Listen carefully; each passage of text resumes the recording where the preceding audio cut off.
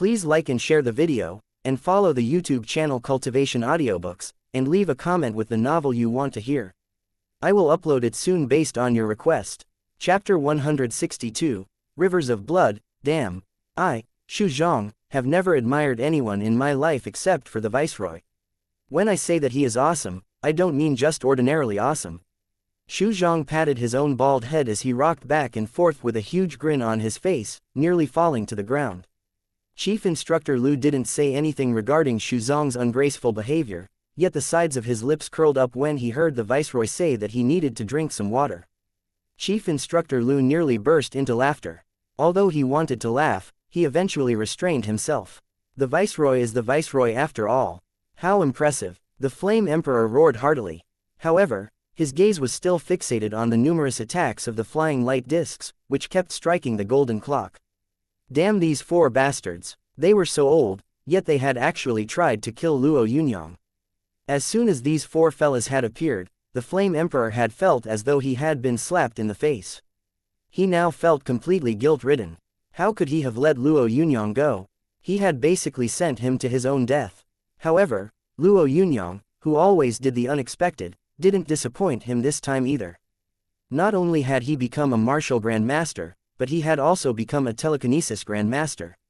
This meant that he had already reached the upper echelons of a martial grandmaster and could look down on ordinary martial grandmasters like them. Boom, boom, boom. Tongzong started spitting out blood. With every mouthful he spat out, the source power he expelled intensified. Meanwhile, the dragon elephant's two venerables were basically clutching at straws. They didn't want to die. They wanted to live, even if this meant damaging their own source cores so they could endure until they received aid from the Da Alliance. Don't act hastily. Yunyang cough cough cough cough. Lu Qubing's voice was finally heard again. When they heard it, the golden clock's two elders felt tears streaming down their faces. However, that damn cough felt like a knife being twisted in their hearts. Regarding these four men's conduct, the Da Alliance has agreed to cough cough, cough cough cough, cough cough cough. I need more water. Lu Qubing's voice went quiet once again. While he was drinking water, a snarling voice was transmitted over the helicopter's broadcasting machine. Make them stop first, Lu Qubing. I am speaking on behalf of a martial god. Although Luo Yunyang didn't know who this voice belonged to, a cold glint appeared in his eyes when he heard it. He still needed a minute to break through the golden clock's defense. However, he didn't think that he would be able to wait that long. Luo Yunyang sent out another disc by using his mind power. Compared to all the other Buddha discs, this one looked a lot smaller. The power contained within this disc seemed much weaker than the power of the previous discs that had struck the golden clock. However, the moment this light disc struck the golden clock, the 36 other discs immediately fused with it. Sky Earth Buddha. As these four words left Luo Yunyang's mouth, Lu Qubing's voice was heard once again. One must be lenient, Yunyang. Whenever, cough cough cough. Boom. A loud bang was produced as the bright, dazzling light disc bombarded the golden clock, shattering it completely. The glowing light disc instantly split into 37 parts again and flew over at the four martial grandmasters. The flashing discs formed a large light net that covered a wide expanse. As the light net flashed across that area, everything returned to its previous calm state. Luo Yunyang smiled faintly as he watched the light net. However, he suddenly felt an ache in his head, as if it was actually filled with needles. The use of a technique that exceeded the limits of his attribute regulator would normally result in such a repercussion. Luo Yunyang already had some experience with this sort of situation, so the instant he felt the pain, he quickly reverted all his attributes back to their original state. Although all his attributes returned to normal, his mind attribute remained a little weak. However, this wouldn't affect his basic combat strength. Of course, he wouldn't be using his mind power during this battle again. The light discs turned back into thin steel discs and flew over to Luo Yunyang's hand. Without their dazzling light rays, the entire Wind Rain Crossing had returned to its previous tranquil state. However, the unrecognizable stone platform was now full of marks and no traces of the four martial grandmasters could be seen anymore. Only a few hoarding pouches stained with blood, which seemed to sparkle in the night sky, remained. There was not a single trace of the four martial grandmasters, who had been illustrious individuals. Most people couldn't find the words to express what was going through their minds. They are dead. Qi Yunhao seemed to use all the strength in his body to force out these 3 words. Suddenly, he felt his legs go soft, as if he was on the verge of collapsing. 4 martial grandmasters had died at Luo Yunyang's hands. This seemingly impossible scenario had really unfolded before his very eyes. The coughing Lu Qubing, who was finally able to breathe properly, reprimanded Luo Yunyang in an extremely stern manner. Luo Yunyang, didn't I tell you not to let your emotions affect your decisions? How could you killed them all. Didn't I tell you that our top priority is maintaining harmony? These people might have tried to kill you, but they didn't succeed. You've made me extremely angry. My poor heart can't take this. Just return to the Chang'an General Headquarters and wait. I will personally head down there and teach you a good lesson. I will make sure you pay the price of your impulsiveness this time around. I will put you in solitary confinement. Qi Yunhao's lips twitched as he listened to Lu Qubing's bellowing voice. How was this a reprimand? He was clearly instructing Luo Yunyang on what to do next. He would just return to the Rising Dragon Army General Headquarters and wait. Bolshti, run! Although no one knew who had shouted, the martial masters who had been watching the battle took off like spooked horses and scattered in all directions. There was even a number of them that jumped straight into the crossings river. Although rivers weren't as frightening as the ocean, ever since the apocalypse, they had also become an off-limits area for humans. Even though these men were top-notch martial masters, they would still face some dangers by jumping into the river. Luo Yunyang watched indifferently as men jumped into the river or fled. Just as he was about to chase them down and slaughter them, he sensed something strange about his mind power. It was an extremely dangerous feeling. The sensation made Luo Yunyang's eyes widen. Although he had overused his mind power, he still had full confidence in his senses. This was an incomparable danger. If he was unable to avoid it, then it would cost him his life. Luo Yunyang transferred all his attribute points to his speed without hesitation. When his speed attribute surpassed 1000 points, he ran 5 kilometers away in an instant. Chapter 163. Taboo weapon. Back at the Ni household, Ni Tianyuan's unflinching gaze was fixated on the large screen. Although those 4 martial grandmasters hadn't been a part of the Ni family, they had always had a good relationship with them. Plus, the 4 men had only participated in this fiasco on account of a person from the Ni family. Now, the 4 of them were all dead. Their death was a loss for the Ni family's power. Of course, this loss wouldn't cause them much distress. The 4 men hadn't been very influential after all. However, they could still have been used as tools by the Ni family. What was more unbearable for Ni Tianyuan was Luo Yunyang's growth. He had become a martial grandmaster and a telekinesis grandmaster at a really young age. If he was allowed to mature any further, it would be a calamity for the Ni family. This disaster could follow them relentlessly throughout the course of his life. This made Ni Tianyuan feel a little uneasy. He sipped some water before issuing an order. The Ni family could end up paying a high price for this particular order. Although the cost of this command was very high, Ni Tianyuan wouldn't cower. He believed that paying this price in exchange for the life of an opponent like Luo Yunyang was completely worth it. Should we retract the bounty, father? Ni Yongsan asked kind of indignantly as he walked up to Ni Tianyuan. He still felt a little dim, though, as he thought that he wouldn't be able to catch up with that man in his entire lifetime. Ni Tianyuan, who was a martial grandmaster, knew what his son was thinking about. He patted his son on the shoulder and said, "You don't have to worry too much about him. He will soon be a thing of the past." Although Ni Yongsan didn't understand his words completely, he didn't dare ask any questions. Ni Tianyuan's many years of accumulated might made Ni Yongsan afraid of asking too much. Therefore, he shut his mouth and nodded faintly. What appeared on the screen next made him understand what his father had been talking about. Over 10 brilliant rays of light blasted over towards the wind rain crossing on the large screen. When Ni Yongsan saw these lights, an extreme fear filled his eyes. It's a taboo weapon. Taboo weapons had been the most intimidating powers before the apocalypse. Although god-grade entities that could sweep away everything before them had appeared after the apocalypse, the existence of taboo weapons still made people feel afraid. Taboo weapons could even annihilate martial grandmasters. The only people that could fight back against taboo weapons were god-grade powerhouses. No one knew where this theory had come from, but it was one that most people accepted. Taboo weapons were currently bombarding the wind rain crossing. How could this be? Although it was commonly known that the Da Alliance had quite a few taboo weapons, this was humanity's last line of defense. It was only supposed to be used as a last destructive measure when a battle reached a dead end. The control of taboo weapons was really stringent. Even the Da Alliance's chairman only had one part of the code that activated the taboo weapons. How could someone actually have activated it? Our family discovered this information at a damaged base during the apocalypse. This is strictly insider information, Ni Tianyuan said indifferently as he watched the screen turn white from the bombardments. Ni Yongsan clenched his fists tightly as a wave of ecstasy swept over him. Never had he expected that the Ni family would still have so much power. For a moment, he felt so delighted that he nearly cried tears of joy. The Ni family was strong. The target that he had considered out of his league had been completely destroyed by that endless white flash. As Luo Yunyang stared at the white glare on the screen, he felt as though his insides were about to explode. How was this possible? How dare the Ni family do this? How could they use this sort of pre-apocalyptic taboo weapon? Had they gone crazy? The Da Alliance had assessed every type of taboo weapon in existence, including the Ni families.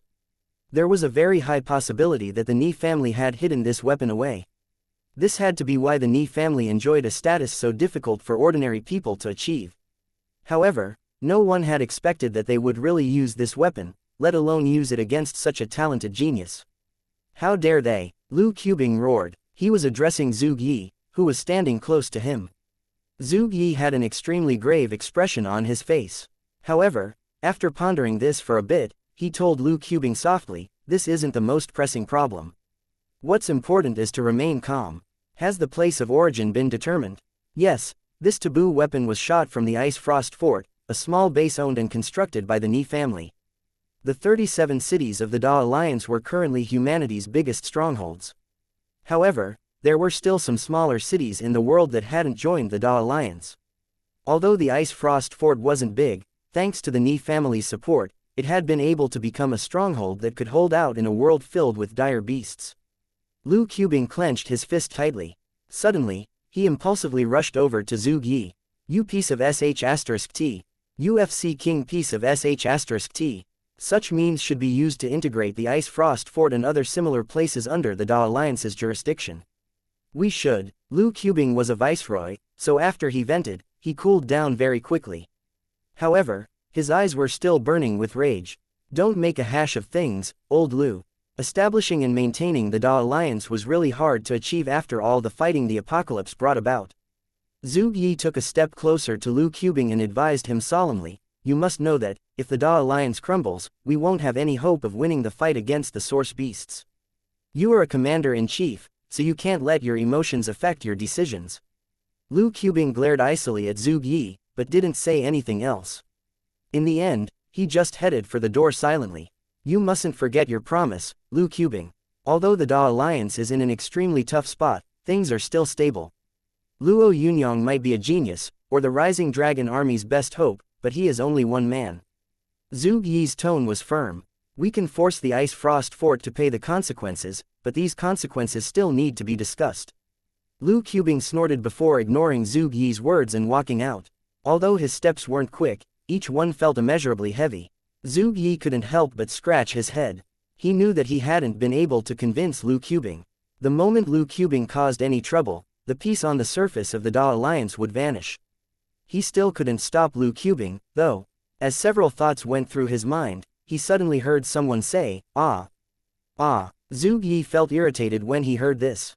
His subordinates were the strongest elite martialists in the world, so they would never make a fuss over something small. He turned his head to look at the person who had spoken, but his eyes suddenly caught sight of something else. A black dot had appeared on the huge screen. Chapter 164, Another Ape Dragon Breakthrough. By the time the taboo weapon attack descended on him, Luo Yunyang had already traveled 5 kilometers away. However, no matter how quick he was, he couldn't be faster than a taboo weapon. Plus, it wasn't just one.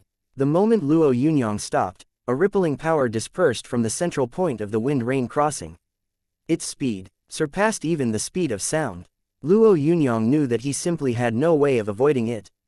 He had already rushed into the surging river water, so he transferred all his attribute points to the power of the sun and moon without hesitation. Power 1000 fire, 350, ice, 350, wood, 0 speed, 2 mind, 3 constitution, 18 golden body, 2 fire, 0 ice, 0 wood, 0. The most powerful defensive technique of the Heaven Battling Ape Dragon chart was called the Discordant Ice-Fire Barrier, which used ice and fire source power to create a protective barrier on the outer layer of one's body.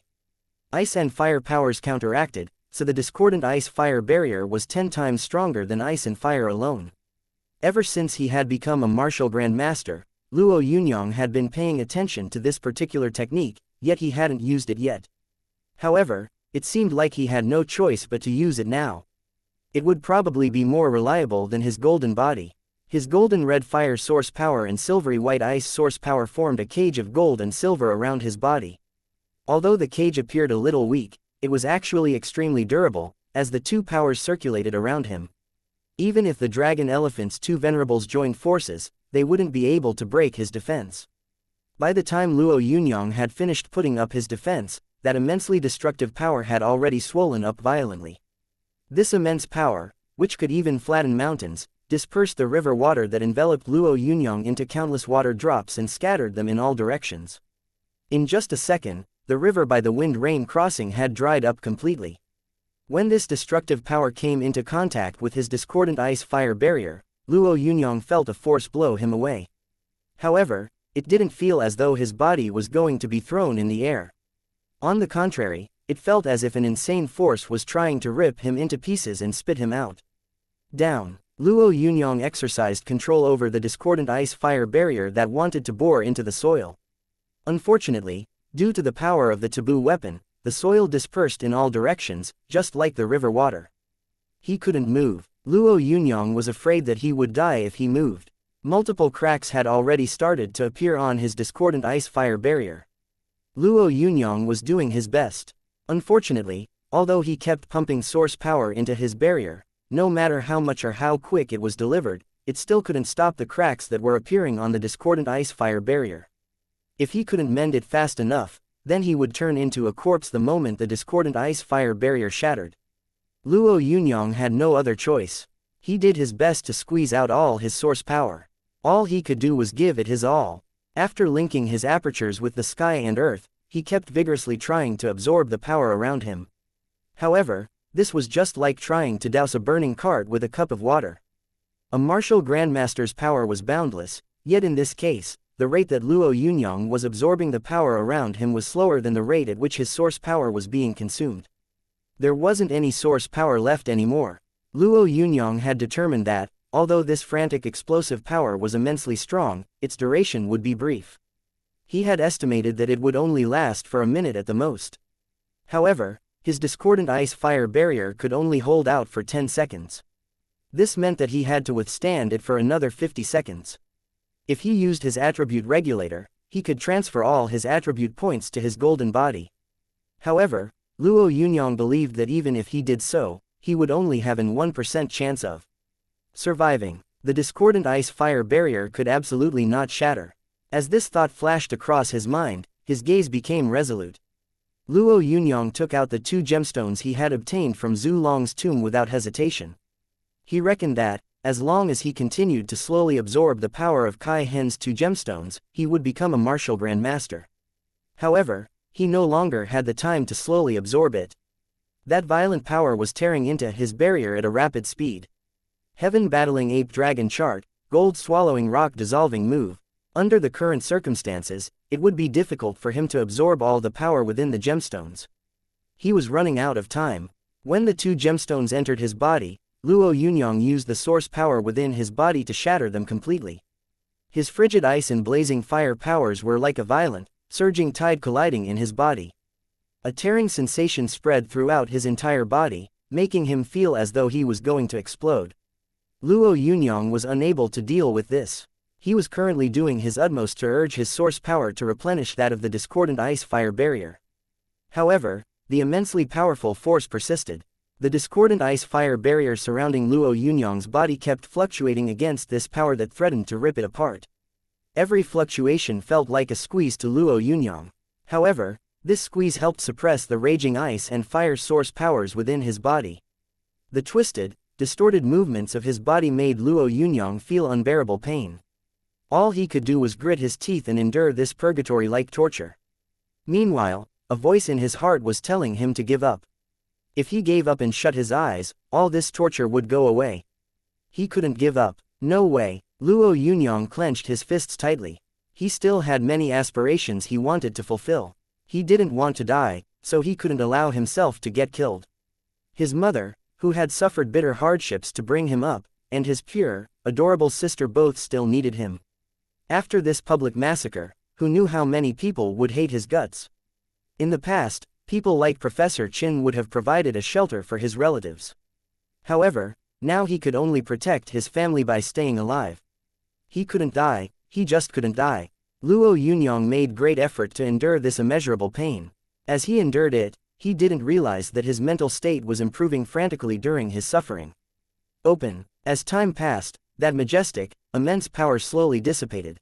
However, the frantic circulating power of the sun and the moon, which originated from the two gemstones in Luo Yunyang's body, intensified. The two powers formed an equilibrium in his body, which gave him an extremely uncomfortable feeling. If this equilibrium continued, Luo Yunyang was afraid that he would suffocate. Therefore, he made a crazy decision. His violent ice and fire source power rushed towards the Taiyang and Taiyang meridians. If they didn't succeed, he would die. The Taiyang and Taiyang meridians were linked amidst a light ringing sound. A wave of dense sixth factor broke up into many smaller pieces, as though it was unable to resist this temptation, and flowed into Luo Yunyang's body. His body, which had felt like it was being torn apart by the two powers that had entered it after he had swallowed the two crystals, now seemed at ease.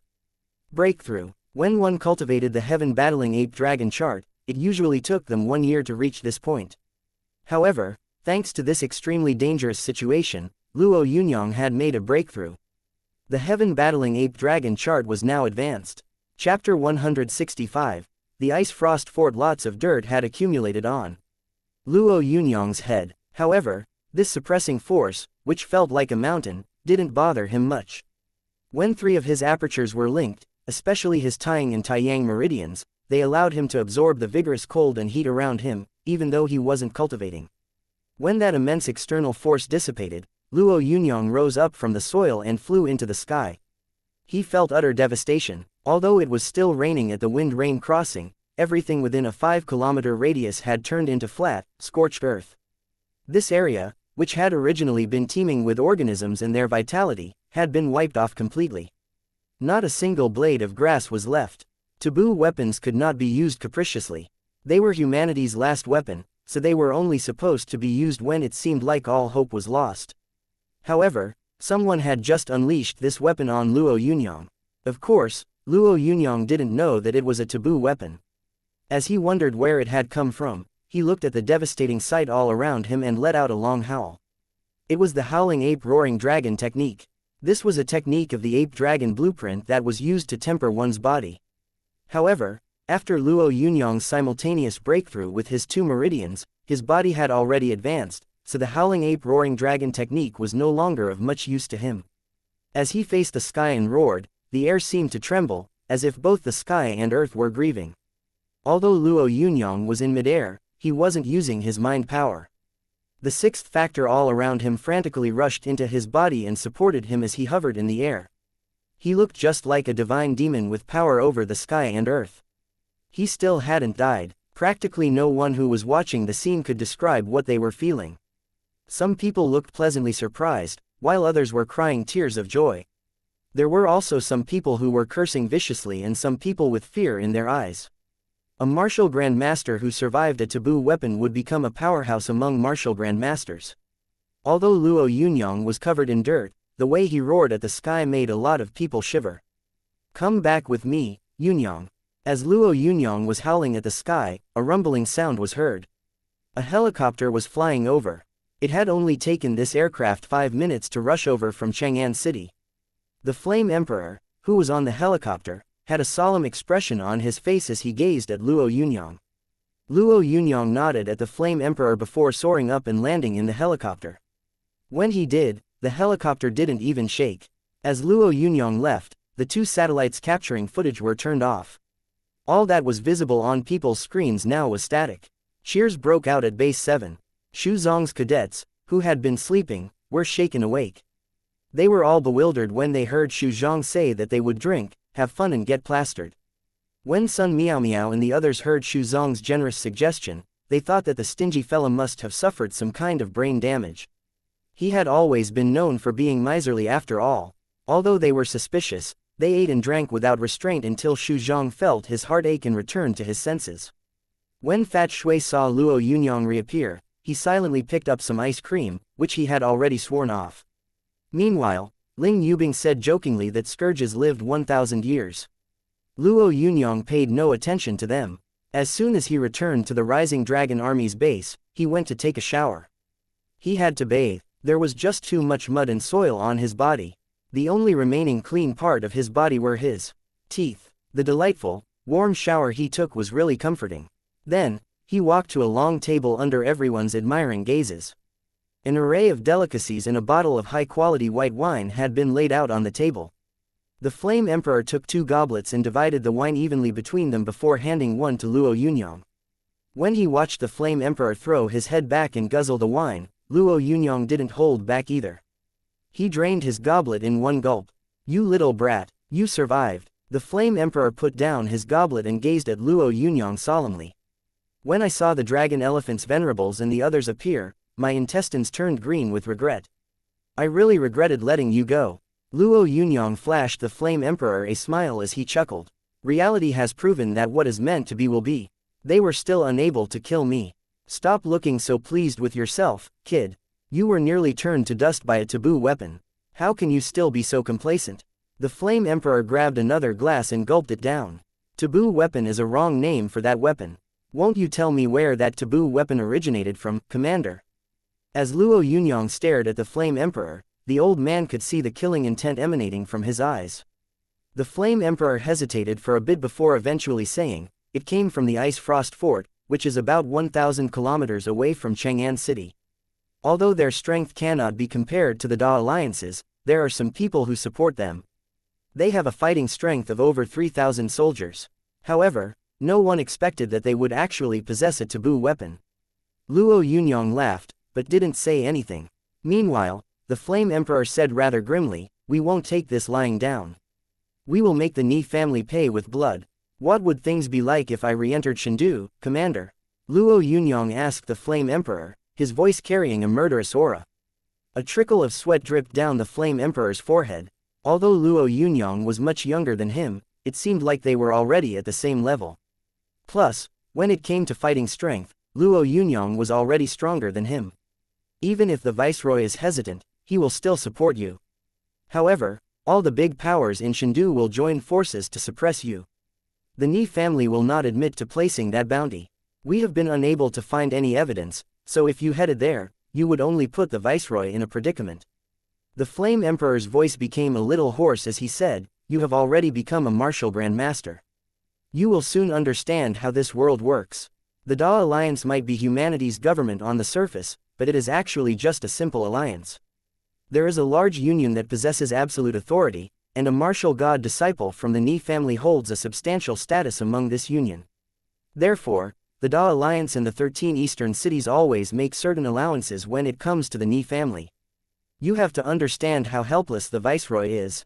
Although the Flame Emperor's words didn't reveal much, Luo Yunyang was still able to get a rough outline of the circumstances. He glanced at the solemn Flame Emperor before he said, "I will handle this myself without implicating the Rising Dragon Army. You are a part of the Rising Dragon Army, Yunyang. We won't let you handle this matter all by yourself. While I picked you up, the Viceroy personally led 5 honorary delegates to the Ice Frost Fort," the Flame Emperor said gravely. "From now on, the Ice Frost Fort will not exist anymore." Chapter 166. The Martial God Behind Everything. A chilly, desolate wind was blowing. Lu Qubing sat in the cabin of a helicopter, staring coldly at the dire birds rushing over towards the aircraft. Although these dire birds weren't big and only actually had a wingspan of 1 meter, their number was astonishing. Their sheer amount seemed to blot out the sky. The soldiers in charge of protecting the aircraft quickly used the onboard fighting systems to kill the dire birds quickly. "Viceroy, you have a call from Viceroy Zug." A soldier sitting in the cockpit reported to Lu Qubing. "I'm not answering it. Luo Yunyang said dryly with no trace of emotion in his eyes. The soldier, who respected Luo Yunyang like a celestial being, immediately rejected the call. Viceroy Zug is rumored to have the vice-chairman's trust. Plus, he is a supporter of his. If you aren't going to agree to his request, shouldn't you at least answer his call? A middle-aged man sitting beside Luo Yunyang advised softly. Luo Yunyang waved his hands around. That man would do anything for the Da Alliance, but sometimes he is too soft. Although we wish we could slaughter the Ni family and exterminate them completely, we can't do that. There is a martial god behind that family after all. The Ice Frost Fort must still be eliminated, though, Luo Yunyang exclaimed ferociously. Although the Rising Dragon army can't act rashly, if we choose to shrink back, then I would rather not be a viceroy anymore. While Luo Yunyang was having this conversation, Ni Tianyuan was having tea with a few family elders in a quiet room inside the Ni family's Shendu residence. Although the tea was good, the people sipping it found it bland. Who would be in the mood for tea right now? Luo Yunyang is already on the move. Don't tell me that we won't even send the Ice Frost Fort a warning. That is a base that the Ni family has been using for many years. A third of our crack troops is stationed there.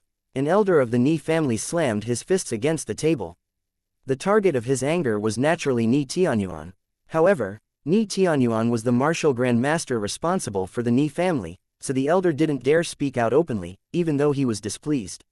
Ni Tianyuan glanced at the old man before he said rather indifferently, I know that the Ice Frost Fort owes almost its entire strength to your management, uncle. I understand why you are so sentimental about it. However, this issue has been blown out of proportion. We used a taboo weapon, so we must be held accountable to Luo Yunyang. How will this issue be resolved otherwise? A gentle-looking old man spoke up next. You are the head of the family, Tianyuan. We are just some old fogies. Although we will approve of your decision, your uncle still has something to say. Now that your third brother is around, is there really a need for the Ni family to pander to Luo Yunyang's views? A hint of coldness flickered through Ni Tianyuan's eyes as he glanced at the gentle-looking old man. Of course there is. We also have to pay attention to the reaction of the entire Da Alliance. The Ni family could place a secret bounty on Luo Yunyang's head. As long as nobody knows anything, then it cannot be connected to our family. However, when taboo weapons are used, one must pay a price for them. When all is said and done, my third brother is only a disciple of a martial god, not a martial god himself. Everyone ought to abide by the rules of the game. His last words made all the elders fall silent. Eventually, someone broke the silence. Giving up the Ice Frost Fort will be really annoying. Ni Tianyuan smiled dryly. Some losses are a necessary evil. Using taboo weapons this time was unreasonable on our part. If Luo Yunyang uses this against the younger generation of the Ni family, then he better not dare. Before Ni Tianyuan had finished his sentence, an old man stood up furiously.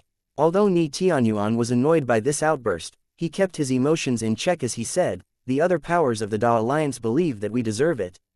We can only choose the lesser of two evils.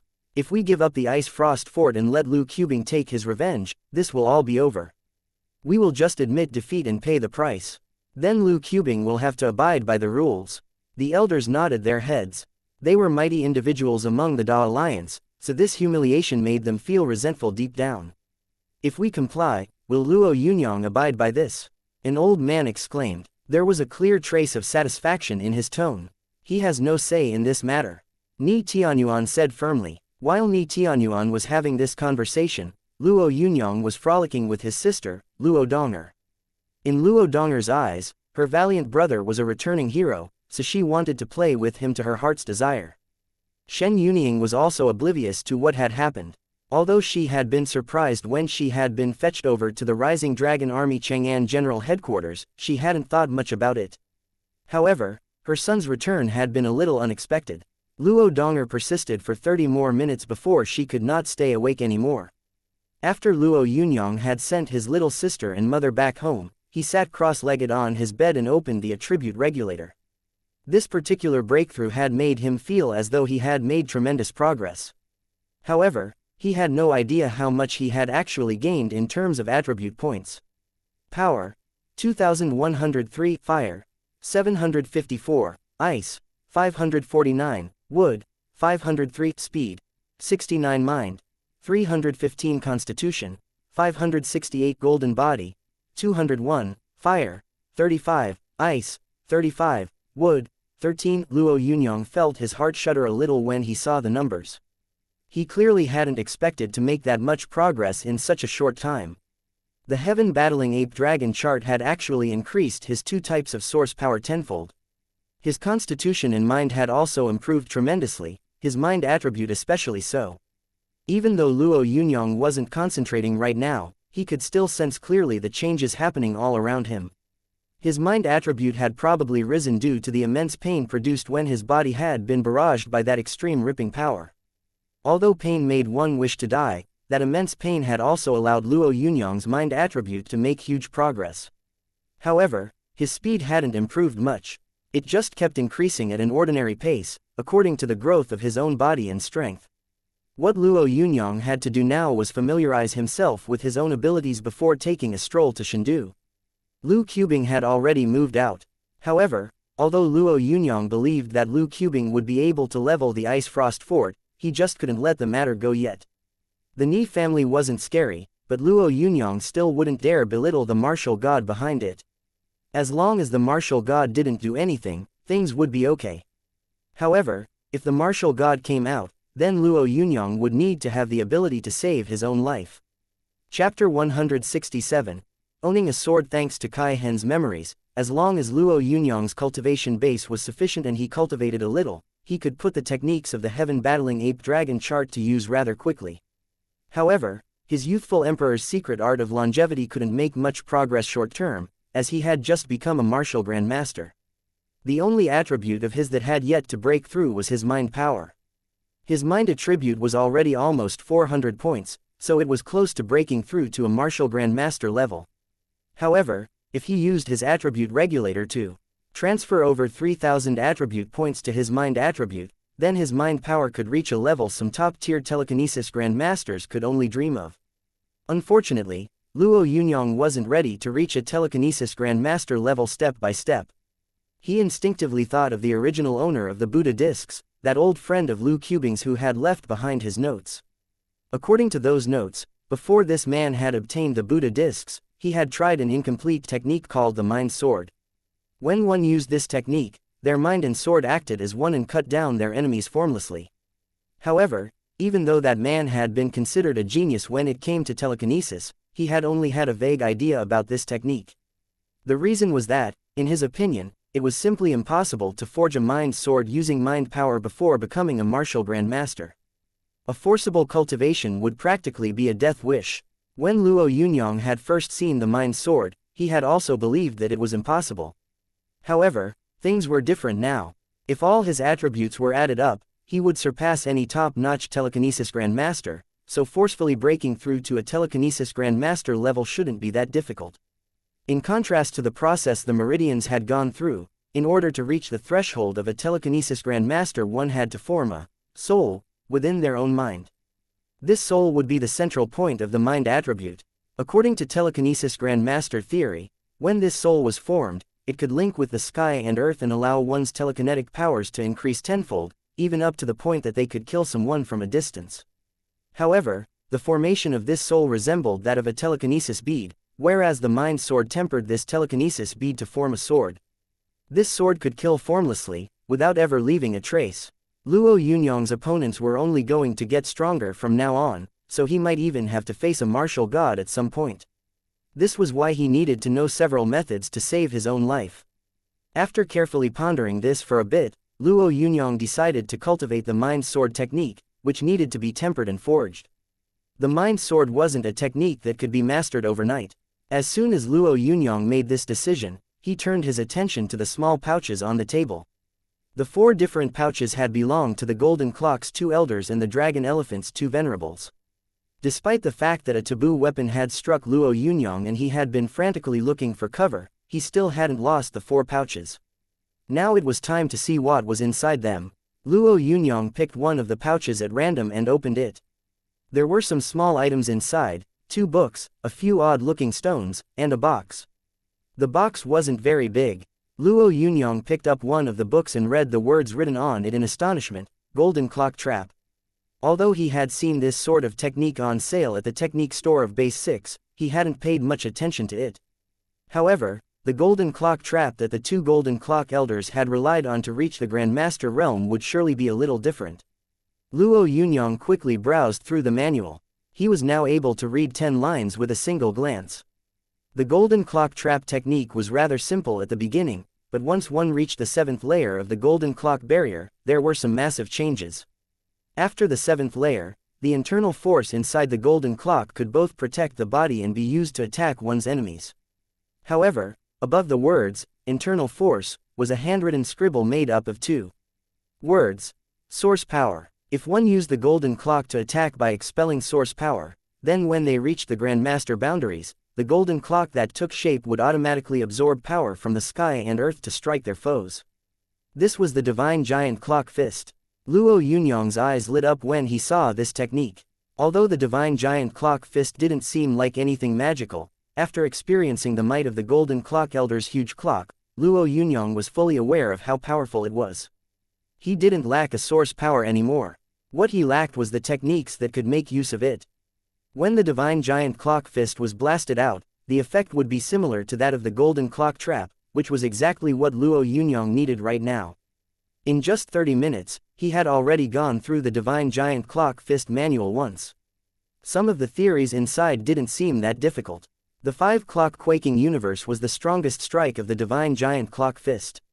When this strike was used, the source power converged and formed 5 clocks that overlapped and multiplied endlessly. During the battle with the golden clock's 2 elders, the 2 men hadn't used this technique. Luo Yunyang believed that they had wanted to use it, but had simply been unable to. It was really difficult for controlled source power to reach great heights after all. Besides, forming 5 different golden clocks successively would require mutual control, as these variations were really tricky. However, after looking through this set of techniques once, Luo Yunyang believed that he could assimilate it with his discordant ice-fire barrier. This way, the changes wouldn't be too drastic. When he set down the golden clock trap manual, his eyes fell on the second book. He had rather high hopes for this one.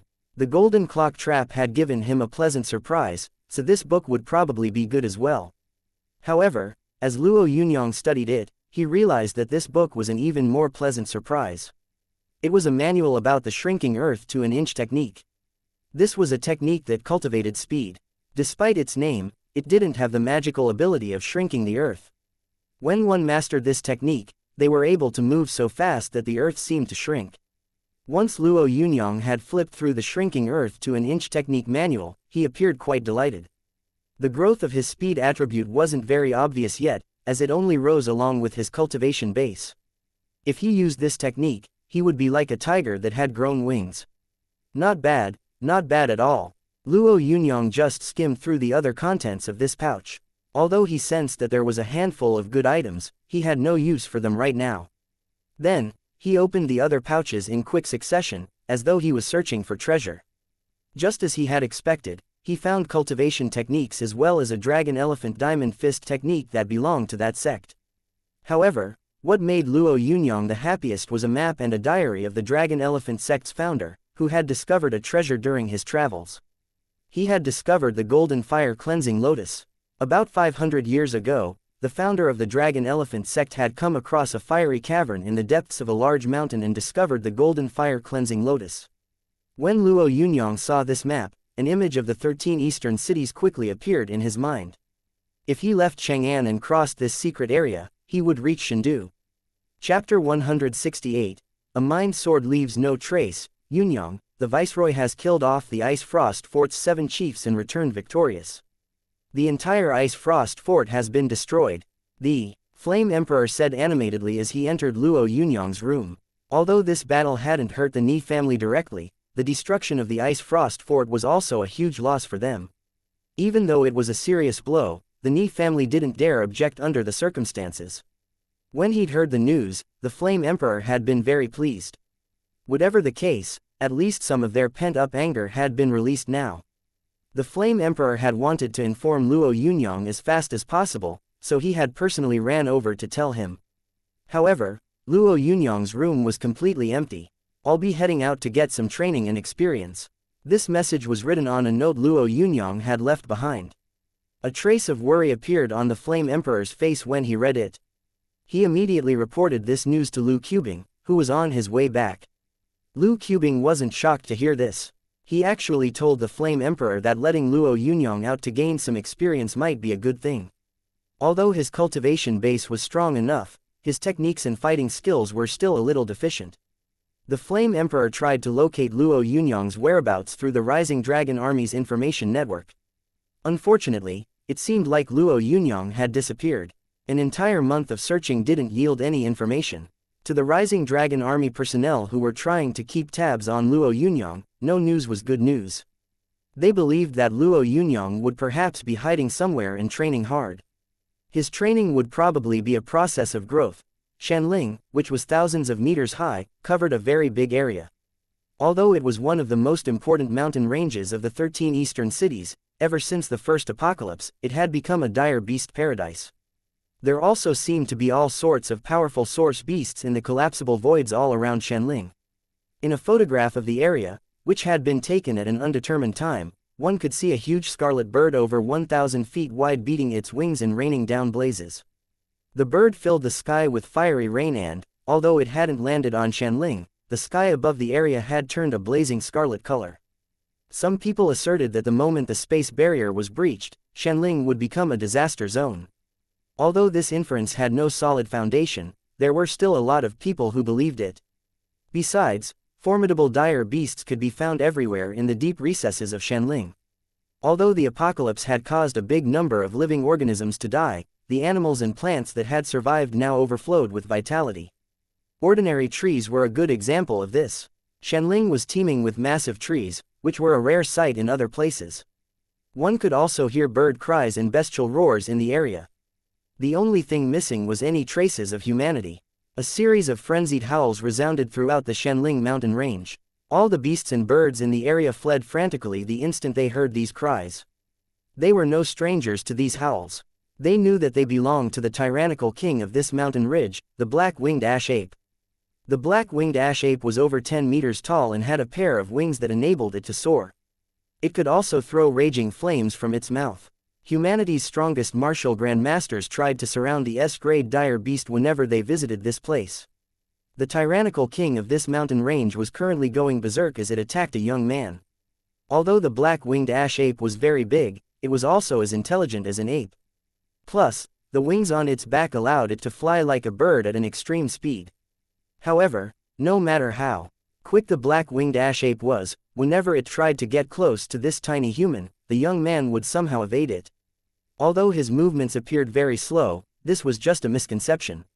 Whenever the human took a step, he covered a distance of 100 meters. A huge tree that took the brunt of the black-winged ash ape's attack crashed to the ground. The ape hurled a huge boulder that weighed over 5,000 kilos and made the whole area tremble when it struck the ground. However, even though everything around him was being destroyed, the young man didn't feel any pressure. The black-winged ash ape swung its huge claw downwards. As its claw was waved about, it seemed to blot out the sun. The human, who no longer wanted to play games, raised his fists as the huge claw descended and attacked. Although the blow seemed ordinary, a giant green clock with a 5-meter diameter suddenly appeared below the ape's claw. A loud clash reverberated around as the giant clock shattered and the black-winged ash ape was blown up into the air. The ape roared furiously and suddenly opened its mouth, sending a stream of scarlet flames surging forward. When the flames flew out and mixed with the air's vitality, they instantly formed a huge blanket of fire. As this scarlet sea of flames descended, even the rocks in the area combusted. The scarlet blaze, which was at least 3,000 degrees Celsius hot, could even melt steel bars. No martialist weaker than a martial grandmaster would have any chance of surviving this surging sea of fire, yet the young boy was still standing amid the blazing ocean calmly. When the flames were about to envelop him, a gold and silver clock appeared above his head. The young man remained as still as a mountain. The torrential flames weren't able to harm him at all. The black-winged ash ape stared at the sky and howled. Then, its huge mouth gaped open once again and spewed out another round of flames. This time, the flames were crimson. The black-winged ash ape was obviously doing its best, but the young man unfortunately didn't so much as bat an eyelid when he saw the new batch of flames. "This is all you are worth," said the young man before he suddenly stared at the black-winged ash ape. An ordinary person would have assumed that this was just an ordinary look, yet the instant Luo Yunyang stared at the ape, a 3-inch-long sword appeared in the air. The small sword whizzed towards the black-winged ash ape. The ape felt as though this small sword was the greatest danger it had ever encountered. Although it wanted to run or at least struggle, before it got the chance to do anything, the sword had already pierced through its heart. When the weapon exited through its back, the black-winged ash ape crashed to the ground. It was dead. Chapter 169. Glass Flames. Luo Yunyang stood before the corpse of the huge black-winged ash ape. Although he appeared aloof on the surface, deep down he was surging with excitement. If he had fought the black-winged ash ape with his current strength, it would have ultimately been the ape that would die. Luo Yunyang believed that, even if he didn't use his attribute regulator, he would still be able to kill the black-winged ash ape. However, he would have run the risk of sustaining some injuries. The mind sword had helped him steal the black-winged ash ape's life easier. The ape had not succumbed to the injuries it had suffered. Instead, it had died because Luo Yunyang's mind sword had severed its soul. It had had no thought or consciousness anymore, so it had died despite the fact that its body could still function. An S-grade dire beast like the black-winged ash ape was considered a treasure. The essence blood within its body alone was a valuable resource that could fetch a high price among the Da Alliance. However, Luo Yunyang didn't collect the ape's essence blood. Instead, he used a knife to cut open the black-winged ash ape's neck and retrieve a fist-sized source core from its belly. Although this fire-based source core wouldn't be of much use to him, Luo Yunyang placed it in his pouch. Then, he took one last parting glance at the black-winged ash ape, which was worth a fortune, and turned around to leave. This time, he had walked from Chang'an to Shanling by using his own feet. Along the way, he had cultivated and honed his techniques, so his gains had been bountiful during his journey. He had practiced the mind sword technique a lot. Thanks to the assistance of his attribute regulator, he had already acquired this ability, even though it had been impossible to cultivate at first. However, although the mind sword was powerful, the energy it consumed was tremendous. Even if he made some adjustments using his attribute regulator, Luo Yunyang could at best use it 5 times in a 12-hour period. This meant that he could theoretically kill 5 martial grandmasters in 12 hours. However, if he really tried such a thing, the damage he would suffer would be just as great. Luo Yunyang would probably reach the fiery cavern where the golden fire cleansing lotus was located after crossing this ravine. He believed that the golden fire cleansing lotus was a treasure that would help increase his cultivation speed. However, what he considered even more important was the glass flames that nurtured the golden fire cleansing lotus. While it was admittedly true that the sun and moon powers of the heaven battling ape dragon chart were very powerful, if he wanted to improve the quality of these powers, he would have to absorb all sorts of essence flames and divine waters. Kai Hen had tried to search for essence flames in the past, but even though he had helped 3 generations of Zhu Long's descendants unite the world, he unfortunately hadn't found any. Although the valley had suffered quite a lot of damage during the apocalypse, Luo Yunyang used his powerful telekinetic abilities to confirm that it was riddled with cracks. When he was about 15 kilometers away from the valley, he noticed a scarlet mist floating in the air around it. The mist was condensing just like a lotus flower. Luo Yunyang frowned slightly as he watched the mist. Although he had assumed that there might be some twists and turns during the process of finding the golden fire cleansing lotus, he hadn't believed that there would be that many. However, now it seemed like, stop, this valley is a restricted area. Please leave immediately. As Luo Yunyang got close to the valley, 2 built young men blocked his path. The 2 of them were wearing black suits. Their attire and the way they spoke made them seem completely out of place. They were first-grade martialists.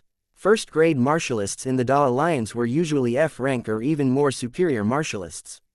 They were so rare that one usually never came across one even in Chang'an City. Luo Yunyang just groaned as he looked at the 2 men blocking his path.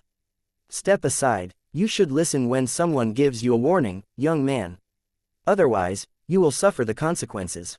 We work at the Sanggu Research Center and we have been ordered by the Da Alliance to carry out a mission.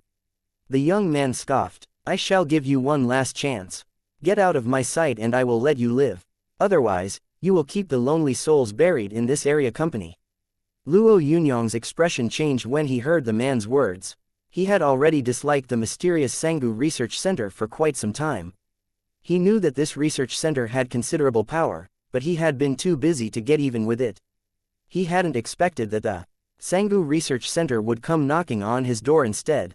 Luo Yunyang urged his mind power to suppress the two men in front of him without even moving an inch.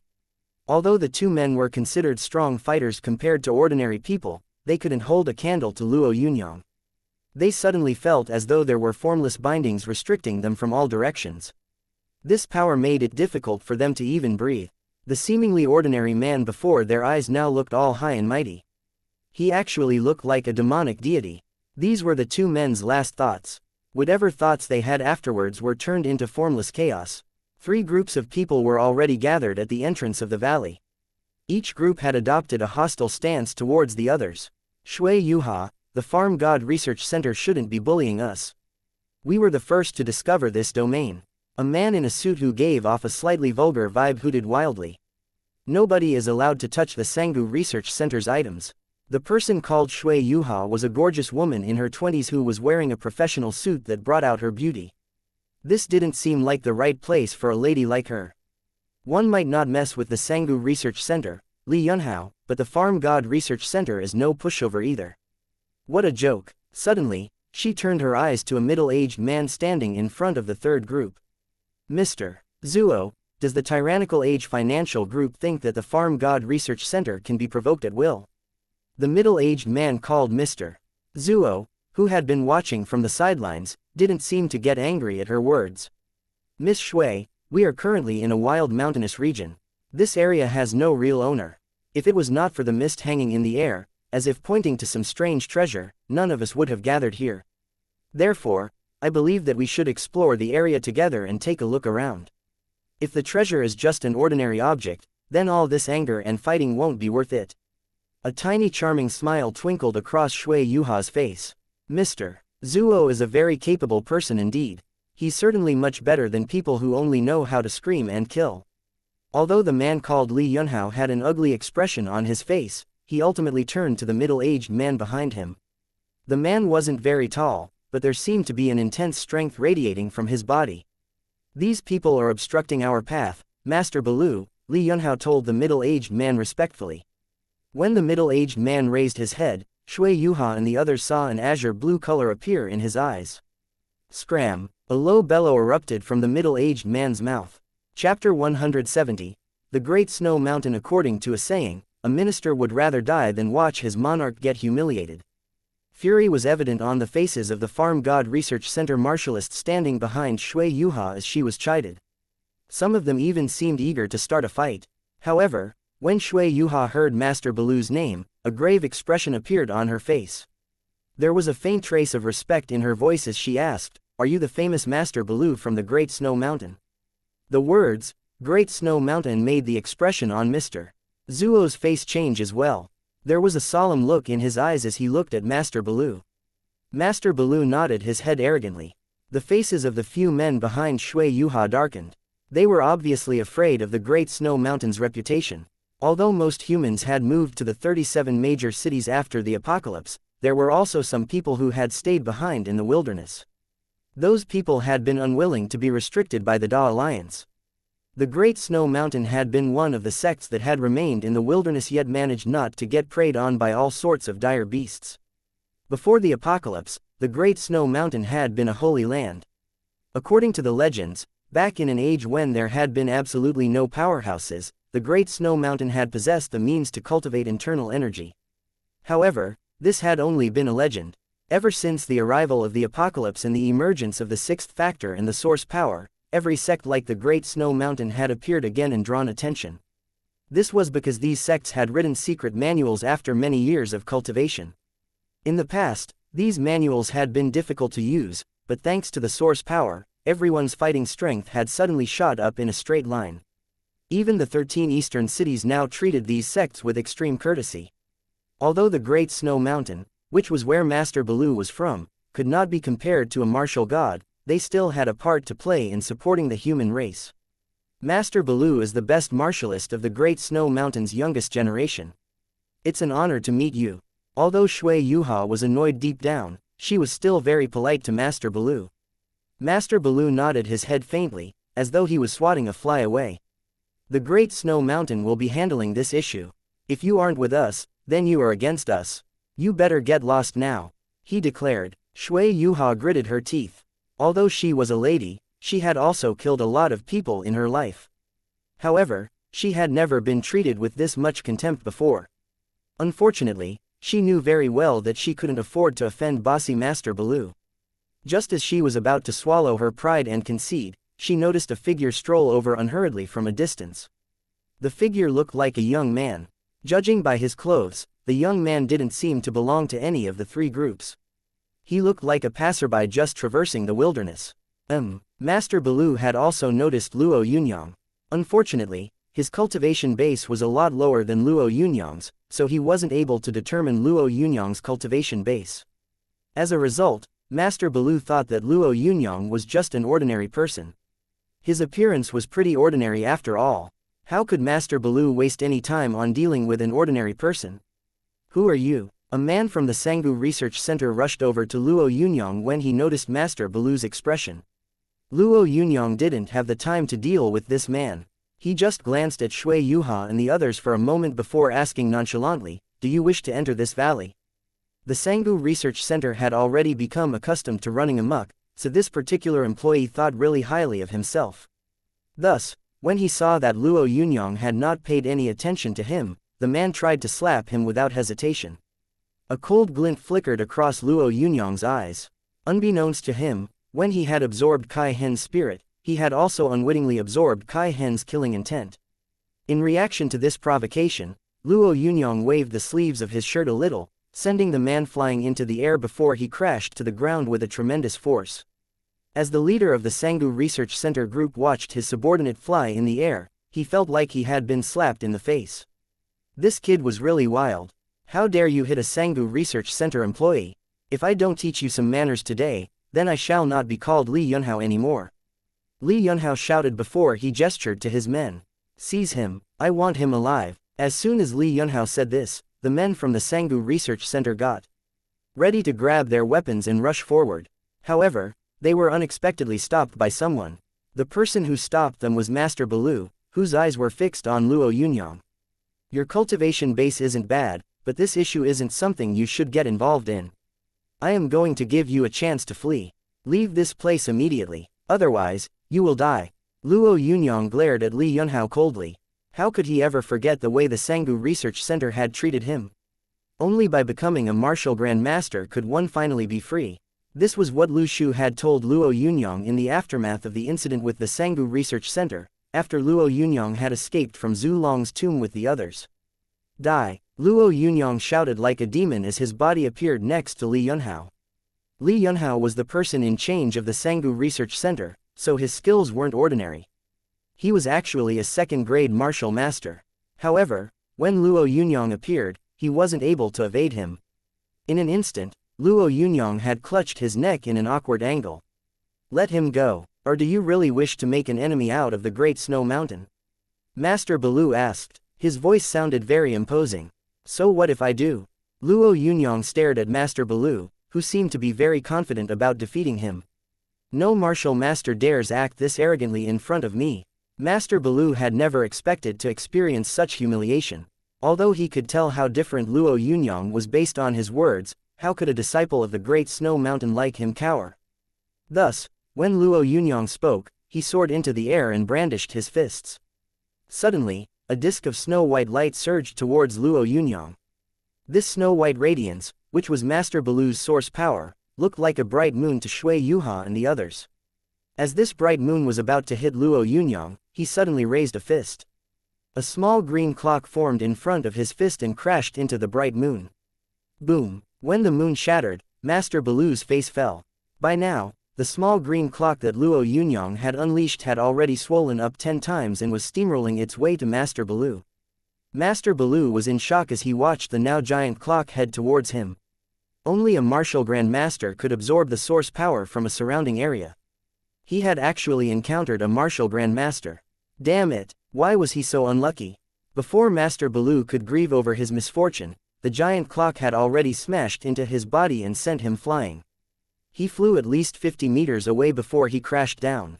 You people don't have any beefs with me, so you might as well leave this place.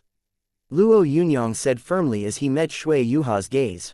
Chapter 171, The Guardian Deity, You. Are you Mr. Luo Yunyang? Excitement shone on her face as she spoke. She stared at Luo Yunyang as though she was a fan looking at her idol. The woman had recognized him. Luo Yunyang scanned Shui Yuha's face as he nodded. Yes, I am. Although Li Yunhao had heard of Luo Yunyang, when he heard that this man was Luo Yunyang, a glint of ecstasy flickered across his eyes. I am from the Sanggu Research Center. If you do anything to me, the Sanggu Research Center will never forgive the Rising Dragon Army. The Rising Dragon Army won't be able to handle this, so just hurry up and release me. Although Luo Yunyang had a considerable reputation, Li Yunhao assumed that he still belonged to the youngest generation of the Rising Dragon Army. Thus, if Luo Yunyang killed him right then and there, he wouldn't be able to bear the wrath of the Sanggu Research Center. However, he hadn't expected that Luo Yunyang would be a martial grandmaster. Luo Yunyang didn't bother treating Li Yunhao politely. With a simple gesture, his palm landed hard against his opponent's body. In under a second, Li Yunhao died a violent death. As they watched Li Yunhao die with his eyes wide open, Shui Yuha and Mr. Zuo looked even more afraid of Luo Yunyang. Killing a Sanggu Research Center employee was a big deal after all. Luo Yunyang decided that the best way to proceed now would be by silencing the witnesses. Luo Yunyang, I am Shui. Fat Shui's older cousin. We do not work at the Sanggu Research Center. Don't worry, we won't breathe a word to anyone about this.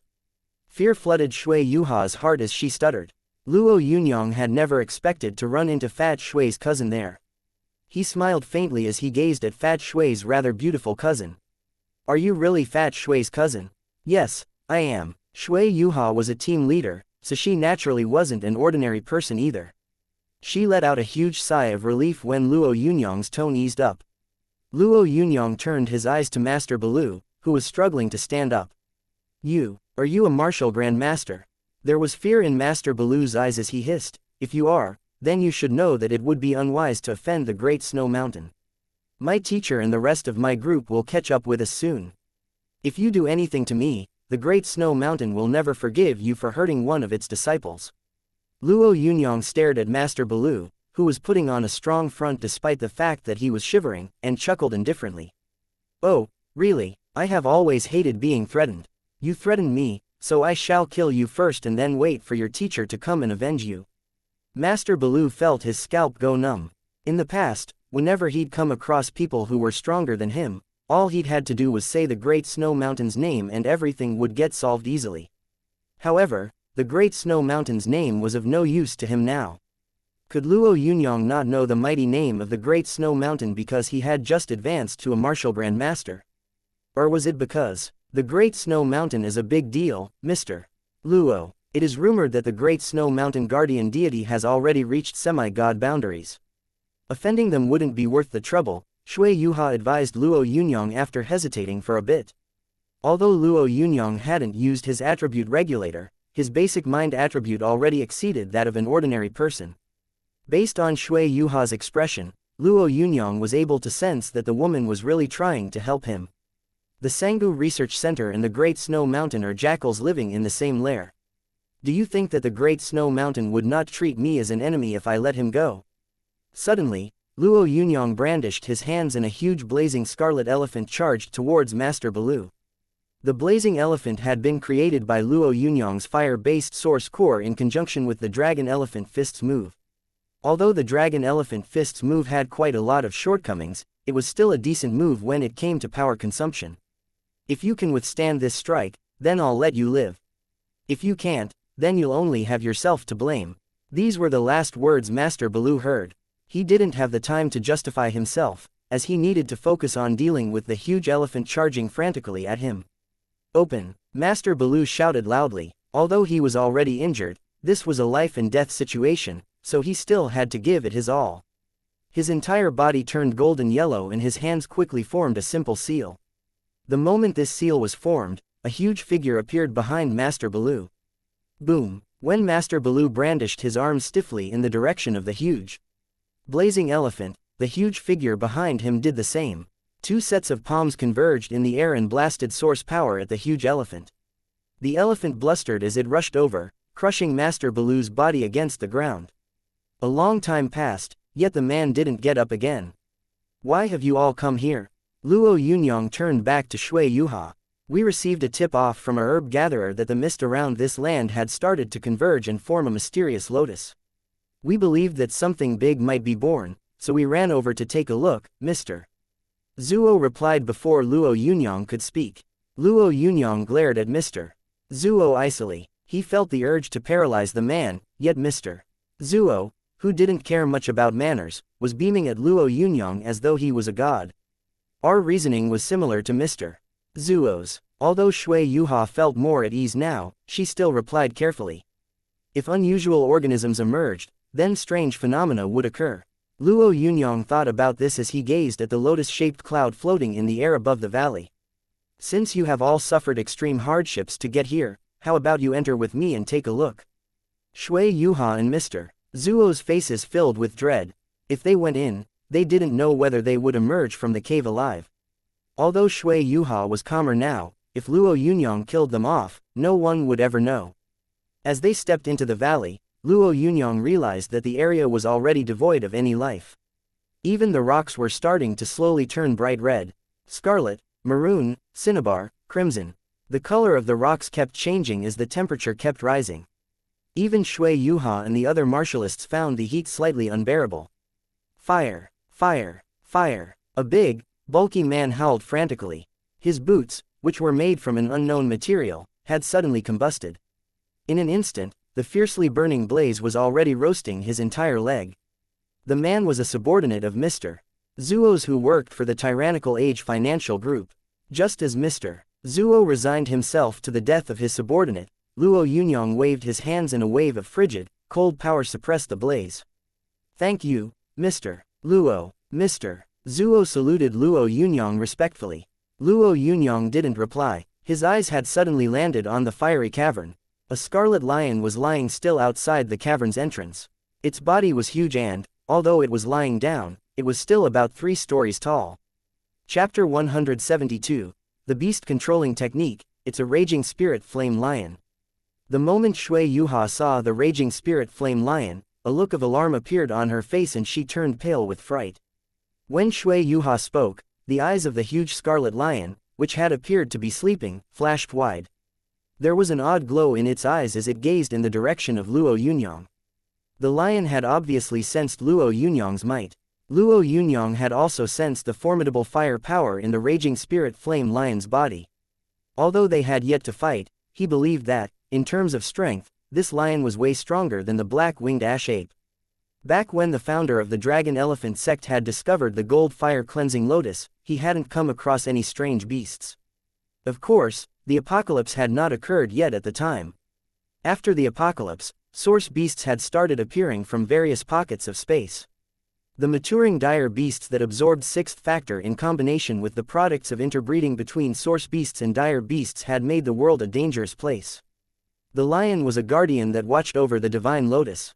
Luo Yunyang studied the Raging Spirit Flame Lion with a strange look on his face. If he wanted to kill the Raging Spirit Flame Lion, he could just use the Mind Sword and do it with one move. However, an idea popped into his mind as he studied the lion. He could control the beast. Luo Yunyang had already formed a Mind Sword. Plus, he was quite close to becoming a top-tier telekinesis grandmaster. Telekinesis grandmasters were usually able to control dire beasts. Many telekinesis grandmasters used controlled dire beasts as their default defense. Luo Yunyang's constitution was strong and he also had the Heaven Battling Ape Dragon chart, so he didn't need to control any beasts. However, as he watched the huge Raging Spirit Flame Lion, he suddenly had an idea. Having a Grandmaster-level underling didn't seem like a bad concept. As Luo Yunyang considered this, the Raging Spirit Flame Lion seemed to sense his intentions. The lion was the overlord of this area and it had killed countless enemies in the past, so it was quite proud. When it made eye contact with Luo Yunyang, it felt extremely provoked. "Evil creature!" Luo Yunyang shouted, wielding the God Slayer. Although he hadn't made any adjustments through his attribute regulator, his martial grandmaster level ice and fire source powers still gathered in the ancient spear. In under a second, the God Slayer was glowing gold and silver. Luo Yunyang was surging with killing intent as he locked his eyes on the raging spirit flame lion. Back when he had still been a martial master, his sky-shattering spear had already been able to kill a brand new martial grandmaster. The raging spirit flame lion could sense the immense danger. It was an S-grade dire beast, so it was just as intelligent as a human. Thus, its perception of danger surpassed that of an ordinary person. When Luo Yunyang waved his spear, the raging spirit flame lion felt an immense threat. Its 3-story tall body immediately shrank to 1 meter. However, as the lion shrank, its entire body seemed to become even more condensed. Its bright scarlet fur now looked like carvings in red jade. As the lion kept shrinking, a small crack appeared on its forehead and a bright red eye revealed itself. The eye was strange, yet it seemed to contain immense danger. Shui Yuha, Mr. Zuo and the others were mere martial masters, so as the raging spirit flame lion shrank, they all felt intense fear and dread. When they saw that bright red eye, they shuddered in fear, as if this was a threat that could cost them their lives in an instant. Luo Yunyang's smile brightened. He had already set his mind on subduing the raging spirit flame lion into becoming his combat beast. The higher its cultivation, the better. As a result, the transformation that the raging spirit flame lion had demonstrated delighted him. He immediately made some more attribute adjustments. Power: 2013 Fire, 1000 Ice, 1000 Wood, 0 Speed, 215 Mind, 439 Constitution, 568 Golden Body, 0 Fire, 35 Ice, 35 Wood, 13. The power of the God Slayer doubled in an instant. This tremendous intimidation caused the body of the raging spirit flame lion to start trembling. The lion had already sensed that, if Luo Yunyang's spear was sent flying, it would undoubtedly die. However, it didn't dare retreat. It was afraid that the spear would be sent flying if it showed even the slightest sign of retreating. Luo Yunyang, who sensed the lion's fear, decided that this was the most opportune time for him to subdue the raging spirit flame lion.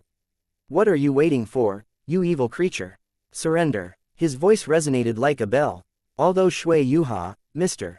Zuo and the others knew that Luo Yunyang wasn't speaking to them, when they heard his shouts, they involuntarily prostrated themselves on the ground. They suddenly felt that the young man standing before them was a lot like a god. The raging spirit flame lion was still struggling. Although it was facing a life-threatening situation, its innate pride did not allow it to crawl under the foot of a human being. As it struggled and considered attacking indiscriminately, Luo Yunyang adjusted his attributes once again. His mind attribute instantly reached 3,000 points.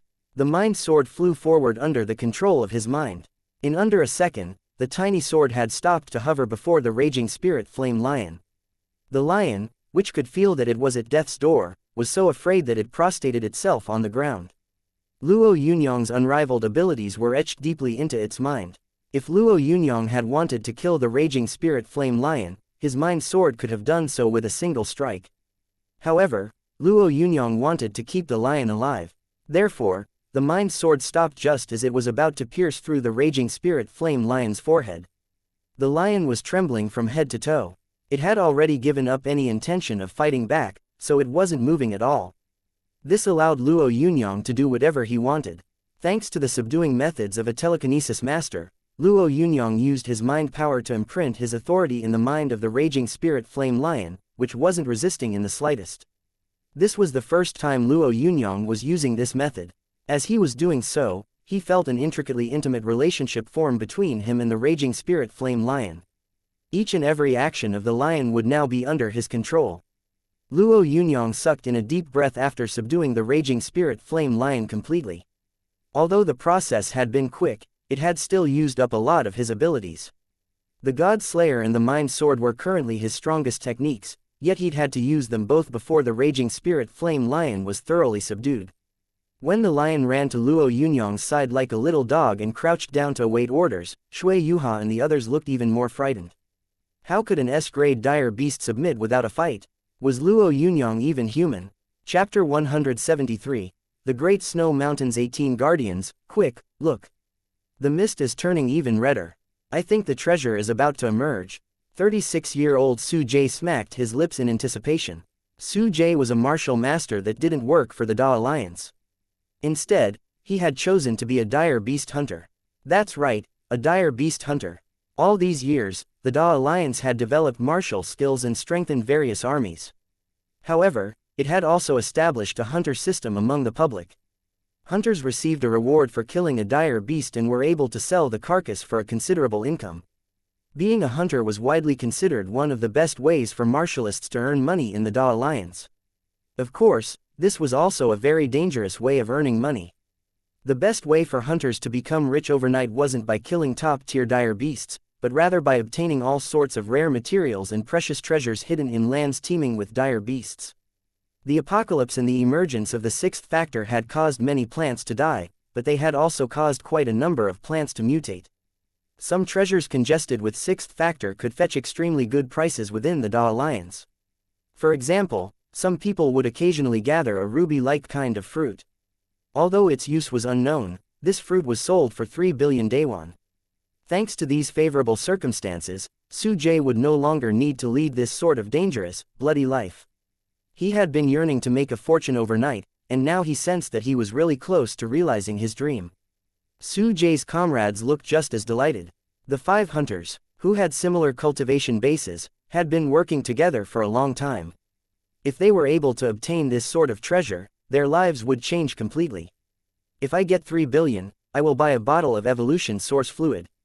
I just can't believe that I can't become a martial master. The youngest hunter, who was a young man in his 20s, said with a voice full of yearning.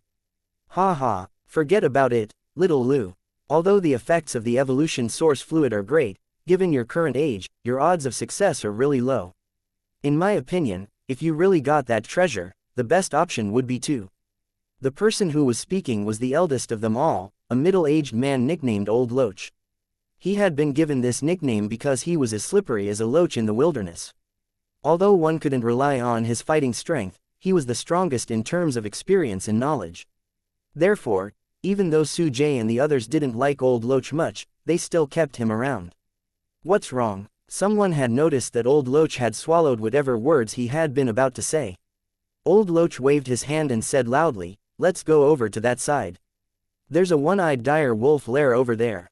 We can kill it and have fun during the next few days."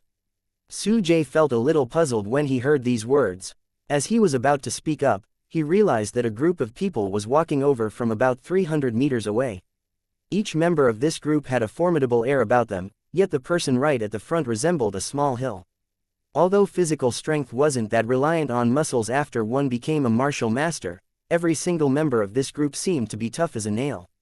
"Master Shui Yuan, our hopes will be resting on you when that rare object appears," said a young man in his 30s respectfully. The man called Master Shui Yuan glanced at the man who was built like a hill and chuckled. "Piece of cake. After we retrieve that rare object and kill Luo Yunyang, I will have to return to the Great Snow Mountain. Sir Deity is cultivating in isolation, so we cannot leave the place without a guardian. Sir Deity's might is renowned throughout the world. Who would dare stir up trouble at the Great Snow Mountain?" the 30-year-old young man said with a laugh. The group paid no heed to Su Jie and the others. They actually acted as though they didn't even exist. When the group had walked away, Old Loach let out a huge sigh of relief. "Damn, how scary. I thought for a second that we would all die in this horrible place." "Who are those people, Old Loach?" Su Jie asked softly. "People we mustn't provoke. If you see them again in the future, either hide or walk away." Old Loach explained to his comrades, who had perplexed expressions on their faces. "They are the Great Snow Mountain's 18 guardian custodians." A look of alarm appeared on Su Jie's face. The 18 guardian custodians that killed the Source Power Monarch. Who else could they be? Old Loach's face looked a little gloomy. The Source Power Monarch was a legend among hunters. Although he had been an ordinary hunter at first, he had gradually gotten close to a martial grandmaster level. Despite the fact that he had become a king among the hunters, his existence had offended the Great Snow Mountain, so he had been chased down by a guardian for over 3,000 miles before he had been killed with 3 strikes in the wilderness. "Are we still going?" someone asked after an extended period of silence. Nobody replied. In the end, Old Loach said, "Still going, my ass. We would just be throwing away our lives if we did." Nobody refuted Old Loach's words as the party of 5 started to turn back. "The Shadow Mercenary Group is also here.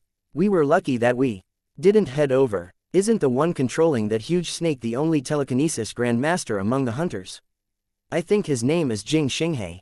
Stop talking so much. Old Loach, who shuddered a little when he heard this, warned his companion. Suddenly, the earth all around them started to tremble. Amidst this trembling motion, they saw a person that looked like a crazed human bear charge over in a straight line. Every boulder and tree in his path was smashed to pieces. It's the Eight-Pole King. Wasn't he supposed to be dead? In under an hour, Su Jie and his companions had encountered at least 8 powerful enemies. These people were either walking alone or in groups. However, the only common characteristic they had was their strength. They were all so powerful that Old Loach and the others had no intention of resisting them. It seems like this object isn't ordinary indeed. Otherwise, there wouldn't be so many powerhouses gathered here. It's a pity that we can't take advantage of this opportunity. Su Jie lamented. There's no point in discussing this now. It will be a big enough victory for us if we are able to walk out of here in one piece. Staying alive is our priority. Old Loach suddenly inhaled sharply. Damn, this will surely turn into a bloodbath. Perhaps some martial grandmaster entities might even show up. Who do you think is the strongest one among them? Su Jie asked Old Loach. Old Loach pondered it for a bit before replying. In my opinion, the strongest must be the 18 guardians of the Great Snow Mountain. At least 4 of the 18 guardians have already reached martial grandmaster boundaries. Plus, the combined techniques of the Great Snow Mountain are unrivaled. As they were talking, someone suddenly pointed ahead and said, "Look." What is that? When the others looked in the direction his finger was pointed at, they saw a huge bird with a wingspan of at least 100 meters fly towards the Scarlet Lotus Mist. Chapter 174. The ocean-suppressing guardian. As Shui Yuha led her subordinates out of the valley, her heart was still quivering. She was terrified. He hadn't really made any moves, yet he could make an S-grade dire beast yield. What sort of strength and might did he have? Boss, look, a shaking voice said, making Shui Yuha raise her head quickly. What she saw was a cold gaze. Shui Yuha felt her body tremble under this gaze. If looks could kill, then her body would have evaporated right then and there.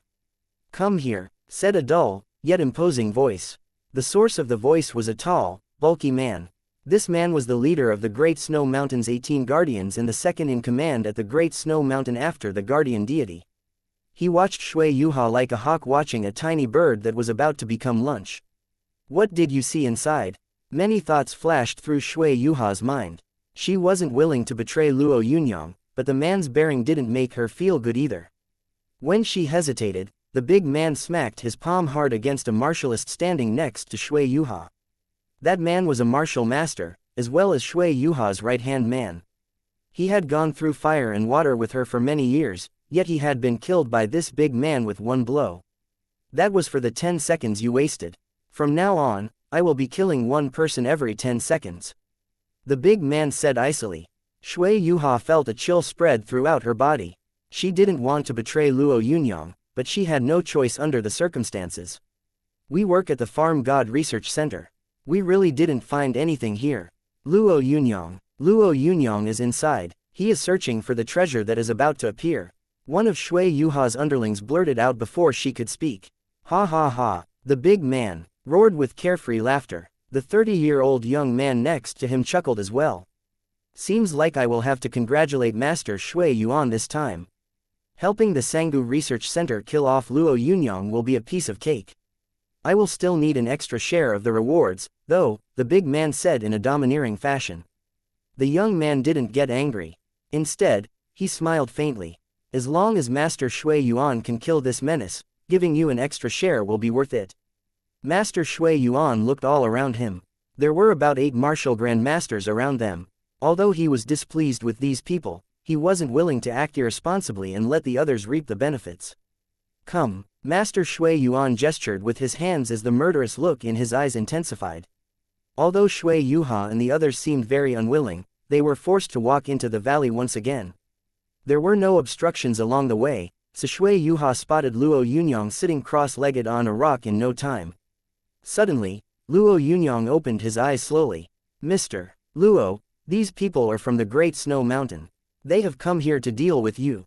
Shui Yuha didn't know where she got the courage to shout this warning at Luo Yunyang. The moment she shouted, she started running for her life in his direction. She was rather quick, yet as she attempted to flee, Master Shui Yuan launched a violent attack. A golden palm about the size of a millstone formed in the air and struck Shui Yuha hard in the back. Unable to resist, Shui Yuha was blown forward, her body smashing hard into the ground. Are you really Luo Yunyang? You can't even save a woman relying on you to protect her, yet you call yourself the youngest martial grandmaster in existence. How laughable. Master Shui Yuan unceremoniously provoked Luo Yunyang, who had already stood up. The guardians following Master Shui Yuan threw their heads back and roared with laughter.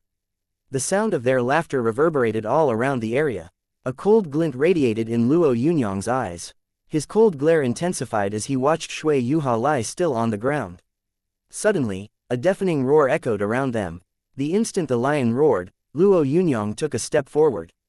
This step was all he needed to reach Master Shui Yuan. Then, he used the shrinking earth to an inch technique.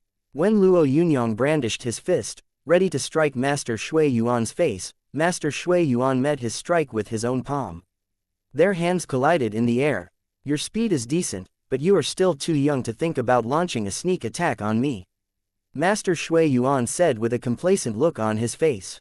He was the leader of the Great Snow Mountain's 18 guardians and the second strongest person on the Great Snow Mountain, so although he appeared haughty on the outside, deep down he was actually a cautious, shrewd man. Even though he seemed arrogant to Luo Yunyang, he treated Luo Yunyang as an opponent he needed to be wary with. Therefore, Luo Yunyang's shrinking earth to an inch technique was blocked. You need to train for at least a few more years before you have any chance of striking down Senior Shui Yuan. A cross-eyed bald man said, roaring with laughter. The difference between you and Senior Shui Yuan is too great, little doll. To think you even tried to touch Senior Shui Yuan. You are really ignorant. You think Senior Shui Yuan can be beaten down by a young kid like you? Every single one of the Great Snow Mountain's 18 guardians laughed heartily and arrogantly. Meanwhile, all the other people who had entered the valley along with them had looks of disdain on their faces. Jing Xinghe, who was sitting on a huge snake, shook his head. The bear-like 8-pole king sneered, he's grossly overestimated his own abilities. Luo Yunyang glared at the sneering Master Shui Yuan, but didn't say anything. Instead, he took another step forward and used the shrinking earth to an inch technique once again. However, this time, he also used his attribute regulator. Luo Yunyang's speed immediately reached 2,000 points. Despite the fact that his power would drop to half, Luo Yunyang still raised his speed to 2,000 points right away. A 2,000-point speed attribute was so fast that Master Shui Yuan wouldn't even be able to react. After a succession of slaps, Luo Yunyang landed gently by Shui Yuha's side. His move hadn't been perfunctory. He had used strength in all the areas he should have. As a result, Master Shui Yuan was standing on the spot in a daze with red marks on his face. Silence fell all around them. The few guardians who had been laughing heartily weren't even able to squeak now. The 8-pole king and the others looked just as flabbergasted. They simply couldn't believe what had just happened before their eyes. Actually, they hadn't even been able to see exactly what had happened. Everything had happened too fast. Luo Yunyang stood like a proud celestial being among mortal men. However, his hand was actually hurting pretty badly.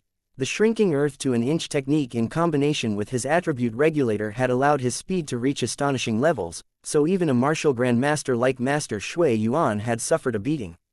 However, there was a small problem. Whenever he used his attribute regulator to raise his speed, Luo Yunyang's power was reduced. Master Shui Yuan was the leader of the Great Snow Mountain's 18 guardians, so his face was as tough as the thickest iron in the world. These slaps had only felt like a tickle to him. However, Master Shui Yuan and the others didn't see things that way. In Master Shui Yuan's opinion, this was a humiliation of the highest order. When he had found out that the person in the valley was Luo Yunyang, he had immediately decided to pursue and slaughter him. He hadn't just wanted to fulfill his promise to the Sanggu Research Center. Master Shui Yuan had planned on using Luo Yunyang's murder as a way to display the Great Snow Mountain's might. However, he hadn't expected that after he struck Shui Yuha to display his own strength, he would get slapped on the face by Luo Yunyang. It felt like his face had been thrown in the mud and trampled over. From that day on, Master Shui Yuan, the leader of the Great Snow Mountain's 18 guardians, would become a laughingstock. Of course, if he slaughtered Luo Yunyang violently, he would be able to redeem himself somewhat. If he was defeated that day though, his influence among the great sects would be tarnished. Fellow disciples, let's kill off this threat immediately. We'll use the ocean-suppressing guardian. When Master Shui Yuan said this, the young man from the Sanggu Research Center looked stunned. The other guardians also had bewildered looks on their faces. The Great Snow Mountain's 18 Guardian Array was a creed that had been passed down for many years. Although its reputation hadn't been very illustrious before the apocalypse, ever since the emergence of source powers, source cores and the sixth factor, its various mysterious aspects had started to show. The 18 Guardian Array had both offensive and defensive abilities. Their strongest offensive technique was the Demon Vanquishing Guardian, while their strongest defensive technique was the Ocean Suppressing Guardian. What was up with Master Shui Yuan? Why did he want to use the Ocean Suppressing Guardian? Shouldn't they be using the Demon Vanquishing Guardian instead? The other 17 Guardians, who were much more familiar with the Guardian Array than that young man, had puzzled looks on their faces. The Ocean Suppressing Guardian was an extremely firm technique. Back in the day, the 18 of them had joined forces to stop an SSS-grade White Jade Dragon Elephant's attack and made the Guardian Array famous all over the world. As a result, this technique had become the Great Snow Mountain's second most precious treasure after the Guardian Deity. Why would they use this technique just to deal with Luo Yunyang? Could their senior brother have suffered some brain damage because of Luo Yunyang's slaps? Although everyone entertained this thought, when they recalled Master Shui Yuan's imposing manner, they pushed this fancy notion aside. The 17 guardians soared into the sky and got into position, forming a small lotus. Master Shui Yuan stood solemnly in the center. When the 17 of them brandished their hands quickly, layers of source power shot forward from their hands and converged on Master Shui Yuan's position. Master Shui Yuan had a grave expression on his face as he moved his arms and formed a few abstract seals in the air. Although these seals might not have seemed peculiar to the ordinary eye, when Master Shui Yuan completed them, the source power converged to form a huge golden guardian. This guardian, which was over 30 meters tall, looked like a small building. Although its body was made of condensed source power, and was kind of fuzzy as a result, it started emanating a desolate vibe all around at the instant that it was formed. The guardian's glaring gaze could probably even suppress the ocean. Luo Yunyang, this woman was hurt because of you. Do you know what move I used to strike her? It was the Great Snow Mountain's Samsara Palm. Master Shui Yuan rubbed his own bald head as he said icily, I'm afraid that you do not know what a Samsara Palm is. Let me explain. A Samsara Palm strike wouldn't normally kill a person, but if said person came in contact with the same attribute again, the palm power contained within the body of the victim would immediately explode. This means that, if this woman felt my palm power again, she would die on the spot. You could take this woman and flee, but I don't believe that you would be able to protect her within the range of the ocean-suppressing guardian without coming into contact with its palm power. Master Shui Yuan threw his head back and roared with laughter. Of course, the ocean-suppressing guardian has a special characteristic. Its palm power does not disperse within a 10-meter range, but it is omnipresent beyond those 10 meters. What will you do? The decision is completely up to you. As he spoke, Master Shui Yuan raised his palm slowly. The huge guardian above their heads mimicked his movements by raising its own giant palms. Source power started to gather in its palms. How despicable! Mild fury flickered across Jing Xinghei's eyes. Although he didn't hold a grudge against the Great Snow Mountain's 18 guardians, he was bitterly disappointed with Master Shui Yuan's actions. Even the word, despicable, was not enough to describe this fellow. Meanwhile, the others shivered. Although they always fought alone and didn't fear the 18 guardians, when they witnessed this guardian array, they still had to take a step back. They hadn't expected that Master Shui Yuan would actually use the life of a woman to pull this trick on Luo Yunyang. Of course, Luo Yunyang could choose to leave, but what would everyone say about his character if he abandoned someone who had risked her life for him in front of so many people? All eyes were focused on Luo Yunyang. Everyone wanted to see what choice he would make. Master Shui Yuan is really great. The young man from the Sanggu Research Center gave Master Shui Yuan a thumbs up.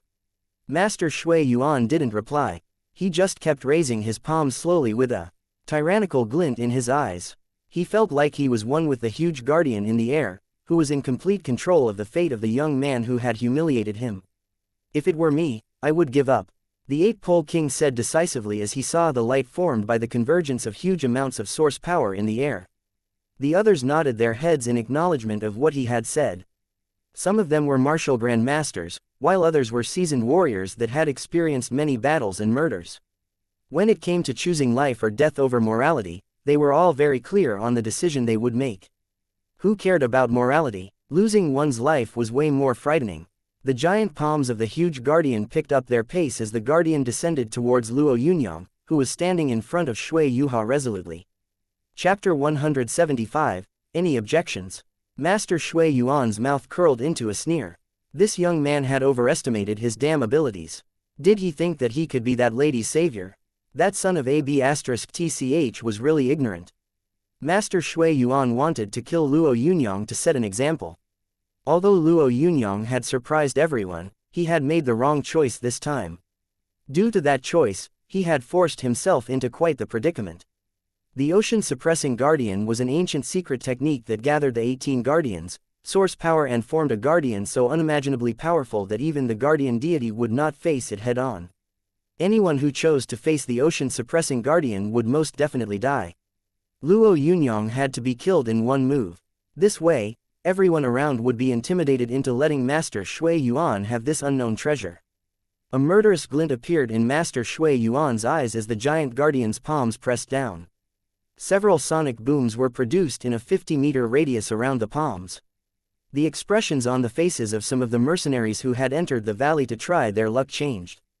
Although there were some top-notch martial masters among them, they had never seen such might before. Even a mountain-crushing beast wouldn't be able to withstand this strike. Let's run away quickly as soon as we can. This treasure might be great, but it is something we sure cannot obtain. There were also some people who watched Luo Yunyang with admiring or pitying gazes. Although they believed that he was extraordinary, he still couldn't hold a candle to the 18 guardians. Meeting force with force was basically suicide. Although his intentions were honorable, quite a number of people thought that the way he handled it was way too naive. At a critical juncture like this, all one could do was save their own life. What point was there to putting oneself in danger just for the sake of a woman? As everyone shook their heads and sighed silently, Luo Yunyang's eyes flashed like steel. He quickly made some adjustments to his attributes as he stood below the massive guardian's palms. He had already made up his mind a while ago. Thus, when the giant guardian's palms descended, Master Shui Yuan saw Luo Yunyang smile. The other 17 great snow mountain guardians, who had also seen Luo Yunyang's smiling face, believed that this reaction was a little silly, a little reckless, a little. Just as they thought to themselves that it was kind of laughable, Master Shui Yuan sensed a white light fly towards his neck. At first, he didn't pay any attention to it. He was currently enveloped by the ocean-suppressing guardian, so any attacks aimed at his body had to go through the ocean-suppressing guardian first. Could Luo Yunyang break through the ocean-suppressing guardian? There was no need to answer this question. The answer was clear. The corners of Master Shui Yuan's lips arched upwards to form a mocking grin. However, this grin had barely formed, when a sword light appeared in front of him. How could this be? Master Shui Yuan felt frightened deep down. He instinctively tried to raise his hands, but before he could do so, the white light had already struck his heart. Suddenly, he felt his thoughts turn white, right before everything was completely forgotten. As the leader of the 18 guardians, Master Shui Yuan had been considered the soul of the guardians. As soon as he collapsed on the ground, the giant guardian who had been about to strike started to crumble. The faces of the 17 remaining guardians fell. This was the first time they had encountered such a strange situation. As shock and fear crept into their hearts, a massive light disk appeared behind Luo Yunyang's back. The 72 Buddha discs had formed a light net that covered the entire sky and headed straight for the 17 guardians and the giant guardian in the sky. Jing Xinghe was a telekinesis grandmaster, so he was probably the strongest person among everyone present. However, when he saw the Buddha discs covering the entire sky, fear crept into his mind. Luo Yunyang was a telekinesis grandmaster. Although Jing Xinghe knew this, he didn't fear Luo Yunyang. He had been a telekinesis grandmaster long before Luo Yunyang had even been born after all. He had too many advantages compared to him. The Great Snow Mountain's 18 guardians were an unyielding group that always displayed its overbearing side. However, the only reason there hadn't been any unexpected conflicts outside the valley was Jing Xinghe. Master Shui Yuan hadn't been willing to oppose a powerhouse like him. However, the current situation made Jing Xinghe shiver. He reckoned that if he faced such an insane attack himself, he would most likely end up dead. Had this young man really just become a telekinesis grandmaster? Numerous rays that looked like balls of pure white light flew all over the place. When they disappeared, the ocean-suppressing guardian had vanished from the sky without a trace. The 18 guardians of the Great Snow Mountain had also vanished along with the ocean-suppressing guardian, leaving pools of blood on the ground they had been standing on. An intact corpse was a rare sight. The 72 Buddha discs revolved on their own like a really precise machine that cut through everything within range. The Eight-Pole King stared with his mouth open. He had walked the martial path for so many years that his heart had become tough and unyielding. However, this scene from hell made him shudder all over with fear. The young man who had been with the 18 guardians but hadn't taken part in the 18 guardian array stood rooted to the spot, his face completely pale with shock. He had been relying on the 18 guardians, yet they had all been slaughtered during a battle they had been supposed to win. A telekinesis grandmaster, this was the only thought running through his head. A loud roar jolted him back to reality. The raging spirit flame lion roared at the sky with a sense of elation. You killed them, how is that possible? The young man from the Sanggu Research Center pointed at Luo Yunyang with a trembling finger. Sir Guardian Deity won't let this go. Luo Yunyang glanced at the young man and waved his arm impatiently. You are making too much noise. Suddenly, a Buddha disc rushed straight at the young man. Although the young man sensed the danger, he was a first-grade martial master, so he didn't have the ability to withstand the attack of the Buddha disc. I am the junior director of the Sanggu Research Center. You can't kill me. If you kill me, you will be making an enemy out of the entire Sanggu Research Center. The young man had barely finished wailing, when the Buddha disc reached his neck. In under a second, his head was severed. The Eight-Pole King shook his head lightly, as if he was disapproving of the young man's cries. Who cared whether he had someone's support or not? His words had only fanned the flames in Luo Yunyang's heart and resulted in a quicker death. Plus, who would Luo Yunyang even be afraid of right now? The treasure hidden here belongs to me. Does anyone have any objections? Luo Yunyang looked all around him. For a moment, the entire valley was deadly silent. Chapter 176. The mythical southern phoenix Jing Xinghe was silent. The Eight-Pole King was silent. Practically everyone present chose to remain silent, even though they were very unwilling to do so. The countless Buddha discs made Jing Xinghe and the others feel really afraid, so they naturally didn't dare make a move against Luo Yunyang. There was silence all over the area. After some time, the deadlock was broken. The Iron Blood mercenary group respects the master's wishes. We will leave immediately, someone said. The person who had spoken was a burly fellow. Behind him stood over 30 equally robust martial masters. Although 30 martial masters were a formidable power, they currently stood beneath the Buddha discs, so they had no chance of retaliating. The venomous snake mercenary group will leave now. Combat Master Ling Yun will depart. Congratulations on obtaining the treasure. After a succession of people spoke, the groups started to leave. As they did, Jing Xinghe and the others had ugly expressions on their faces. Jing Xinghe was the only telekinesis grandmaster present, so everyone was focused on him. The people that hadn't declared their intentions yet all turned their gazes to Jing Xinghe. Jing Xinghe felt helpless. The others looked to him, but he had nobody to look to. It seemed like, in a sense, being a leader wasn't that easy. If he advanced, he would be praised for his courage. If he retreated, he would be called a coward. Making the wrong decision would be a big problem. Being cursed by others was no big deal. However, there was a chance that he would have to pay this wrong decision with his life. When the Eight-Pole King looked over at him, Jing Xinghe met his gaze. In the brief moment that they made eye contact, they saw the retreating intent in each other's eyes. Jing Xinghe sighed. He was about to speak, when he suddenly felt the fiery qi in the air intensify. The raging spirit flame lion, which was lying by the fiery cavern's entrance, seemed irritated. It suddenly let out a menacing roar. Fear was evident on the lion's face. This fear was a feeling that stemmed from deep within its bones. The rolling red clouds seemed to have come from the sky. A huge scarlet bird flew in circles around the spot where the red clouds and the horizon met, gazing down at Luo Yunyang and the others. Luo Yunyang shivered under its scarlet gaze. It's the mythical southern phoenix. Jing Xinghe said in a trembling voice. According to a legend, it is a descendant of a source beast, so source half-beast blood flows through its veins. Its combat strength can rival even top martial grandmasters.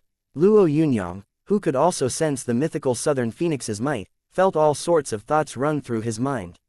Should he use the God Slayer, the Mind Sword, the heaven-battling ape-dragon chart, or some other technique?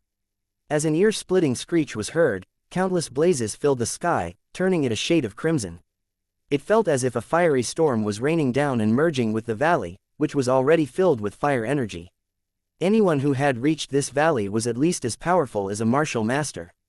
However, when those martial masters used their source power to shield themselves, they realized that their source power was routed by these blazes. Go! The eight-pole king shot away like a cannonball, frantically scuttling into the distance. In under a second, he had already run 500 meters away.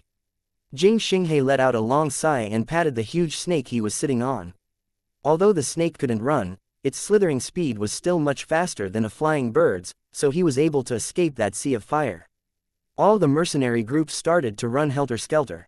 However, there were still some people who were turned to ashes by the fiery rain. Jing Xinghe and the eight-pole king didn't even try to save the people who were trapped in the blazing sea. They only stopped after they had escaped the dangerous valley. The huge mythical southern phoenix was still beating its wings. Each time it flapped them, a blanket of fire rained down on the valley. Ha ha ha! The eight-pole king roared with laughter as he watched the blazes litter the entire sky. He was laughing as though he had just heard the world's funniest joke. What's so funny? Jing Xinghe asked bluntly. Although he and the eight-pole king were not particularly close, they had just gone through an ordeal together. I'm laughing at Luo Yunyang. He killed the Great Snow Mountain's 18 guardians and offended us all. And for what? Now he has to deal with the mythical southern phoenix. Ha ha ha, it's so funny. The eight-pole king roared with laughter like a deranged crackpot. Jing Xinghe laughed as well. Although he wasn't laughing as maniacally as the eight-pole king, he still felt delighted. If he couldn't have that treasure, then no one else should either. This was his current mentality. As the scarlet blazes kept descending, the number of escaping figures decreased. However, the eight-pole king didn't spot Luo Yunyang among the fleeing figures. He is still inside. Jing Xinghe was no longer smiling. His tone was now serious. The eight-pole king watched the huge mythical southern phoenix open its mouth as it hovered in the air and shoot out a snaking line of bright crimson flames. It's the heaven-burning mythical flames. It's said that even god-grade martialists retreat before these flames. Jing Xinghe's tone had a hint of anticipation. How great would it be if Luo Yunyang was buried there? However, as he wondered if Luo Yunyang would evade the heaven-burning mythical flames, Luo Yunyang, who was still on the ground, created several seals and drew the heaven-burning mythical flames to his hands. Then, the flames entered his body. If the eight-pole king and the others had seen this, they would surely have thought that Luo Yunyang had a death wish. However, Luo Yunyang had an elated glint in his eyes. Thanks to Kai Hen's analysis of the heaven-battling ape-dragon chart, he had managed to push the heaven-battling ape-dragon chart beyond Grandmaster boundaries. Besides cultivating and opening other apertures within one's body, another way of improving one's strength was by using essence flames and divine waters to boost one's cultivation base. Glass flames, phoenix soul flames, heaven-burning mythical flames. Each of these flames could help heaven-battling ape-dragon techniques advance, and each one could break through an aperture. This time, Luo Yunyang had gone there to retrieve the golden fire-cleansing lotus, or rather the glass flames. However, he hadn't expected that, before he could obtain the glass flames, the mythical southern phoenix would rush over. As soon as the mythical southern phoenix had spewed out those snaking heaven-burning mythical flames, Luo Yunyang had felt a pressing impulse to swallow them. As the heaven-burning mything flames entered his body, he felt a powerful energy collide all over his insides. This energy felt like it could blow his body to pieces. He had to guide it in his body and allow it to be completely assimilated by his source core before he used this collision of energies to break through another aperture. This was the greatest problem Luo Yunyang faced right now. Chapter 177. Insane Constitution. The mythical southern phoenix was a super dire beast, so it had a much higher intellect than an ordinary human. The phoenix had gone over there for the sake of obtaining the golden fire-cleansing lotus. The sight of the human actually borrowing its attack to achieve a cultivation breakthrough infuriated the mythical southern phoenix to no end. Its pride made it decide to burn this human, who had dared absorb its heaven-burning mythical flames, to a crisp. Boom! Yet another fiery snake shot out of the mythical southern phoenix's mouth. However, this time the flames weren't crimson. Instead, they were a reddish-purple color. Before the reddish-purple flames could even get close to him, Luo Yunyang sensed the immense power contained within them. If the previous heaven-burning mythical flames had looked like a ball of fire, then this fireball was so hot that it was close to becoming an exploding flame essence.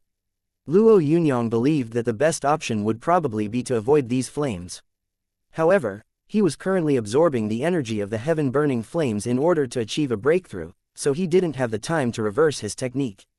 Plus, he also ran the risk of exploding internally. If he didn't reverse his technique though, then he would have to endure it. Luo Yunyang didn't have a choice.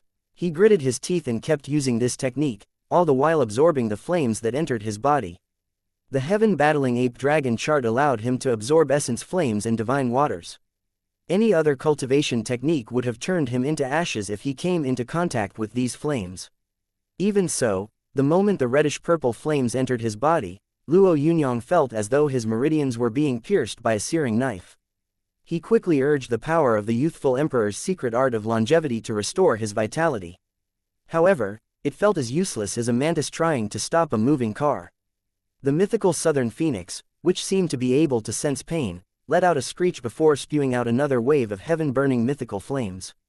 FCK this. Luo Yunyang cursed silently. He was afraid that if this went on, he would really die. However, if he chose to dodge now, he would suffer a blow to his vital energy, as well as several other severe injuries. What should he do? The mind sword would definitely be effective, but the distance was too long. If the mind sword struck the mythical southern phoenix this far up in the air, its potency would be way weaker. What about the God Slayer? Ideas kept flashing through his mind quickly, when Luo Yunyang suddenly thought of his attribute regulator. He had only gotten so far by relying on his attribute regulator, so it was the first thing he thought of at this crucial moment. He immediately opened the attribute regulator and turned all his attention to his constitution, which was the reason he was unable to endure this sickening flame any longer. Luo Yunyang used the attribute regulator to raise his constitution.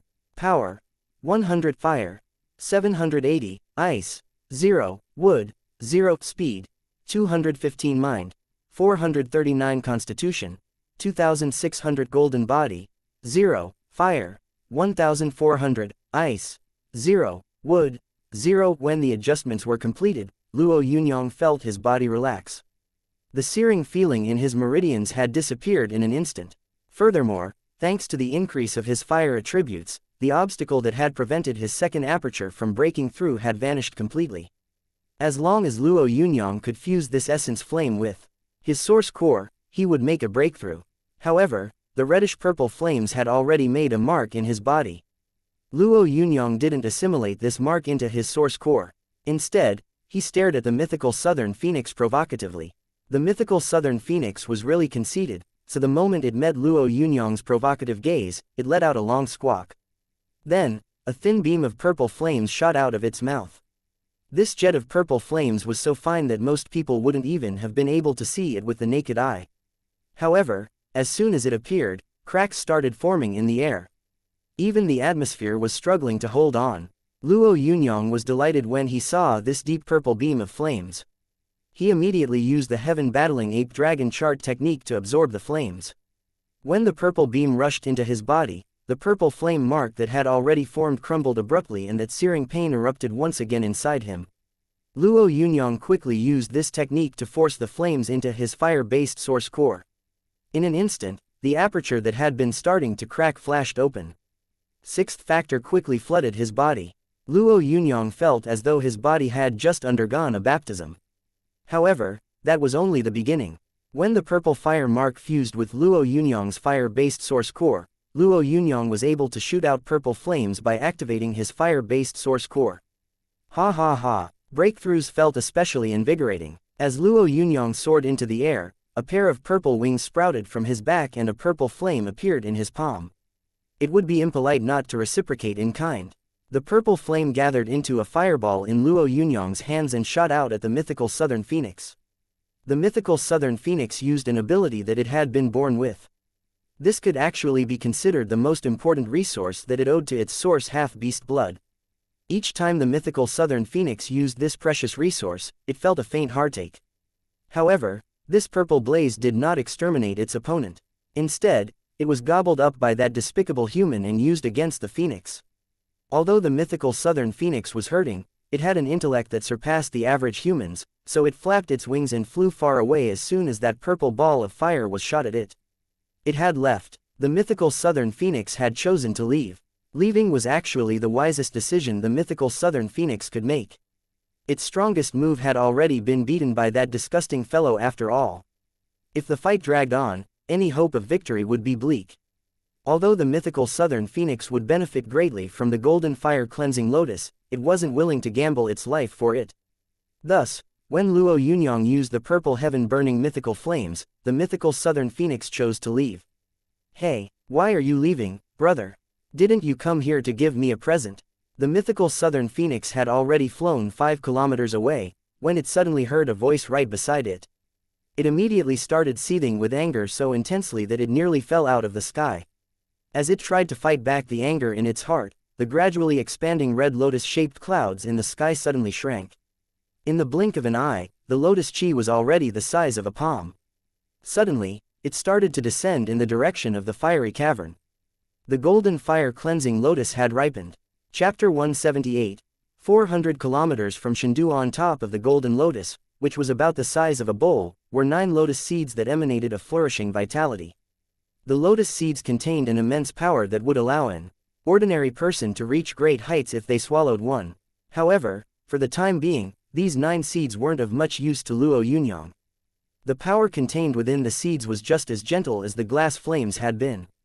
Luo Yunyang had already consumed the glass flames that had been hidden beneath this land for years, so the effectiveness of the 9 lotus seeds would basically be minimal. Of course, they could be used to replenish one's vital energy during combat. Luo Yunyang inhaled sharply and used his hands to make a clawing motion in the air.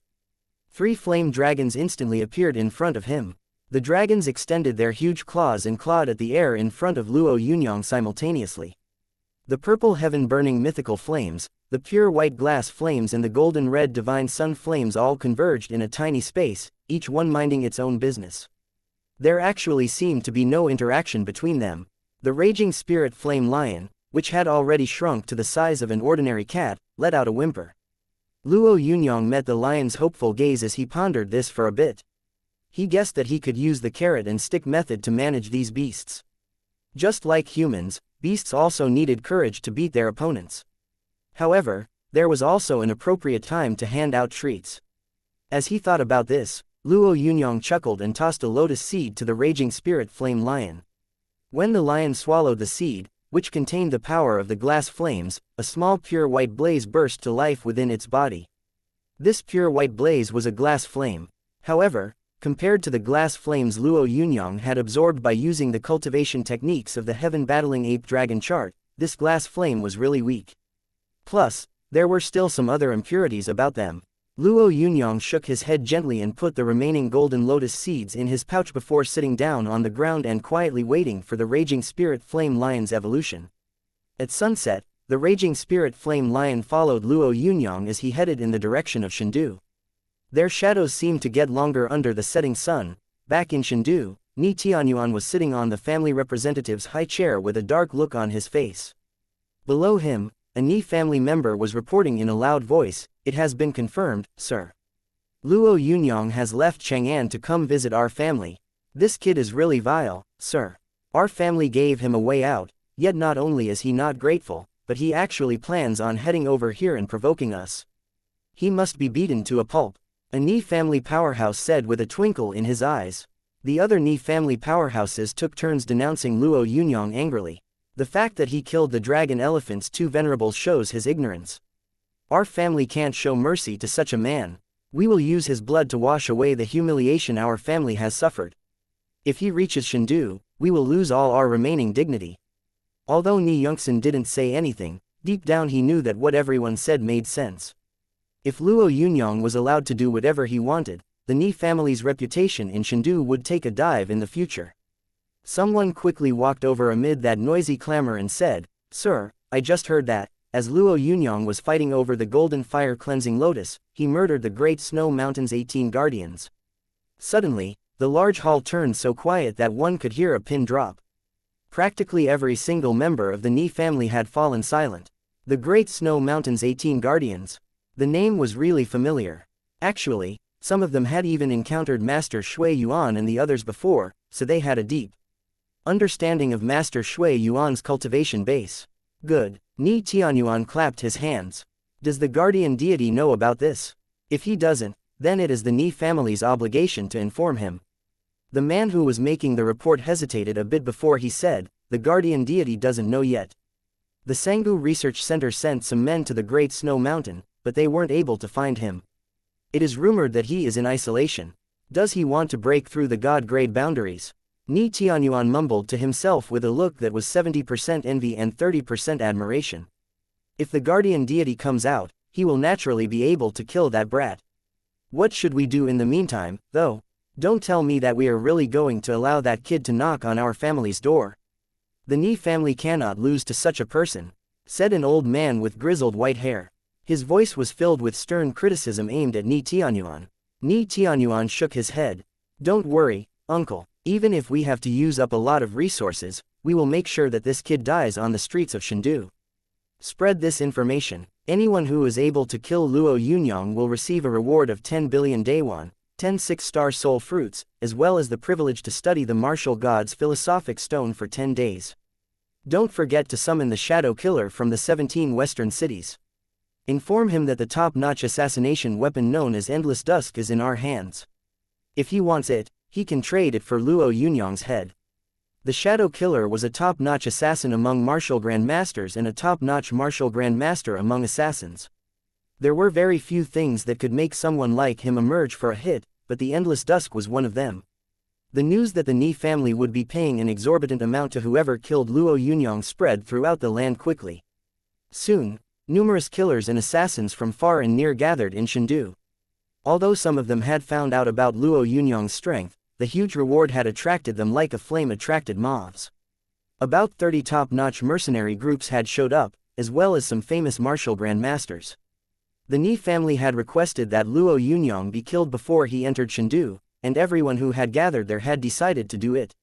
Luo Yunyang wouldn't be allowed to enter Chengdu, no matter what. His communication device had been shut ever since he had started traversing through the wilderness, so by the time he heard this news, the net ahead of him had already been set. It was early in the morning and he was 400 kilometers away from Chengdu. Greetings, Master Luo. A skinny, middle-aged man appeared in front of Luo Yunyang. If a man like him walked down the street, nobody would pay him any mind. However, even though he was using a superior disguising technique, Luo Yunyang's eyes rendered these sort of methods useless. Luo Yunyang nodded his head. Greetings. When the man noticed that Luo Yunyang seemed calm and unflustered, he felt a little embarrassed. It felt as if everything about him had already been etched clearly in Luo Yunyang's mind. The Ni family is aware of your intention to enter Chengdu and take revenge. This time, they are willing to pay in blood and fork out a huge reward. They have invited over 10,000 mercenaries and hunters from all over the Da Alliance, including some extraordinary martial grandmasters. I was commissioned by the Rising Dragon Army to search for you and warn you that the 400 kilometers ahead of you will be fraught with danger. You should turn back immediately. There's no need to rush to get revenge. The man said sincerely. If you don't believe me, you can turn on your communication device. I believe that the Rising Dragon Army has been frantically trying to contact you. 400 kilometers, you say? There was a cold glint in Luo Yunyang's eyes as he nodded at the middle-aged man and said, got it. Why are you still walking forward? The man asked with a hint of a reprimand in his voice. The net that you see 400 kilometers ahead isn't even worth a fart to me. I'll just kill those mercenaries as I move along. Oh, and your mustache is slanted, sister. Luo Yunyang grinned as he resumed walking. Chapter 179. A man with no match. Martial grandmasters were also distinguished by how strong or weak they were. The most important factor in distinguishing the strength of a martial grandmaster was the number of their apertures that could be linked with the sky and earth. The more apertures one could link with their surroundings, the more power they could absorb from the surrounding environment, so the stronger they would be. However, these apertures were the dividing line between martial masters and martial grandmasters. To many people, they were barriers that were very hard to destroy. Actually, many martial grandmasters were only able to break through one aperture in their lifetime. According to martial god Luo Kai's theory, there were countless apertures within the human body, so it was simply impossible to open up one's every aperture. Even if only 6 were used, there was still hope of becoming a god-grade entity. Luo Yunyang had already broken through 5 apertures, so he could be considered a middle-tier martial grandmaster. However, his 2 essence flames, the changes to his divine sun flames and the cultivation of the mind sword had given him some self-confidence. If the Ni family wanted to prevent him from going to Shendu and getting revenge, then why would he choose to hide? Although he wasn't fond of killing, ever since he had absorbed the traces of Kai Hen's consciousness, Kai Hen's decisiveness had influenced him imperceptibly. Even the arrogance that stemmed from being Zhu Long's vassal and the pride one felt when they looked down on others had slowly seeped into his fundamental self. Plus, this was something that Luo Yunyang needed to do. My mustache isn't slanted. The woman, who was disguised as a skinny middle-aged man, instinctively pulled out a small face mirror when she heard Luo Yunyang's teasing words. Her mustache wasn't slanted. How could Luo Yunyang know? When she recalled that this man was a telekinesis grandmaster, a hint of anger appeared on her face. People say that telekinesis grandmasters like to use their abilities to check out other people's figures. He must have taken advantage of me, she muttered to herself, her face flushed at the thought. This was no different than standing stark naked in front of him. The woman hesitated for a bit before quickly running in the direction that Luo Yunyang had left. Her speed was very quick, so in about 15 minutes she could already see Luo Yunyang's silhouette. The young man was walking leisurely as a red lion dog bounced behind him cutely. Why would he bring along a lion dog? The woman found this young man really over the top. Just as she was thinking about this, she suddenly realized that a group of people had appeared ahead. They were all armed with knives and swords, and they were carrying several D-grade and C-grade dire beast corpses as they moved along. It was a small team of hunters. When the team saw Luo Yunyang, everyone immediately greeted him. The woman found their sincere smiles a little suspicious. She wondered whether she should warn this fool or not. How could there some ordinary hunters appear at a place like this? These people were clearly. As the woman hesitated, 18 light discs flew out from behind Luo Yunyang, even though he hadn't said anything. The net of discs zipped through the air, obliterating the team of over 10 hunters in an instant. A rather unremarkable member of the team displayed the power of a martial grandmaster before the light discs surrounded him. Unfortunately, although he was strong, he wasn't stronger than the Buddha discs. A Buddha disc pierced through his back, slicing him into 2. The woman who was following Luo Yunyang was left flabbergasted as she watched this scene. She suddenly inhaled sharply. Luo Yunyang had seemed like a gentle kid to her, so she hadn't expected that he would actually be so cruel. The woman, who only reached the slaughtered mercenary group after Luo Yunyang had left, recognized the martial grandmaster who had died with his eyes wide open. It's Satu Tianya from the Wolf Heart mercenary group. Although this man was at the bottom of the Earth list, he was still a martial grandmaster. How could he have died just like this? Fear filled her face as she recalled how Satu Tianya had died.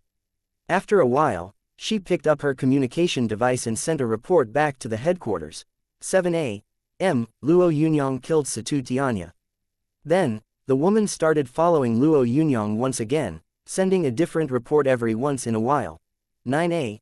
M. The Hidden Fire mercenary group has been wiped out. Tan Taijun, also known as the closest entity to a martial grandmaster in existence, has died. 10A. M. The Blaze mercenary group fought Luo Yunyang with laser weapons. The landscape changed and everyone was obliterated. 11A. M. Luo Yunyang experienced an assassination attempt. 7 top-notch martial masters collaborated with a telekinesis master to kill Luo Yunyang by the broken bridge. They were all completely wiped out. 1.10 p.m. A Western martial grandmaster approached with a sword light that changed the color of the sky. He was killed by Luo Yunyang in 3 moves. 3 p.m. Everything is clear. Pushing into 30 kilometers. 6 p.m. No sounds whatsoever. Luo Yunyang has walked 140 kilometers. The woman kept sending reports. However, as it got later, her reports slowed down. There was now an implicit worry in her words. Based on what she knew about the situation, there were still some top-notch powerhouses that hadn't showed up yet. These powerhouses definitely wouldn't choose to withdraw just because Luo Yunyang had gone on a rampage. 7 p.m. The long snake ridge is deadly silent. Luo Yunyang. Just as the woman was about to say that, Luo Yunyang kept pushing forward. What she saw left her stunned. Countless torches had appeared all around the huge long snake ridge, pretty much replacing the setting sun. The torches looked like stars in the sky. They were so densely packed that she couldn't tell exactly how many there were. Eventually, the woman saw who was standing between the torches. There were 10 people in various clothes with strong self-confidence evident on their faces. That's the leader of the Thunder God's Fury mercenary group, Thunder God James, who ranked 79th on the Sky list. That's the leader of the Dusk God mercenary group, Blazing Hammer Jack Wong, who ranked 63rd on the Sky list. That's Captain Sebek from the Hell Angel mercenary group, who ranked 69th on the Sky list. That's Telekinesis Grandmaster Sheeler, who ranks 50th on the Sky list. The woman felt her heart tremble as she matched the faces to the names she had memorized in her mind. The 17 Western cities' main mercenary groups had gathered on the Long Snake Ridge. Many other mercenary groups had also appeared, so their numbers added up to more than 4,500 mercenaries. This was a formidable might that had gathered there for one purpose: to kill Luo Yunyang. The woman drew her eyes away from the top-notch powerhouses and turned to Luo Yunyang, who was still alone. Long Snake Ridge, 10 Grandmasters. Status unknown. When the woman said these final words, she felt as though she had exhausted all the strength in her body. The word, unknown, didn't just describe Luo Yunyang. She didn't know whether she would survive or die herself either. Chapter 180. The Heaven-Burning Dragon fists back at the Rising Dragon Army Chang'an General Headquarters. The Flame Emperor was feeling restless. Although he had already sent someone to intercept Luo Yunyang, deep down he knew how difficult it would be to stop Luo Yunyang. That son of AB*TCH really made people both adore and hate him. Objectively speaking, the Flame Emperor thought very highly of this young man. However, Luo Yunyang had a very obstinate temper. Once he made a decision, even 10 bulls couldn't change his mind. He wouldn't be able to convince Luo Yunyang. Even the viceroy would be helpless if he tried. The 400 kilometers to Chengdu would be paved with danger every step of the way. Although he still didn't know exactly what reward the Ni family had offered, he knew that they did not like people knocking on their door, so they would definitely have offered something precious. To the Ni family, getting approached by someone on their doorstep would be an absolute humiliation.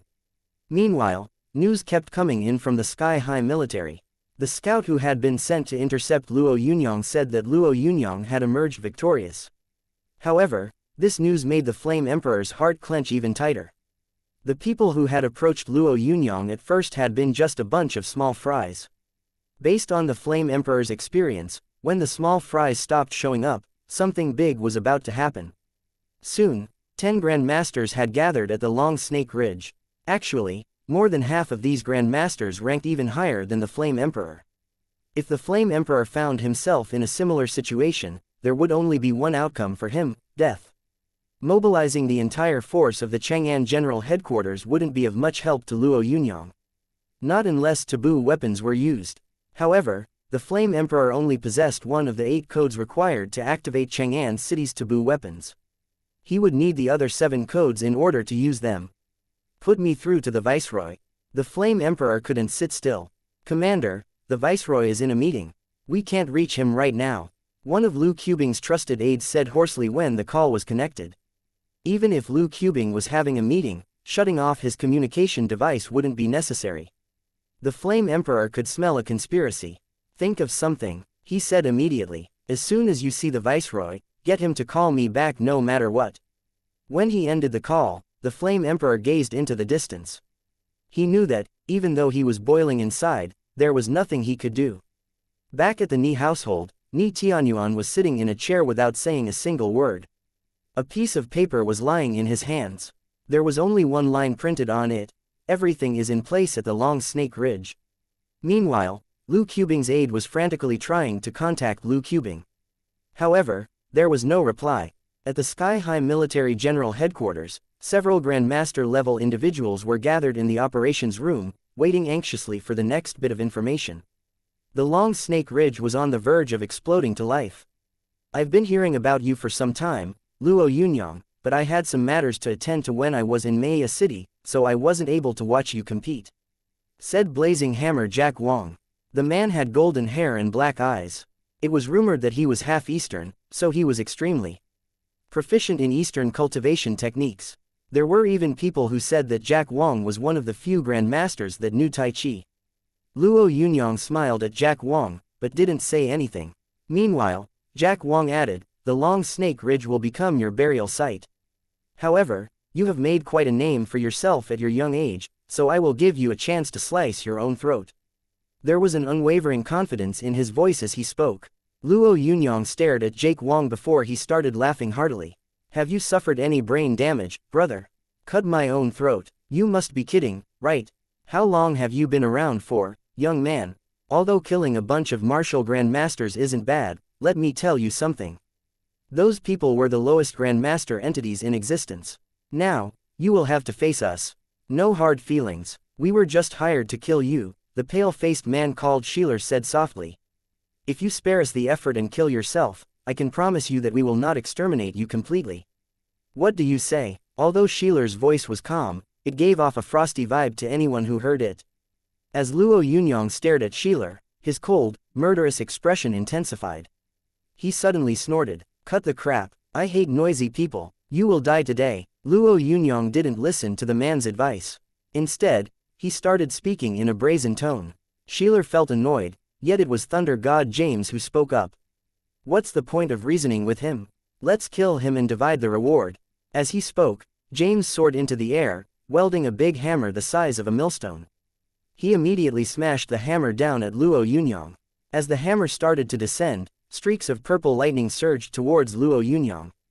Luo Yunyang didn't retreat when he saw the strong hammer. Instead, he soared into the air, clenched his fist, aimed at the thunder hammer and attacked it. Jack Wang sneered as he watched Luo Yunyang take on the thunder hammer with force. Although his ranking was higher than James's, he would never dare take on James's hammer head-on. He knew that James's source core was fast and that intense lightning was attribute-based, but the thunder hammer was a high-quality weapon personally crafted by James. When the hammer struck something, it produced the sound of a thunder. Lightning followed soon afterwards. Facing the thunder hammer head-on required more than just courage. Sheeler had a cold glint in his eyes. The instant that Luo Yunyang's fists headed for the hammer, he quickly drew out a black bone scepter. The others all looked like tigers glaring at their prey, ready to make a move on Luo Yunyang at a moment's notice. They didn't believe that Luo Yunyang could be killed by a single hammer blow, so they were all prepared to pick up the scraps. However, the instant the thunder hammer collided with Luo Yunyang's fists, a golden, white and purple glow gathered on his fists and crashed into the flickering hammer. Boom! The thunder hammer immediately flew out of James's hands, as if it had struck a mountain.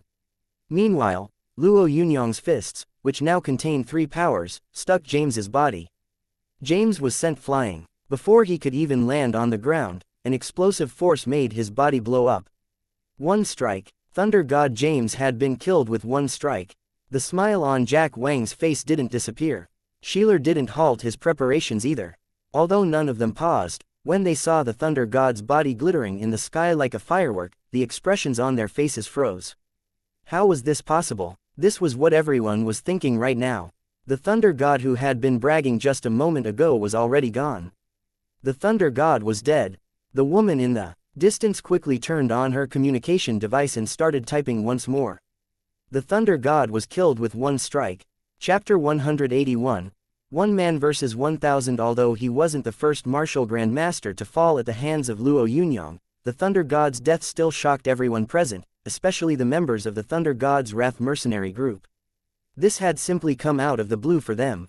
The Thunder God had been the pillar of the Thunder God's Wrath, so his death had sent the top-tier mercenary group plummeting into the abyss.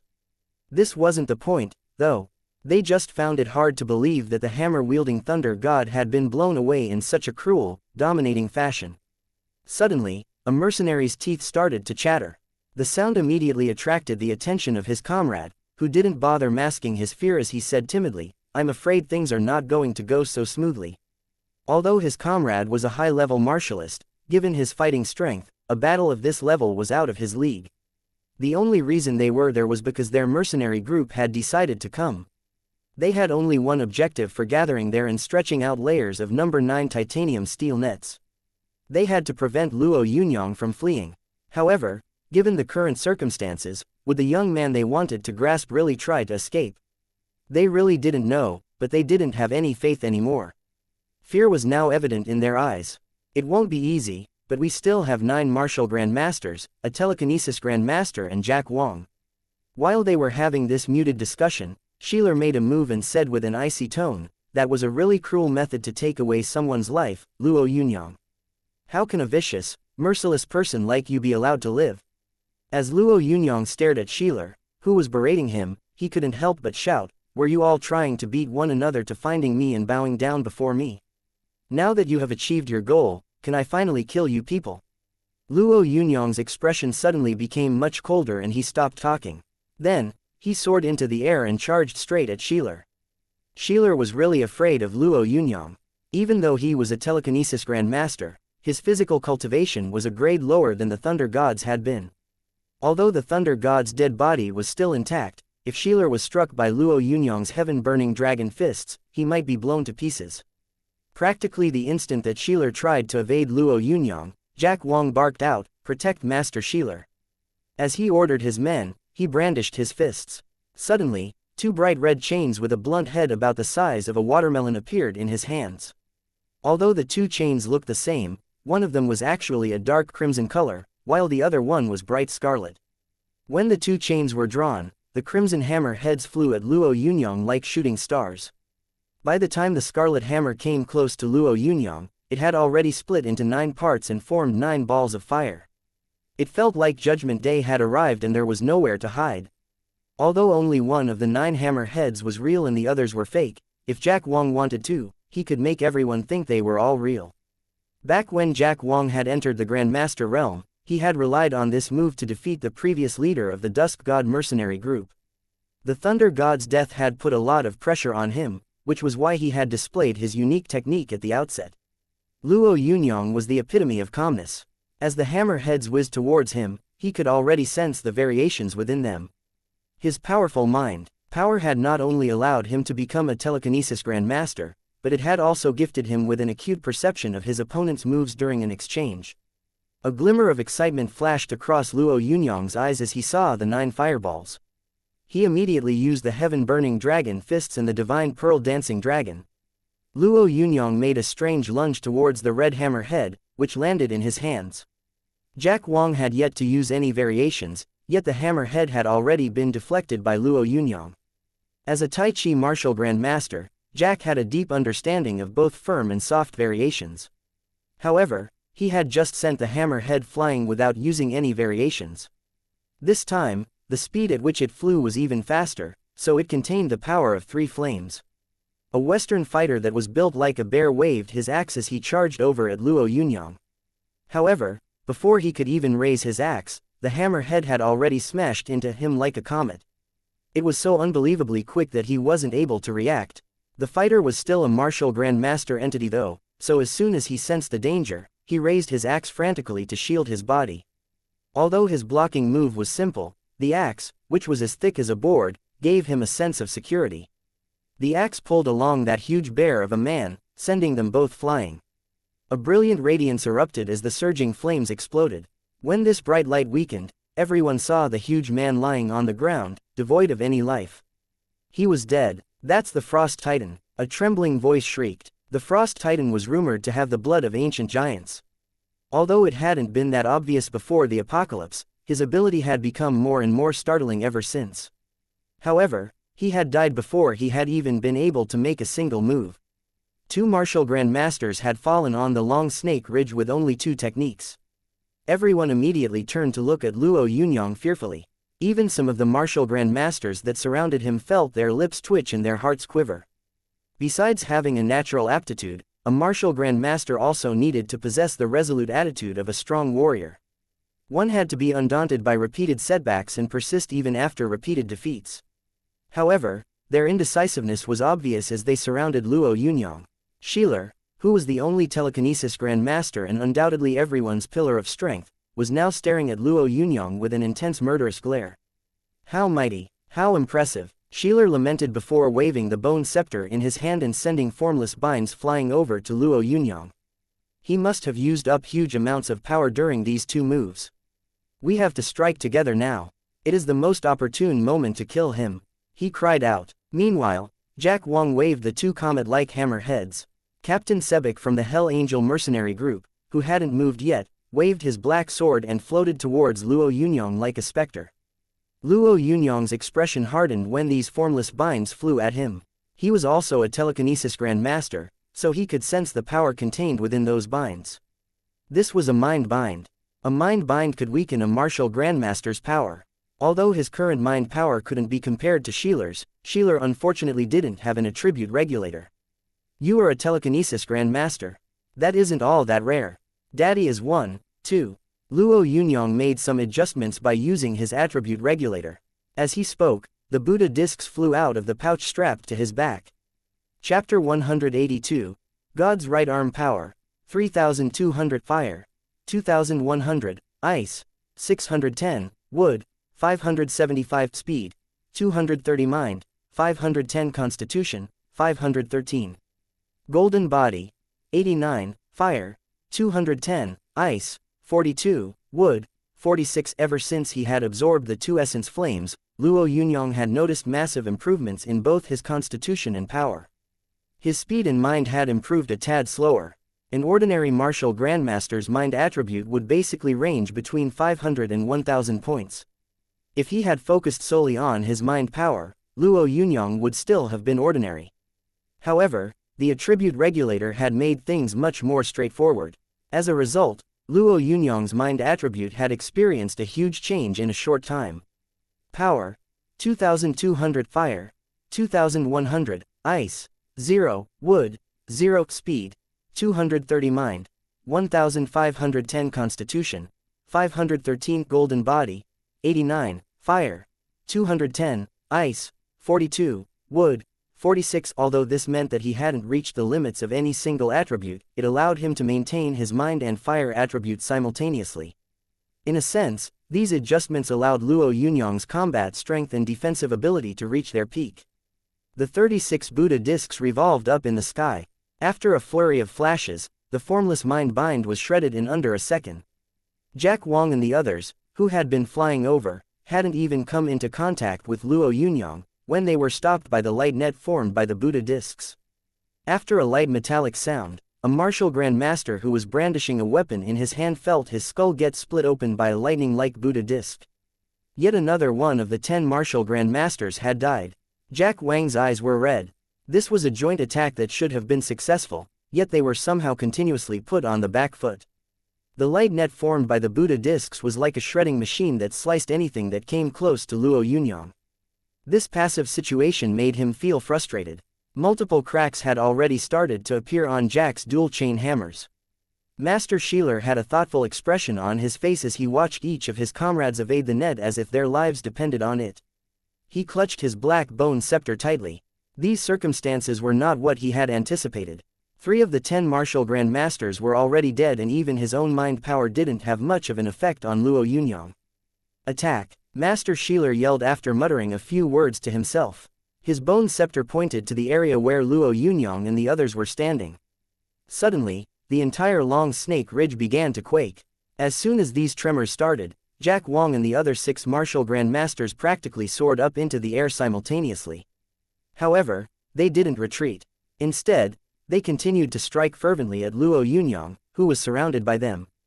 As the earth started to shake, the crimson hammer head in Jack Wang's hand came smashing down. Countless fragments, each one containing immense power, flew towards Luo Yunyang. All the fragments had been grinded into sharp little blades coated with Jack Wang's source power and formed a shower of flames that rained down on Luo Yunyang. Luo Yunyang floated gently in midair. He knew what Jack Wang and the others wanted to do. As the fiery rain descended, his speed suddenly increased. In an instant, he had appeared behind a martial grandmaster. This particular grandmaster was very alert, so he tried to fly off as soon as he sensed that something was amiss. However, Luo Yunyang's fists were already waiting for him. A fist containing the power of 3 types of flames pummeled the martial grandmaster in the back. Although the martial grandmaster had a strong body, he immediately disintegrated.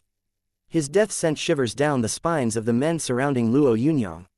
If they hadn't been in the process of using their own planned techniques, perhaps they might have already turned around and fled. However, when that martial grandmaster died, a huge, long tail suddenly emerged from the ground and aimed at Luo Yunyang, flogging wildly in his direction.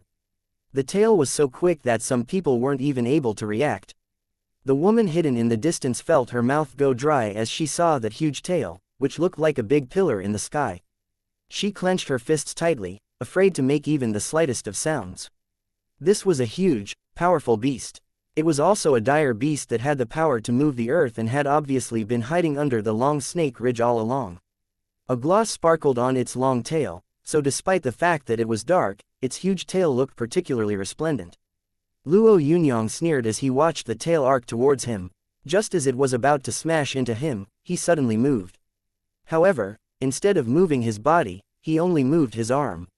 As he waved it, a huge raging spirit flame lion at least 3 stories tall suddenly appeared before him. The lion opened its mouth and bit the long tail, which was full of scales. The huge tail bent and crashed against the ground heavily. In an instant, a small hillside on the long snake ridge had been shattered into fragments. A mournful, howling sound was heard as the dire beast, which had been waving its tail, finally burrowed out. The beast looked like a huge pangolin. Its body was even bigger than the raging spirit flame lion's. As its tail was caught in the jaws of the lion, the huge pangolin moved its front limbs frantically, causing the earth to shudder ferociously.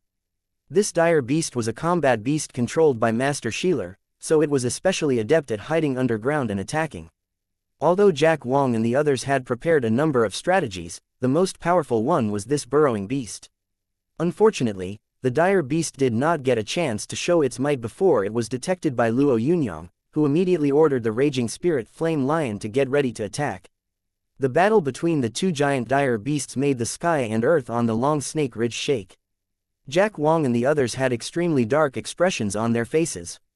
Although they weren't ordinary people, the current circumstances made them realize that, if this battle went on, the outcome wouldn't be what they were hoping for.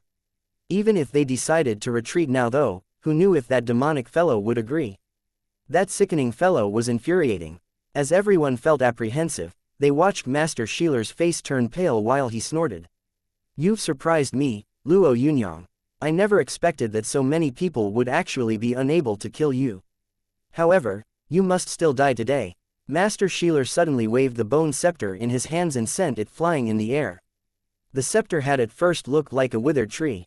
However, as Master Shealer controlled it, it suddenly appeared to sparkle. Master Shealer seemed to age rapidly, as if his features became older with every second that passed.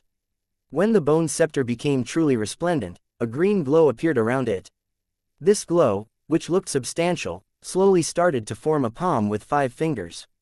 "Go to hell, Luo Yunyang." Although Master Shealer was teetering on the verge of collapsing, his words were still filled with emotion. "This is God's arm. Today, I will recreate the might of God's right arm."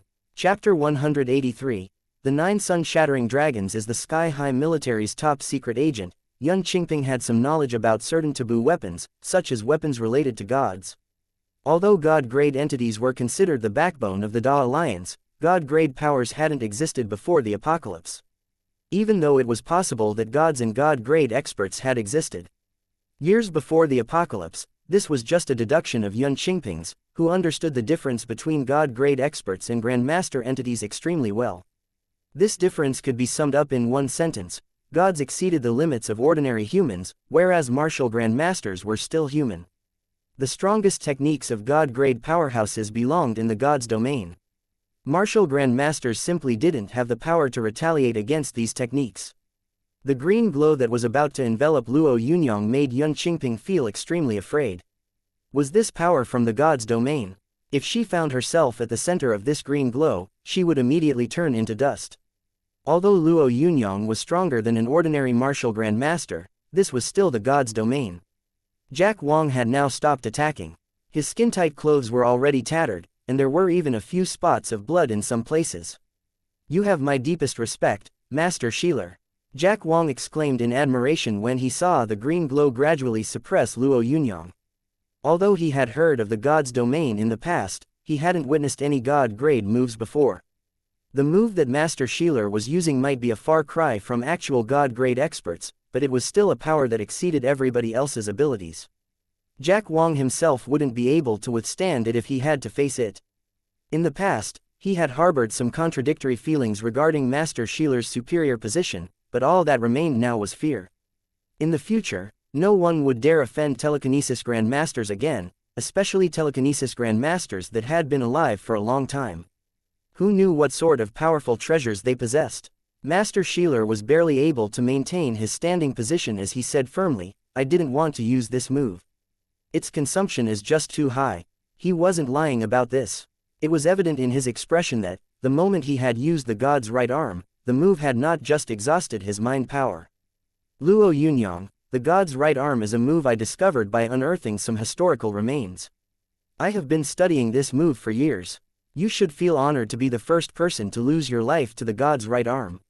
Master Shieler's words didn't scare Luo Yunyang, whose expression didn't change as he observed the immense power slowly suppressing him. He could also sense the green arm that was behind this power. In just a few seconds, a twinkle appeared in Luo Yunyang's eye. As he watched the gradually suppressing green glow, he suddenly chuckled. "This domain of yours is just an empty vessel that makes a lot of noise. It will never be able to stop me. I'll break it in one move." As he spoke, Luo Yunyang used his fire-based source core. He was currently enveloped by the green power, so he wasn't able to absorb the power all around him. However, the power stored inside his source core was still enough. Even so, Luo Yunyang would need to make great effort. If he failed, there wouldn't be a second opportunity to strike. Plus, although he appeared calm, he felt rather cautious deep down. The energy stored inside his source core wasn't limitless after all. Luo Yunyang pulled back his arms and started using his technique. Suddenly, he soared into the sky like a dragon traveling through the atmosphere. He was using the seventh form of the heaven-burning dragon, the 9 sun-shattering dragons.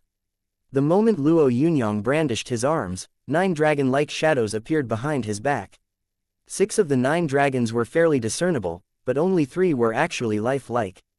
A purple flame dragon, a gold flame dragon and a white flame dragon.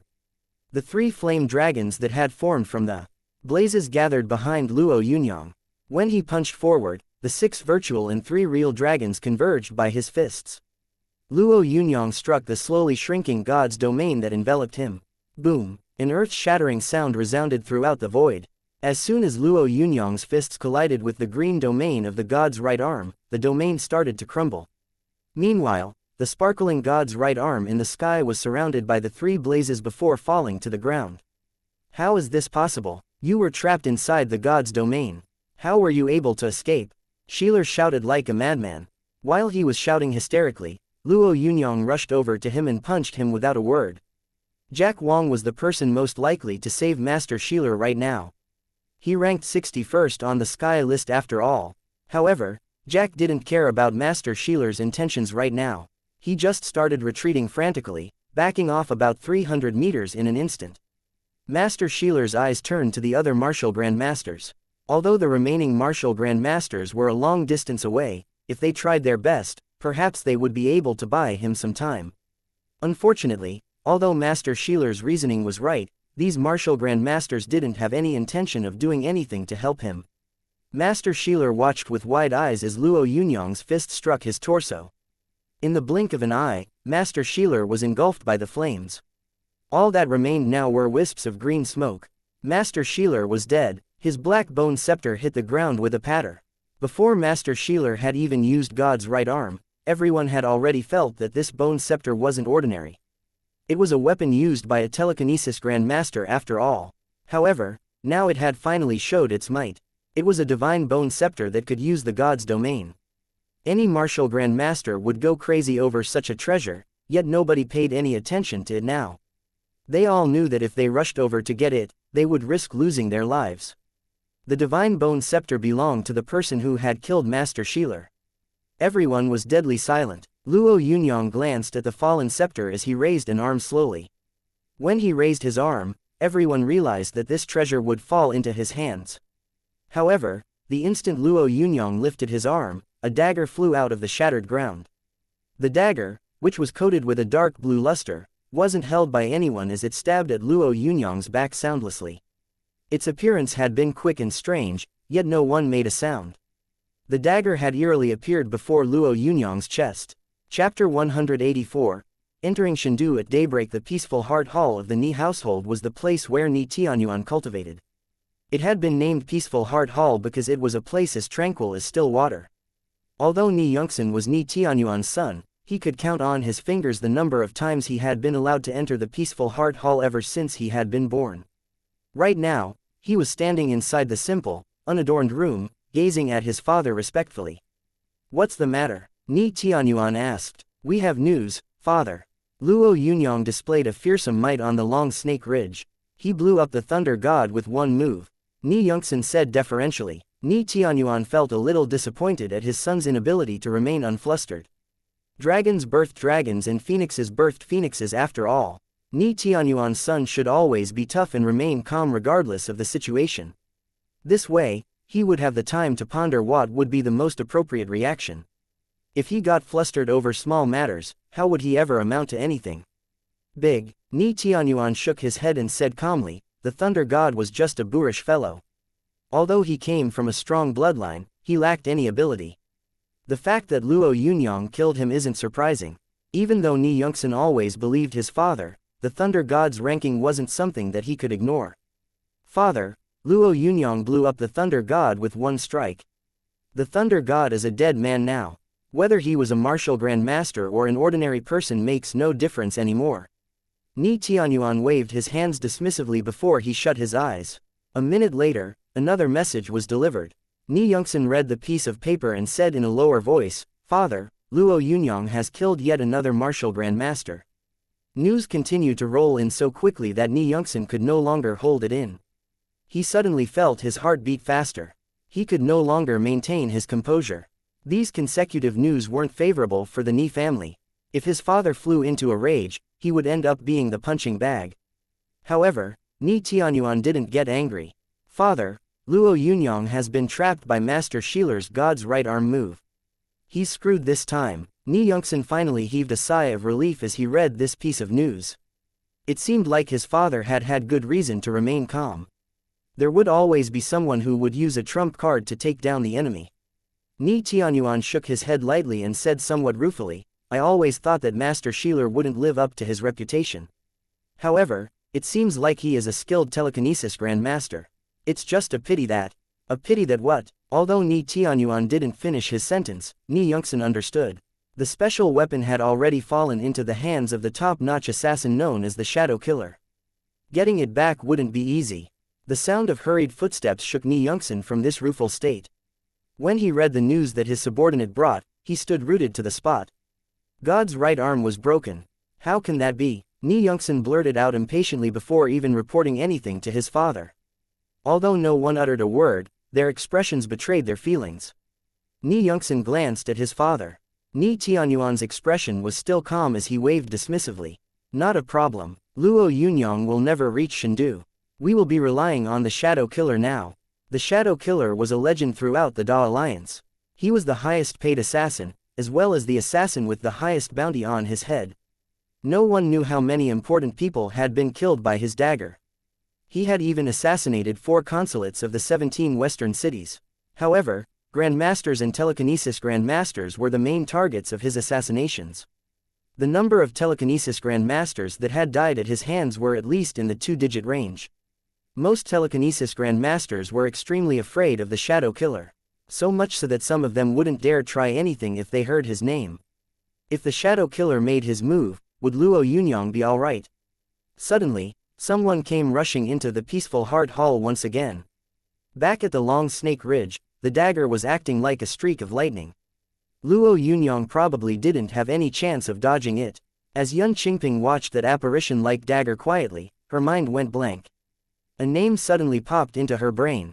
According to the myths, the Shadow Killer was practically the king of assassins. She hadn't expected that the Shadow Killer would actually make a move on Luo Yunyang right now.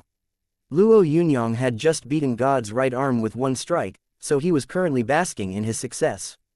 Thus, he was at his most vulnerable. A lapse in concentration when one was complacent could often be costly. However, it was already very difficult for Luo Yunyang to avoid this. Although he had already caught sight of the dagger in front of him, there wasn't any fear in his eyes. He actually had a hint of a smile on his face. It was the grim smile of a hunter who had caught his prey. It was also the smile of a victor. As soon as that cold grin emerged, the assassin trying to strike Luo Yunyang seemed to sense something. However, instead of drawing back the hand stabbing at Luo Yunyang, he actually moved it even faster. No matter how quick he was though, the mind sword that emerged from Luo Yunyang's forehead was even quicker. In an instant, it had already reached the area behind the dagger. As it did, the hand grasping the dagger and a skinny body were revealed. The assassin, who was dressed in khaki clothes, looked astute. However, his head was flat and his eyes no longer had the radiance of days past. Were you waiting for me?" the man asked with effort, his words laced with disbelief. Luo Yunyang nodded his head. "When I entered the Long Snake Ridge, I sensed a form of danger that wasn't coming from Sheeler. I immediately realized that there was someone else waiting for me at the Long Snake Ridge. Although I don't know who you are, I have faith in myself." The shadow hunter inhaled deeply. He wanted to say something, but ultimately wasn't able to. The color in his eyes had faded completely in an instant. His soul had been extinguished. The shadow killer, who had operated in the Da Alliance without obstruction for so many years, was dead. Luo Yunyang's gaze landed on the shadow killer's dagger. He could sense a tremendous might coming from it. He also sensed that the dagger was extremely sharp and seemed to contain some kind of special power. "You actually killed the shadow killer, you actually killed the shadow killer." Jack Wong started fleeing frantically towards the other side of the Long Snake Ridge. When the others saw him flee in this deranged fashion, they all seemed to ponder what to do for a bit. No one said a word. Instead, they chucked aside whatever preparations they had made and started to flee frantically into the distance. As they were busy fleeing, Luo Yunyang stood up slowly, soared into the sky and charged in the direction of Jack Wong. The sun illuminated the land at daybreak. Chengdu's large steel gates opened slowly at dawn and the soldiers on the city walls saw the silhouette of a young man stepping in along with the first rays of the day. Chapter 185, Chengdu. Luo Yunyang's eyes sparkled when he saw Chengdu. Although this wasn't the first time he visited Chengdu, his blood ran cold this time. The huge city gates looked like the mouth of a huge beast, and his target was in the belly of the beast. Step by step, Luo Yunyang walked towards the gates of Chengdu. "Halt!" The soldier on duty was naturally oblivious to what had happened. He just stopped Luo Yunyang for a routine check. Although the soldier would have normally shouted, he felt a little nervous when he felt the scary vibe this person emanated. Luo Yunyang, who sensed the soldier's fear, pulled out his insignia with a smile. When the soldier saw his insignia, his expression changed. Although he had found Luo Yunyang's face a little familiar, he hadn't expected that this young man would actually be the renowned Luo Yunyang. "Greetings, honorary delegate. Please enter." Luo Yunyang smiled at the soldier before he strode towards the city. Suddenly, a clamor rose behind the city gates. It was the sound of beast hoofs hitting the pavement. Luo Yunyang's mind attributes surpassed the average humans, so although he hadn't entered the city yet, the image of a group of young men riding dire beasts appeared in his head. Riding a dire beast was something only telekinesis grandmasters could do. However, during the past few years, some young dire beasts had been ridden by people.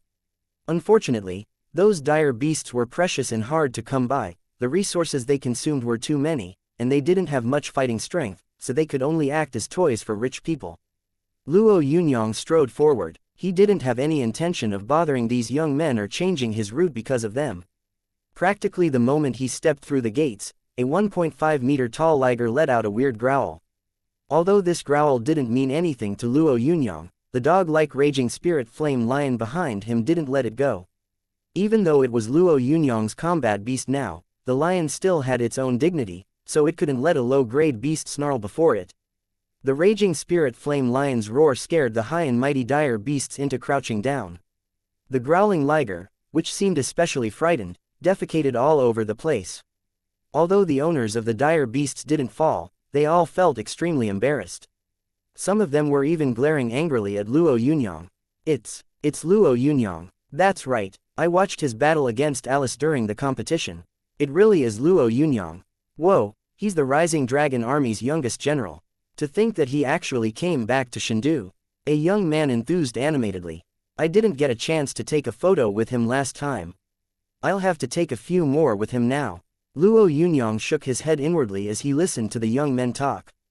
They all seemed to be about the same age as him, yet he felt like they belonged to a younger generation. He no longer had the same thoughts and interests as these young men. Luo Yunyang shot his raging spirit flame lion a look before he kept striding forward. As soon as he walked past these young men, a limited edition red rapid gem sports car sped towards him. As the sports car got closer to Luo Yunyang, its speed increased. An ordinary person would have been scared to see such a car speed straight towards them, yet Luo Yunyang had a grim smile on his face as he stood and watched the speeding sports car without moving. A jarring braking sound was heard as the sports car came to a halt in front of Luo Yunyang. The roof of the car retracted, revealing a man wearing shades, who was sitting in the driver's seat. Your driving skills are getting better and better, Luo Xiao. Hee hee, everyone loves you. A girl in the passenger seat, who was dressed to the nines and wearing makeup, flattered him coquettishly. Luo Xiao spat out the cigarette in his mouth and embraced the girl before glaring at Luo Yunyang and asking in a bossy tone, "Are you Luo Yunyang? My father says that you should scram back to the hole you came crawling out of. Chengdu is no place for a cheap person like you." Luo Xiao's words shocked everyone. Some people even let out surprised gasps. It's Luo Xiaocheng, it's really him. Why is he kidding around with Luo Yunyang? Hee hee, I can sense that something big is about to happen. His grandfather is martial god Luo Kai after all. Luo Xiaocheng reached out and placed his hands on the girl's body before he laughed heartily. I know that you are displeased, but let me tell you something. My father is Luo Yuan, and my grandfather is martial god Luo Kai, so get out of my sight. The young men and women riding the dire beasts didn't dare make a sound. Although they were rather playful, they could all tell that something big was brewing. They couldn't afford to offend a martial god, but they couldn't compare to Luo Yunyang either. Although they didn't know what the beef between the two sides was, they knew that it couldn't be a small issue. Luo Yunyang sighed as he watched that kid's wild behavior. How could a martial god have such a stupid grandson? Whatever, there was never a lack of foolish people in the world. Although this was what Luo Yunyang was thinking, he didn't say it out loud. Instead, he stuck out a foot unceremoniously and kicked the limited edition sports car a few hundred meters away. Crash! The big sports car looked like a brick as it crashed against Chengdu's second city gates. The flashy sports car smashed into the gates and fell apart in an instant. Luo Xiaocheng was still inside the car, so his fate was unknown. Luo Yunyang didn't take a second look. He just kept striding towards Chengdu's second city gates. Are my eyes playing tricks on me? Did he just kick away Luo Xiaocheng's sports car? Damn, what a show-off. Isn't he afraid of provoking the martial god's wrath? A tall, slender girl in a dress asked. Do you know how many children and grandchildren the martial god has? Luo Xiaocheng and his father don't really have that much power. Plus, the martial god hasn't taken action in 20 years. Why would he bully a younger generation? A man with a rather low-key profile replied in a hushed tone. As the two of them were having a muted discussion, Luo Yunyang had already reached the second city gates of Chengdu. There was a middle-aged man in a Koi guard uniform standing outside the gate. It's the Koi guard commissar. Is he here to prevent Luo Yunyang from entering Chengdu? The low-profile spectator asked in disbelief. Meanwhile, Luo Yunyang was already striding over towards that man. Chapter 186. The Golden Emblems. Although the Koi Guard's status among the 13 eastern cities couldn't be compared to the 8 militaries, it was still a force people didn't look down upon. The Koi Guard commissar was also a trusted aide of the vice-chairman, who exercised a lot of power in the 13 eastern cities. It could be said that his status was similar to Lu Qubing's. Many hedonistic sons and daughters living in Chengdu shivered in their sleep whenever they heard Shi Tiaochen's name. He is really rude. Why would he not even salute the commissar? An older man with an important position within the Koi Guard fanned the flames. His comments encouraged his comrades, who all voiced their opinions. This fellow was really arrogant indeed. I know he brought a lot of glory to the 13 eastern cities, but this doesn't excuse his haughty behavior. Doesn't he know who the commissar is? Such arrogance is really. He is a martial grandmaster. A sweet-looking, oval-faced woman said gently. He isn't someone we can comment on. The weight of her words shocked all the young men and women present. Even though they could be as tyrannical as they wanted in Chengdu, if humanity were to face a crisis, their fate would be clear. If he wanted to, Luo Yunyang could kill them. Not even their own families, let alone the Da Alliance, would tangle with a martial grandmaster over one of their hedonistic sons or daughters. To their knowledge, Luo Yunyang was only a top-notch martial master. Although he had endless potential and his development was a focal point for the Da Alliance, they had assumed that his value didn't exceed theirs by much. However, the words, martial grandmaster, made them understand the difference between them and Luo Yunyang. The gap was just too big. Shi Tiaochen glanced at the slowly approaching Luo Yunyang. The young man seemed to be strolling over leisurely with expressionless eyes, as if he was made out of steel. Go back to where you came from. Although Shi Tiaochen's voice was very calm, there was still an unquestionable doubt in his tone. No, Luo Yunyang replied nonchalantly. His body didn't move, but his eyes said everything that needed to be said. Although this rejection seemed downplayed, Luo Yunyang was resolute. How can he speak to the commissar this way? A man who had kept his mouth shut when he had discovered that Luo Yunyang was a martial grandmaster couldn't help but blurt out angrily. There were quite a few others who felt the same. Their gazes turned to the beautiful woman who had just advised them. Not only was this young woman beautiful, but her clothes were also of the highest quality. One could tell with just a glance that she didn't have an ordinary background. Her family was among the most powerful clans in Chengdu, so she was naturally well informed. The young woman wasn't very talkative, yet as she watched her comrades take turns to criticize Luo Yunyang's brazenness, she realized that they would keep blabbering on, so she decided to speak up once again. Some time ago, Luo Yunyang became a telekinesis grandmaster and killed the dragon elephant's 2 venerables and the golden clock's 2 elders. All 4 of them were martial grandmasters. She glanced at Luo Yunyang before she said solemnly, "Open your eyes wider and take a good look. This man is the kind of wealthy husband you should be working hard to win over. If you marry him, your status will be rising in a straight line." She was addressing the other women following behind her. Although the few men in the group who were pandering to these ladies frowned when they heard this, her words were indeed irrefutable. The words, martial grandmaster, had already made them feel hopeless, yet the words, telekinesis grandmaster, felt like a mountain crushing their spirit. There would always be people who were better than them. They suddenly understood that Luo Yunyang and the Koi Guard Commissar were on equal footing. I don't wish to lecture you, young man, but the Da Alliance will not tolerate being tossed from side to side any longer. Shi Tiaochen said solemnly, I can take responsibility for the harm you inflicted on Luo Xiaocheng. I can also guarantee that you won't get in any more trouble. Shouldering the responsibility of hurting a martial god's grandson was something only a big shot like Shi Tiaochen could guarantee. However, Luo Yunyang didn't appreciate his goodwill. I do not know how strong the martial god is, but he spurs me on to work harder. As for his grandson, being hit by me was good fortune for him, he replied dully. I can bear this responsibility. Plus, the fact that the Da Alliance is being tossed side to side isn't my fault. I'm just unsatisfied with the way you are behaving. Luo Yunyang's voice resonated strongly. That's why I came to Chengdu personally. As Shi Tiaochen watched the high-spirited Luo Yunyang, he felt like he was too old for this.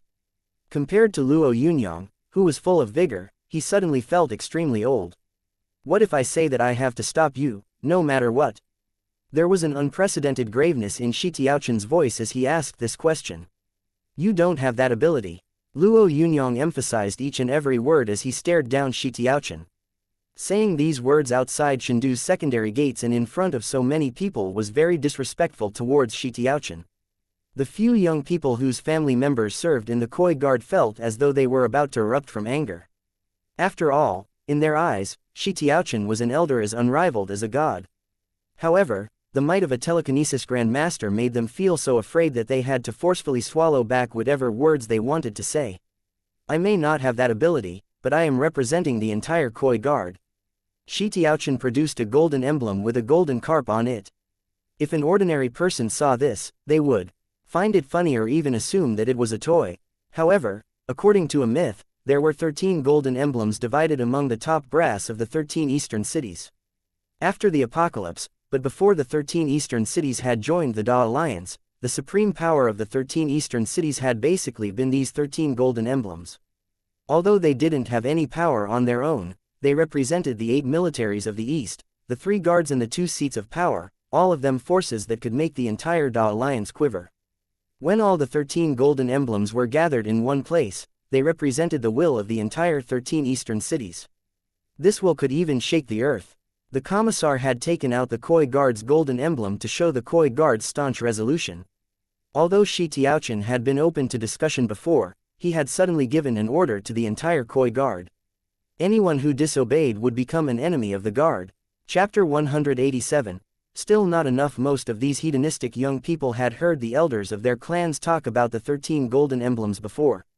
During these conversations, they had been warned repeatedly by the clan elders that, regardless of who displayed these emblems, if one of them was presented, they would have to comply obediently and not resist in any way. If they put up any resistance, they would place their entire families in danger. Although the 13 golden emblems that represented the 13 eastern cities' strongest powers had always been considered a myth, they had actually emerged. Even though only one emblem had been presented, this was enough to instill fear in everyone's hearts. Practically all these rich young people felt pity for Luo Yunyang. If he had known that things would turn out this way, he would surely have retreated earlier. Instead, he would now be driven away without any rewards. Wasn't this like a hard slap across the face? Anyone would have felt extremely awkward about this. However, even though everyone expected Luo Yunyang to leave tactfully, he said indifferently, "Not enough." As he uttered these words, he took a step forward, declaring his stance openly. Shi Tiaochen, who was holding out the golden emblem, turned rigid. He was someone with a lot of experience, who had met many talented young people who acted arrogantly. How could he not be able to read Luo Yunyang's each and every move? He had been certain that Luo Yunyang would not retreat, yet he hadn't expected him to be that unyielding. He suddenly felt as though he was pinned to the wall. Under normal circumstances, he would have punished such an ungrateful fellow. However, he had heard about the battle at the Long Snake Ridge. Although Shi Tiaochen was stronger than the Thunder God and the others, he still had his limitations. Plus, Telekinesis Grandmaster Sheeler was not among them anymore. Sheeler was dead, and so was Jack Wang. Luo Yunyang had chased down all the martial grandmasters that had attacked him and killed them one by one. Shi Tiaochen would have been just as afraid to face the combined might of all these people and the Shadow Killer, who was the cause of many a headache. "This should be enough," said a lofty voice next to Shi Tiaochen. The voice belonged to a muscular man in his 30s, who gave off the vibe of a tiger and a panther. His gaze was provocative, and the golden emblem in his hand depicted a bloodied knife. He was from the Blood Strike Guard. Among the 3 guards, the Blood Strike Guard was the only one that was considered superior to the Koi Guard. If people feared the Koi Guard, then they were scared shishtilis of the Blood Strike Guard. Shi Tiaochen frowned. A hint of displeasure was clear in his eyes. Meanwhile, the man from the Blood Strike Guard told him, rather indifferently, "Sir, our boss is attending to some other matters, so he asked me to come here on his behalf." "Please don't worry, Commissar. This is not a big deal. I will definitely help you settle it once and for all. You don't have to worry about a single thing." The man had already turned proudly towards Luo Yunyang and asked, "Do you want to stay here and spend a few days in jail?" Luo Yunyang stared at the proud man before he replied with a single word, "Scram." The man hadn't expected Luo Yunyang to speak to him in such a way. Although he knew that Luo Yunyang had become a martial grandmaster, he had also advanced to a martial grandmaster. Plus, he was also the vice commissar of the Blood Strike Guard. As the Blood Strike Guard's deputy, he wasn't particularly fond of Shi Tiaochen. He actually kind of looked down on him. He believed that even a martial grandmaster had to show some respect to the Blood Strike Guard. He had heard about the exchange between Shi Tiaochen and Luo Yunyang, and deep down he thought that the main reason Luo Yunyang had declined Shi Tiaochen's suggestion wasn't because he was haughty, but because Shi Tiaochen was too soft. Therefore, he had adopted a tough stance from the moment he had arrived. He believed that the only way of settling this matter was by making Luo Yunyang aware of his unyielding stance. However, he had never expected to be berated by Luo Yunyang the moment he said this. How could the Blood Strike Guard's vice commissar show his face again in the future after word of this humiliating incident spread around? "You, how dare you speak to me this way? Today I shall." These furious words had just left the man's mouth, when Shi Tiaochen interrupted him. "Please go easy on me." A long rod appeared in Shi Tiaochen's hands as he spoke. Shi Tiaochen twirled the rod, which covered a large area.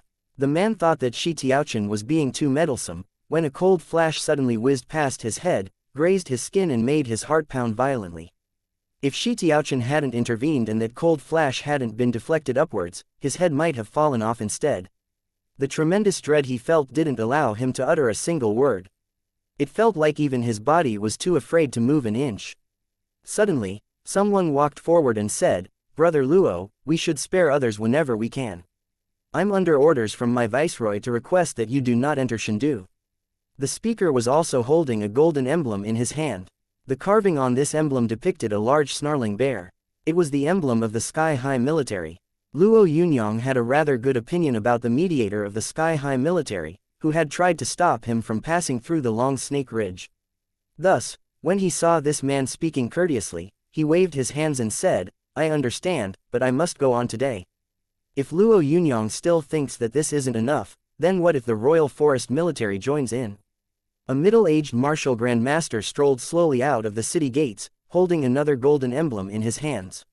4 golden emblems, that represented 2 armies and 2 guards, had been presented. Even the entire Da Alliance would cater to this power to a certain extent.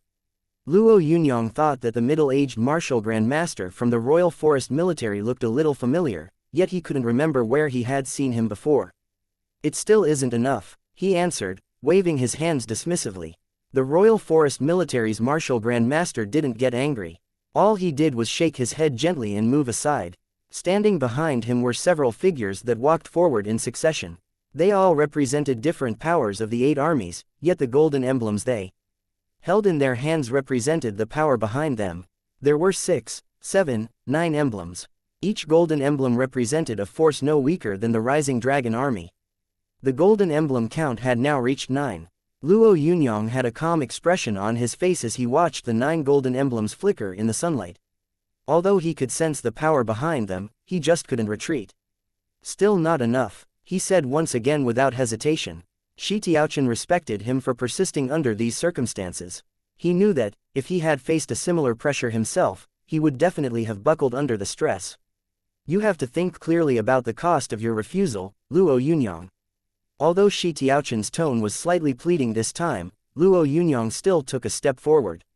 Chapter 188, 10th on the sky list. 2 people were seated inside a spacious, empty room with only 2 seats. One of them was Lu Qubing, who was wearing casual clothes, and the other was a middle-aged man in a traditional robe. Although traditional robes had been a rare sight ever since the apocalypse, the man didn't look out of place in the room. The pot of water next to the 2 men had already turned cold and the chess pieces before them were inextricably locked in battle.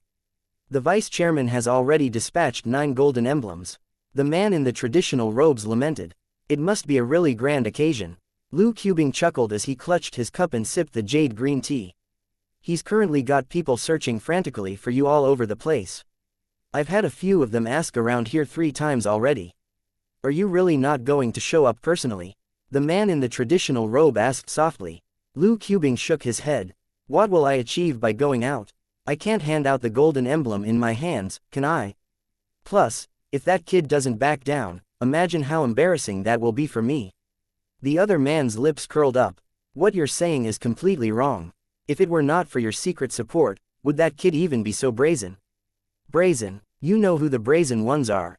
Lu Qubing snorted. Now that the situation has been blown out of proportion, it's time that certain people showed some restraint. As the 2 men were talking, someone walked in quietly and handed Lu Qubing a paper note. Lu Qubing took the note, scanned it and shook his head. Shi Tiaochen managed to gather 9 golden emblems, but he still didn't dare make a move. "When you put it this way, it sounds like you are a little disappointed that Shi Tiaochen didn't do anything," the man in the robe teased. Lu Qubing shook his head as he said, "Although Shi Tiaochen is a good person, he is kind of indecisive." Which is exactly the case this time. This could also be good. It would really be troublesome if that kid went berserk and killed Shi Tiaochen. The robed man smiled but didn't say anything else. Lu Qubing's originally smiling face froze. As he read the paper in his hand, a cold glint flitted across his eyes. "What's wrong?" the robed man, who seemed to detect a change in Lu Qubing, asked suspiciously.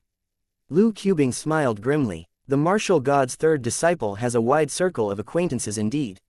Even he was invited over. Lu Qubing rose to his feet as he spoke. The robed man now managed to see what was written on that piece of paper. Sky Main Avenue, Feng Yingli. Although the note was very simple, the robed man understood immediately. His expression suddenly turned grave. "What are you going to do?" he asked Lu Qubing, who was about to leave. Lu Qubing didn't turn back as he said, I'm going to stop the kid. It's not like you don't know what sort of person Feng Yingli is. If he runs into Feng Yingli, nothing good will come out of it, but you've already promised several people that you will not get involved in this matter. The robed man reminded him, if you head over there and save him, this matter will turn into an even bigger deal. There is a possibility that a huge chasm will form between the 13 eastern cities. Lu Qubing remained quiet. He was no longer the rash young man he used to be. He knew very clearly that he had done everything in his power to contain this issue. If he got involved personally, there could possibly be a massacre in Chengdu. If it was just his life on the line, he wouldn't fear anything. Ever since the apocalypse, he was no longer afraid of dying. Plus, the more unafraid he was, the less his chances of dying during that crucial time would be. You have already done your utmost. Besides, even if you go over, it won't be any use. I can promise you this, though. If that kid survives this day, I will pass on my sect's techniques to him. The robed man had made this decision after a lot of thought. When he regained his composure, Lu Qubing sat back down on the cushion and moved a chess piece. That chess move was downright dirty. Back at the Ni household, Ni Tianyuan was sitting quietly in the peaceful Heart Hall, holding the latest piece of news in his hands. Luo Yunyang had ignored the 9 golden emblems and entered Sky Main Avenue. When he saw the words, Sky Main Avenue, a faint smile appeared on his face. Sky Main Avenue was Chengdu's main street, where the Ni family residence was also located. This meant that Luo Yunyang was already in the vicinity of the Ni family. Old Lin, Feng Yingli should probably be ready by now, right? Ni Tianyuan asked indifferently. Old Lin was a skinny man who had been in the Ni family for years, so his status in the family was considerably higher than a genius like Ni Yongxin. Feng Yingli is a martial grandmaster that ranks 10th on the Sky list. His intense wind pike is rated among the strongest weapons, so I believe he won't let you down, Old Lin said calmly. Ni Tianyuan rubbed his fist as he answered, I regret having to call upon this favor. Back in the day, the third brother had to put in a lot of effort to obtain it.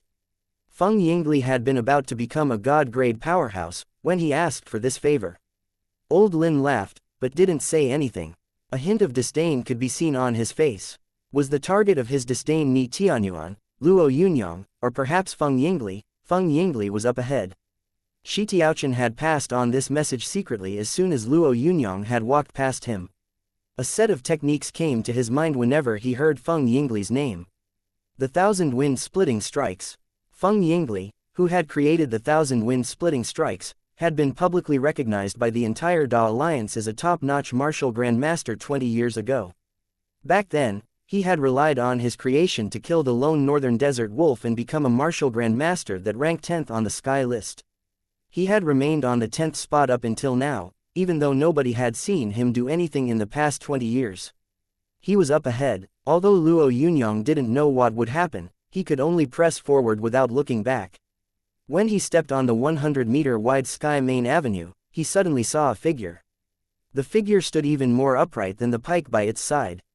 The moment Luo Yunyang saw this figure, its eyes turned to him. When their eyes met, Luo Yunyang felt a piercing feeling, as if someone was stabbing his heart. This was the first time ever since he had become a telekinesis grandmaster that he was at a disadvantage. Luo Yunyang felt as if he and Feng Yingli were like two dueling fencers. As they glared at each other, he suddenly felt a shuddering thrill. His heart was beating like crazy. Chapter 189, The 1,000 Wind-Splitting Strikes. To think that the Ni family managed to coax Feng Yingli out. No one can compare to the family of a martial god's disciple. An old fellow in Chengdu lamented. There was a number of others who felt rueful about exactly the same thing. Although Feng Yingli hadn't made a move in a long time, his name was still just as famous and shocking in Chengdu. The Sky Vision, which had remained quiet for some time, started to bubble once again. Even martialists from the 17 western cities and the free cities started to ask martialists from Chengdu to think of ways to share videos on the Sky Vision. What they were interested in wasn't Luo Yunyang, but Feng Yingli. What kind of person was this Feng Yingli, who had remained on the 10th spot of the Sky list for 20 years? What would his methods and skills be like compared to the past? Luo Yunyang watched Feng Yingli gravely. He could sense a wild, explosive vibe coming from this man. He was truly berserk. Although Feng Yingli had made a name for himself 20 years ago, the man before Luo Yunyang had smooth, fair skin and long hair that trailed over his shoulders. These characteristics, in combination with his clean, shaven face, gave him a majestic charm. Luo Yunyang never paid much attention to appearances, yet when he saw the god like Feng Yingli, he couldn't help but feel some admiration for him deep down. This was Feng Yingli. I know who you are. You are the youngest martial grandmaster to ever make the sky list. Feng Yingli clutched the pike in his hands tightly. The green pike was 5 meters tall, so it looked like it could prop up the sky when it was set on the ground. Luo Yunyang watched Feng Yingli as he inhaled and said faintly, I've heard of you, too. You rank 10th on the sky list. The two men fell into a strange silence after this exchange. They acted as though they were close friends that could understand each other without speaking. However, the reason the two of them were silent wasn't because they had nothing to say, but because as soon as their eyes had met, they had come to a tacit understanding. Saying anything else would just be useless. Take my wind-splitting strike called the blowing wind. Feng Yingli's pike moved as he spoke. The blowing wind could create ripples in a pond. As soon as this technique was used, Luo Yunyang felt a bizarre change in the air around him. Although this change was much weaker than the effect of the god's right arm, it was fine and delicate, unlike the extremely crude power of the god's right arm. On his way to Shendu, Luo Yunyang had become a seasoned veteran of 100 battles. He had always felt in control of the situation, even during his fights with Master Shealer and the Shadow Killer. However, right now he felt like his hands were tied. He could beat this technique, but if he did, the technique Feng Yingli would follow up with would be even more difficult to deal with. Although the pike was twirled around naturally, it actually contained countless variations. The area around him was like a pond of still water, and Luo Yunyang found himself right in the middle of it. When he saw the shadow of the pike rush over at him, Luo Yunyang made a decision. Although using his mind power would require less effort, he still decided to take the martial path. This wasn't because of his respect for Feng Yingli, or because he was pretentious. He just needed to improve through practice. Although the Heaven Battling Ape Dragon chart was a supreme cultivation method, it was also a supreme combat method. The Heaven Burning Dragon Fist and the Almighty Sky Ripping Violent Ape move were both supreme combat techniques. If he relied on Kai Hen's memories, Luo Yunyang could unleash these techniques in their optimal form. However, without any actual combat experience, he would find it difficult to reach perfection. His journey of slaughter on the way to Shendu had made Luo Yunyang realize how tyrannical his opponents were. This was only the Ni family after all. What if he had to face the supreme martial god himself at some point? The martial god had not made a move in a long time, so the chances of him confronting Luo Yunyang himself over a descendant were really small. However, Luo Yunyang couldn't gamble his and his family's lives on the off chance that the martial god wouldn't do anything. He also hadn't considered that he would have to face Feng Yingli, yet the two of them were currently locked in combat on Sky Main Avenue. Luo Yunyang used the Soaring Golden Dragon with his left hand and the Void-Cracking Ape with his right hand so he could attack Feng Yingli with both fists. Thanks to these two yin and yang forces, Feng Yingli's blowing wind technique, which was similar to a god's domain, was shattered. There wasn't any anger on Feng Yingli's face when his first technique was beaten. He actually looked kind of excited. This was the excitement of a martialist who had met an equal opponent. It was the sort of excitement that stemmed from one's innermost feelings, an excitement that bubbled from one's very core. Take this then. Feng Yingli twirled the pike in his hands, forming countless pike shadows. In an instant, a raging gale covered the sky, making it impossible to differentiate between the humans and the wind. Luo Yunyang used the Heaven-Burning Dragon Fist with his left arm and the Almighty Sky-Ripping Violent Ape with his right hand. The two contrasting powers gathered in his palms and formed two huge balls of gold and silver that pulverized every attack. Thanks to the two men's powers, countless cracks appeared on Sky Main Avenue. A 3-meter-tall building instantly exploded due to the rippling shockwaves that the clash between those two produced.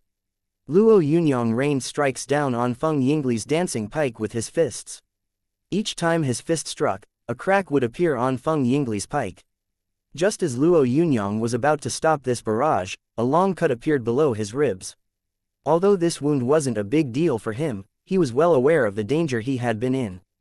If it hadn't been for his deft evading ability, if the powers of his heaven-burning dragon fist and sky-ripping violent ape hadn't coordinated so perfectly, if, under any other circumstances, this wound might have cost him his life. Feng Yingli stood as perfectly upright as ever, clutching the shuddering pike. However, a few strands of hair on his head now looked out of place. Although the heaven-burning dragon fist hadn't broken him, he did look as though he had just escaped from a collapsing cave. Ha ha ha, how delightful, I haven't fought like this in a long time. You were no disappointment indeed. Feng Yingli gazed at Luo Yunyang as he lamented sincerely. I dare say that I'm not sure if I would have been your match 20 years ago. Unfortunately, the Feng Yingli you have met today has 20 years of experience. While he spoke, an increasing boundless aura emanated from his body, causing some spectators to feel a subconscious submissive impulse. It seemed like the man standing before Luo Yunyang was no longer Feng Yingli, but a god. An omnipresent, mighty god. Luo Yunyang watched Feng Yingli attentively as he said in an annoyed manner, "You talk too much nonsense. You are like a chattering woman. If you want to fight, then let's just fight." Chapter 190. The Tempest Starting. Cloud rising strike. As Feng Yingli stood even straighter, a faint sparkling glow appeared on his long pike, which was riddled with scorch marks from Luo Yunyang's strikes. Luo Yunyang's eyes narrowed slightly. Using these techniques of the heaven-battling ape dragon chart a moment ago had made him feel carefree and wild. Thanks to this sensation, Luo Yunyang felt like he had distanced himself from Kai Hen's understanding of the heaven-battling ape dragon chart.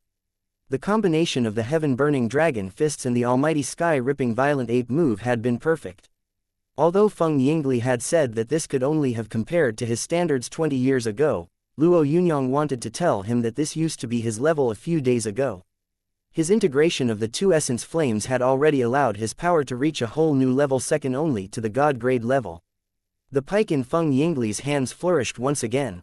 However, the wind it produced this time was much wilder. An unrestrained gale gathered at the tip of Feng Yingli's pike. Luo Yunyang also noticed something within the raging gale that couldn't belong to Feng Yingli. Clouds. Every person's source core attribute was supposed to be fixed. For example, Feng Yingli's source core had already been determined to be a wind-based source core many years ago. Thus, according to common belief, even if he progressed in the future, he would only improve on his wind-based source core. The intent of the wind was its inexhaustible variations, so there had to be many paths that Feng Yingli could choose from. However, Feng Yingli's twirling pike seemed to carry a boundless, frenzied wind power. A cloud had suddenly appeared within this wind power. A large cloud that was combined with the wind on the pike. This strange variation made Feng Yingli's aura intensify by 10, 20, even 100 times. This is the tempest starting, cloud rising strike. Feng Yingli's voice reverberated all around them majestically. Violent squalls and rolling clouds suddenly surged across the sky. Luo Yunyang's eyes sparkled faintly as he watched Feng Yingli unleash this strike that combined wind and clouds. He brandished his left palm once again. If the purpose of their previous exchange had been that Luo Yunyang increase his control over the heaven-battling ape-dragon chart, then now would be the moment that the outcome of this battle would be decided.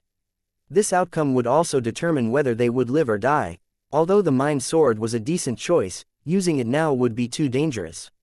While it could kill Feng Yingli, that pike of raging wind and clouds could cause Luo Yunyang to experience a violent death. Therefore, he used the sun-piercing eternal dragon move of the heaven-burning dragon fists instead. Compared to the 9 sun-shattering dragons, the sun-piercing eternal dragon move was the most incisive strike of the heaven-burning dragon fists. It was sharp indeed. The power formed a cohesive unit and converged to a small point before breaking all defenses in every direction. Back when he had faced Sheeler's god's right arm, Luo Yunyang had chosen to use the 9 sun-shattering dragons. However, this time he had chosen to use the sun-piercing eternal dragon move of the heaven-burning dragon fists instead. After adjusting his fire attribute to 3,200 points, which was the max, Luo Yunyang took to the sky and unleashed the sun-piercing eternal dragon move. In an instant, surging reddish-gold flames enveloped him like a long golden-red dragon and rushed straight at Feng Yingli's pike. The huge sphere of the tempest starting, cloud-rising strike was frantically absorbing energy from all around it. The pike's strike had a mysterious, amplified power. Although this combination of clouds and wind didn't form a god's domain, the marvel within it was in no way inferior to a god's domain. In the heart of Shendu, a large screen was broadcasting the duel between Luo Yunyang and Feng Yingli. Several old men with snow-white hair were nervously watching the furious exchange. A golden-red flame dragon surged through the sky, colliding with the huge sphere of wind and clouds. The power all around it culminated into a bright golden light that spilled everywhere. For a moment, nothing but that brightness could be seen on the screen. Although the old men were calm and silent, their eyes were glued to the screen. It was so quiet inside the room that one could even hear a pin drop. On Sky Main Avenue, the Sky-High Tiger King and the Sky-High Bear King stood shoulder to shoulder on the roof of a tall building 2 kilometers away.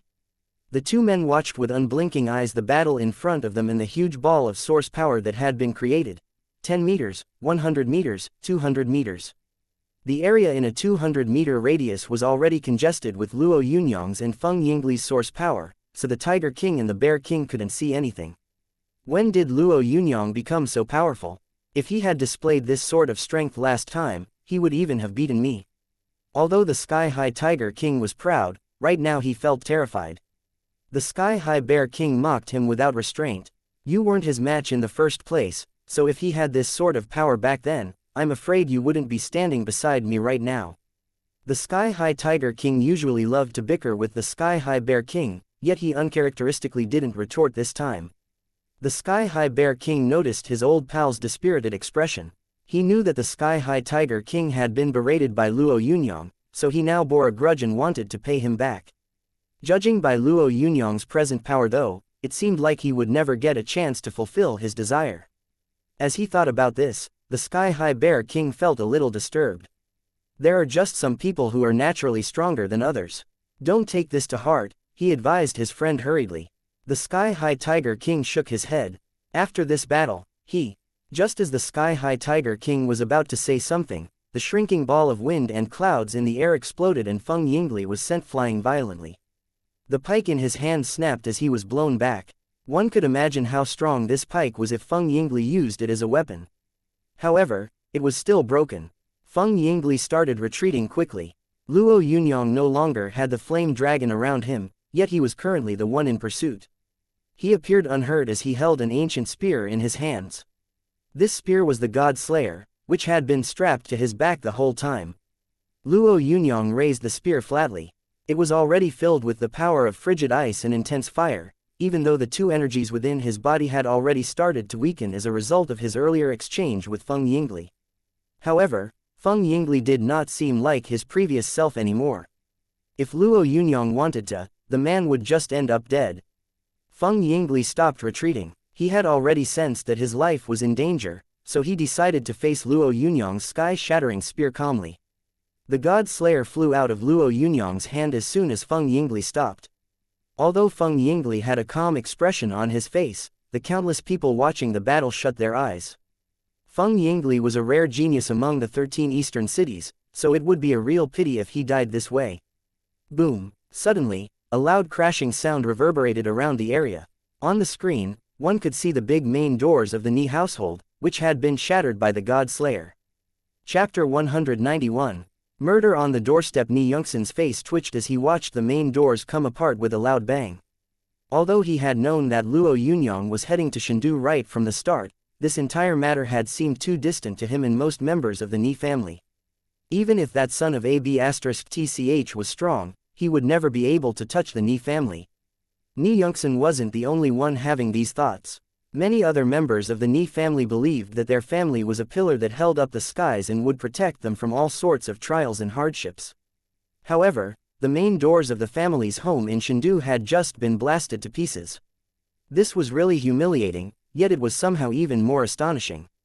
Feng Yingli glanced at the shattered doors.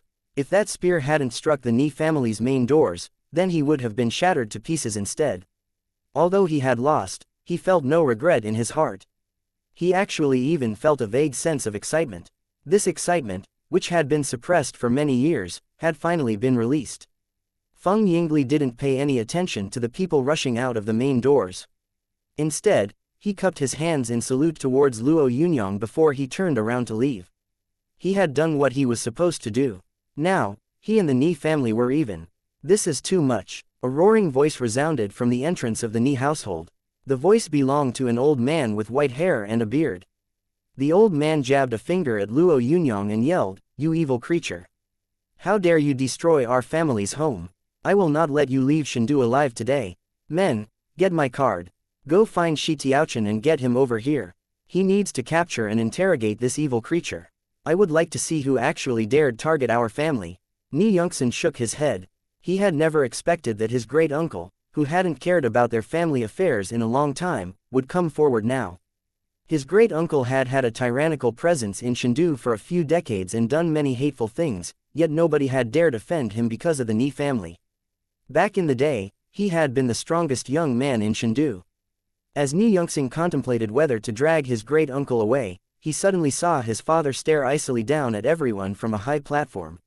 When he noticed his ice-cold expression, Ni Yongxing immediately understood. Although this understanding made him feel a little uncomfortable, he was well aware that he wouldn't dare make a move given the circumstances. He was his father's son after all. Blood was thicker than water. His father held the authority of the entire Ni family in his hands, so if Ni Yongxin made him unhappy, he would have to face the consequences. As these thoughts flashed through his mind, Ni Yongxin kept his mouth tightly shut. He suddenly seemed to have understood something. A few Ni family servants came rushing out as well, each of them staring at Luo Yunyang as they shook in fear. Luo Yunyang stared at the Ni family elder, who was gesticulating wildly. Suddenly, he had a flash of understanding. He immediately started to think about many other things. Luo Yunyang wouldn't hesitate to behead this man, but he wasn't willing to let the hiding man get what he wanted. Ni Tianyuan, you son of AB*TCH. You have tarnished our ancestors' reputation. Even if I die, I will never forgive you, you disrespectful bastard. The old man suddenly howled.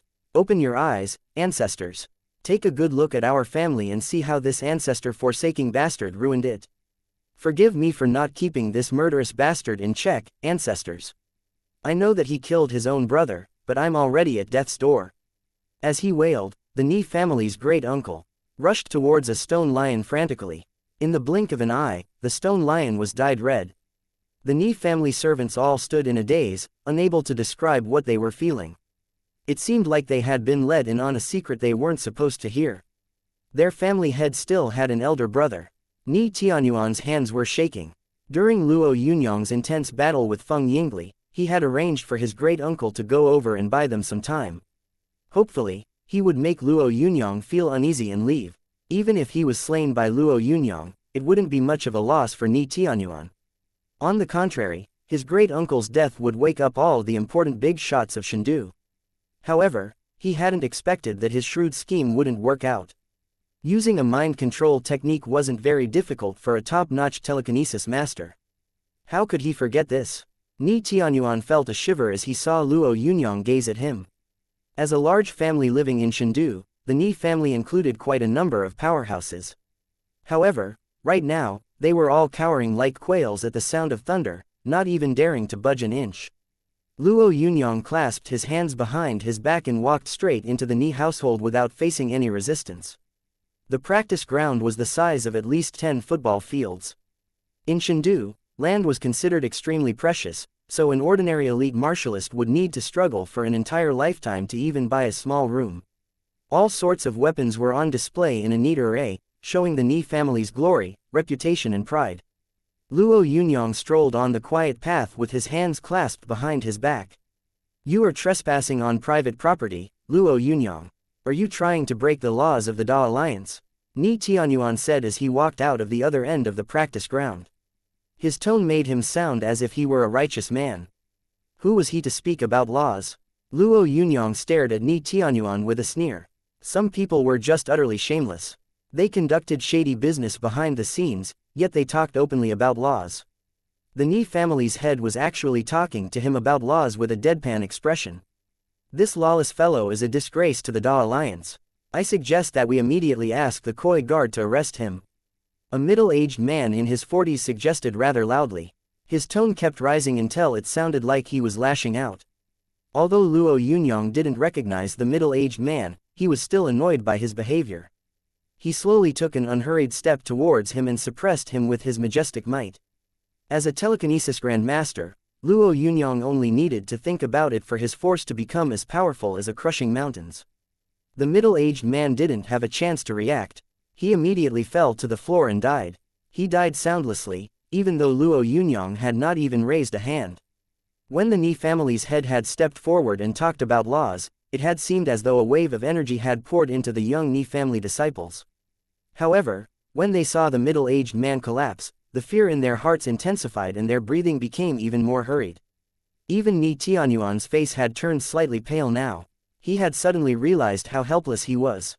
Chapter 192. Admitting defeat. Luo Yunyang had used telekinesis to kill silently and wordlessly. Ni Tianyuan felt a pang in his heart as he gazed at his dead aide. His heart and abdomen felt as though they were on fire, his mouth felt dry and his throat felt parched. Ever since he had become a martial grandmaster and his younger brother had become a martial god's disciple, no one had ever treated him this way. Even the fellows that wielded power in the 13 eastern cities would smile and act courteously whenever they saw him. However, someone had just murdered his trusted aide right in front of him. His great-uncle's death might have been a little less obvious, but the middle-aged man's cause of death was clear. Luo Yunyang hadn't found him pleasant to the eye, so he had just killed him. What was even more repulsive was that Luo Yunyang had a smug look on his face and exuded the air of a ruffian. He acted as he wished, as if he was in a position of power. He made it seem like the fate of every member of the Ni family lay in his hands, so he could do whatever he wished with it. Ni Tianyuan had been humiliated in front of numerous people. His dignity had been trampled over completely. However, he didn't dare make a move. Deep down, he knew that the difference between him and Feng Yingli was really big. Feng Yingli had been his final weapon. Luo Yunyang had beaten him, so if he faced Luo Yunyang himself, he would definitely die. He didn't wish to die, nor could he afford to. Thus, he forcibly quelled the fires burning in his chest, cupped his fist with his other hand and said, Mr. Luo, the Ni family admits its defeat. If you need anything, we will not try to stop you from getting it. As he said this, Ni Tianyuan's face twitched. He felt as though a large rock had been dropped on his heart. He had been under too much pressure during the past few days. Although he had been brimming with confidence just a while ago, he now felt like his heart was dead. If he admitted defeat, then he would be absolved. He wouldn't have to face the tyrannical Luo Yunyang, he wouldn't need to bear his wrath, he wouldn't need to. The other members of the Ni family standing around and watching were thunderstruck when they heard him admit defeat. This was the Ni family after all. Even the 8 armies and the 3 guards humored them to a certain extent. How could their family actually lower its head before one person? Although this was an incomparable humiliation, nobody said a single word. That man's military accomplishments and killing ability made everyone shiver. They would wait for their third uncle to return and take revenge. Waiting 10 years for revenge wasn't that difficult after all. Some members of the younger generation of the Ni family were gritting their teeth, others were clenching their fists, and a lot of them were imagining a scenario where the Ni family rose to the top once more. Luo Yunyang glanced at Ni Tianyuan and Ni Yongsan before his eyes landed on an old man. He no longer remembered that old man's name, because it wasn't important to him anymore. Back when he had acquired the golden body fluid, this man had handed it over as though he had all the authority in the world.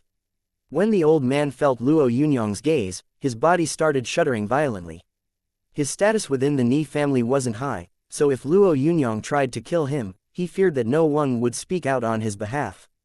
As he prayed inwardly to the gods that Luo Yunyang would stop gazing at him, Luo Yunyang walked over.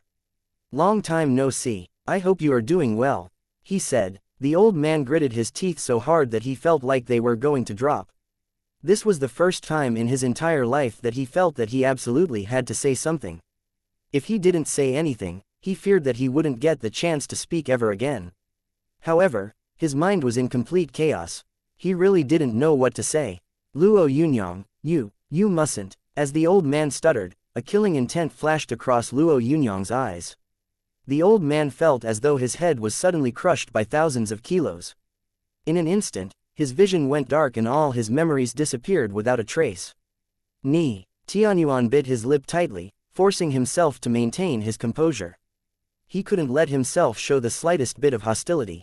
If one wanted to achieve something, they would always find a way. The Ni family is just going to admit defeat.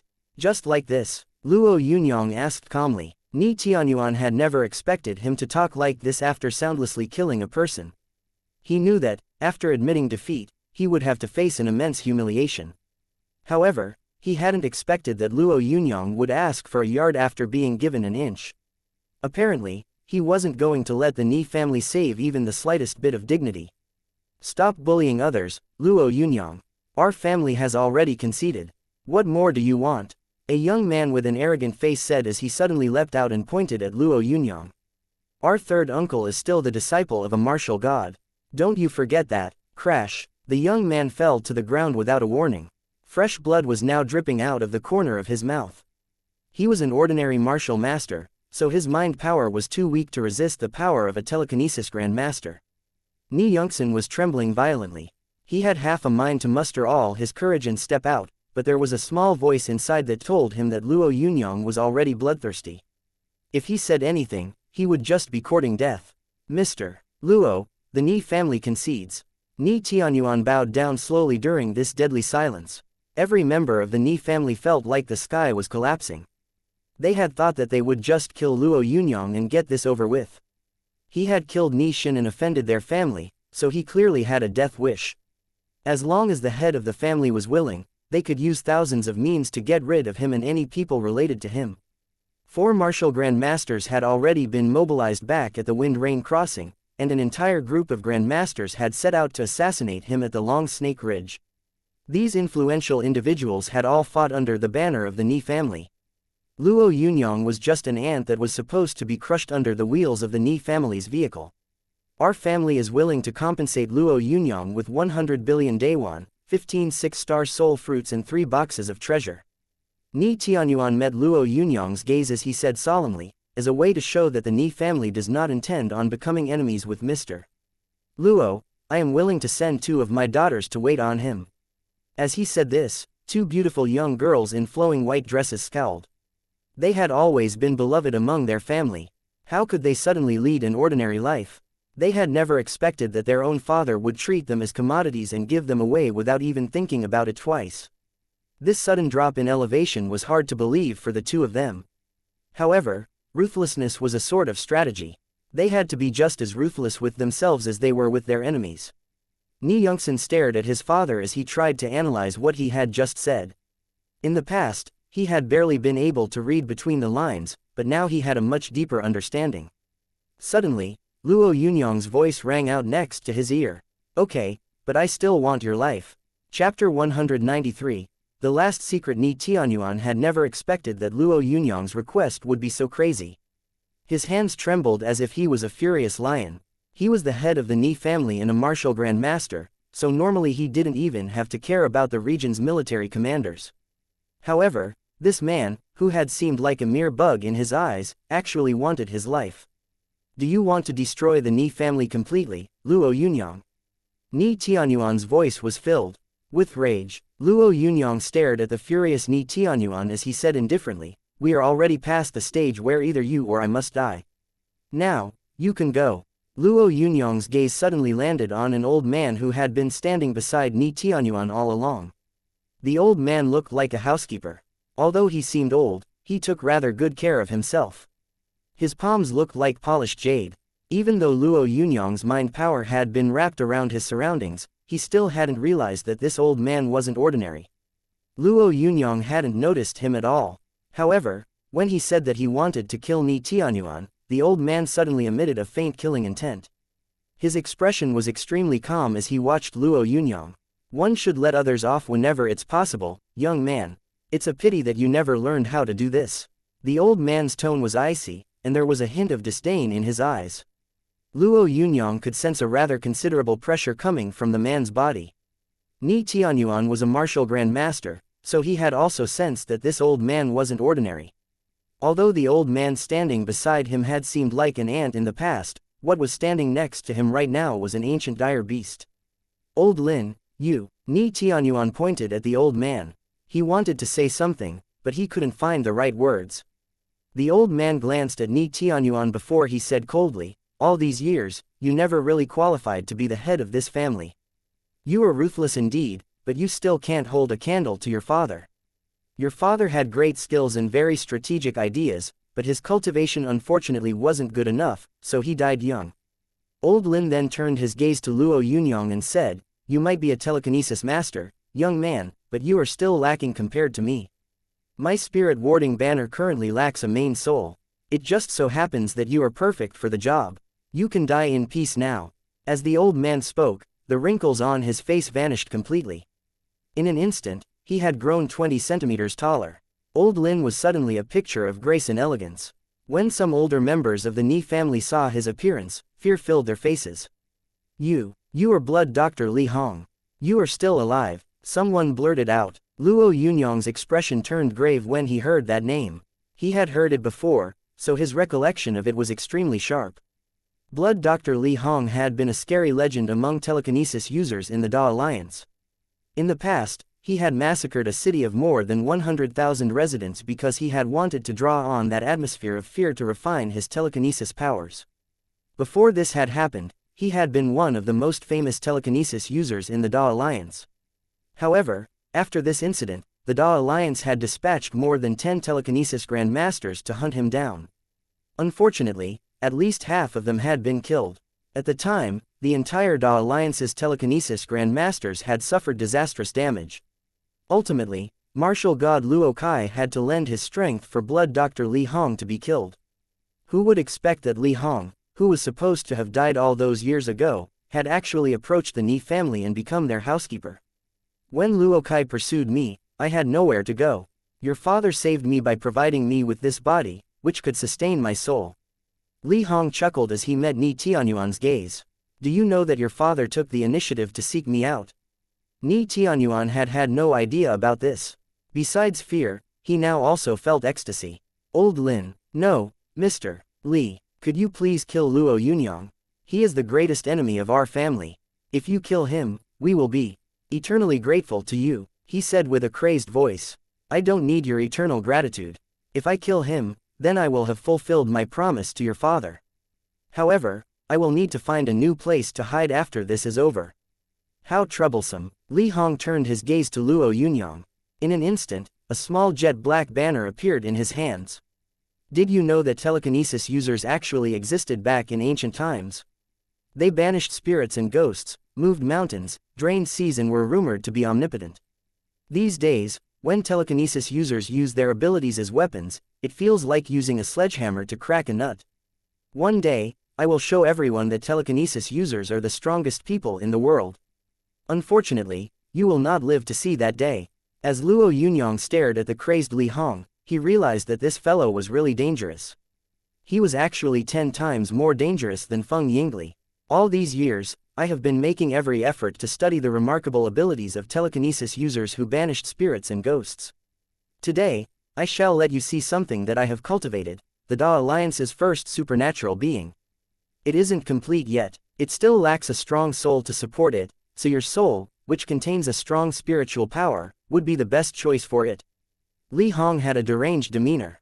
He was currently staring at Luo Yunyang as though he was eyeing the perfect prey. Luo Yunyang could sense how formidable Li Hong was. Thus, before Li Hong could make his move, he got ready to use his mind power. I have a sword, Luo Yunyang said, staring straight at Li Hong. Li Hong watched in confusion as a white light flew out of Luo Yunyang's forehead. It was the mind sword. Li Hong instinctively let out a startled cry when he saw the small sword. He could sense the immense killing intent coming from it. He started waving the small black banner in his hands frantically, yet the white flash of light had already passed through the spot between his eyebrows and buried itself into his consciousness. As soon as his consciousness faded away, Li Hong collapsed on the ground. When Ni Tianyuan gasped in surprise, the mind sword shot out once again and buried itself in his mind. Then, he was no longer aware of anything. His upright body fell straight to the ground. He was dead. Chapter 194. The second spot on the sky list. Early in the morning, at an ancient castle within the jurisdiction of the 17 western cities, a skinny girl was wandering around the grounds slowly. The girl's hands were behind her back as she strolled leisurely. As she walked unhurriedly, she suddenly bent down gently and picked a rose glistening with dew. The flower was very beautiful, but the girl's appearance was clearly incompatible with it. In the garden were more than 10 servants, each of them watching the girl respectfully, not daring to utter a single word. Congratulations on your breakthrough, Miss Alice. A high-spirited, elegant man congratulated the girl as he walked up to her. Alice nodded her head, She just clutched the rose without saying a word. Thanks to your current breakthrough, you are now considered the 17 Western cities' youngest martial grandmaster ever. If I remember correctly, your breakthrough must have even broken the record of the martial god of the 13 Eastern cities. Alice, who was obviously immune to this sort of vehement flattery, waved her hands dismissively and said, "Enough. There is still a big difference between me and the martial god. Tell me about what's happened recently. Has Luo Yunyang become a martial grandmaster yet?" The man with the graceful demeanor smiled. How could he achieve this that fast? Not everyone has the innate talent you do, nor are they willing to work as hard. As far as I know, you are the quickest. Today is the day the sky list will be refreshed. The people who update it are supposed to be the most well-informed. I wonder if they know about your breakthrough yet. If they have been informed, you will definitely be on the list. The divine, sky and earth lists were important for a great number of martialists. Even Alice paid a lot of attention to them. In the past, Alice had ranked 7th on the earth list. Yet now that she had ascended to the realm of grandmasters, her position would naturally no longer be the same. Opening her apertures and allowing her source core to link with the sky and earth had both increased her strength considerably and helped her make huge spiritual progress. Fetch a computer. A laptop was brought over quickly. The web page had already been opened for Alice. Alice didn't check the top of the sky list. Instead, she scrolled down to the bottom. Even if she ascended to the sky list, she would only be at the bottom of the list. Although she might be a disciple of Marat, any grandmaster that was able to climb to the sky list was no ordinary person. No 319th. Alice was rather satisfied with her ranking. When she saw that there were still more than 20 names below hers, a faint grin appeared at the corner of her lips. She recognized some of the names on the list. When she had faced these people in the past, Alice had had to treat them respectfully, despite her status. A grandmaster needed to be shown the respect they deserved after all. However, everything was different now. Alice was also a grandmaster. Was Luo Yunyang on the sky list as well? This question popped up in Alice's mind like a runaway horse that had thrown off its rider and started galloping away recklessly. Ever since their battle, that powerful young man had remained deep in Alice's thoughts. Luo Yunyang would probably rank first on the Earth list. Although checking the Earth list would be very simple, Alice didn't do so. She just browsed through the names on the sky list, trying to find Luo Yunyang's name. His name was not below hers. Luo Yunyang's name wasn't among the 300 names above hers on the Earth list either. When she saw this, Alice felt much more relaxed. She had been special ever since she had been born. Yet even though she had entered the Grandmaster realm, she only ranked 319th. Luo Yunyang wasn't stronger than her, but even if he was, it wouldn't be by much. Actually, there was a rather considerable gap between every position on the sky list. Usually, a distance of 20 places would be due to a combination of factors. If Luo Yunyang wasn't on the sky list, then that could only mean that he was still languishing on the Earth list. Alice felt pleased at the thought that she had entered the Grandmaster realm before Luo Yunyang. She didn't know why she cared about this young man so much. The man waiting on her had an apathetic expression on his face. When he saw Alice browsing through the lists, he immediately realized what her intention was. The man wouldn't expose it, though. If he wanted to be a trusted aide, then providing his master with information right away was enough. However, if he wanted to get on her good side, then he had to learn when to keep his mouth shut. After some casual browsing, Alice soon reached the end of the list. Bitter Cultivator Dika is at 8th place. How can this be? Wasn't he 6th? Alice's face froze when she spotted a familiar name. She was no stranger to Bitter Cultivator Dika. He was a follower of unrivaled warrior Johann and Johan's favorite disciple. He had been cultivating bitterly his entire life and been praised by Johann as someone who could surpass him. Alice was a disciple of Marat, so she naturally had to pay attention to the bitter cultivator. She wouldn't pay much heed if his ranking rose, as his position had always been rising on the sky list. However, his ranking had actually dropped by 2 places. What was this all about? Alice quickly scrolled up and saw that the person occupying the 7th spot on the sky list was her senior sister, the bloody-clothed goddess Arena. Her sister had ascended to the 6th spot a year ago. How could she be 7th now? Who had surpassed her? If her sister saw this, she would. Alice kept moving the mouse and proceeding up the list. She wanted to see exactly who the martial grandmaster who had rushed up the list was. The person at 6th place was the master of the great snow mountain called the guardian deity. This wasn't unexpected. However, he had also dropped by 2 positions. The person at 5th place was Feng Yingli, who also came from the 13 eastern cities. However, he used to rank 10th on the list in the past. Alice had been paying attention to Feng Yingli, so she knew that he used to rank 10th. He hadn't been active in 20 years, so his ranking on the sky list hadn't changed in 20 years either. It was no wonder that he had rushed up the list. No, something was wrong. There should have been 3 more people above the guardian deity on the list. Besides Feng Yingli, there was also someone else who had improved. At the 4th place on the sky list was Ko Hengkong, martial god Luo Kai's most experienced disciple and the person with the highest probability of succeeding Luo Kai and becoming a god-grade entity in the 13 eastern cities. He had actually been squeezed out of the 3th place on the list by someone else. The 3rd spot was occupied by Divine Walker Anglecoach. Alice's heart shuddered when she saw that familiar name. This man, whom she had viewed as a divine entity, had actually dropped a spot as well. Although it was only 1 spot, this could be considered an extraordinary humiliation for him. In the eyes of his supporters, this was something that simply wasn't allowed to happen. How could Divine Walker Anglecoach have dropped to 3rd place? How could there be a stronger grandmaster than him in the world? Alice found it hard to maintain her composure. Her hands had already started trembling slightly. Luo Yunyang, she said in astonishment as her hands trembled on the mouse. These 2 words sounded extremely familiar. Chapter 195. Lovers. Ni Tianyi was kneeling solemnly on the ground of a utopia-like valley.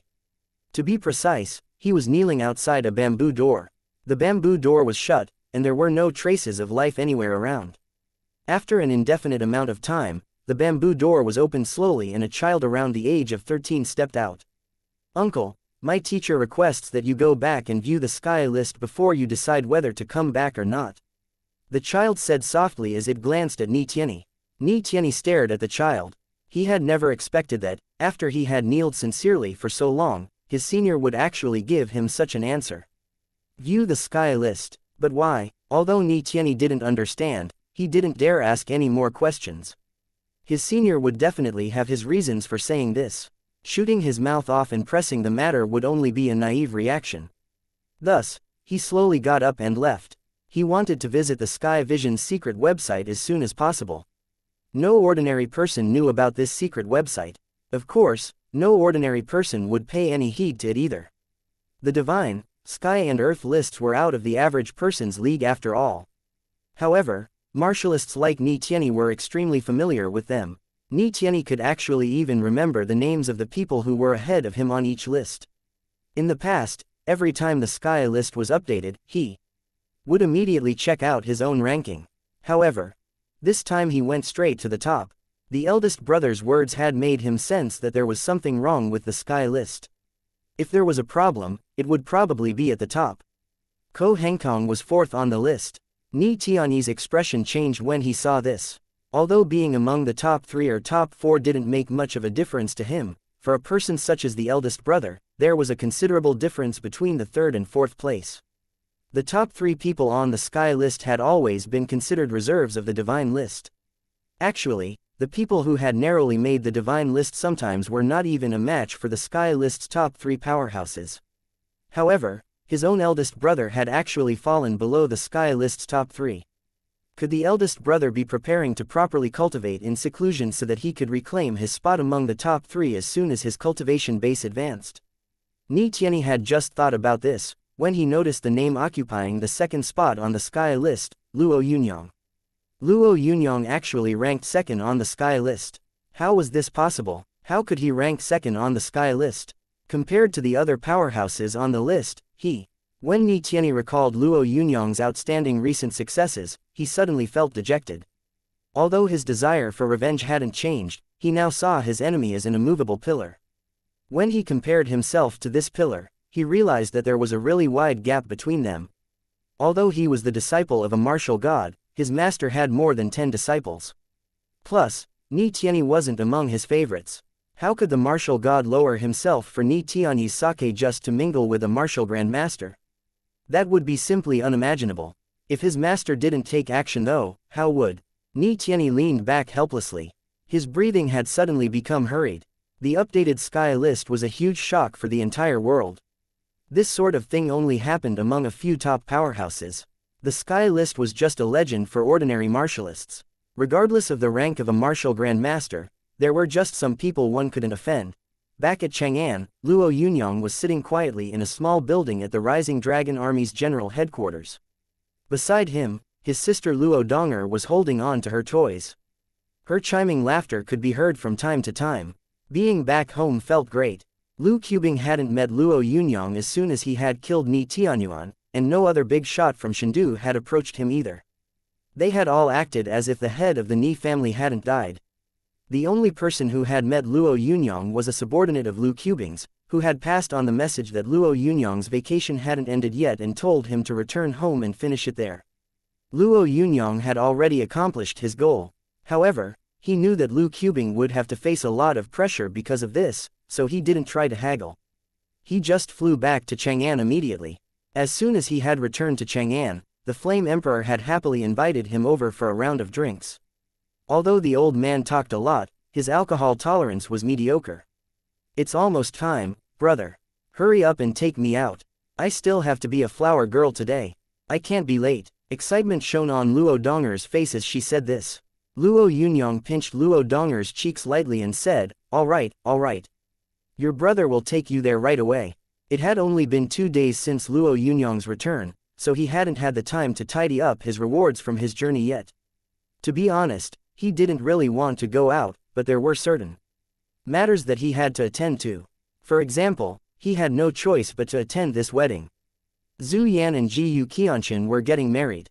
This quarrelsome, but loving couple had finally decided to host a formal wedding ceremony.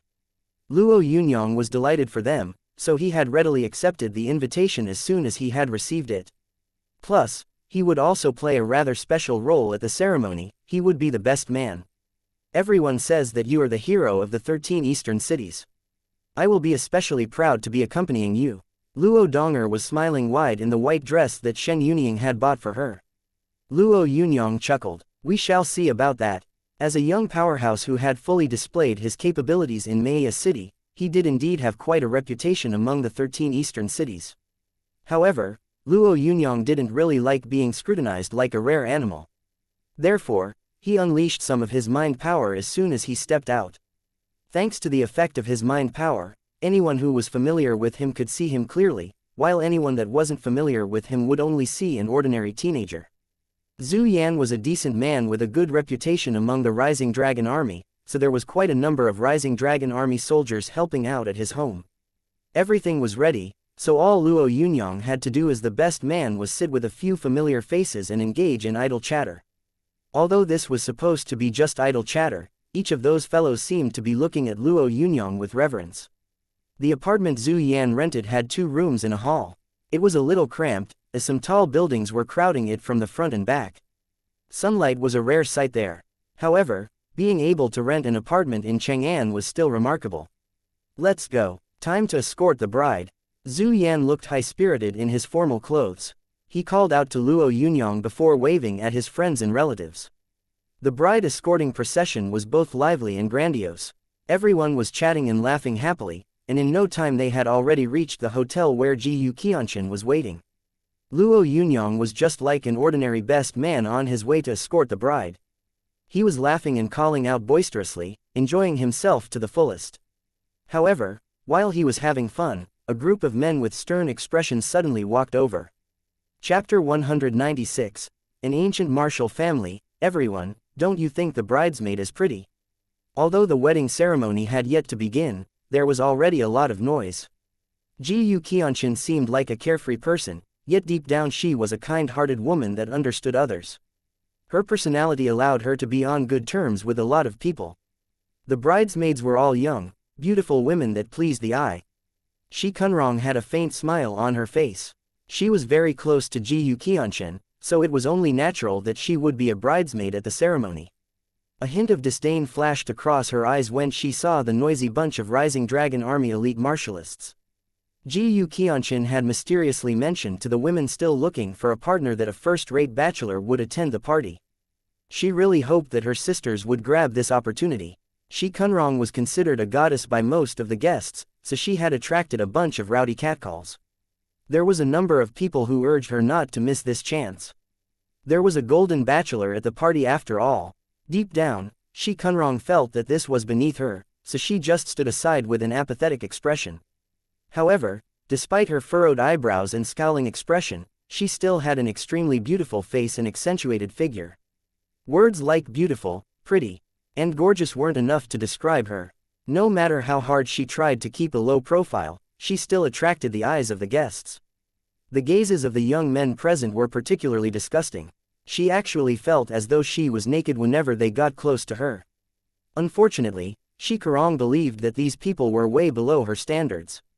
Therefore, although she put on a smile, her pride was running rampant beneath the surface.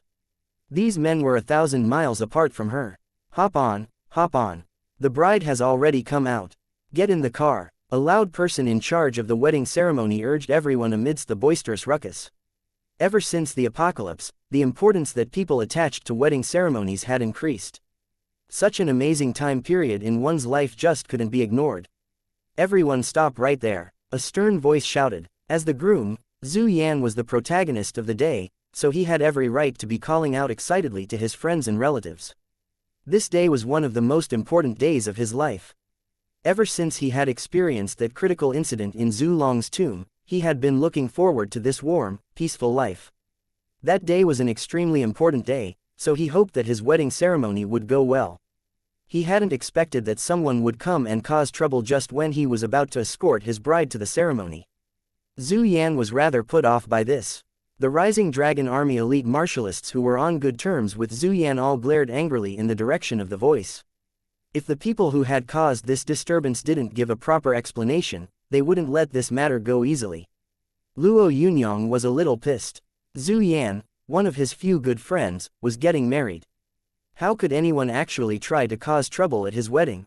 Who are you people? A tall bulky man stepped forward. He was Ma Yaozu, a good friend of Zhu Yan's and the Rising Dragon Army elite martialist in charge of the wedding ceremony. The man who had spoken slapped Ma Yaozu across the face. His action was too sudden, so Ma Yaozu didn't have any time to react. One thing was certain, though.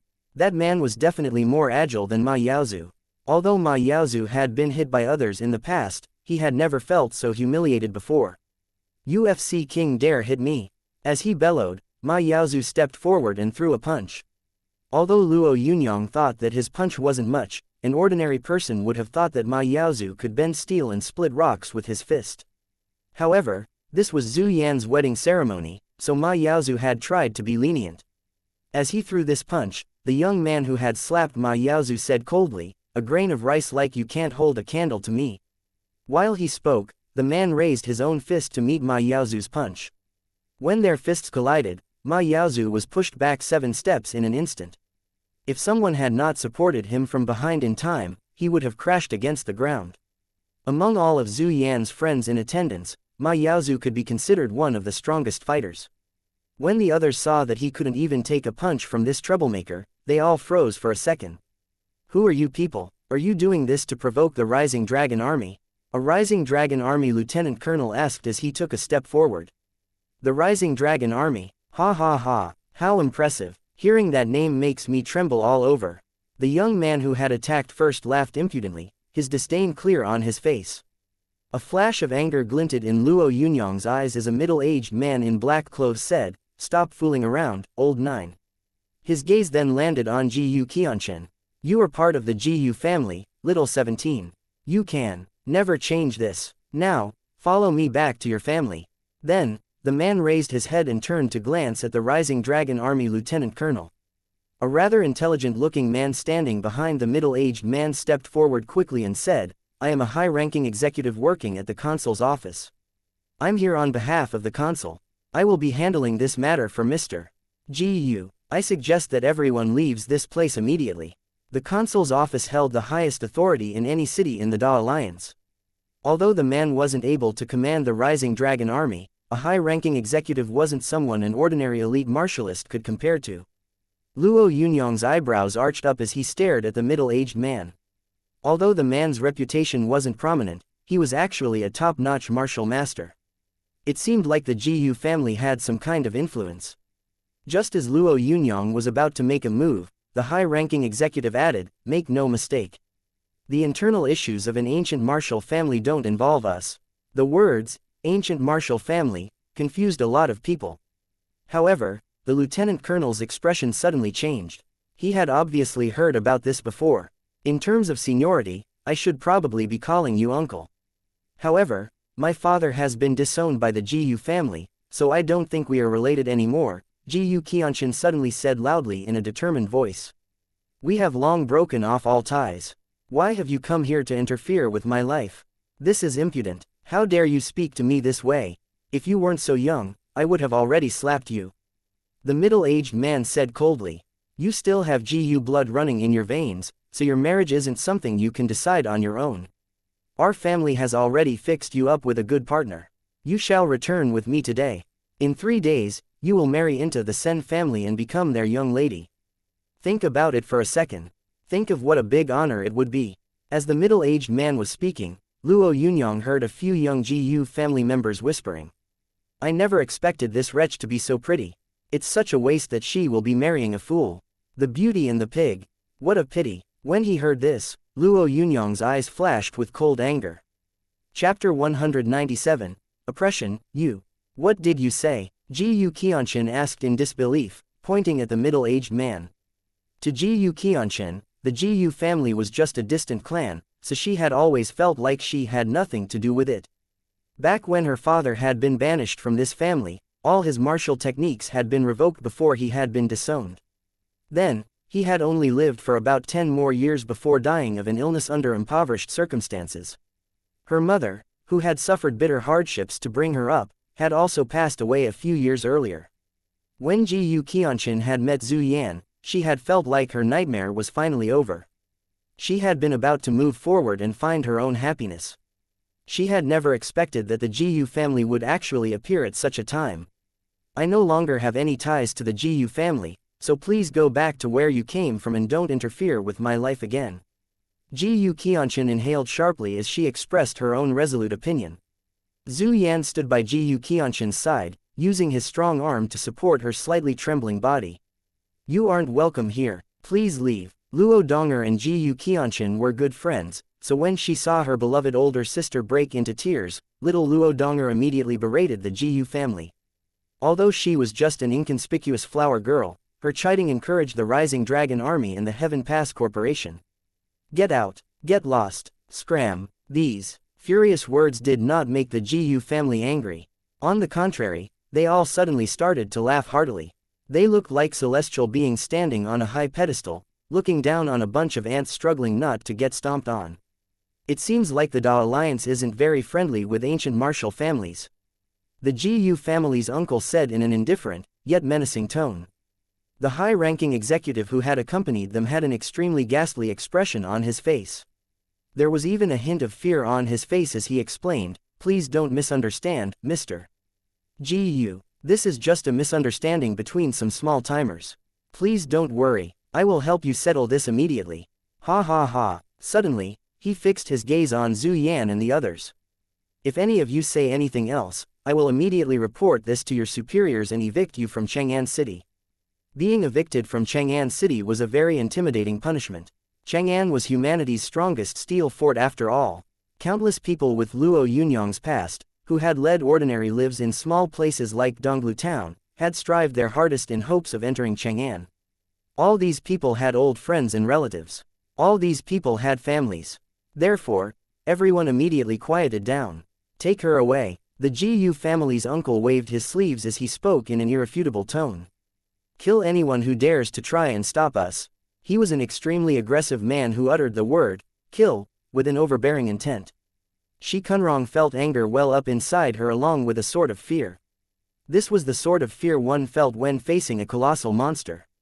As a beautiful young lady, she had a lot of high-level suitors, such as heirs of certain financial groups and other important individuals. However, she had never encountered such a situation before. This was an unreasonable form of oppression. It was just pure tyranny. "Let's see if you will really dare." Zhu Yan strode in front of Jiu Qianshan furiously, like an angry lion guarding its territory. The members of the Jiu family stared at him with disgust in their eyes, as if they were looking at the most ignorant idiot in the world. "You are all bad people," Luo Donger exclaimed righteously, addressing a male member of the Jiu family who was standing next to her. "Hee, you will see what a bad person is really like, little wretch." The man flashed her a vulgar grin as his hands moved to Luo Donger's tender face. He was a martial master, so his hands, which were enveloped by a scarlet glow, could even melt gold. If they got close to Luo Donger's face, then she would regret this day for the rest of her life. Nobody had imagined that this young man from the Jiu family would actually try to strike a little girl. Everyone around was unable to react. All they could do was cry out in alarm. When his palms were about an inch away from Luo Donger's face, a hand suddenly grabbed his arm. A sharp snapping sound was heard as the man's arm was broken. The man opened his mouth and let out a mournful wail. As he cried out, a fist struck him hard in the stomach and he collapsed on the ground. Although he was grimacing in pain, he was unable to make a sound. The entire Jiu family was stunned by this sudden turn of events. Although an ancient martial family like them did not appear often, they did not think much of the profane 13 eastern cities. In their opinion, they were superior, so the people of the 13 eastern cities should be offering themselves up on a platter. However, one of their own had actually been struck. A few family members rushed over to Luo Yunyang furiously.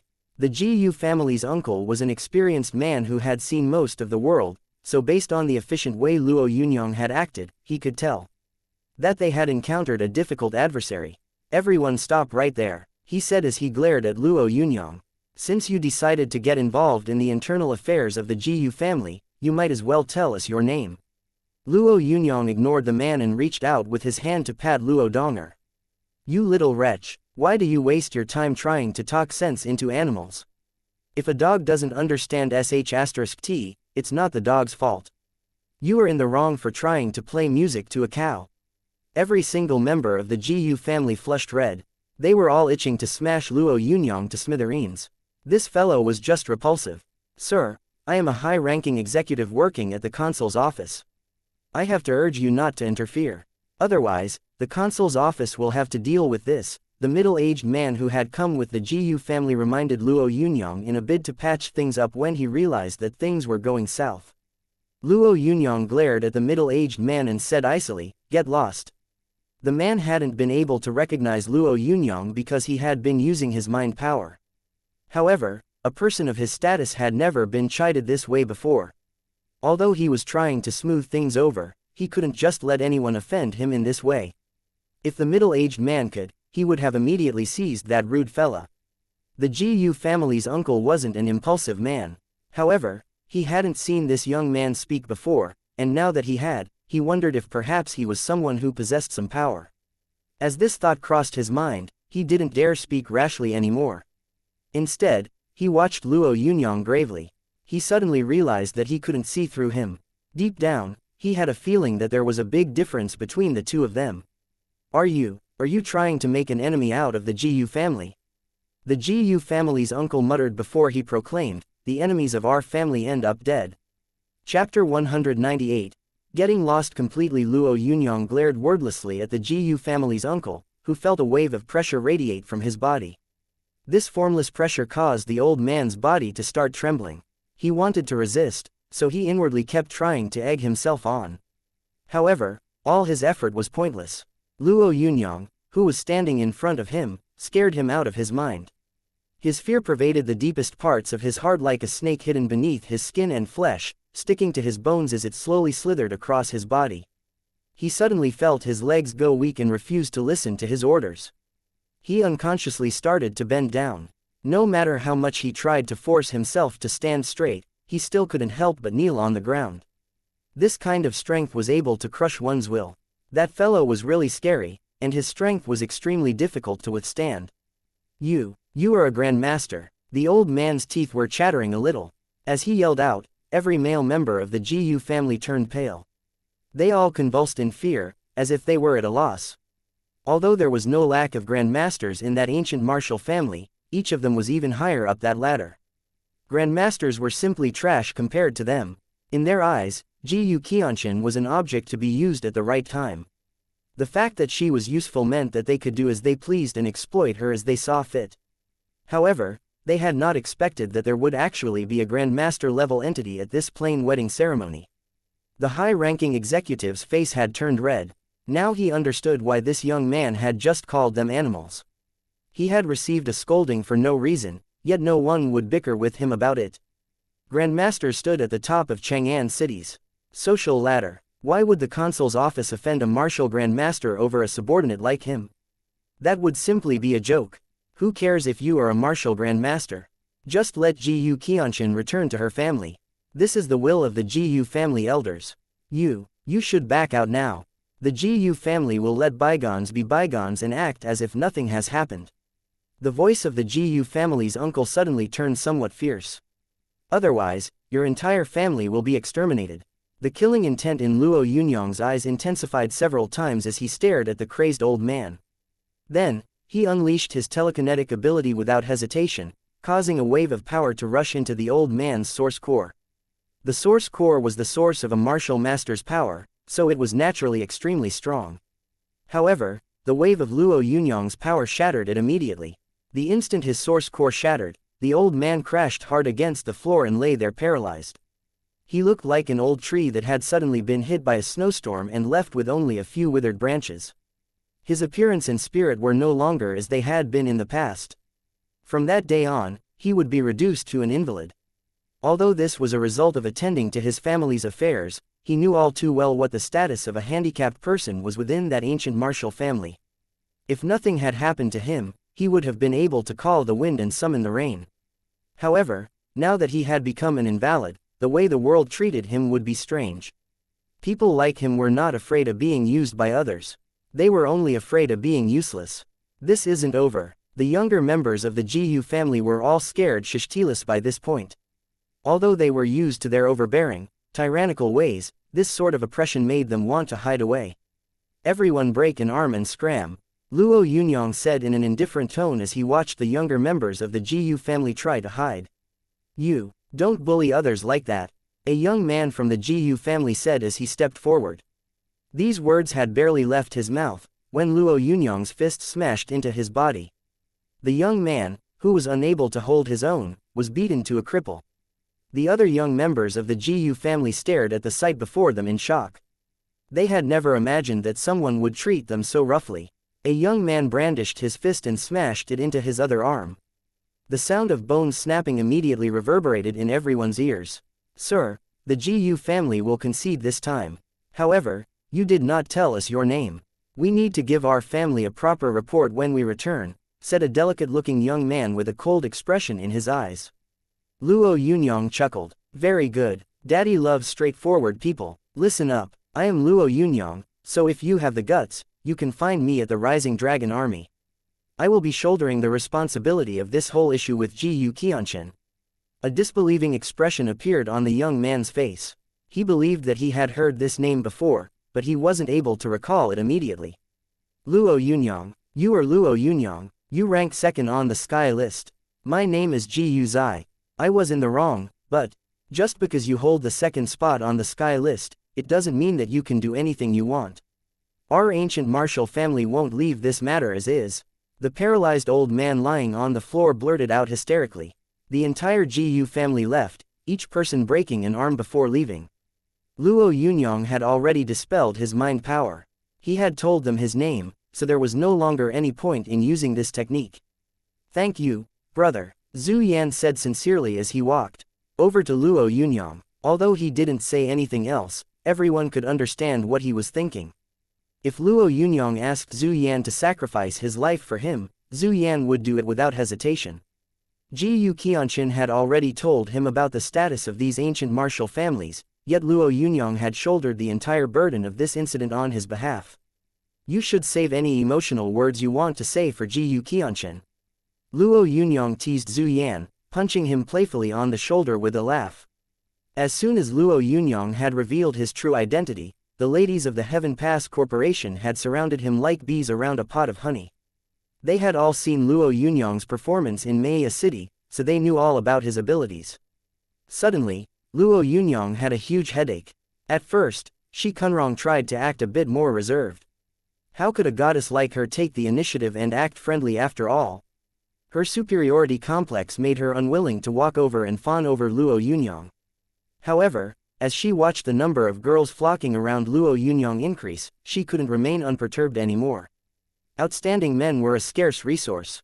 Plus, Luo Yunyang's display had caused the Jiu family to call him a grandmaster. That young man's aura made Shi Kunrong's eyes flutter. Suddenly, she felt as if a small blaze had started to flicker within her heart. The rest of the wedding procession went smoothly. When it ended, Luo Yunyang took the hand of his extremely excited little sister and walked home, feeling a little exhausted. Judging by his constitution, he could even fight off 2 or 3 martial grandmasters without a problem. However, he had still been unable to withstand the throngs of passionate female guests at the wedding. If Luo Yunyang hadn't used an intimidation technique at the end, he wouldn't have been able to get away. He had just handed over Donger to his mother Shen Yunying and was about to get some rest, when his communication device suddenly rang. It was Lu Qubing. When he saw the name displayed on the device, Luo Yunyang raised his eyebrows slightly and answered the call. Viceroy. Luo Yunyang felt a deep respect for Lu Qubing. Kid, I heard that you did a good deed that made everyone happy. Ha ha ha, Lu Qubing teased him. Luo Yunyang chuckled faintly. Some people were being too overbearing, so someone had to teach them a lesson. Lu Qubing laughed. Ancient martial families and sects have been looking down on the Da Alliance more and more these days and becoming increasingly overbearing in certain areas. The former Blood Strike Guard Commissar died mysteriously right after offending them. Some people have been suggesting that you should become the next Blood Strike Guard Commissar. Do you think you have the guts for it? If it's meant to be, it will be. When have I ever been afraid of anything? Luo Yunyang said without thinking as he recalled that day's events. Chapter 199. The Blood Strike Guard Commissar. The 8 armies and 3 guards were practically the Da Alliance's strongest forces in the 13 eastern cities. These forces stood towering over a great number of dire beasts and guarded the 13 eastern cities. The commanders of the 8 armies were called viceroys. Each viceroy possessed so much power in the 13 eastern cities that they could even make the earth tremble beneath their feet. Although the 3 guards were slightly weaker, they were in charge of the internal order of the 13 eastern cities. For example, Shi Tiaochen, who belonged to the Koi Guard, was a figure a lot of people feared. The commanders of the 3 guards were called commissars. Both the leaders of the 8 armies and the 3 guards were considered very powerful. Therefore, if Luo Yunyang became the Blood Strike Guard Commissar, he would become a big shot in the 13 eastern cities, perhaps even the entire Da Alliance. The Koi Guard was in charge of maintaining order in the Da Alliance, the Flood Dragon Guard was in charge of its defense, and the Blood Strike Guard was responsible for handling matters related to the various ancient martial families and influential sects. To put it simply, the Blood Strike Guard was the only organization in the 13 eastern cities that suppressed those influential sects and families. The Blood Strike Guard Commissar had to be a Grandmaster. If a Grandmaster had died in such an unexpected, mysterious way, one could imagine how unreasonable those powerful ancient families and influential sects had become. Luo Yunyang ended the call. The incident at Zhu Yan's wedding earlier that day was still fresh in his mind. If he hadn't been there, Zhu Yan's wedding would have probably been halted by force. Zhu Yan might even have died. Although this was the first time Luo Yunyang had seen or heard of the Jiu family, the extremely aggressive way that they had acted had showed him the tyrannical ways of these ancient martial families. This wasn't just any ordinary tyranny. Deep down, Luo Yunyang had never intended on saving the world by himself. However, although he wasn't anyone's savior, he at least knew how to conduct himself with integrity. Even though being the Blood Strike Guard Commissar would be dangerous, if he occupied this position, he would have some power that would truly belong to him. A big shot needed to have both the god-like strength to suppress everyone else and a huge team to support them. As these thoughts revolved around his mind, Luo Yunyang retrieved a black notebook from his storage pouch. This notebook, which had been left behind by Blood Dr. Li Hong, contained the man's lifelong research on telekinetic abilities. When the Blood Doctor had died at the hands of Luo Yunyang, this set of insights had naturally become Luo Yunyang's spoils of war. Although Blood Dr. Li Hong had been a disgusting man, his research on telekinesis was an eye-opener for Luo Yunyang. According to the excerpts in the notebook, Li Hong had believed that, besides controlling objects, human telekinetic abilities could also be used to form supernatural beings during a battle. However, the level of mind power required to form such supernatural beings was really high. Actually, Li Hong believed that he would not reach that level, even if he cultivated for an entire lifetime. Therefore, he had thought of gathering huge quantities of consciousness and mind power and using them to create a supernatural being. This research had resulted in a ghost refining technique that Li Hong would be able to occasionally use on people. At first, Li Hong had thought that this sort of technique was rather senseless. However, he had gradually discovered during his research that those so-called supernatural beings were actually a human's consciousness and mind power. When people died, their consciousness dissipated and their light was extinguished. However, the consciousness of people with high levels of mind power would condense after their death and they would become ghosts. Some people who had suffered a huge injustice before dying could also form malicious spirits. If this research had been published before the apocalypse, it would have naturally received a lot of criticism. However, after the arrival of the apocalypse and the rise of spiritual powers, it would be easier for most people to accept. After going through the notebook once, Luo Yunyang retrieved Li Hong's spirit warding banner. The spirit warding banner was an item Li Hong had spent many years refining. The outline of a horned demon was faintly discernible on the small jet black banner. According to Li Hong's notebook, he had slaughtered 21 telekinesis grandmasters, 360 telekinesis masters, 4,560 telekinesis users, and over 30,000 ordinary humans. The consciousness of all those people had been absorbed bit by bit by the spirit warding banner, until the banner had reached its current form. The single horned spirit could attack both physically and spiritually, as well as pass through fire and water as if it were treading on flat ground. If one excluded any domains that hadn't been formed yet, this spirit could be considered the equivalent of a god-grade existence. As these thoughts buzzed around in his head, Luo Yunyang glanced at the life-like horned demon on the spirit warding banner. He had concluded that following Li Hong's method to control the horned demon would be the safest way. However, he could faintly sense that this method would cause him some trouble in the future. A person like Li Hong would definitely leave something harmful in his notes for other people to find. Nevertheless, Luo Yunyang wasn't able to determine if whatever was installed would be life-threatening. An alternative method would be to slowly absorb the spiritual power within the spirit warding banner and use the mind sword to behead that spirit. However, in that case, Luo Yunyang might not be able to absorb more than 1/10 of the spiritual power within the spirit warding banner. Luo Yunyang had been contemplating over these two methods ever since he had killed Li Hong, yet he had still not made a decision. That day, after he had ascertained that he would become the Blood Strike Guard Commissar, he finally made his decision. Although refining the horned demon within the spirit warding banner might be dangerous, he believed that if he could kill Li Hong with his mind sword, killing the horned demon wouldn't be too much of a problem. After making up his mind, Luo Yunyang left his family's villa quietly and stepped into the cultivation room the Rising Dragon Army Chang'an General Headquarters had prepared for him. The cultivation room, which was the size of a basketball court, was dense with sixth factor. Luo Yunyang loosened his joints and muscles before he started using the technique according to Li Hong's excerpts and urged his mind power into the black spirit warding banner. Although his current mind power could even move a small hill, the instant it entered the spirit warding banner, Luo Yunyang felt an immense dread fill his heart.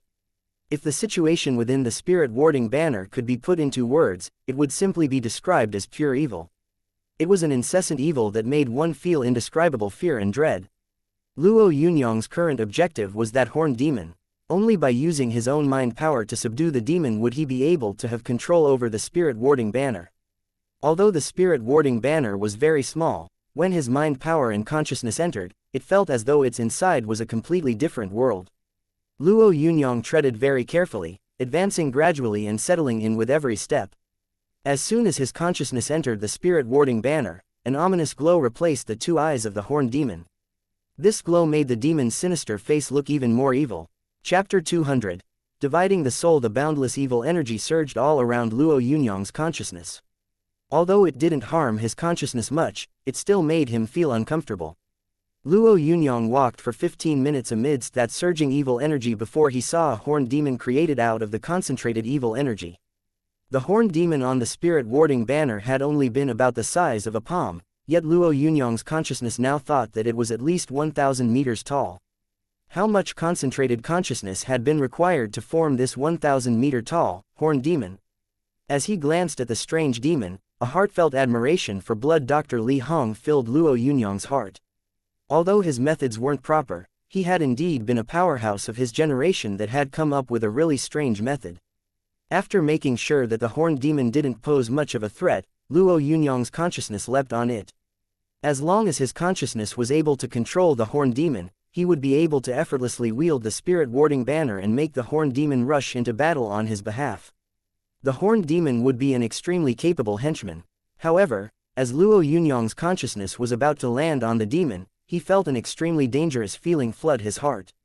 Although this sensation crept up suddenly, Luo Yunyang's movements were very decisive. He retreated instantly without even taking the time to think about it. "Are you trying to escape?" "Too late," a cold voice said as the horned demon opened its mouth and an attractive force sucked Luo Yunyang inside. Suddenly, Luo Yunyang realized that his consciousness had appeared inside the body, which was already made out of a concentrated mass of consciousness. After an alarming instant, Luo Yunyang suddenly calmed down and studied the onslaught of consciousness around him quietly before saying rather calmly, "Li Hong. Ha ha ha, you regained your composure really fast. You are really extraordinary, young man. Very admirable, indeed. The mind sword didn't manage to kill you?" Luo Yunyang asked when he sensed Li Hong's consciousness inside the horned demon.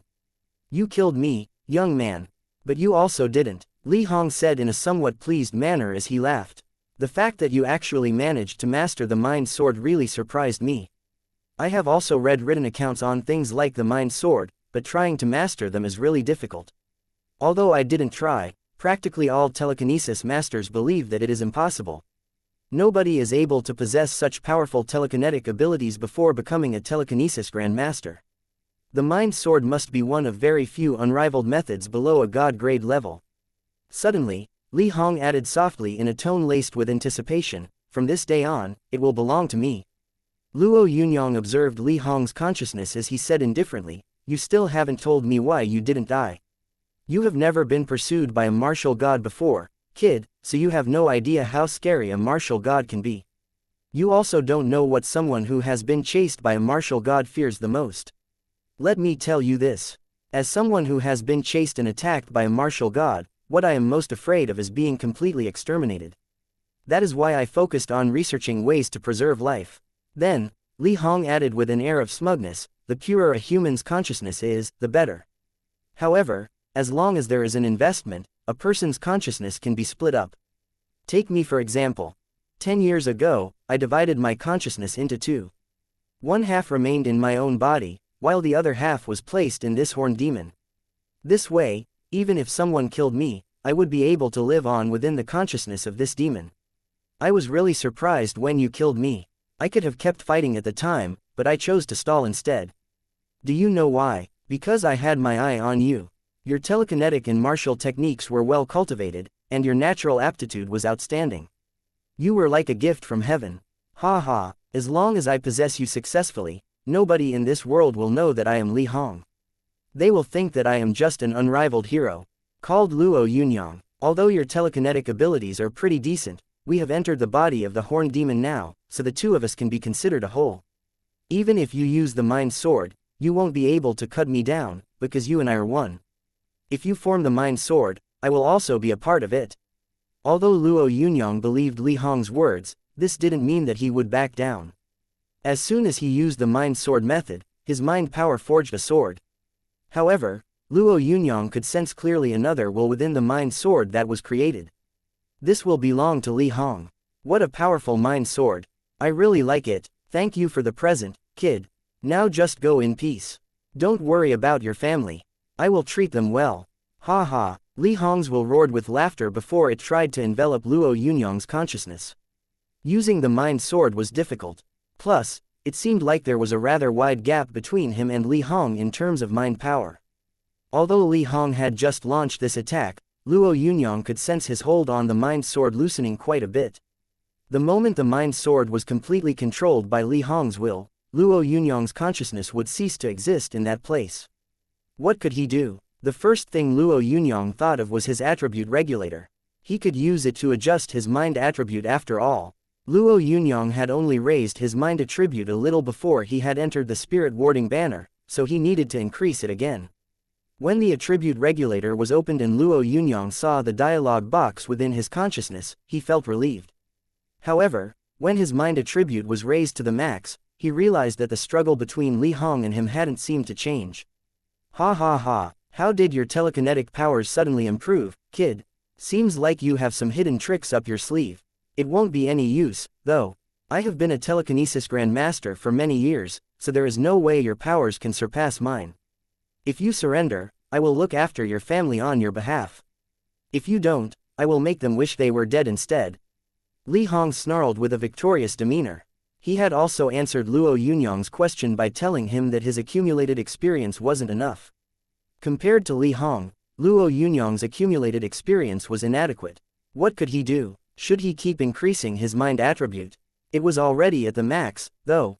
As many thoughts flashed through his mind, an unwavering determination glowed in Luo Yunyang's eyes. Just as he was about to execute his plan, he was shocked to discover a strange change on his attribute regulator. Chapter 201. The Heaven-Burning Soul Blaze Power. 0 Fire. 0 Ice. 0 Wood. 0 Speed. 2 Mind. 4400 Fire. 1 Constitution. 13 Golden Body. 0 Fire. 0 Ice. 0 Wood. 0 Luo Yunyang's mind attribute actually had a fire sub-attribute of 1 point. What was all this about? Although he was puzzled, a thought suddenly popped into his mind. Back when he had read the records left behind by the original owner of the Buddha discs, he had discovered that if a telekinesis grandmaster wanted to advance to a god grade level, they would need to incorporate the power of elemental attributes into their mind power. The most basic way of incorporating these attributes was by slowly cultivating them, comprehending them and letting them form naturally. However, not only was this method slow, but it also required an extremely strong perception. An alternative way was to forcefully assimilate strange objects that contained these powers into one's mind power. This method was extremely quick, but the risk of death was very high. Although Luo Yunyang's source core contained 3 different flames, this thought had never crossed his mind before. However, he had no other choice right now. In the blink of an eye, all his stats were restored to their original state. Power. 3251 Fire. 2132 Ice. 616 Wood. 575 Speed. 230 Mind. 612 Fire. 1 Constitution. 513 Golden Body. 89 Fire. 210 Ice. 42 Wood. 46 When he was done, Luo Yunyang started to adjust the status of his various attributes once again. His mind attribute was raised to 2,500 points, and its fire sub-attribute was adjusted to 2,500 points. Although Luo Yunyang wanted to transfer his fire power sub-attribute into his fire mind sub-attribute, the truth was that his fire sub-attribute could exceed his mind attribute points. Plus, if he transferred all his fire power sub-attribute points to his fire mind sub-attribute, his fire power sub-attribute would be left with 0 points. When the adjustments were completed, Luo Yunyang felt as though there was a combusting ball of surging flames in his mind power. His will was now burning with a fierce determination. Suddenly, a layer of flames started to condense on Luo Yunyang's mind sword. Although the flames weren't much, the golden red blazes were full of the sun's true intent. Li Hong's consciousness, which was currently residing within the mind sword, kept trying to engulf Luo Yunyang's consciousness. He had never imagined that these blazes would erupt within and around the mind sword. When the flames ignited, he shouted maniacally, "Luo Yunyang, are you crazy? You aren't a god-grade entity. Trying to indiscriminately force a god-grade technique is practically a death wish. If you do this, you won't survive either. Think about it, if you died, would the Ni family leave your family alone? I'm afraid that they would go through a living hell even worse than death." As Li Hong kept making threats loudly, Luo Yunyang ignored his shouts with a grim smile. He just didn't care about Li Hong's furious yelling. Scarlet flames were still raging frantically on the surface of the mind sword. A telekinesis grandmaster like Li Hong normally wouldn't fear fire. He could control other objects after all. However, when his consciousness faced these flames, he suddenly felt inadequate. "Luo Yunyang, you madman, you can't do this. You wouldn't be able to bear the consequences. I admit that I was in the wrong. Let me leave and we'll go our separate ways. I won't bother you ever again. I admit defeat, young Master Luo. Spare me and I will owe you 3 favors. Please spare my life, Master. Just let me go this once and I will be your servant." I will do whatever you request of me. Li Hong's voice kept getting lower and lower. His pleading also gradually became even more sincere. However, Luo Yunyang didn't feel the least bit of pity for him. The only mercy he would show Li Hong now was being ruthless to him. This sort of person could not be allowed to live. Curse you, Luo Yunyang. You shall not die a proper death. You will live in fear for the rest of your life, you. Li Hong kept cursing bitterly. However, he never got to finish speaking. Suddenly, Li Hong, who had been presumed dead by the whole world, was thoroughly turned into ashes. The whirling flames congealed around the mind sword that Luo Yunyang's consciousness had created. However, this fiery power no longer posed a threat to Luo Yunyang. Although Li Hong's consciousness had faded away, his mind power hadn't disappeared completely yet.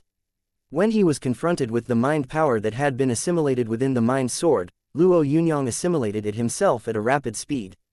After an unknown amount of time, he sensed that he could control the mind power within the mind sword just like his own arm. Suddenly, he exhaled sharply. As soon as he had extinguished the blazes within his mind power, his consciousness had returned to his body. He finally heaved a huge sigh of relief, as though a large burden had been lifted off his chest.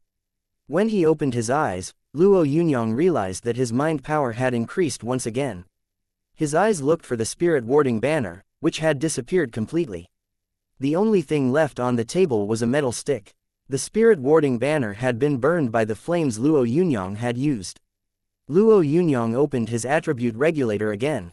After choosing to restore his attributes to their original state, he noticed a change that made him unexpectedly ecstatic.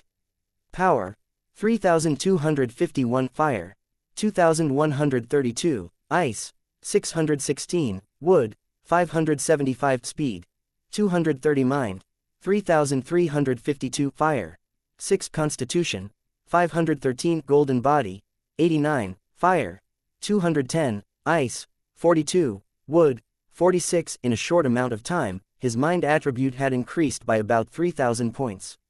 This was a massive improvement. However, Luo Yunyang pursed his lips when he recalled the tremendous mind power he had sensed while Li Hong had been trying to swallow his consciousness. When he had assimilated Li Hong's remaining mind power, Luo Yunyang hadn't absorbed it bit by bit. If he had, perhaps there wouldn't have been so little of it. There was probably some sort of loss involved. A part of the mind power must have been wasted when that raging inferno had been unleashed. When he thought about how difficult it would be to get another opportunity like this, Luo Yunyang felt his heart ache. His fire mind sub-attribute was only at 6 points. This was too damned low. Could he perhaps draw on the power of his source core to create a heaven-burning soul blaze? This thought had barely popped into his mind, when Luo Yunyang rejected it. Although he believed that it wouldn't be that difficult, the danger wouldn't be big enough. Luo Yunyang ultimately decided to choose stability. Besides the scare he had just received from Li Hong, another reason for his choice was the existence of the attribute regulator, which allowed him to act recklessly in other aspects. It also allowed him to adjust his power to increase the true intent of this flame. Suddenly, the doorbell rang. When Luo Yunyang opened the door, the Flame Emperor walked in with a deeply worried expression. "What's going on? Why did you become the new Blood Strike Guard Commissar? The Viceroy said that you agreed on your own." Chapter 202. Succession. Outset. The Flame Emperor had always shown concern for Luo Yunyang and practically treated him like a grandson. Even though Luo Yunyang's current ranking on the Sky list exceeded the Flame Emperor's, the older man's concern was still the same. When the Flame Emperor ran over anxiously to ask this, Luo Yunyang replied thoughtlessly, "One should constantly strive to make progress. If a tasty pie falls on my head, why shouldn't I gobble it up on the spot? You little brat, can't you be more serious? If a pie falls from the sky, there might be a trap lying in wait. Do you know what sort of post the Blood Strike Guard Commissar holds? They are a big shot among the 8 armies and 3 guards. If it were a good position, do you think it would have landed in the lap of a young man like you so easily?" Luo Yunyang smiled at the worried Flame Emperor. "I am well aware of the situation, Commander, but don't you think that those ancient martial families and secret sects have been running around rampant lately? How could the Flame Emperor not know this? He had even gone to the consul's official residence and made a big fuss over the incident during Zhu Yan's wedding ceremony. Actually, this was exactly why he couldn't let Luo Yunyang accept this dangerous position. Although being the Blood Strike Guard Commissar is great, that position is like a ton of gunpowder ready to explode at any time. Do you really want to do this? The Flame Emperor asked gravely. I ranked second on the sky list, Commander. Luo Yunyang replied with a grin. The Flame Emperor shook his head. That is impressive, but we do not know what sort of monsters and freaks hide behind these ancient martial families and secret sects. You might not know this, but those ancient martial families possess extraordinary skills that are passed down from generation to generation. Even before the apocalypse, some of them had already refined a concealed force successfully. Mastering a concealed force wasn't very difficult for martial masters those days, but successfully grasping the concept of concealed force before the apocalypse was rather extraordinary. Strong fighters that possessed concealed force could basically match the strength of 10 people. If one had a sharp mind, they wouldn't even have to fear firearms. If one word could describe these sort of people, that word would be superhuman. However, if there had been strong fighters who could use concealed force before the apocalypse, how strong could these people have gotten after the apocalypse? According to a saying, if one was a step ahead at the beginning, they would be a step ahead every step of the way. Luo Yunyang could kind of understand this by observing the effectiveness of his attribute regulator. Forming source cores largely relies on the activation of source fluid. However, the majority of these ancient martial families rely on the hidden power of their bloodlines. The Flame Emperor suddenly shook his head. The Da Alliance has considered researching those bloodlines, but it isn't easy. The 17 Western cities tried researching werewolf bloodlines, but they were just too berserk. If 1 out of 100 subjects survived a forceful transplant, that would be considered a very good outcome. If you really become the Blood Strike Guard Commissar, it's best that you conform to former customs when it comes to handling certain matters. You have to tolerate these ancient martial families a little. Luo Yunyang studied the Flame Emperor's expression before he asked lightly, are there any god-grade experts among them? Although none have ever shown up, they probably do exist. These god-grade powerhouses are discouraged by the martial gods and the Da Alliance's taboo weapons, so they wouldn't dare act unpredictably. As Luo Yunyang and the Flame Emperor were talking about the Blood Strike Guard, a voice on the outside suddenly reported, Commander, the personnel of the Blood Strike Guard has requested to meet their commissar. The Flame Emperor glanced at Luo Yunyang and shook his head. It seems like things can no longer change. You have to be careful. Luo Yunyang smiled, but didn't say anything. 2 minutes later, a few men in scarlet uniforms walked in. Their attire wasn't very different from the Koi guards, but the clothes looked a little awkward on them.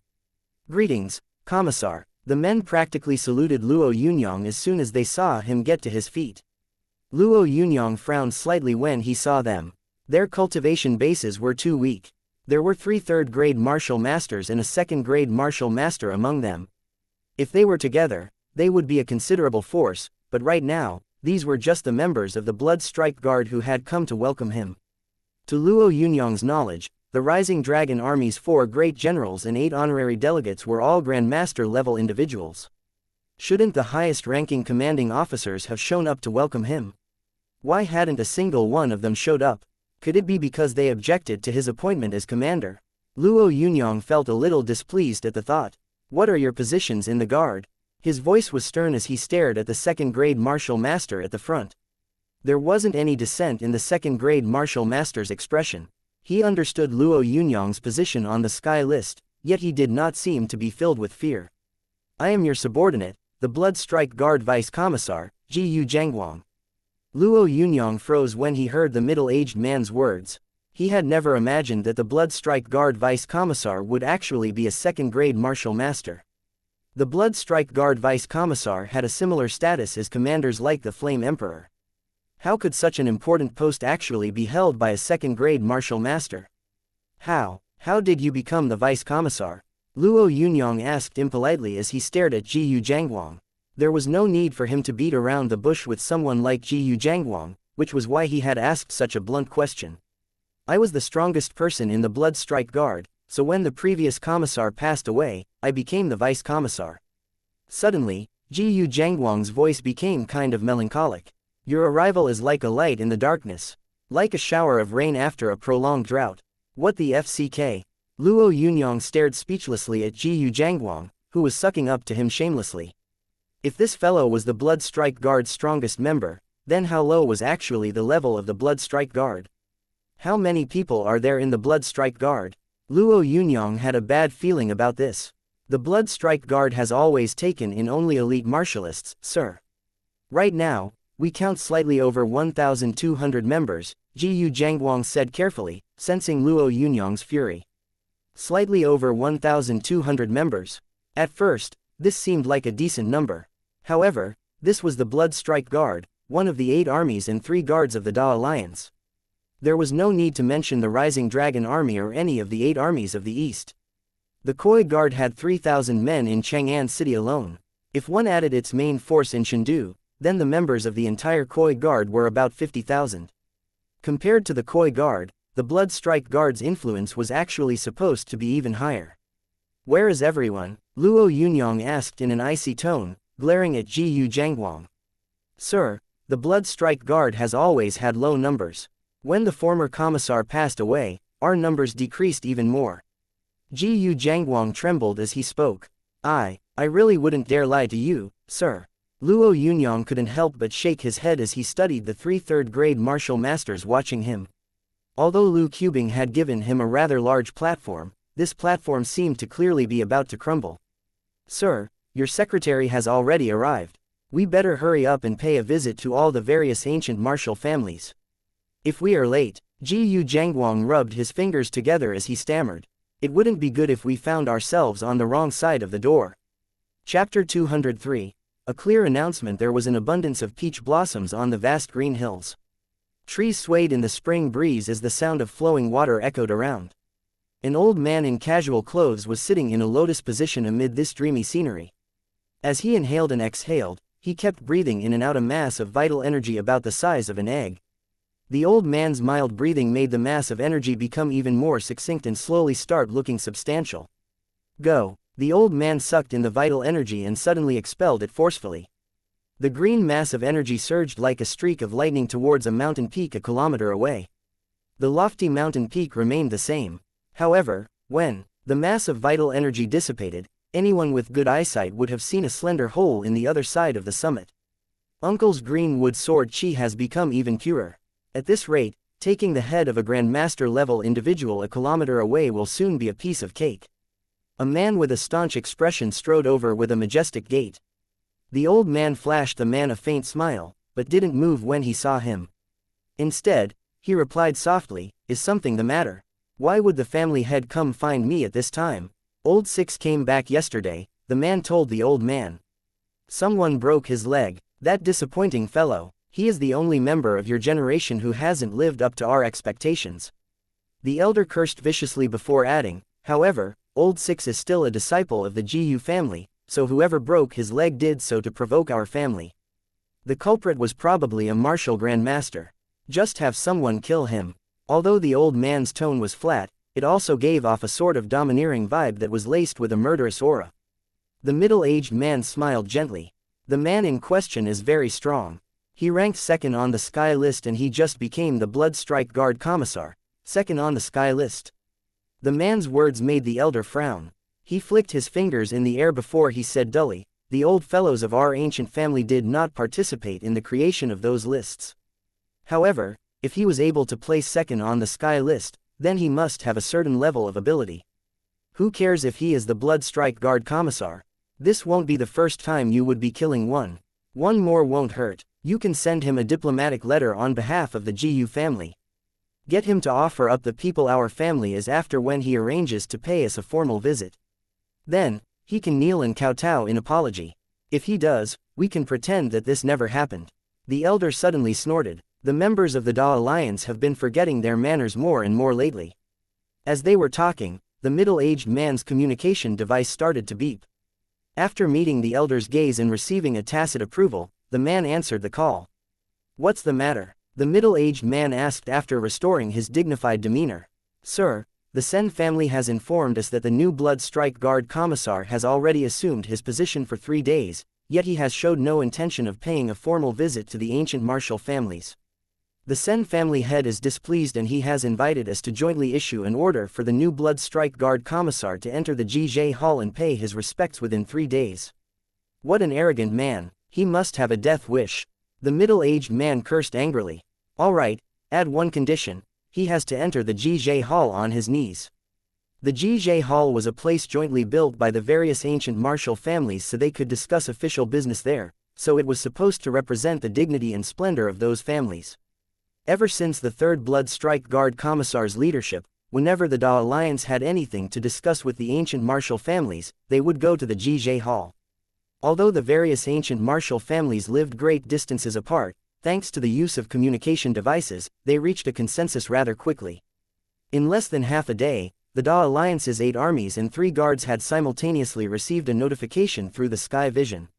In 3 days, the Blood Strike Guard Commissar would have to kowtow in the Jiuzi Hall. This message troubled the Da Alliance's higher-ups. Luo Yunyang was so furious when he heard the news that he slammed his palms on the table. He felt as if his insides were on fire. "Viceroy, shouldn't we discuss this matter with the vice-chairman?" A middle-aged man reminded Luo Yunyang gently. "Discuss it, my ass." Luo Yunyang waved his hands wildly as he cursed loudly. "All these years, we have been overindulging those families, which is why they have gone out of control. These people have taken our tolerance for granted. In my opinion, we should use taboo weapons to target their lairs and blast those FCKERS to pieces.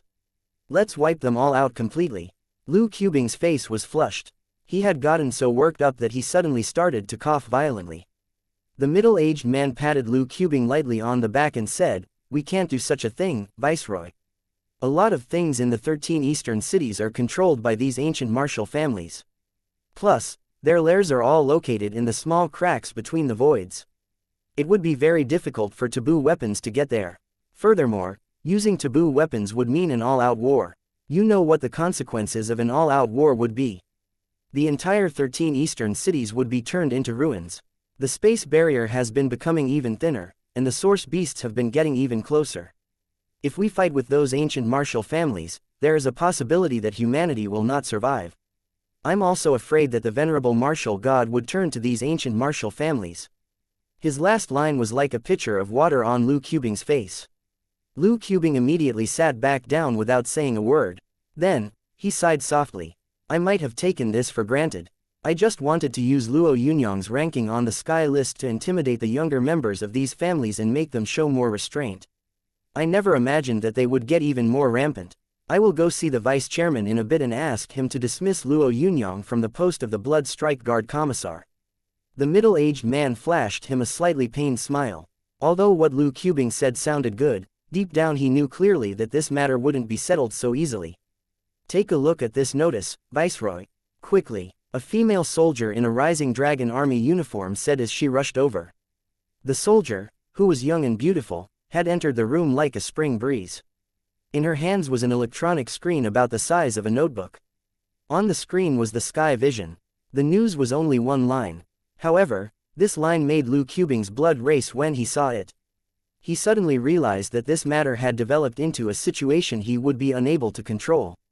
"Go FCK yourselves." The 3 words were followed by Luo Yunyang's signature. Although there wasn't any indication as to whom he was addressing, anyone in the know would understand that this insult was aimed at the ancient martial families who had requested that he kneel in the Jiuzi Hall.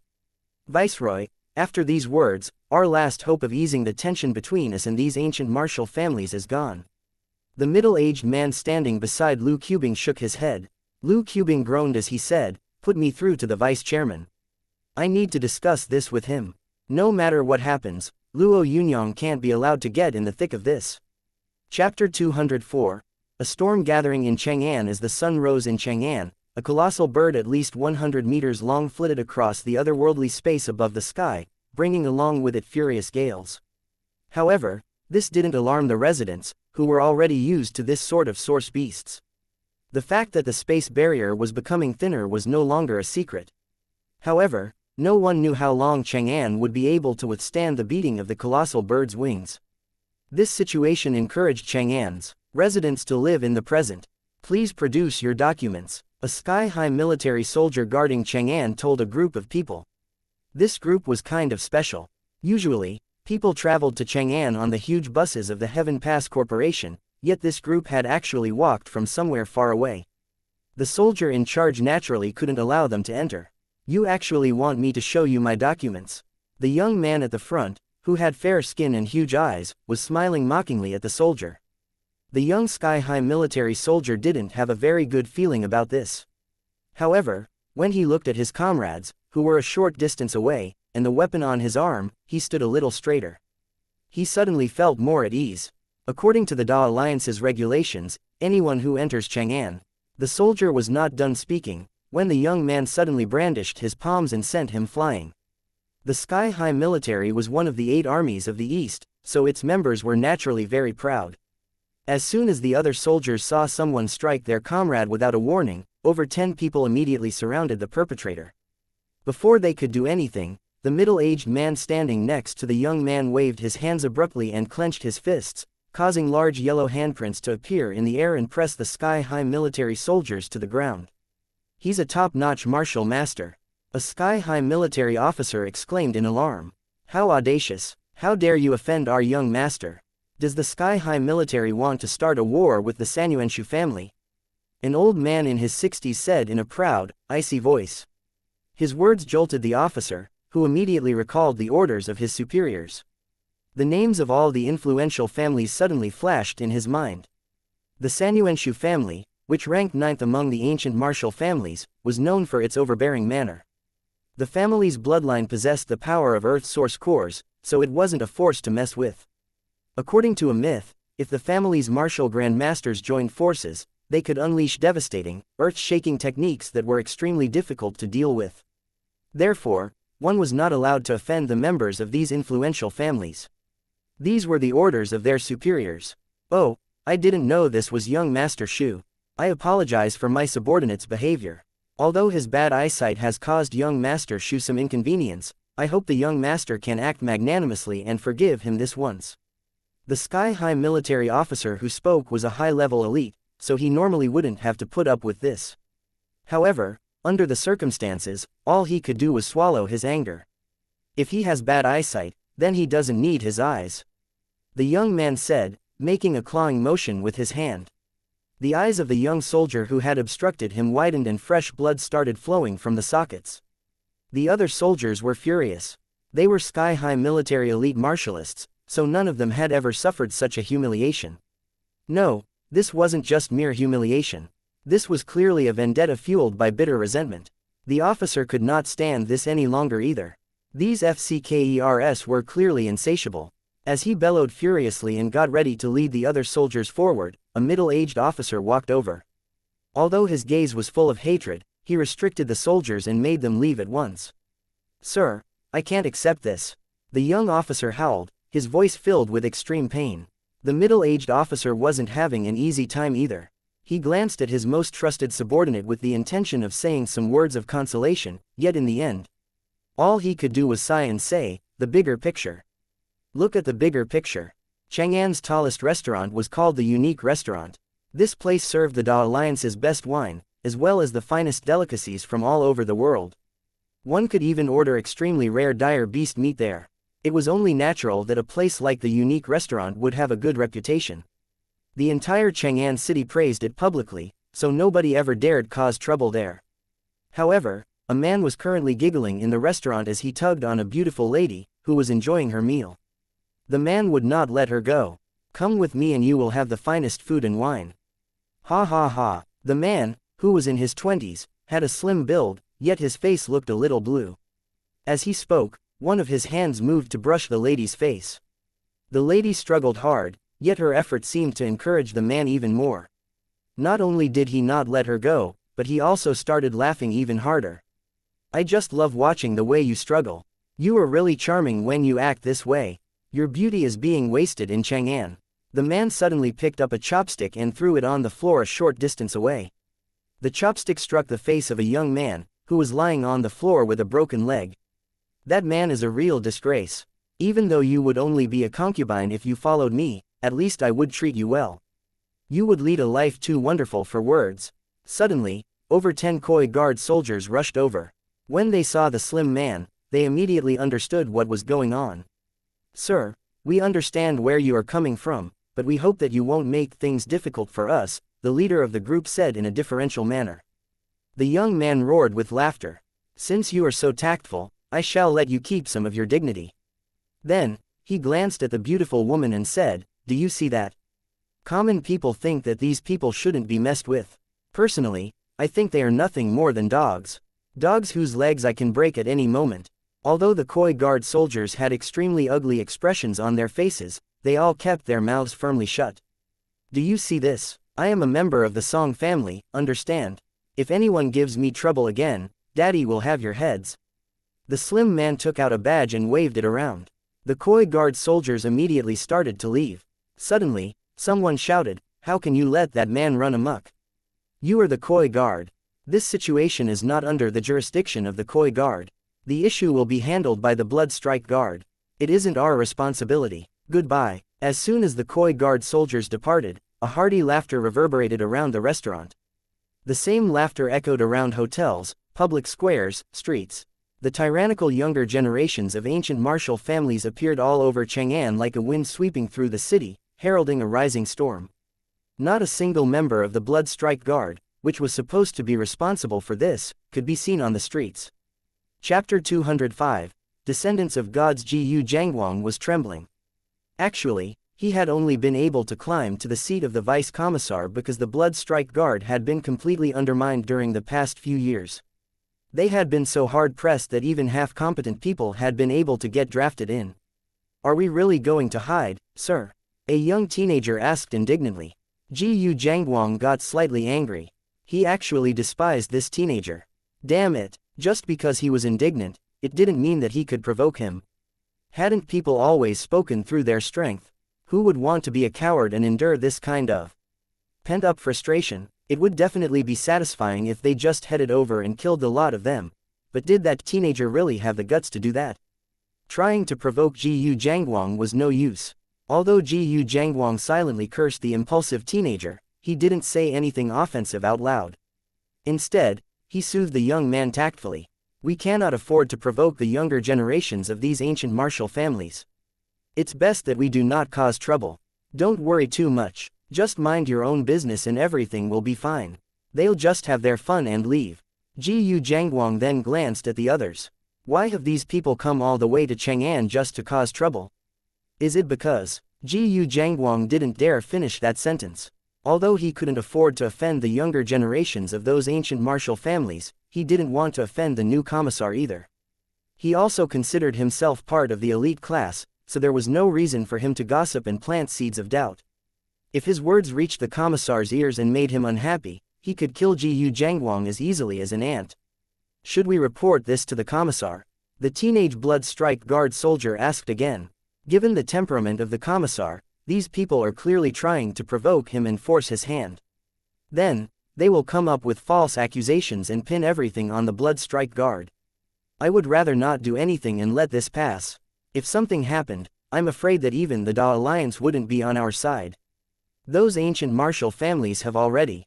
Jiuzi Xuanming was only halfway done speaking, when he suddenly sighed deeply.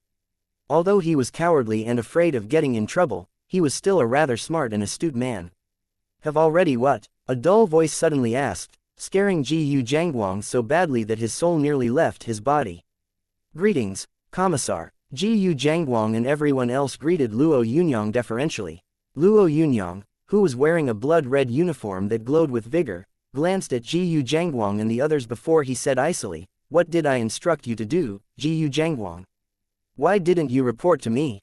"Sir, the resentment between you and the ancient martial families has already intensified. The ancient martial families are acting this way because they have an ulterior motive.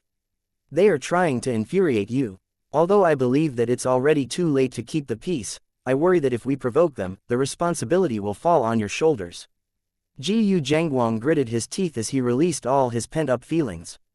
The 13 eastern cities are basically threatening a wolf with a hemp stick. Although the Da Alliance has taboo weapons, the ancient martial families have many martial grandmasters. Plus, they also possess secret skills that have been passed down their families for years. Before the apocalypse, these secret skills might not have been very effective. They might even have been considered mere tricks. However, they have now become formidable killing techniques. Furthermore, the bloodlines of these ancient martial families surpass those of the ordinary people of the Da Alliance. These people are taught that they are the children of God. Back when divinity wasn't that obvious, they conformed to the masses. However, the emergence of the sixth factor has allowed them to act like gods. Thanks to the taboo weapons we possess, the ancient martial families still fear the legislative assembly of the 13 eastern cities. However, the 13 eastern cities have always been afraid to take action against them. Not only are we afraid of their tremendous destructive might, but we are also afraid that they could lean towards the 17 western cities. If that were to happen, even the martial god wouldn't be able to account for it. Jiuzi Xuanming had said all this in one breath. He believed that it was his duty to share his reasoning and impartial analysis with the new commissar. Unfortunately, all he got in return was a slap from Luo Yunyang. Although Jiuzi Xuanming was a second-grade martial master, he still wasn't able to dodge that slap. These people are already climbing all over your head and pissing all over you, yet you still want to act like a coward. What are you even useful for? From now on, you will be just an ordinary blood strike guard soldier. Luo Yunyang turned to the other soldiers present. Where are those people? They are currently gathered at the unique restaurant. A number of young masters from at least 17 ancient martial families has gathered there. It's said that they have ordered Chang'an's biggest entertainment company too. The soldier who replied choked on his words halfway. Thanks to his mind power, Luo Yunyang immediately understood what he was about to say. He patted the young soldier on the shoulder and said, "Come on, let's go and arrest those people."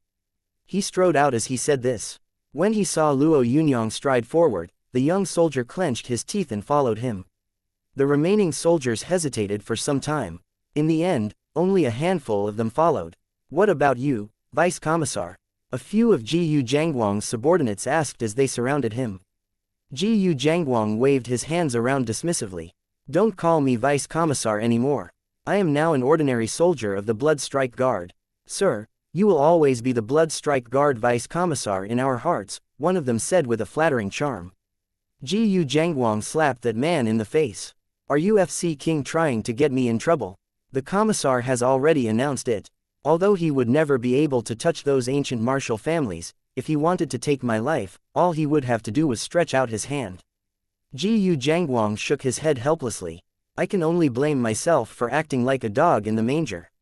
Everything has a cause and effect. If the Commissar goes about things this way, he is bound to blow things up." Although the unique restaurant was brightly lit, there was only one group of customers amid that bright setting. The 45 people in this group were all in their 20s. The place was particularly boisterous. At the center of the group were two men. One of them had handsome features that looked as polished as jade and was currently raising his wine glass in one hand. The young man seemed to be very distinguished. The other man had a tall, bulky frame and muscles that shone with a metallic luster. Both of them could easily make a young girl's heart flutter. "Brother Yan, I would like to make a toast to you. Congratulations on breaking through the martial grandmaster boundaries." The refined-looking man chuckled. Brother Yan laughed confidently. "It wasn't a big deal. Haven't you also done so yourself? Come to think of it, the Li family has a great bloodline. You are all able to directly absorb sixth factor and turn it into source power. Your family must rank second among the most influential families." The younger brother flashed a smile as he said, "We all possess the divine bloodline. We are born to be respected. How could ordinary people ever compare to us? I have to say that I don't really approve of the elders' decision this time. We should make the 13 eastern cities remember not to FC King provoke us again. Who would let someone who ranked second on the sky list become the Blood Strike Guard Commissar? They are obviously trying to clash with us." When he heard this exchange, the young man from the Sanuenshu family laughed. "Second on the sky list? I think he must rank second on the brag list. We have been making so many moves, yet they haven't even dared lift a single finger. Ha ha ha, we came swaggering into Chang'an, where he is supposedly to be, but he hasn't dared show up. I asked around, and it seems like he has a relative that runs a company here. Let's head over tomorrow and smash it up."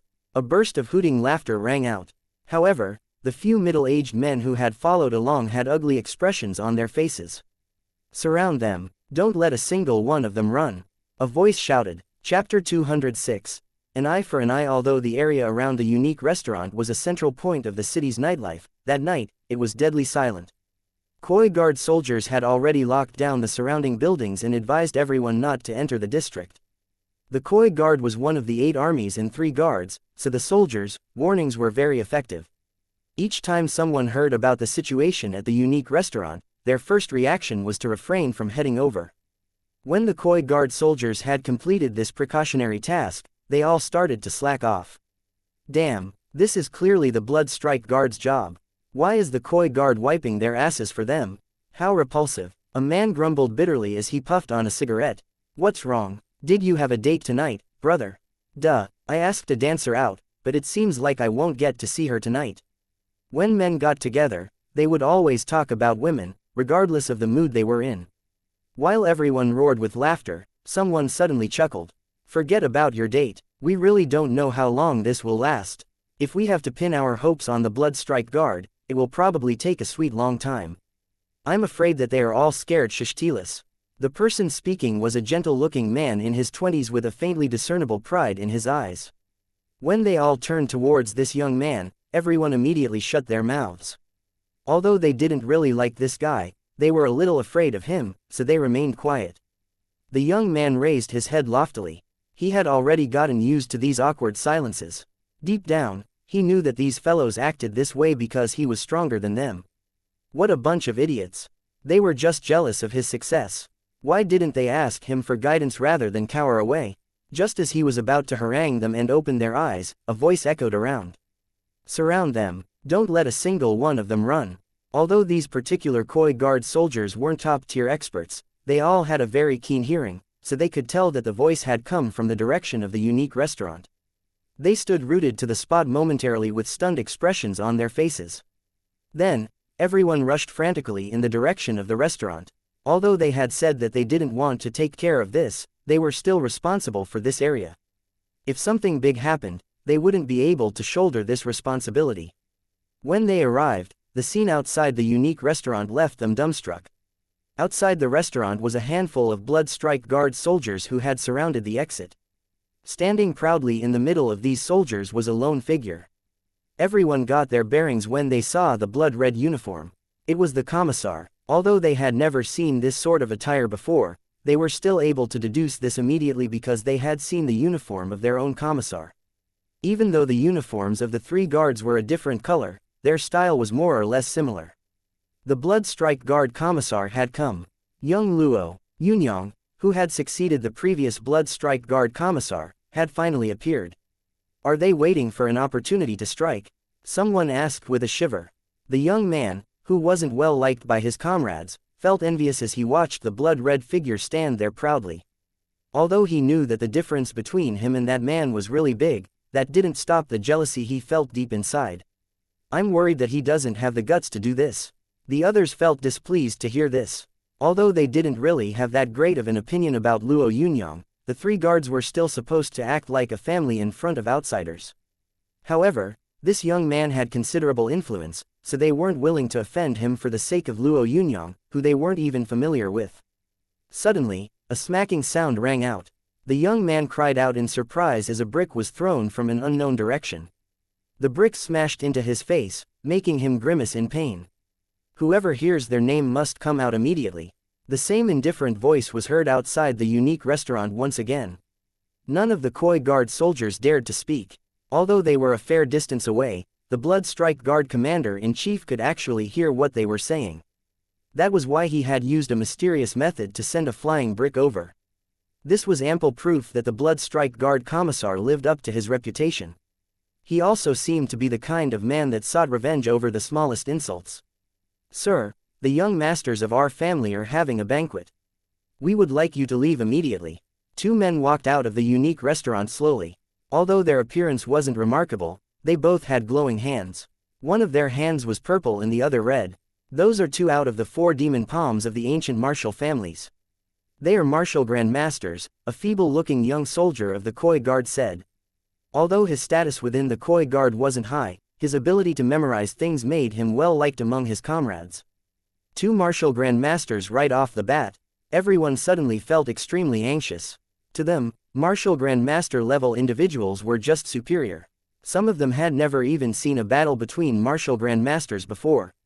Who are these people? The blood-red figure standing in the plaza asked. They are the Mo brothers, Mo Nan and Mo Bei. Half a year ago, the two of them murdered Officer Chin, one of the Blood Strike Guard's 10 senior colonels, because Officer Chin obstructed them. Blood Strike Guard soldier Shi Tianya pressed his luck. Although he knew that saying all this might get him killed, he still gritted his teeth and spoke resolutely. A cold glint flashed across the eyes of Mo Nan and Mo Bei, who stared at Shi Tianya before turning to Luo Yunyang and saying enthusiastically, "Commissar Luo, it's said that a straightforward person doesn't resort to insinuations. Why are you trying to challenge our ancient martial families?" This was a problematic question. While the two of them confronted Luo Yunyang, a group of young people was standing at the top floor of the unique restaurant and looking at the blood-red figure standing upright and unafraid. Standing beside those young people was an old man with a serene expression. The old man had big withered palms that made him look like a rotting tree. Although all the young people present seemed to fear him a little, when they looked at him, they put on pleasant smiles. The old man was staring intently at Luo Yunyang. "This is just crap," Luo Yunyang said as he brandished his hands and unleashed a form of the heaven-burning dragon fists, the imperial lock-seizing dragon. Mo Nan and Mo Bei were no pushovers, so when they saw Luo Yunyang make his move, they immediately waved their arms and two rays of light, one purple and one red, shot out. Any ordinary martial grandmaster would find their techniques extremely strong. However, the difference between them and the assembly of three essence flames that Luo Yunyang's imperial lock-seizing dragon produced was just too big. The purple and red source power immediately shattered to pieces and the two of them landed heavily on the ground. The two martial grandmasters were no longer putting up a fight. They were only awaiting their capture. Chapter 207. Two consecutive captures. Although Mo Nan and Mo Bei weren't considered top-tier individuals among the ancient martial families, they were still martial grandmasters. No matter where they were in the world, martial grandmasters were always respected by others. Therefore, the Mo brothers' status wasn't low by any means. Unlike the young members of these ancient martial families, they hadn't entered Chang'an to cause trouble. The two of them actually had a clear objective: protection. They were the escorts of this young generation. However, there was quite a number of escorts this time, so the two brothers didn't stand out among them. Although they were martial grandmasters, they had been suppressed as soon as they had taken a stand. The younger members of those martial families, who had been watching from above, as well as the martial grandmasters accompanying them, all had extremely ugly expressions on their faces. This provocation was a decision that had been approved by the elders of the ancient martial families. The objective was to find the right grounds for doing so and give the top brass of the 13 eastern cities a way out of this embarrassing predicament. They didn't want the 13 eastern cities to use taboo weapons against them and cause a bloodbath after all. Of course, they couldn't let their people be bullied either. Thus, the various ancient martial families had dispatched several martial grandmasters to protect the younger generation. Thanks to this strong support, the majority of the younger generation felt like this was a relaxing trip. They could just have as much fun as they wanted to. They had also been ordered to run amok during the trip. At first, everything had gone according to plan. No matter what they did, the Da Alliance had tolerated it. Not a single person from the Blood Strike Guard had shown up. Everyone had just swallowed their anger and suffered in silence. However, good things always came to an end. Just as they had started to get smug, Luo Yunyang had appeared. Although they didn't really think much of him, that son of AB** Teach's first action had been to suppress the two martial grandmasters. How audacious! Do you think our ancient martial families are so easy to bully? Several people shouted as 10 martial grandmasters rushed down from the unique restaurant. Each of them was cool and composed. Although they hadn't done anything yet, everyone could sense that, once they took action, they would be really forceful. Luo Yunyang stared at the group of martial grandmasters with a mocking gaze. Meanwhile, one of the Mo brothers proclaimed loudly, "Luo Yunyang humiliated our families. What he has done is unforgivable. Kill him. His combat prowess is decent, so no one should try to engage him in one-on-one combat." The appearance of the martial grandmasters caused the Blood Strike Guard soldiers who had followed Luo Yunyang to start trembling uncontrollably. Although they had been delighted when their boss had suppressed the two martial grandmasters straightaway, the aura this group of extraordinary individuals exuded made their hearts fill with fear and dread. Luo Yunyang's hands were clasped behind his back as he said softly, "The Blood Strike Guard is handling this. If you dare obstruct justice, you will be considered criminals. You talk really big, Luo Yunyang. You definitely can't be ordinary if you rank second on the sky list, but do you really think you could stop us all by yourself?" The martial Grand Master at the front, who was a middle-aged man in his 50s, said coldly. Listen to my kind advice. Release the Mo brothers immediately and apologize. If you do, then I will. You think you outnumber me? Ha ha. Luo Yunyang interrupted the martial Grand Master before he could finish speaking. The martial Grand Master's face convulsed as he watched Luo Yunyang sneer at him. Although he knew that his cultivation base couldn't be compared to Luo Yunyang's, he was a member of a group. Meanwhile, it was clear that Luo Yunyang would be fighting alone. What are you laughing at? Do you think that I don't have the right to say that? The martial Grand Master seemed furious now. He was considered a bigwig among the ancient martial families, so he couldn't allow Luo Yunyang to humiliate them this way. Luo Yunyang stared at the leading martial Grand Master before he said indifferently, I'm not saying that. I just don't think that you fellows have the ability to back your words. The Koi Guard soldiers, who stood a fair distance away, were flabbergasted when they heard this. Some of them even froze in their tracks. What the FCK? That's really impressive, a young Koi Guard soldier lamented. If I was able to say something like this so confidently, dying for my words would be worth it. Shi Tianya and the other Blood Strike Guard soldiers were gazing at Luo Yunyang in admiration. Although they could faintly sense that his words had been a little over the top, at least the anger bottled up in their stomachs had finally been vented. Good, good, you certainly are mad enough. The martial Grand Master laughed maniacally as he pointed a finger at Luo Yunyang. If you don't think much of us, then you won't blame us for not playing nice. Brothers, this man doesn't respect us. I think we should all strike together and show him our collective might. The moment he said this, the group of martial masters moved forward. In the blink of an eye, various attacks flew at Luo Yunyang from every direction. When the martial Grand Masters had watched Luo Yunyang suppress the Mo brothers, they had immediately sensed that none of them would be a match for him if they attacked individually. Swarming him was the best option. As Luo Yunyang watched the martial Grand Masters rush towards him, his Buddha disc flew in the air and split into 72 discs, forming a light net that enveloped the martial Grand Masters. The martial Grand Masters were no ordinary people, so they could understand and cooperate with each other without speaking. However, they had barely made a move, when they were suddenly restrained by this endless light net. A weak martial Grand Master cried out and hastily tried to retreat. It was too late, though. As he retreated, two gleaming Buddha discs flitted across his head and the shadows of the Buddha discs sliced off his arm in an instant. The martial Grand Master endured intense pain as he pushed out source power from his palms frantically in an effort to prevent the wieldy revolving Buddha discs from coming close to him. The top floor of the unique restaurant was deadly silent. The younger members of the ancient martial families went pale as they watched the blood-red figure standing loftily like a proud deity with his hands clasped behind his back. The blood-red color of Luo Yunyang's uniform suddenly looked like real blood. Brother Yan turned to the withered-looking old man quickly and cupped his hands. Sir, they probably won't be able to hold out much longer. The old man nodded his head. It seems like we have really encountered a formidable enemy. Chapter 208. The endless blade river from heaven. Many went out for wool and came home shorn. To prevent this sort of thing from happening, a good protector was needed. Although this provocation was just one operation, there was a chance that they would get their hands burnt.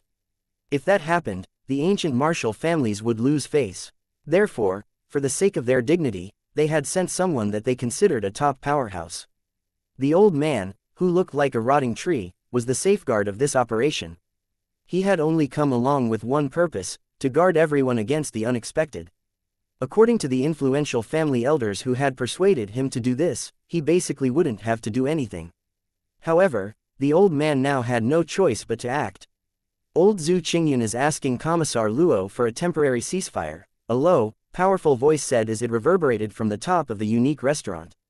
When he heard this voice, Luo Yunyang suddenly thought of something. He had heard of this name before.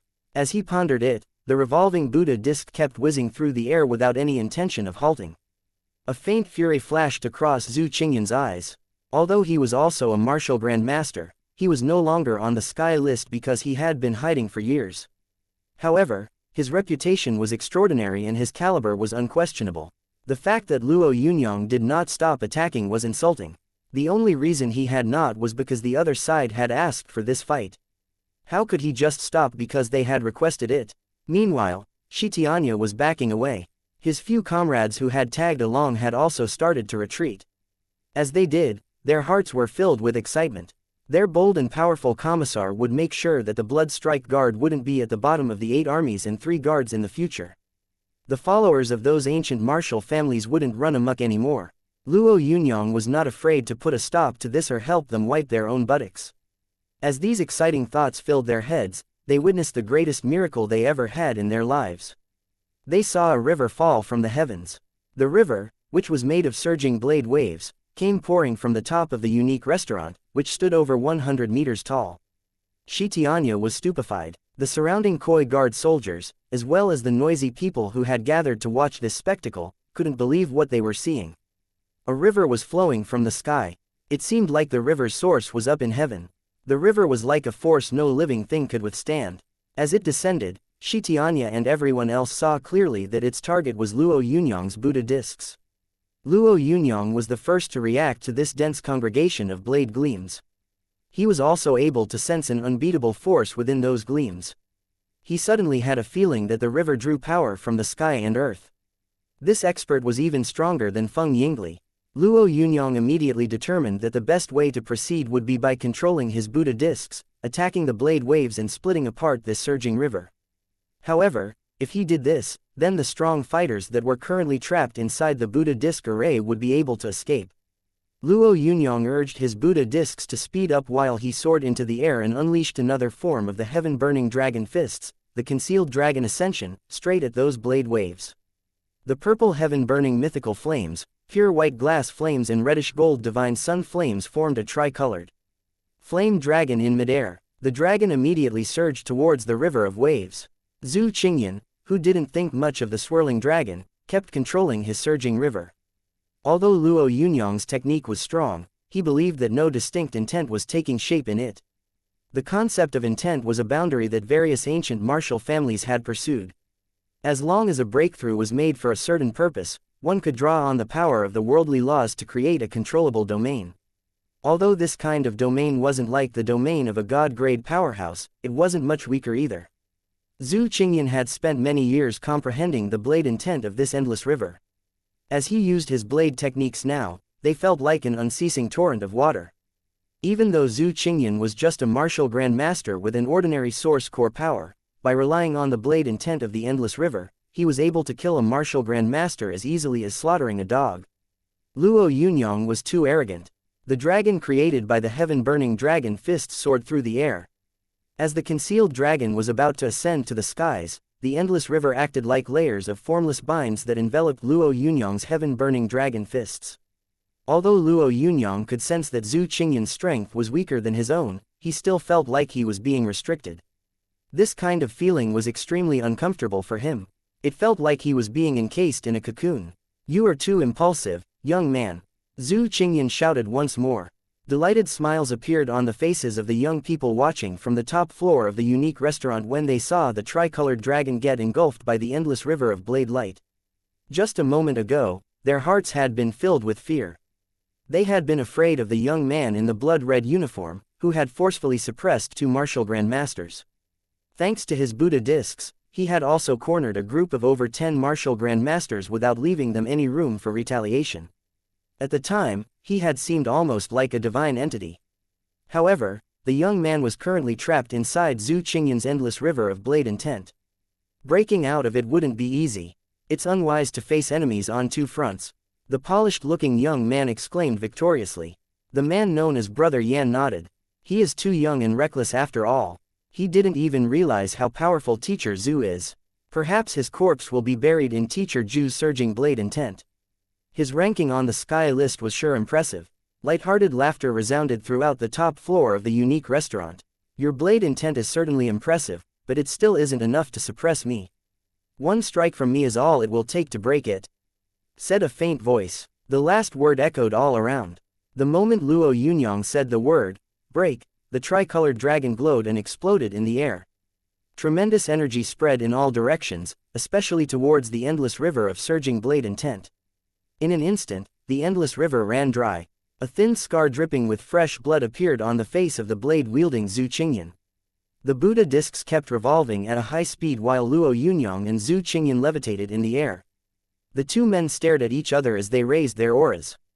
They were both waiting for their opponent to show a sign of weakness. Chapter 209, Destructive True Intent. Ah! A blood-curdling scream suddenly filled the air. The scream came from a martial grandmaster who had been struggling hard under the constricting light net. Eventually, a Buddha disc sliced through his abdomen, cutting him in two like a melon.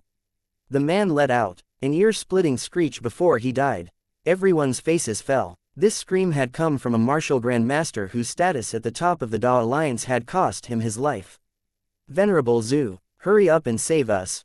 A martial grandmaster who had only one arm left shouted, doing his best to survive. Among the martial grandmasters still alive, he was the one having the hardest time. If someone had to sacrifice himself so the others could live, then this man had the highest possibility of being that person. Zhu Qingyan did not move. He remained as still as a rock as he stared at the blade in his hand. Luo Yunyang was currently fighting on two fronts. Although his Buddha discs appeared to be overwhelmingly superior, he had unfortunately consumed a lot of his mind power. When the Buddha discs whizzed through the air once again, yet another martial grandmaster's skull was split open. The death of the two martial grandmasters shocked everyone. Even the top floor of the unique restaurant was now deadly silent. Although Brother Yan was a martial grandmaster that his family had invested a lot in, his hands started trembling uncontrollably. He knew very well that, under the circumstances, he simply didn't have the ability to lend a hand. It wasn't just him. No one present was qualified to do so. Right now, all they could do was pin their hopes on Zhu Qingyan. I think this plan is really... The refined-looking young man sounded kind of sad. Brother Yan had a grim smile on his face. In fact, he felt sympathetic deep down. This had actually been an impulsive decision. However, this plan had been formulated by the higher-ups of the various ancient martial families, so even though it was a complete disaster, nobody could complain about it. How could he call this decision into question? He was just a person executing the plan, so he had to respect the decisions of the higher-ups and implement their strategies. This was the only way he would be able to make his own battle plans and prove that he was wise. Questioning the higher-ups of the ancient martial families and shooting one's mouth off would be really foolish. The third martial grandmaster roared furiously in indignation. Just before the Buddha discs could cut him up, he soared into the air and concentrated the source power in his body into forming a hammer. He immediately threw this hammer towards the Buddha discs. He could not defend himself, so this attack was his final stand. Suddenly, the other martial grandmasters moved simultaneously. Although they were still stuck inside the vortex of the Buddha discs, they all rioted. As Luo Yunyang increased the intensity of his Buddha discs, Zhu Qingyan made another move. He brandished the long blade in his hand and moved it in a horizontal downward slash. Compared to the endless river from heaven, this strike didn't seem like much. However, Luo Yunyang's expression suddenly turned grave. The instant the blade struck, he felt like he was being restricted.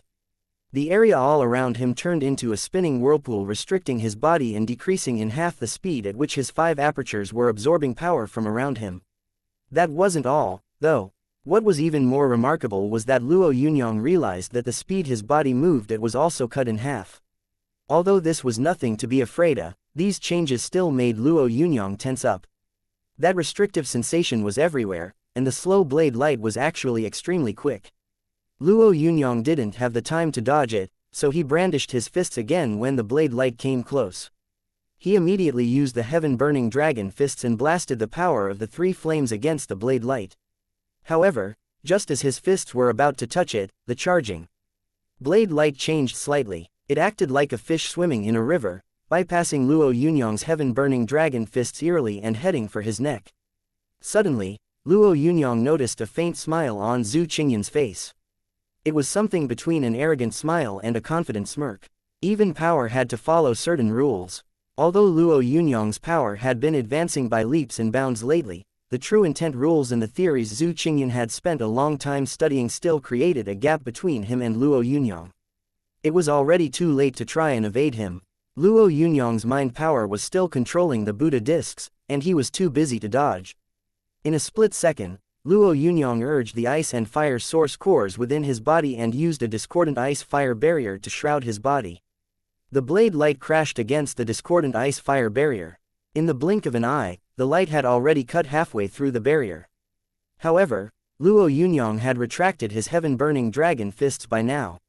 He was about to use the heaven-burning dragon fists again, when he suddenly recalled the fish-like blade light. Enlightened, Luo Yunyang pointed a finger straight at the blade light. Zhu Qingyan didn't pay any heed to that finger. He was certain that he could avoid Luo Yunyang's heaven-burning dragon fists. What more could a finger do? However, when the frigid ice power and raging fire power gathered in his finger, Zhu Qingyan felt as though he had been targeted by a mass of strange energy. He couldn't hide and he had no way of evading it. Plus, he could faintly sense that this power was stronger than the endless river's blade intent. Zhu Qingyan used the long blade and tried to aim at the finger without hesitation. He had to block this strike. He just couldn't let this energy cut his body. Boom! When the blade light collided with the finger, the power of the three flames and frigid qi destroyed Zhu Qingyan's blade light with an explosion. Zhu Qingyan's body felt like an expended bullet shell as he was blown away. The long blade he had used for so many years had snapped into two in an instant. Is that true intent? Zhu Qingyan asked in fear as he struggled to get to his feet. It's the God Slayer. Luo Yunyang took a step forward, reaching Zhu Qingyan. Outstandingly talented young men are born in every generation. Each one will rule in his own domain for years to come. This old man can accept his defeat. I'm afraid that those people have really made the wrong decision. Zhu Qingyan coughed. However, these ancient martial families have vast resources and power. They won't just take this lying down. Take this lying down. That's up to me, Luo Yunyang said icily, glaring at Zhu Qingyan. Put your hands behind your heads and kneel as you get down. Kill anyone that tries to resist. Although his expression and tone were normal, the people at the top of the unique restaurant and the martial grandmasters still battling the Buddha discs heard the warning in his voice. They couldn't escape anymore, even if they wanted to. Luo Yunyang's order made the atmosphere all around them seem to freeze. Chapter 210. Total Suppression, Holy FCK. That has to be the most brutal treatment the young members of these ancient martial families have ever suffered. A Khoi guard soldier said in a somewhat rueful tone as he watched on in admiration. The blood-red figure standing with his hands clasped behind his back was as lofty as a mountain peak and as cool as ice. Back at the Rising Dragon Army Chang'an General Headquarters, the Flame Emperor had been anxiously waiting for news. When he received word that Luo Yunyang had defeated Zhu Qingyan, he felt an assortment of complex emotions. He really didn't know what to say. That son of AB*TCH always did the most unexpected things. Sometimes, the Flame Emperor was amazed, and sometimes he felt like reprimanding Luo Yunyang. However, he was always satisfied in the end. The Flame Emperor knew all too well what sort of person Zhu Qingyan was. He might not have much of a reputation, but if they had to fight to the death, the Flame Emperor wouldn't even be able to withstand a blade strike from Zhu Qingyan. The ancient martial families had been really diligent in getting Zhu Qingyan to act as a guardian for their provocative younger generations. However, even though he was extremely strong, Zhu Qingyan was still no match for Luo Yunyang. Very good. The Flame Emperor clapped his hands thrice in delight. How are things now? Luo Yunyang is currently killing the martial grandmasters of the ancient martial families. 6 martial grandmasters have already suffered a violent death. The Flame Emperor's lips twitched a little when he heard the soldier's answer. Those martial grandmasters were people that the Flame Emperor had a lot in common with. It was unimaginable that Luo Yunyang had actually slaughtered so many of them. Come on, let's go take a look. The Flame Emperor got to his feet and quickly flew in the direction of the unique restaurant. The Rising Dragon Army General Headquarters weren't too far away from the unique restaurant, so he created wings out of his own source power and flew to a rooftop about a kilometer away from the restaurant. Although that building wasn't as tall as the unique restaurant, it was the best spot to observe the situation. When the Flame Emperor landed, he saw a lot of familiar faces around him, including some commanders from the other 7 armies, as well as some strong fighters from Chang'an. They were all watching the situation at the foot of the unique restaurant solemnly. The pavement outside the restaurant had already turned blood red. Luo Yunyang, our families won't let you get away with this. A martial grandmaster shouted in a shaking voice. Luo Yunyang's Buddha discs replied on his behalf. The disc lights flickered, slaughtering the martial grandmaster in an instant. Every single martial grandmaster is an important resource for the Da Alliance. A top fighter said as he sighed regretfully.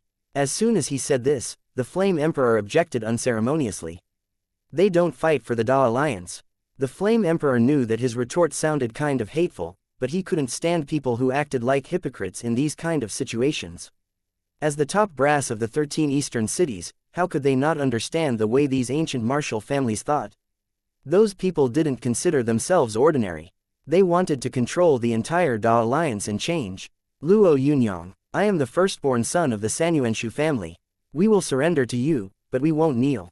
A terrified young man said in a trembling voice. This was his condition. Luo Yunyang smiled grimly and urged his mind power forward. A Buddha disc shot straight towards the young man. Given the speed of the Buddha discs, the young man could have been slaughtered in the blink of an eye. However, the Buddha disc was moving extremely slowly. It was so slow that the young man it was aimed at found it inconceivable. Its crawling speed made it seem like a blunt weapon battering the young man's already crumbling spirit. The young man, who wanted to save his dignity, turned pale. When he saw the Buddha disc descend towards his scalp, he immediately knelt down. I surrender. Don't kill me. The younger members of the ancient martial families at the top of the unique restaurant kept their mouths shut. Although they found it extremely difficult to accept the situation before them, they collectively let out a sigh of relief. Now that this young man had taken the lead, the responsibility of this surrender wouldn't fall on their own heads. What should we do, Brother Yan? A pretty lady asked, looking at Brother Yan fearfully. Normally, her cute, helpless stance would have immediately caused Brother Yan to have tender, protective feelings for her. However, her question only annoyed him this time. The family elders are out of reach, so everyone has to decide for themselves, he replied furiously. As everyone wavered with indecision, a voice was heard from below the unique restaurant once again. They all knew that it belonged to that insufferably arrogant fellow. Hey, fellas, why aren't you coming down yet? If you are dawdling this much, perhaps Daddy will have to come up personally and kill each and every one of you. I don't have a good temperament. I also lack patience, so if you don't come out within 10 seconds, you will be implying that you aren't about to surrender.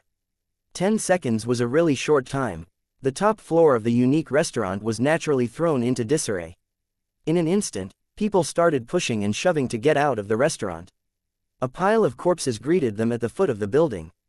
Among the corpses was the young man from the Shu family who had just come down to discuss his conditions with Luo Yunyang. Didn't he say that he surrendered? A martialist who had been on good terms with the dead young man bellowed in anger. Luo Yunyang didn't get angry. Instead, he sneered as he glanced at the speaker. It was too late. His words made the young man react. There were usually two possibilities when one gave such a snide answer. They would either make the other person even more furious or make them tremble in fear. The young man, who stared at Luo Yunyang as though he was looking at a monster, tactfully decided to keep his mouth shut. No one knew who started this, but all the younger members of the ancient martial families suddenly knelt obediently on the ground. Ha ha ha, this is how the Da Alliance ought to act. Damn it, we have been too tolerant with them in the past. A commander from the sky-high military guffawed, slapping his thigh heartily. His opinion concurred with the thoughts of the other Chang'an powerhouses. Although they were representatives of the 13 eastern cities, they had all felt stifled by the ancient martial families in the past. These young people are just small fries. You must know what sort of people stand behind them. Have you thought about what the consequences will be if the god-grade fighters of the ancient martial families appear? Faint dread could be heard in that soft voice. When everyone heard this, their expressions became slightly more solemn. However, the soldiers of the Koi Guard seemed to be in high spirits. Although Luo Yunyang wasn't their commissar, his actions had made them feel really excited. They actually felt kind of inspired. Detain them and try them for their crimes during the next 3 days. If they have committed any atrocities, just kill them, Luo Yunyang said rather indifferently, clasping his hands behind his back. Chapter 211. Blood Red, Bloodbath at the Unique Restaurant. Everyone was suppressed. A young man on the sky-high military barracks announced energetically, his spit flying all over the place. Even though this was someone else's heroic feat, this didn't affect his mood in the slightest. His unceasing gabbling attracted energetic answers from everyone else around him, which made him feel really good. Their comrades' bitter encounter at the city gates had made the sky-high military soldiers extremely furious. However, no matter how unhappy they were, they'd had to swallow their anger and follow their superiors' orders. Their resentment had finally been vented. The young descendant of the Sanyuanshu family, who had murdered one of their own, had been killed right away. He had also been killed in a neat way, which delighted them even more. Go on, what happened next? Someone asked, urging him on. The Blood Strike Guard Commissar said that they would be tried for their crimes in the next 3 days and be punished accordingly. This wouldn't be just for show, right? Someone probed. For show? How could that be? This is Commissar Luo we are talking about. Blood Red Commissar Luo. Commissar Luo who had suppressed over 10 martial grandmasters.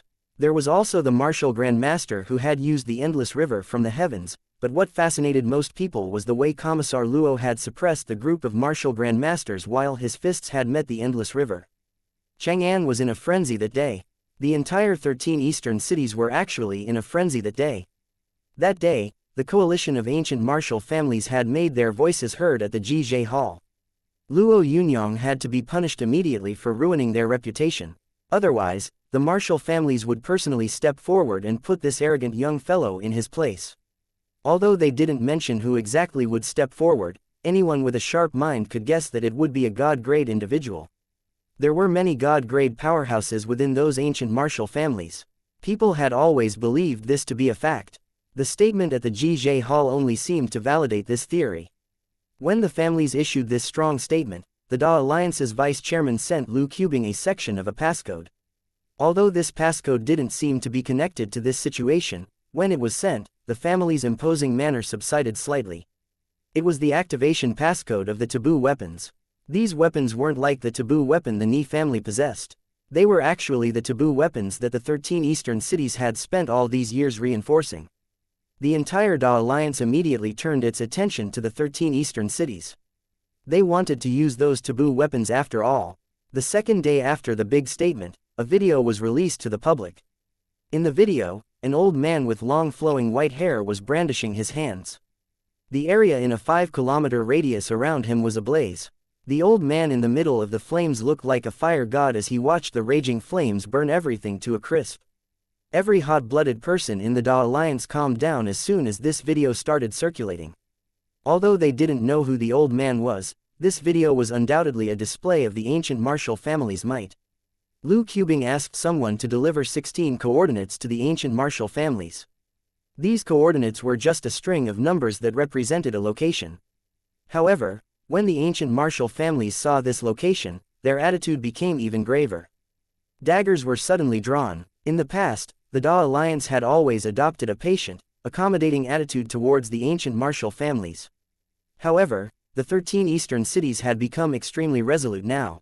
Back at the Rising Dragon Army Shendu General Headquarters, Luo Yunyang was coughing loudly as he dragged his sickly body forward to meet an unwelcome guest. Viceroy Luo, I am here under the orders of the various family heads, said a middle-aged man who seemed to be in good shape. He actually gave off the vibe of a young man in his 20s or 30s. Luo Yunyang smiled faintly at the middle-aged man. This isn't the first time we are meeting, Brother Long. Have a seat. Indeed, Viceroy, this isn't the first time we've had dealings. However, you people have really made things difficult for me over this matter. The middle-aged man known as Brother Long sounded displeased. Do you know how many members of the ancient martial families are demanding to invade Shendu? Do you know how much strength and effort we have wasted to pacify these people? Oh really? Luo Yunyang replied unenthusiastically. Then you must know that there are also many people in the 8 armies who are clamoring to remove the malignant tumor concealed within the 13 eastern cities. The public sentiment is also extremely passionate. The middle-aged man's face darkened. He hadn't expected this to happen as soon as their negotiation began. Luo Yunyang, who had always treated him extremely courteously, had turned into a surly, unreasonable man. All right, Viceroy Luo, if you don't really want to negotiate, then let's act as if I never came here. The middle-aged man got up to leave. Luo Yunyang smiled faintly as he watched Brother Long pretend to storm off angrily. He picked up his teacup gently with a chuckle. Please wait, Brother Long. The middle-aged man known as Brother Long felt a faint delight in his heart. A small victorious smile appeared on his face. This move had been tried and tested many times. You need to let me offer you some tea and escort you out. Luo Yunyang's next words made Brother Long's face fall once again. Damn it, I thought you had a change of heart. You want to FC King offer me tea and escort me out? Why do you FC King bother with all this elaborate etiquette at such a critical time? Go FCK yourself. Our ancient martial families don't have just one god-grade ancestor. If it really comes down to a fight, things won't be like before the apocalypse. Everything is different now. Lu Qubing stared calmly at the middle-aged man's menacing face as he replied powerfully, so what if you have more than one god-grade ancestor? We don't have only one taboo weapon either. Remember Tongkong Mountain? Brother Long's face twitched with fury when he heard this. He knew all about that incident. The Tongkong Mountain had been the encampment of a large ancient martial family back in the day. However, after this incident, that entire martial family had practically been wiped out. Do I have to remind you why there are only 13 eastern cities, Viceroy? Brother Long's tone was sinister.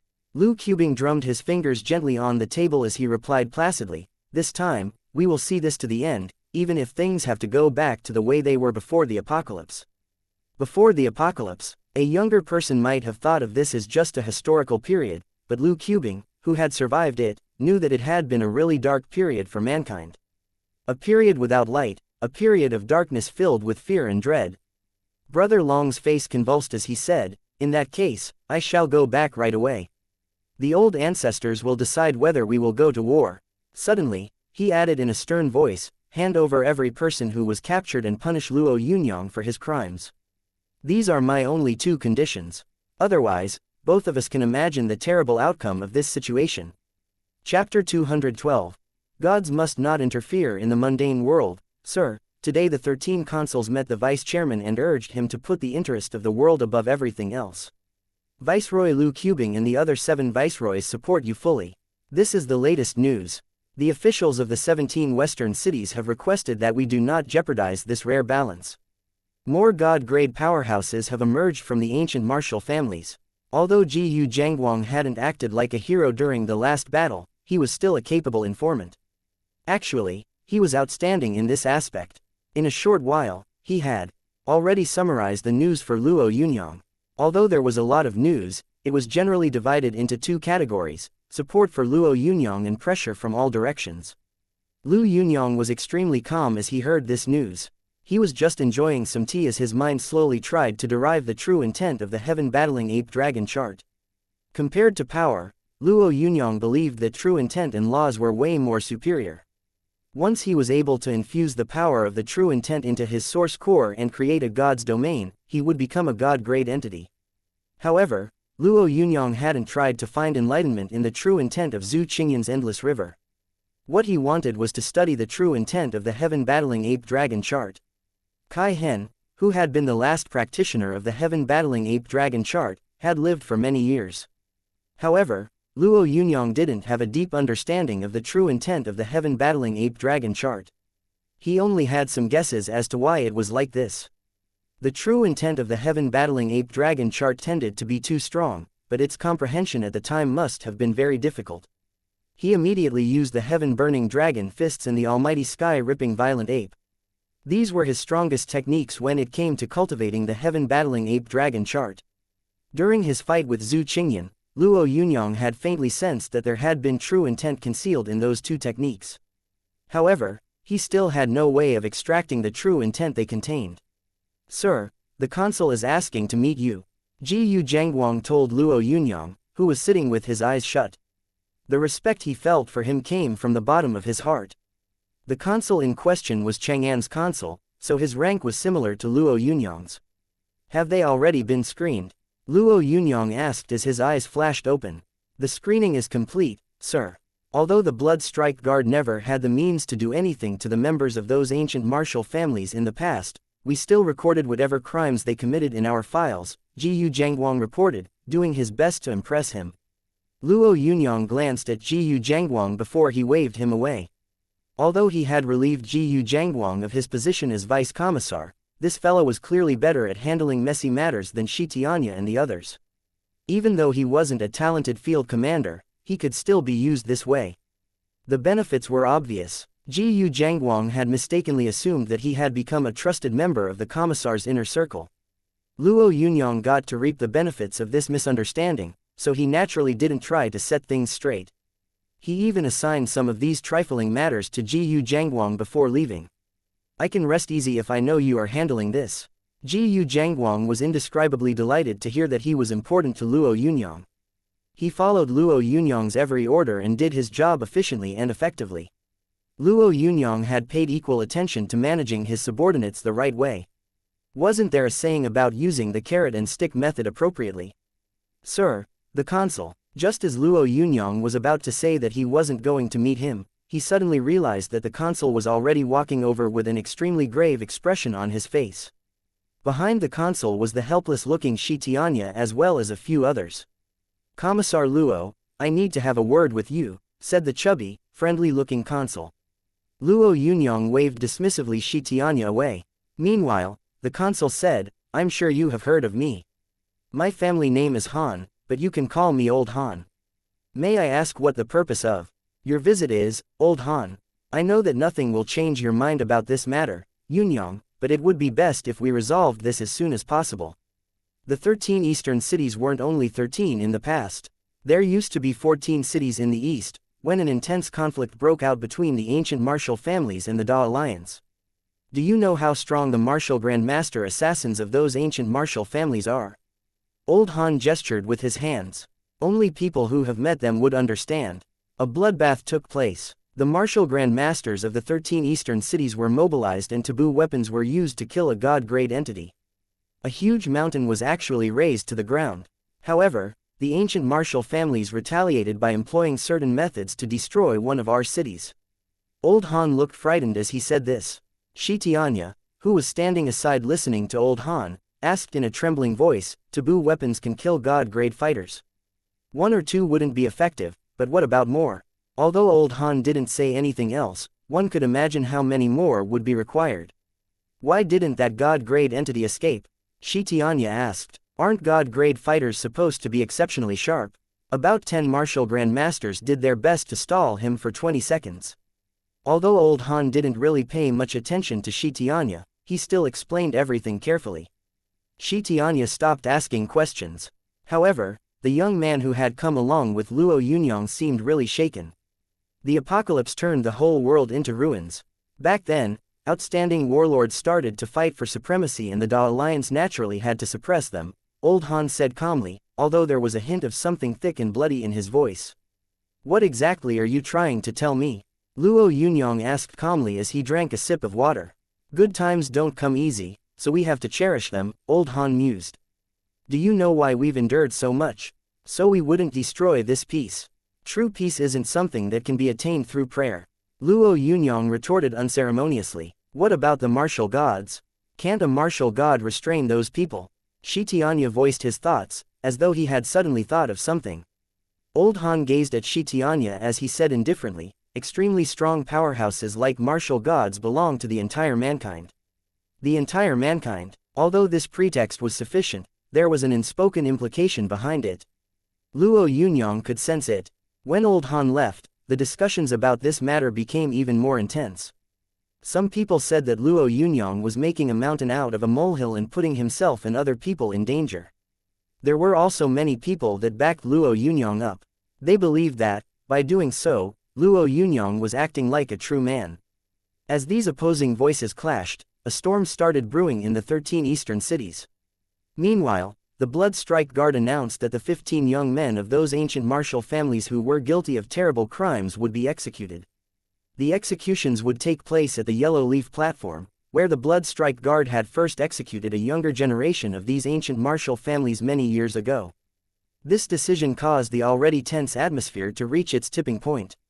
When the decision was announced, the martial god, who had so far remained silent, finally made his thoughts known through his disciple.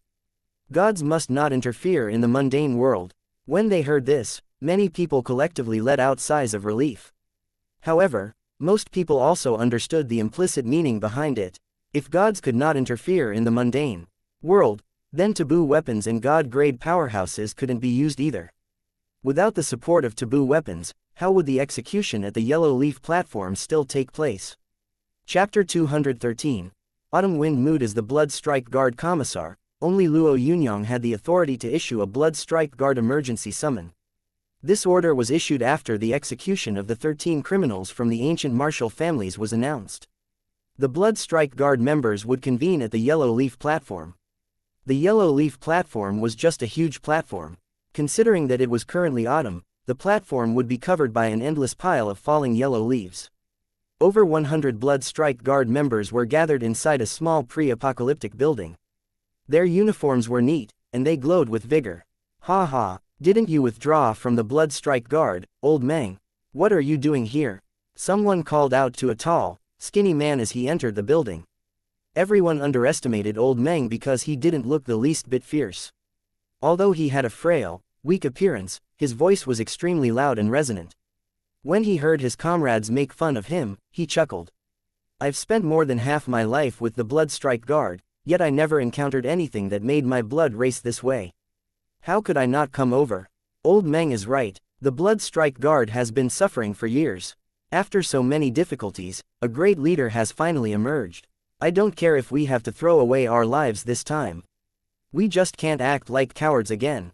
The room was filled with merry laughter and idle chit-chat, when someone suddenly said, "The Yellow Leaf platform is a good place for an execution, but the commissar won't make a big deal out of it, will he? Damn it, if it were up to me, I would kill the grandchildren first." "You don't know sh*t. If he wants to kill a bunch of kids, don't you think he can do it whenever he wants? He just wants to show the entire world our might by killing those people and making an example out of them." Shitianya, who had already become Luo Yunyang's most faithful fan, couldn't stand to see others disrespect his idol. He, seems like kids these days know a lot more than we do." Old Meng patted Shitianya on the shoulder as he laughed heartily. Although Shitianya felt kind of repulsed, he also felt helpless. People like Old Meng had been in the Blood Strike Guard way longer than him after all. Loud discussions and impassioned words made the atmosphere turn lively. Everyone was looking forward to the execution at the Yellow Leaf platform. It would be like an autumn gale sweeping away the fallen leaves. By executing these criminals, they would be getting rid of the old and bringing in the new. However, they knew that things wouldn't go as smoothly as they wished. If the execution was conducted successfully, the Blood Strike Guard would surpass the Koi Guard and reach the top of the three guards once again. Should they fail, then the reputation of the Blood Strike Guard would be ruined. While they discussed this, everyone's eyes were on Luo Yunyang, who was sitting cross-legged on the huge platform.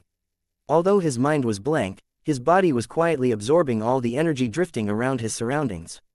5 kilometers away, a man was silently watching Luo Yunyang through an advanced pair of binoculars. His eyes were filled with animosity. Although he felt no enmity towards the boy sitting in a lotus position on the Yellow Leaf platform, when he thought about his fellow brothers, who were currently being suppressed by him, he couldn't help but want to dismember that fellow. "Is he still meditating, Brother Shu?"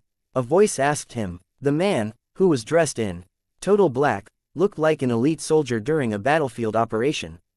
He is sitting in a lotus position on top of the platform. He actually wants to use his power to resist the main forces of our ancient martial families. He really does have a death wish. A man in his 20s with a tyrannical look in his eyes sneered sinisterly. As he spoke, a humming sound suddenly filled the air and they saw an aircraft hover above the Yellow Leaf platform. "Lu Qubing has arrived," the other man exclaimed in alarm. The Rising Dragon Army Viceroy had an intimidating presence. Even some young disciples of the ancient martial families were terrified of his famous fighting prowess. If Lu Qubing had arrived, could the entire Rising Dragon Army also have arrived? Although the ancient martial families had always considered themselves superior, meeting the Rising Dragon Army head-on still made them feel afraid. Just as they started to feel a little worried, they suddenly saw red dots shine on their faces. Snipers. There were armor-piercing snipers around. If they used superior quality bullets, even third-grade martial masters wouldn't be able to evade them in time. None of them could form armor by using their source power, so all they could do was just hide quickly. Luckily, those red dots disappeared fast. Although they weren't attacked, they had felt immense fear for a moment. "I had to come personally this time, Yunyang," Lu Qubing said apologetically as he walked up to Luo Yunyang. Luo Yunyang smiled. He suddenly remembered Lu Qubing saying, "Let me drink some water before speaking to you," back when he had needed his support the most. Lu Qubing was really good at understanding others, so Luo Yunyang felt that his words weren't important. What was important was the fact that he had come. This attitude was more than enough. "It's a great privilege to have you here." Lu Qubing coughed and shook his head. "You are really nervous about this. The martial god's mediation has hindered the god-grade powerhouses and suppressed the power of our 8 armies. I actually wanted to bring over an army division, but I was stopped. Although Lu Qubing's tone was very calm, his expression made it clear that he was displeased by the fact that he had been prevented from doing so. Luo Yunyang chuckled. I'm here, Viceroy. You don't have to worry about anything. I still have to say this, Yunyang. Wherever there is life, there is hope. If we aren't able to hold on, then we have to leave. Lu Qubing patted Luo Yunyang's shoulder as he said softly, a good commander doesn't necessarily have things go his way all the time. Plus, this time you will be encountering opponents that aren't your equals. Lu Qubing, the Flame Emperor and the Eagle King had all come. 10 out of the Rising Dragon Army's 4 great generals and 8 honorary delegates had arrived. Meanwhile, the other armies had sent about 10 people each. The Yellow Leaf platform was no longer a tranquil place. A shadow suddenly appeared amid this lively, bustling location. Yellow leaves covered the entire platform as the shadow climbed up the Yellow Leaf platform slowly. The man glanced at Lu Qubing and the others before he asked softly, "Who is Luo Yunyang?" When Lu Qubing saw the man, his expression turned cold. "Yan Ke," he exclaimed in disbelief. The Eagle King and the Flame Emperor, who had been extremely vigilant as this man had approached, frowned when they heard his name. "I am Yan Ke. Can sparrows and swallows ever match the will of the Great Swan?" The man studied the Eagle King and the others before turning to Lu Qubing and saying, "It's great to see that a sickly person like you hasn't died yet. You must be Luo Yunyang. I have come over here with one purpose, to take 4 people away. I hope that you won't try to stop me." Chapter 214. The Void Splitter. Could sparrows and swallows match the will of the Great Swan? This was a common saying that even children had probably heard of. However, there were many people who would consider themselves to be great swans. This man had actually said that he was Yan Ke, the very Yan Ke who had created this saying. His tone was rather subdued, as if he was afraid that they wouldn't have heard of him. Lu Qubing's cough became even more intense after he heard this introduction. There were only a few people who could make Viceroy Lu cough that violently. "Yan Ke, we fought side by side all those years ago. Why have you come all this way to interfere?" Lu Qubing said after taking a deep breath. "I know what you mean, old Lu, but that man is my grandnephew and the only male heir of our family, so I had no choice but to come." As Yan Ke spoke, his fingers caressed the saber hanging by his side gently. The old saber, just like Yan Q's eyes, seemed to have gone through great vicissitudes. "Why do you want to take away 4 of them?" The Flame Emperor's voice sounded rushed. "Since when do you have the right to speak in my presence?" Yan Ke glared at the Flame Emperor. Although he had scolded him, his tone was still as calm and unhurried as ever. Given the Flame Emperor's temperament, if anyone dared criticize him this way, he would normally have retaliated in the same way. However, he now seemed even-tempered and not the least bit embarrassed, as if the man had been right to ask this question. "Enough. What Old Flame asked is a question I would also like you to answer." Lu Qubing said, "This is a task assigned to me by the clan." Yan Ke stared at Lu Qubing as he answered in a deadpan manner. Although some of these young men are failures, when all is said and done, they are still a part of the Yan family, Yan Ke said calmly and earnestly. When they heard his words, everyone's faces twitched. Lu Qubing could guess the objective of the ancient martial families. If they considered Luo Yunyang's decision to execute these young criminals a challenge, then the ancient martial families would use this method to show their high status. Meanwhile, they would push Luo Yunyang's face in the dirt without restraint. If Yan Ke took 4 people away, then someone not much weaker than him would soon arrive and take 4 more away. There were about 10 of them, so if they were all taken away and not a single one was executed, then the incident at the Yellow Leaf platform would turn into a joke. Lu Qubing was about to say more, when Luo Yunyang waved his hand and told Yan Ke decisively, "No." Luo Yunyang didn't care what sort of person Yan Ke was. All he knew was that, no matter what happened, he had to defy his authority. Otherwise, he wouldn't be the Blood Strike Guard Commissar for much longer. Yan Ke remained silent. He wasn't looking at Luo Yunyang. Instead, he was staring at Lu Qubing. He clearly still treated Lu Qubing as the decision-maker. Meanwhile, Lu Qubing was coughing so hard that he couldn't even breathe properly. He seemed to be grieving as he went through this round of violent coughing. In the end, he fixed his gaze on Luo Yunyang. "You are the Blood Strike Guard's commander-in-chief, so you will be calling the shots today. However, you should know that Yan Ke became a martial grandmaster 3 years after the apocalypse, so you have to be really careful." Luo Yunyang suddenly shuddered. Back then, he fought with a martial god who had yet to become a god-grade entity, but couldn't be defeated in less than 100 moves. A martial god who had yet to become a god-grade entity was still a martial god. If Yan Ke was as strong as a martial god, then his innate skills had to be really formidable. The only reason Yan Ke hadn't become famous over the years was because almost everyone thought that he had died. However, Yan Ke had now been sent there by the ancient martial families. The moment he had appeared, the entire 13 eastern cities had been shocked. Zhu Yi and some of the other viceroys gathered there had taut faces, while others had turned pale. Of course, there were also some of them who seemed excited. Yan Ke had re-emerged. I wonder if his saber is still as sharp as it used to be all those years ago. Someone lamented. The hands of the Da Alliance's vice chairman, who held the highest authority in the 13 eastern cities, were shaking uncontrollably. He had supported Luo Yunyang in this matter and had even been willing to use taboo weapons and shed all pretense of cordiality with the ancient martial families. However, the ancient martial families had sent someone to take away the criminals. They hadn't sent a full force or initiated a maniacal massacre. Instead, they had dispatched someone to go and collect those people. They were clearly using their strength to strike individually. Although the man they had sent did not seem special, what he represented and implied made everyone feel extremely uncomfortable. The vice chairman understood, the viceroys understood, even the powerhouses of the 17 western cities understood.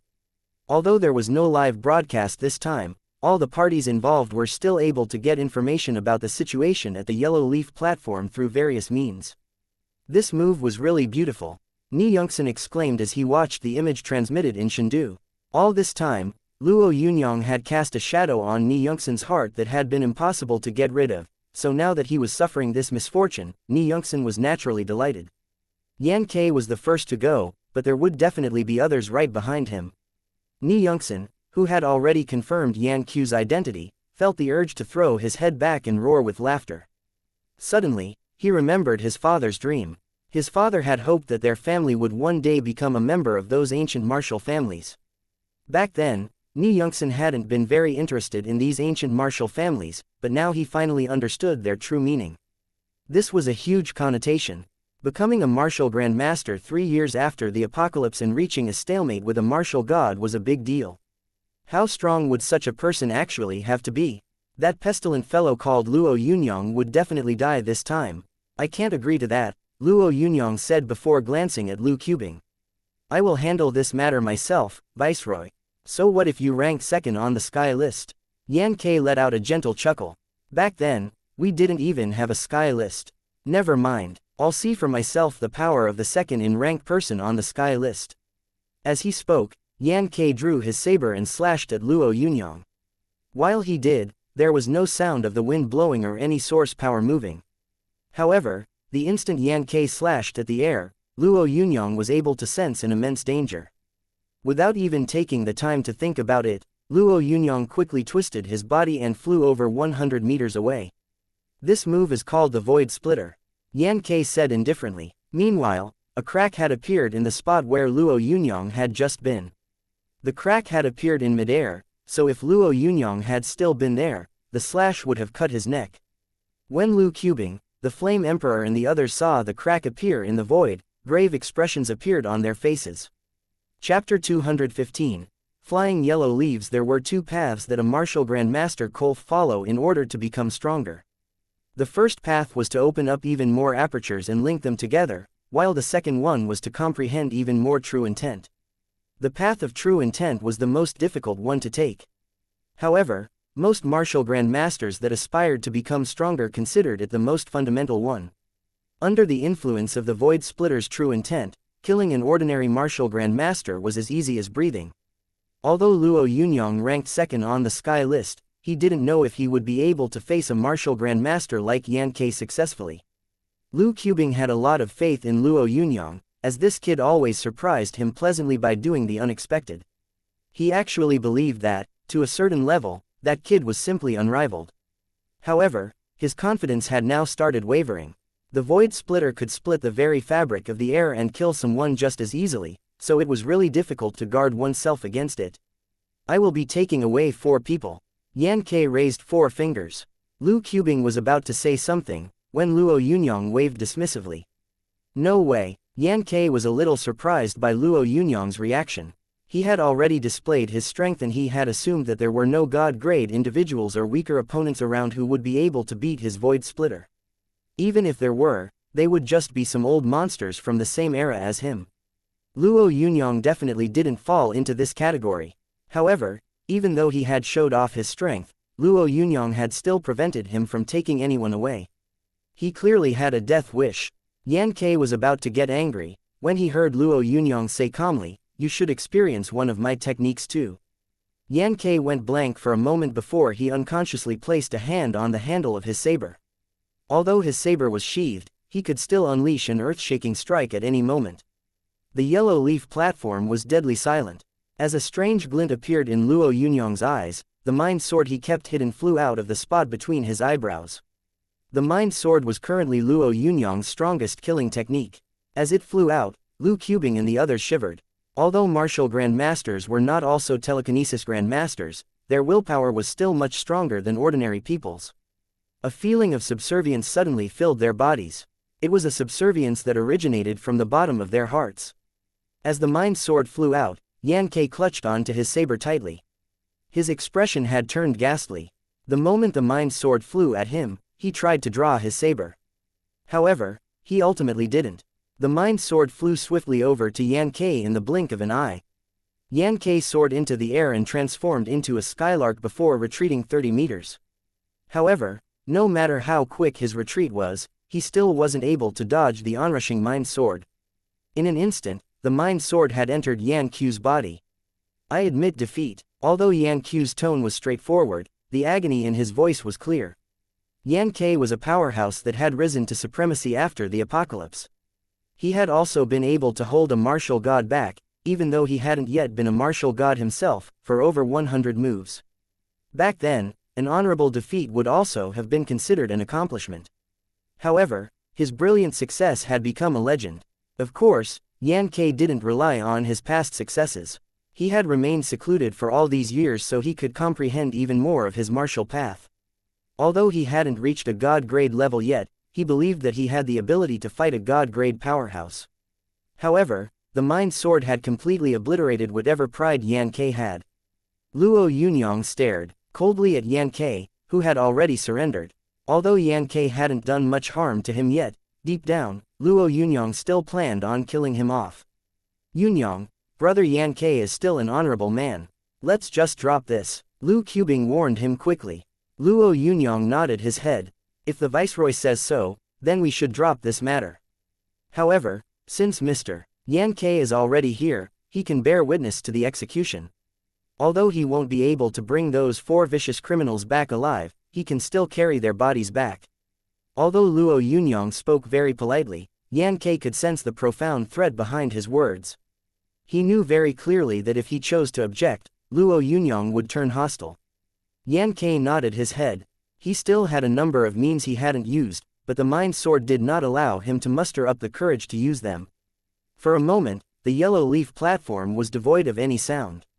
Luo Yunyang stood straight on the platform like a god, suppressing everyone around him. "Aren't there 3 more people?" the Flame Emperor asked in a low voice as he stood on the sidelines. Yan Ke glanced at the Flame Emperor before staring into the distance and shaking his head. "They have probably retreated already. They must have realized that they would never be able to take on your mind sword." The men he spoke of were also strong martial grandmasters from ancient martial families. Although Luo Yunyang didn't think that revealing his mind sword had been appropriate, ever since he had experimented with the spirit warding banner, the trump cards he possessed had become even stronger. Reporting, Commissar, 10 more minutes to go. Shi Tianya quickly stepped forward and cupped one fist in his other hand in salute. Luo Yunyang waved him off, indicating that he could go ahead with the plan. After Shi Tianya left, 3 cannon booms would ring out. These 3 booms had been used to disperse spirits back in ancient times. The execution would follow right after the sound of the cannons. Below the yellow leaf platform, the members of the ancient martial families watched from a distance. They knew that their comrades on the yellow leaf platform would affect their dignity. They had a well-trained, powerful army, so they had to stomp all over the person who had tarnished the dignity of their families. "The cannons have been fired." Why aren't we attacking? A young member of an ancient martial family asked resentfully. Nobody replied. The warriors were just gripping their weapons as they waited intently. However, the call that would launch their attack never came. Through their high-powered binoculars, they all saw several familiar figures get dragged up the yellow leaf platform. Men in blood-red uniforms lined up on the platform with a solemn expression. The executioners' swords in their hands shone brightly. Brothers, we have to rush over and rescue our comrades. A young fellow urged everyone around him as he watched a relative of his get on the platform. He immediately clutched his halberd, suddenly losing hold of his emotions. However, as he was speaking, a deep voice rang out in his head. Everyone stay in place, otherwise, you will get killed. The eerie voice made him shiver. Denial, unwillingness, resentment. All these indignant feelings filled the hearts of the members of this ancient martial family. However, none of them dared disobey that imposing order. As discontent welled up in their hearts, they saw the flicker of a sword on the huge yellow leaf platform. Yellow leaves whirled in the air before they were dyed red. Chapter 216. An unrivaled technique, Chonger. A middle-aged man let out a mournful, heart-wrenching wail that reverberated around the exquisitely decorated room. As soon as this anguished cry echoed around, the electronic display in the room showed the image of a young man getting beheaded. The young man was kneeling on the ground, his eyes full of fury and desperation. He was afraid that, once the blade fell, he would take his last breath at this awful place. He was struggling hard, as he had never in his wildest dreams imagined that he would really be beheaded. Young descendants of ancient martial families like him only killed a few ordinary humans. How was this any different from slaughtering a few animals? How had he been classified as a petty criminal? Why had something like this happened to him? Even though he and the other criminals had been captured by Luo Yunyang, the coalition of ancient martial families should have spared no effort in trying to rescue them. Brother Yan, our ancient martial families can't let this transgression go on like this. The middle-aged man who had cried out in agony was worthy of being the head of a large family. When he stopped crying, he calmed down very quickly. The man called Brother Yan, who was a tall, imposing old man, stepped forward and patted the middle-aged man on the shoulder before saying, "Our ancient martial families won't take this lying down." Then, the old man took a deep breath and turned his gaze to the three old fellows seated beside him. Although the three of them seemed pretty ordinary, they all had one thing in common. Every single one of them had a solemn look on his face. Old Shu, Old Mu, Old Jing, if God-grade entities can't move against him, then are we really helpless? The three elders exchanged a look before Old Jing said, "The mind sword has always been a myth among telekinesis grandmasters. There are records of this technique in ancient excerpts, but the requirements for practicing it are extremely demanding. Therefore, even telekinesis grandmasters have always believed that it was simply impossible to master." However, the ancient excerpts did mention one thing: when the mind sword is formed, it can beat any technique of the same level. Although Old Jing's voice wasn't very loud, anyone who heard his words looked crestfallen. They had not gathered their strength just to save their own people, but also to show their might through Yan Ke and the other three elders. They wanted to declare publicly that their ancient martial families weren't to be offended. However, the situation had clearly exceeded everyone's expectations. Yan Ke had stayed while the three others watched from afar. They couldn't believe that a top-notch martial grandmaster like him had given up right away. The dignity of their entire families had suddenly taken an even more ferocious beating. If this technique couldn't be beaten by any technique of the same level, then if they wanted to defeat this man, a god-grade expert would have to take action. However, the martial god had already made his stance clear, so even if they asked for help, no god-grade entity would act. For a moment, not even a single sound was heard in that rather large room. The bloody yellow leaves seemed particularly magnificent. Luo Yunyang was dressed in the blood-red uniform of the Blood Strike Guard as he stood quietly on the yellow leaf platform and gazed out into the distance. Lu Qubing watched his heroic posture. He didn't know why, but he was suddenly reminded of a martial god. Back in the day, martial gods had risen to supremacy and quelled an era. Although Luo Yunyang wasn't as strong as a martial god, he was still breathtaking. He had also suppressed everyone around him after all. As the Blood Strike Guard's commander, he had suppressed the ancient martial families of the entire 13 eastern cities.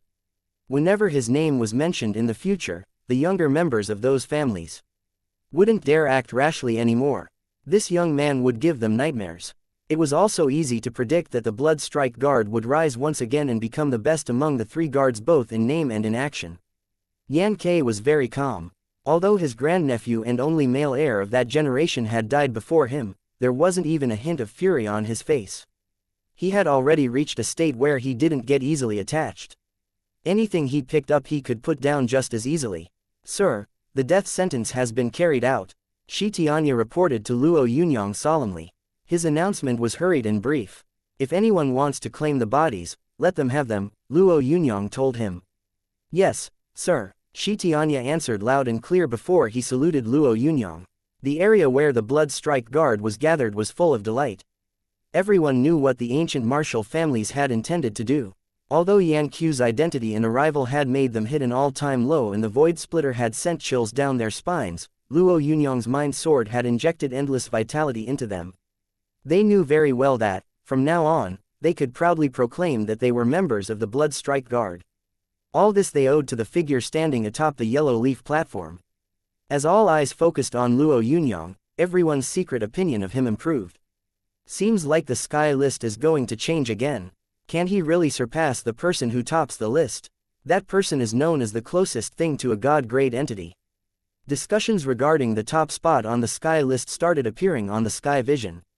Although everyone had their own opinion, Luo Yunyang's prestige had still climbed up a grade. A long, thunder-like hiss roared from a distant location. It sounded as if the violent ape was alive and shouting at the sky, as if the divine dragon had come into being and shaken the whole world. Lu Qubing had been about to leave, yet when he heard this long hiss, his face suddenly froze.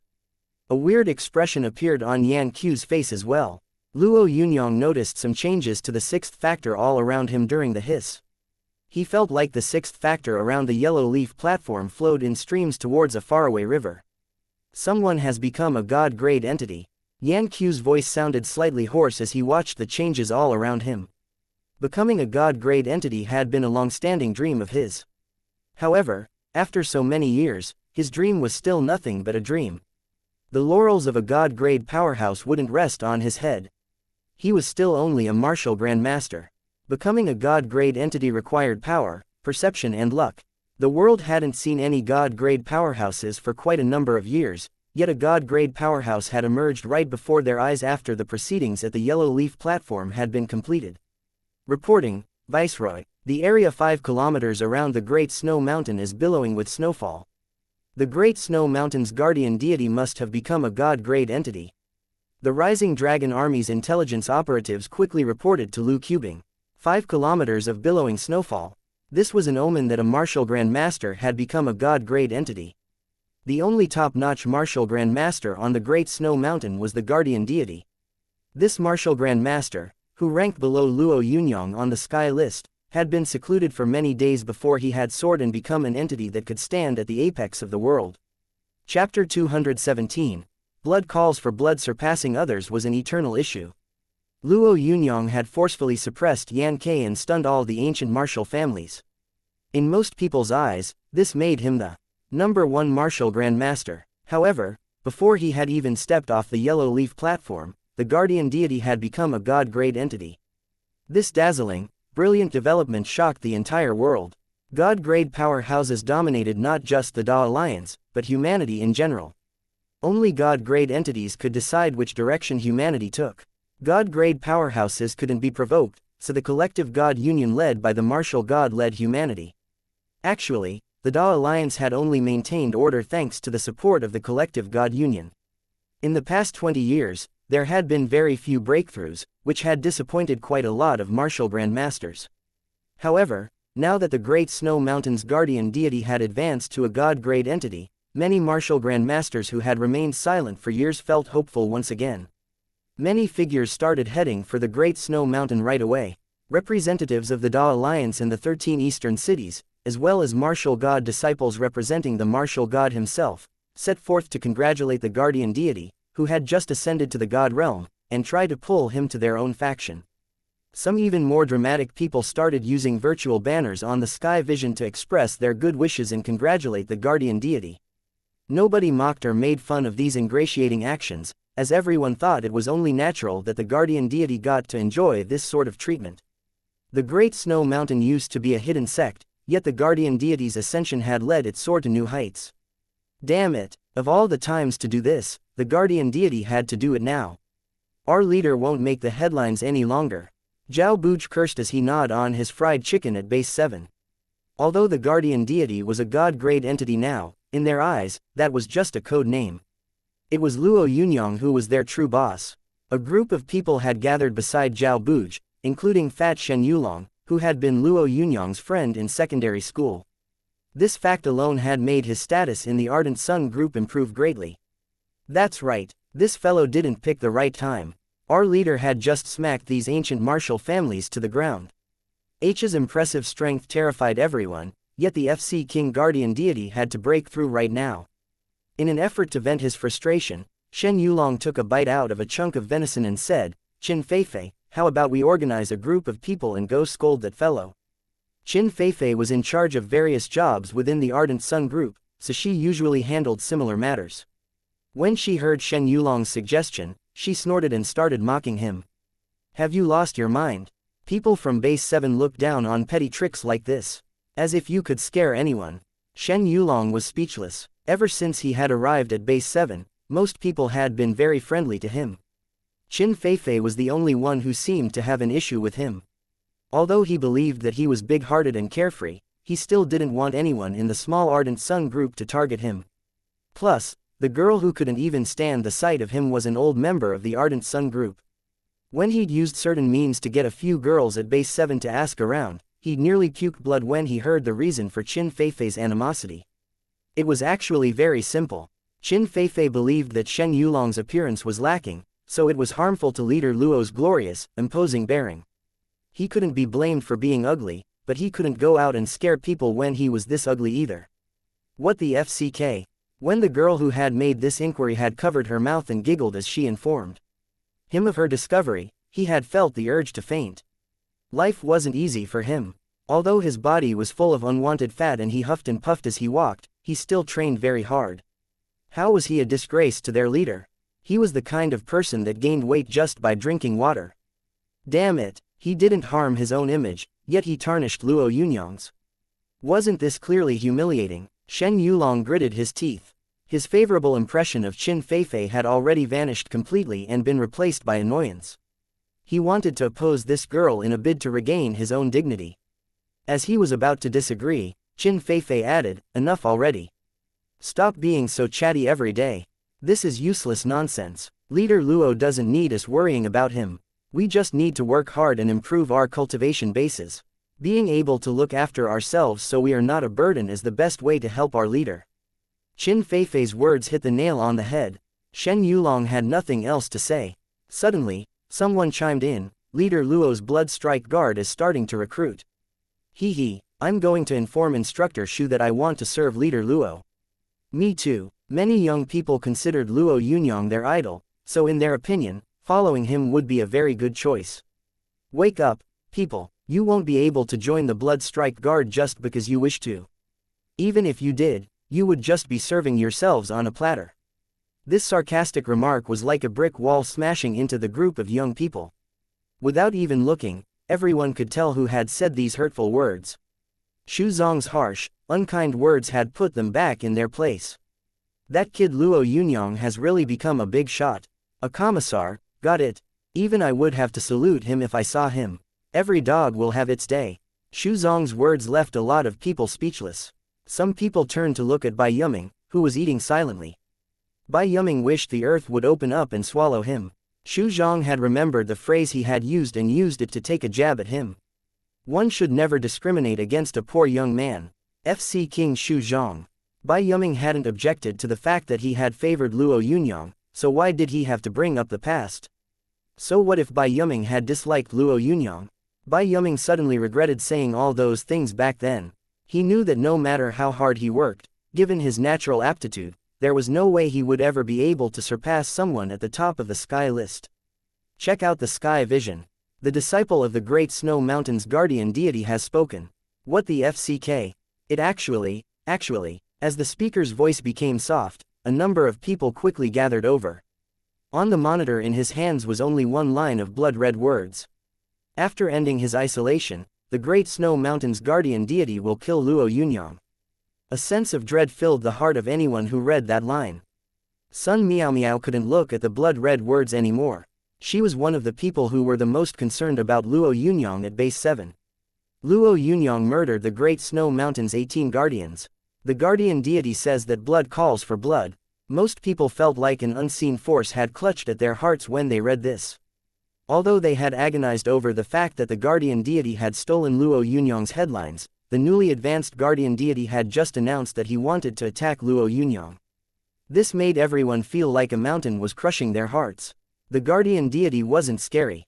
What was scary was that the guardian deity had just ascended to the god realm. The fact that Luo Yunyang was now the target of a newly ascended god-grade entity made his status immediately undergo a drastic change. Instructor Shu, aren't god-grade powerhouses not allowed to arbitrarily act against the mundane? Sun Miao Miao asked Xu Zhang. Chapter 218. Breaking Customs. Although Xu Zhang couldn't answer Sun Miao Miao's question, thousands of miles away someone else was answering it. The person answering it was the family head of the ancient Yan family. God-grade powerhouses cannot arbitrarily interfere with mundane matters. This is a decision of the collective God Union, so even a martial god has to comply. It is because of this reason that martial grandmasters have become the Da Alliance's most important fighting force. The man's voice became even more emphatic as he added, however, before complying with this directive, a god-grade powerhouse has the privilege to break the customs. This means that, after one advances to the god realm, they can do as they please on 3 matters. According to the direction of the collective God Union, these 3 matters have to be settled within 10 days. The words, breaking the customs, were individually ordinary. However, when combined, they gave off an intense feeling, as if one was high above and looking down on the common folk. If martial grandmasters were considered the strongest existences amongst humans, then god-grade powerhouses who had gone through massive changes could no longer be considered human. Breaking the customs meant settling former favors and grudges before breaking away from the binds of the mortal world. Would the Da Alliance interfere while one was breaking the customs, Brother Yan? In any case, Luo Yunyang is extremely important to the Da Alliance, the Shu family head said with bitter resentment. His beloved son had been beheaded by Luo Yunyang, and his blood had been spilled all over the yellow leaf platform. He knew very well why his son had been killed. However, he did not have any intention of repenting. In fact, he was itching to take revenge as soon as possible. They can't. The Da Alliance exists thanks to the support of the collective God Union. If they violated the agreement when it comes to breaking the customs, then they would become a common enemy of all god-grade powerhouses. Ha ha ha, I originally wanted to ask the Great Snow Mountain's guardian deity to lend a hand. I never expected that the kid would actually place himself on the chopping board beforehand. How could he actually murder the Great Snow Mountain's 18 guardians? Maniacal laughter filled the room. Although all these people had a considerable status, they were currently unable to contain their delight. As soon as they had found out that the Great Snow Mountain's guardian deity had become a god-grade entity, the ancient martial families had obtained detailed information from the guardian deity, including information about the incident with the 18 guardians, which was something that couldn't be covered up. That kid is dead, someone proclaimed bitterly. The Shu family head had a sinister grin on his face. This will not end, even if he dies. I will definitely make him pay for his arrogance. Although the man didn't explicitly say out loud what sort of price Luo Yunyang would pay, judging from his expression, everyone could take a guess.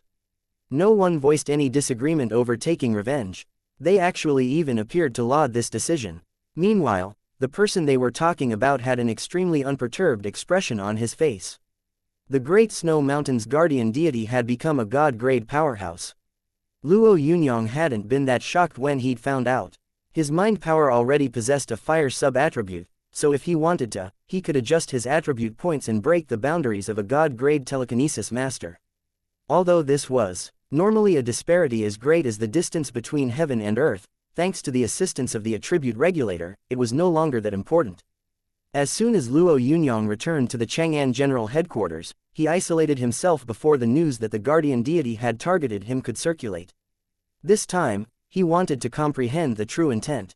Thanks to Zhu Qingyan's endless river from the heavens and the true intent of Yan Q's void splitter, which hadn't been fully unleashed, Luo Yunyang had gotten a greater sense of how formidable true intent really was. Unfortunately, His cultivation base had risen too quickly, so the only true intent he had comprehended was a trace of the god-slaying true intent within the god-slayer. This was just a tiny trace of true intent, so it was pathetic compared to other startling techniques. Thus, when he returned to Chang'an City, Luo Yunyang handed whatever work he had over to Jiuzi Xuanming, Shi Tianya and the others and quietly went into seclusion to cultivate. Every time he saw the god-slaying true intent, he would get a feeling of deep reverence. As he held on to the god-slayer, Luo Yunyang's thoughts went back over and over to the instant the ancient spear had been thrown. In the past, he had focused on the changes, power and technique with which the ancient spear was cast. However, this time he focused on the feeling within the spear. Although the true intent wasn't visible on the ancient spear, Luo Yunyang could tell what sort of true intent was concealed within it when it was cast. Perhaps there were even several types of true intent. This dense killing intent, which made one's soul tremble, was the sort of killing intent that made the god-slayer very difficult to evade. Back then, Luo Yunyang hadn't had the slightest inkling of comprehension about the true intent within the god-slayer. However, when he had cast the spear, it hadn't given the ravenous wolf any chance of resisting. The man had been killed instantly. Now that Luo Yunyang's understanding of the true intent hidden inside the god-slayer was becoming even deeper, he realized that his understanding of this aspect had been insufficient. Actually, he believed that the disparity had been too big. After an indefinite amount of time, he opened his eyes. His mind attribute had already been raised to the max, yet the spear, which was like a streak of lightning rupturing the sky, remained vague and indistinct. Luo Yunyang had a feeling that the more he raised his mind attribute, the less he would be able to understand the true intent within the god-slayer. His feeling was right. Luo Yunyang muttered irresolutely to himself for some time before he sighed gently. Deep down, he knew that he had been a little too anxious. True intent took other people an extremely long time to comprehend. It was simply impossible for him to achieve it in one go. Although Luo Yunyang didn't plan on giving up, he wasn't prepared to keep trying either. He immediately opened the attribute regulator in his mind. Power: 3251 Fire, 2132 Ice, 616 Wood, 575 Speed, 230 Mind, 3352 Fire, 7 Constitution, 513 Golden Body, 89 Fire, 210 Ice, 42 Wood, 46. The figures displayed on the attribute regulator didn't seem that different compared to the way they had been a while ago, which proved that Luo Yunyang hadn't made big progress lately. Just as he was about to close the attribute regulator, he suddenly realized that a line of silver words had appeared at the bottom. True Intent. 1. Elimination. 1. Chapter 219. The attribute regulator's new function. A subcategory of true intent had actually appeared on the attribute regulator. When Luo Yunyang discovered it, he felt extremely delighted. He didn't have many advantages in terms of comprehending true intent. Most people acquired true intent after many months and years of comprehension after all. However, Luo Yunyang had managed to possess true intent very easily. He pondered this for a bit before he started to make adjustments to his true intent attribute. He immediately increased it by 3,000 points.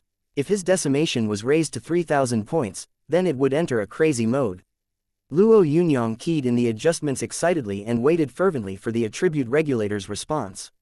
He suddenly froze when he saw that silver line change. The silver number that appeared wasn't the anticipated 3001, but a big 4. True intent. 4. Decimation. 4. What was up with this? He had clearly added 3,000 points. Why had they only produced 4? How useful would a 4-point true intent be? Luo Yunyang pondered this for some time before he added another 100 points to his true intent. Suddenly, he realized that the figure had become 4.1. Only then did he understand that the silver figure was no ordinary figure. It was actually converted at a rate of 1,000. To test whether his hypothesis was correct, Luo Yunyang made some more adjustments to his attribute regulator and transferred 0.5 point of true intent to his mind attribute. The result was exactly what he had expected. His mind attribute increased by 500 points. The conversion rate between true intent and the 4 fundamental attributes was 1,000. Luo Yunyang's eyes lit up when he recalled the circumstances when he'd cultivated in the past. Once his true intent stats hit a certain level and he tried to comprehend more things that contained true intent, then success would follow naturally. As soon as he reached this conclusion, Luo Yunyang raised the silver digit of his true intent to 8 points. When he picked up the God Slayer again, many aspects that he hadn't understood so far suddenly started to make sense. Areas that he simply hadn't been able to comprehend had now become crystal clear. This was what true intent was all about. Ecstatic, Luo Yunyang quickly memorized all this knowledge in his mind. As long as this knowledge existed, even if his attributes were restored to their original state, his true intent would continue to improve fast. One day later, Luo Yunyang finally put down the God Slayer and reinstated all his attributes to their original state. He didn't really pay attention to anything else. What his eyes noticed right away was the silver line of his true intent attribute. True intent. 3.5 decimation. 3.5. In any other case, a difference of 3.5 points and 1 point wouldn't have been significant. However, when it came to true intent, this difference was a big deal. Luo Yunyang was overjoyed when he saw his decimation. He could tell that if he cast the God Slayer right now using the same power, its destructive power would be 10 times bigger. This was the effect of decimation. His decimation was currently at 3.5 points, so if he was able to raise it to 10, he would be able to comprehend it even quicker. 3.5, 6, 7.9. Luo Yunyang's true intent kept rising rapidly. However, as he was increasing it, Luo Yunyang realized that even if he converted all his other attribute points, he still wouldn't be able to raise his true intent to 10 points. Although his true intent could not increase any more, when Luo Yunyang saw his stats on the attribute regulator, he was still rather pleased. True intent. 9.8. Luo Yunyang stretched his body gently and strolled out of the cultivation room. When he opened the door, he saw Shi Tianya and more than 10 other Blood Strike Guard soldiers standing guard outside looking exhausted. He also noticed that a scar had appeared on Shi Tianya's face. As the first soldier to follow him to the unique restaurant, Luo Yunyang held Shi Tianya in a rather high regard. He immediately frowned when he saw his subordinate looking this way. What happened? When they saw Luo Yunyang emerge from his seclusion, Shi Tianya and the others immediately grew excited. Commissar. They saluted him simultaneously. Luo Yunyang waved his hands as he stared at Shi Tianya.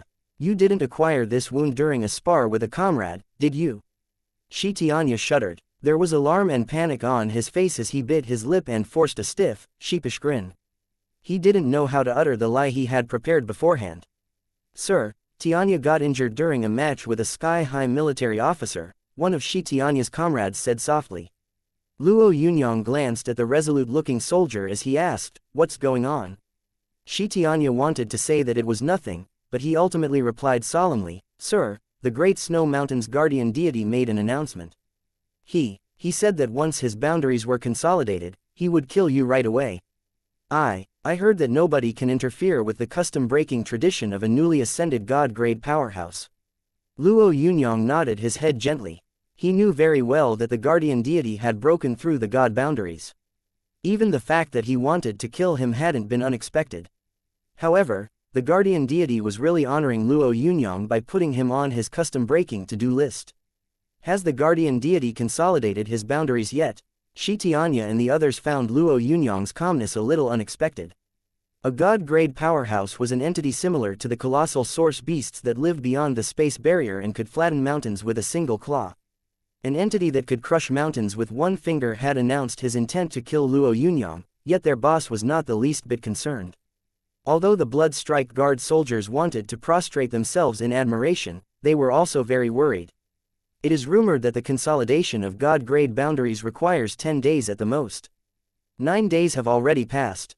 Sir, your best option would be to leave Chang'an immediately and find an island in the distant seas to hide, Shi Tianya added nervously. This is the only way you could survive. Given your natural aptitude, becoming a god-grade entity shouldn't be too difficult for you. When the right time comes, you could come back with your head held high and take revenge. How inspiring would that be? Luo Yunyang chuckled. You are overthinking things. Oh, I forgot. Which direction is the Great Snow Mountain in? It's 250 kilometers west of Chang'an City. Shi Tianya replied promptly. Luo Yunyang nodded, brushed the sleeves of his shirt and soared into the air in the direction of the Great Snow Mountain. Sir, you are heading in the wrong direction. Shi Tianya shouted urgently as he watched Luo Yunyang's back. I'm not. I'm headed to the Great Snow Mountain. Chapter 220. riding the wind to the Great Snow Mountain, Luo Yunyang is trying to run. A piece of news had reached the Sky-High Military Chang'an General Headquarters, causing the Sky-High Tiger King and the Sky-High Leopard King to react. They had gone to Chang'an with only one objective, to check on Luo Yunyang's whereabouts. They also intended to express their goodwill to the newly ascended god-grade powerhouse called the Guardian Deity. Everyone was scrambling to get on the Guardian Deity's good side, so they had to do something as well. The 8 armies would never be equal. However, although the Sky-High military had taken quite the beating after the Ni family incident, its status within Chengdu had allowed it to remain the best army.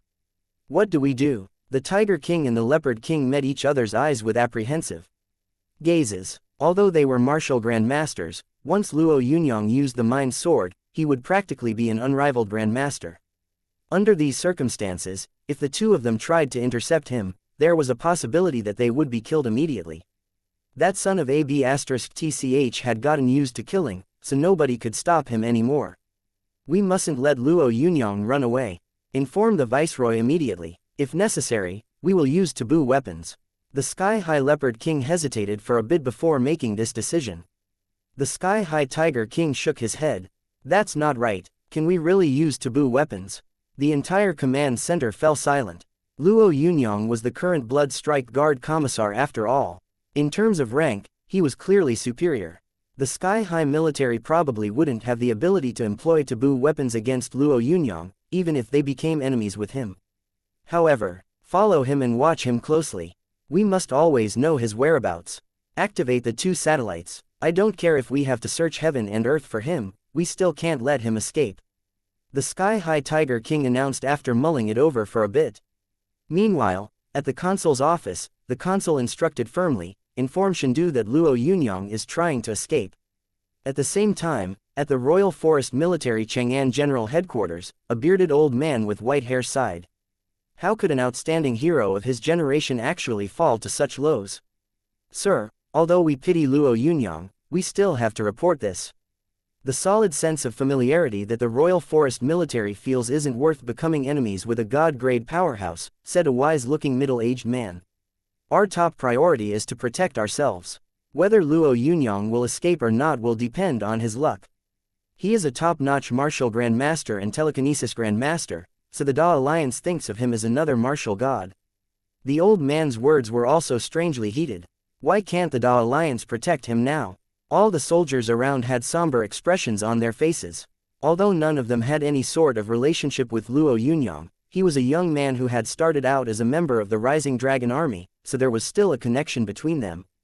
Everyone present had already heard about the Guardian Deity's proclamation to kill Luo Yunyang. When they had immediately felt both indignant and helpless in a deep, profound way. After all, this type of situation wasn't something poor soldiers like them could hope to participate in. However, no matter how helpless they felt deep down, they could only suppress that notion. Commander, although Luo Yunyang has boundless potential, he still isn't a god-grade entity. You should know what a god-grade powerhouse represents. Plus, the 13 eastern cities aren't united. There are some people who can't wait to see Luo Yunyang die, the middle-aged officer added. Take the Sky-High military for example. The Sky-High Tiger King and the others have already come to Chang'an City. Don't tell me that you have no idea what they are up to.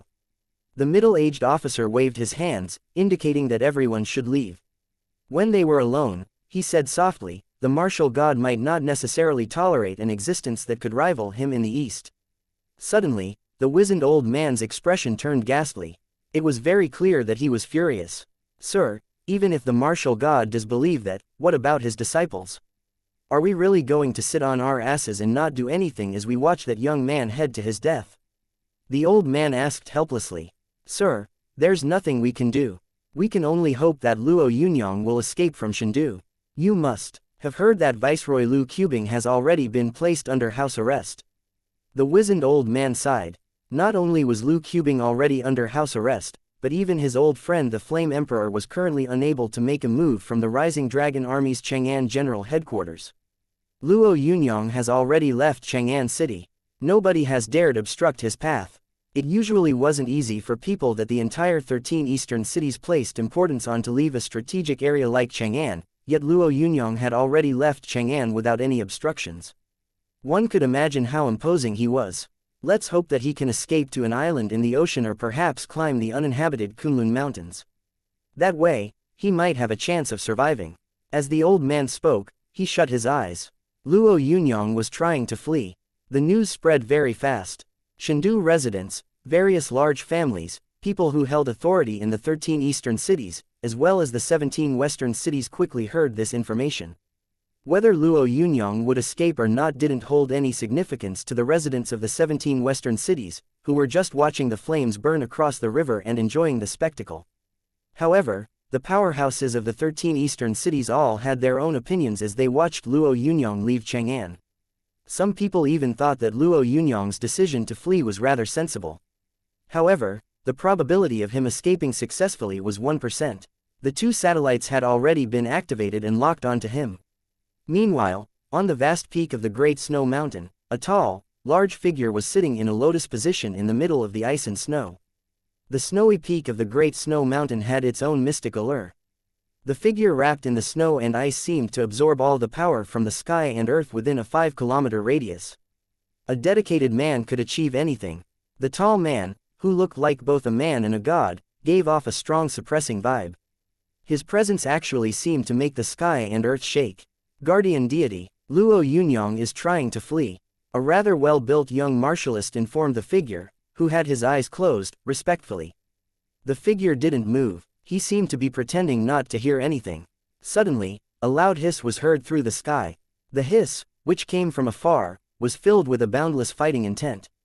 As soon as he heard this sound, the martialist's body started trembling and he nearly knelt to the ground. "He's here," the guardian deity said calmly, still sitting in a lotus position. Instead of getting up, he started ascending quickly. Meanwhile, the heaps of ice and snow piled where he was sitting congealed to form a huge snow guardian over 100 meters tall. The snow guardian was shining with a gold luster. Chapter 221, The Rampaging Deity Body, Luo Yunyang mustn't be allowed to escape. The Shu family head bellowed furiously. He had lost his beloved son because of Luo Yunyang, so he considered him his greatest enemy. He would love to dismember Luo Yunyang and feed his bones to the dogs, so it was only natural that he would not allow Luo Yunyang to flee this easily. These contagious feelings encouraged the ancient martial family heads' rage, which stemmed from the humiliation they had suffered. Luo Yunyang had already become a huge rock that suppressed these families. If they didn't kick away this rock, they would have no way of getting their thoughts off their chests. They needed to get that son of AB*TCH, no matter what. The ascension of the guardian deity had presented them with a great opportunity. Even though the guardian deity wasn't on their side, if he killed off Luo Yunyang, it would still be a victory for them. "What should we do?" asked a family head with a sinister expression. "We have to stop him, of course. We can't let him escape." An expert seated beside him replied with a hint of disdain. What was the point of asking that question now? Shouldn't they be taking action rather than sitting around and theorizing? However, he was the only one who had expressed his thoughts frankly. Everyone else was silent. There were even a few people who shot profound looks at the comrade who had asked that question. "I won't do this. That fellow will definitely kill us. I believe that we should ask Venerable Yan Ke and other top-notch martial grandmasters to take action instead," the expert, who understood the situation, suggested hurriedly. He didn't want to put his own head on the chopping block. Killing intent flashed across the eyes of the Yan family head. Although he wasn't capable of controlling Yan Ke was still extremely important to the Yan family. God-grade experts were their final method of intimidation. Usually they were able to get any God-grade powerhouse to do their bidding. Yan Ke was different, though. Although that old forebear of the family was superior, he had yet to become a God-grade entity, so he still accepted the Yan family head's requests. If Yan Ke was tasked with preventing Luo Yunyang from escaping, he would be undertaking a very risky mission with a 90% chance that he would die. However, it was uncertain whether Yan Ke would oblige this time. Even if he and the others went searching for Luo Yunyang, if Yan Ke died, the family head's reputation would be tarnished. After pondering over the cause and effects for a bit, he decided not to say anything. As the Shu family head assessed the current situation, he felt extremely sad. Their ancient martial families had been running amok for years and never encountered such a situation before. This was simply disgraceful. Plus, his beloved son had died and not a single person had spoken up on his behalf. The complexities of interpersonal relationships and the ways of the world had all gotten jumbled up in an instant. The sky-high military has already turned on the only 2 satellites in the sky to monitor Luo Yunyang. Someone ran into the room and reported loudly. The report seemed to shake everyone back to their senses. All the family heads instructed their subordinates to turn on the screens. Is he trying to reach the Kunlun Mountains? A man asked in a startled voice as he watched Luo Yunyang's dot on the screen. The Kunlun Mountains had been shrouded by all sorts of myths and legends even before the apocalypse. However, ever since the apocalypse, there had been many different versions of stories about source beasts that lived on the Kunlun Mountains. Although many adventurers had tried to reap massive rewards by climbing the mountains, not a single team had been able to walk out of there alive. Even martial grandmaster level fighters had gone missing on the Kunlun Mountains. If Luo Yunyang wanted to climb the Kunlun Mountains, then he had found a rather decent hiding spot. A 90% chance of death was obviously much better than certain death. No, he is heading to the Great Snow Mountain, a rather young-looking family head said firmly. Because of his age, his words didn't hold much weight in the ancient martial family coalition. However, his theory still made everyone fall silent. He is heading to the Great Snow Mountain. The same phrase left Lu Qubing's mouth back in Chengdu. Standing opposite Lu Qubing was a gentle-looking lady. Although the lady was already 45 years old, there was no trace of her age on her face. She actually still looked rather beautiful. Lu Qubing was currently inside a room constructed entirely out of fusion steel. On the huge screen in the room was an image of a vast mountain range. This image was much clearer than the ones the ancient martial family heads had been looking at. On the screen, Luo Yunyang looked like the shell of a fired bullet charging straight ahead. The gales of wind surrounding him caused rocks and boulders to disintegrate into pieces. The gentle-looking lady was also staring at the screen. There was a trace of reverence in her eyes as she watched it. As determined by the satellites, he is indeed headed to the Great Snow Mountain. Young people are always so impetuous. The lady made an impartial, cool-headed analysis. If he hides on the Kunlun Mountains for 10 years, given his natural aptitude, he will definitely be able to become a god-grade powerhouse. Then, he will be able to do as he pleases in the entire Da Alliance. Lu Qubing snorted coldly. If you are sure that he can become a god-grade entity, then why not help him? He is a powerhouse groomed exclusively by the 13 eastern cities. In the future, I understand your line of thinking, Qubing. In terms of sentiment, both I and the vice chairman support you. However, the customs of the collective God Union cannot be broken. It's not like you don't know the price we'd have to pay to make those god-grade powerhouses abide by the rules. His greatest mistake was not becoming a god-grade entity before the guardian deity. The lady's tone was extremely frosty. Lu Qubing smiled grimly, but didn't say anything. Suddenly, an enormous mountain peak appeared on the electronic screen. Luo Yunyang had been relying on his feet to move, when 2 source power wings, one made of ice and one made of fire, sprouted out of his back. Luo Yunyang brandished the ice-fire wings, gathering the 6th factor in the air and lifting his body high before soaring towards the heavens. He was as dazzling as a god of war. Tears formed in Lu Qubing's eyes as he saw Luo Yunyang in this new light. Ever since he had buried his family after the apocalypse, Lu Qubing had not shed a single tear. However, he now couldn't help but tear up. This young man, who had created a pair of ice and fire source power wings, had gone straight to the Great Snow Mountain after a god-grade powerhouse had targeted him. He was so strong. However, deep down Lu Qubing was worried about this young man. The person on top of the Great Snow Mountain was no ordinary human after all. He was a god-grade powerhouse. Although the young man was extremely powerful, the gap between him and a god-grade powerhouse was just too great. He was essentially committing suicide, just like a moth flying straight into a flame. Although he was valiant, he wouldn't be able to accomplish this feat. He would only leave behind a fleeting moment and a body that would turn into ashes. Although this would be moving and tragic, it would lack any real meaning. As a long hiss full of fighting intent reverberated throughout the skies, flames rolled up around Luo Yunyang, who kept surging straight up to the Great Snow Mountain without any sign of stopping. Suddenly, the Great Snow Mountain started shaking and the sky and earth all around him shuddered. Amidst this trembling motion, a 100-meter-tall snow guardian appeared with a rumble. Every step it took caused the mountain peaks around them to shudder. It's the Great Snow Mountain's secret art called Rampaging Deity Body. The guardian deity's divine body has already consolidated completely, so he has mastered this level of the secret art. He also ranks somewhere around the middle among god-grade powerhouses. Luo Yunyang is in danger. The gentle lady said softly. Chapter 222. The God-slaying battle. The rampaging deity body was a Great Snow Mountain secret art. However, in the past, the guardian deity's rampaging deity body had only been used on the mountain peak he cultivated on. Now, it seemed like life had been breathed into it. As he strode across the mountain, it grew 3 meters taller per step. Ever since the guardian deity had met Luo Yunyang, he had already taken a total of 100 steps, so it was already 400 meters tall. This was a mountain peak. A huge mountain peak. If the Great Snow Mountain was an unbeatable battle fort, the entrenched guardian deity was the fort master. The guardian deity was full of metal. He had finally achieved this result after many years of cultivation. When the legendary rock rose with the wind, it soared straight to the heavens. He was sitting in a lotus position as snow and ice converged around him. The guardian deity no longer considered himself human. He was a god that ruled the world. Luo Yunyang looped around in the skies as the rampaging deity body continued to grow. In a matter of seconds, it had grown several times larger again.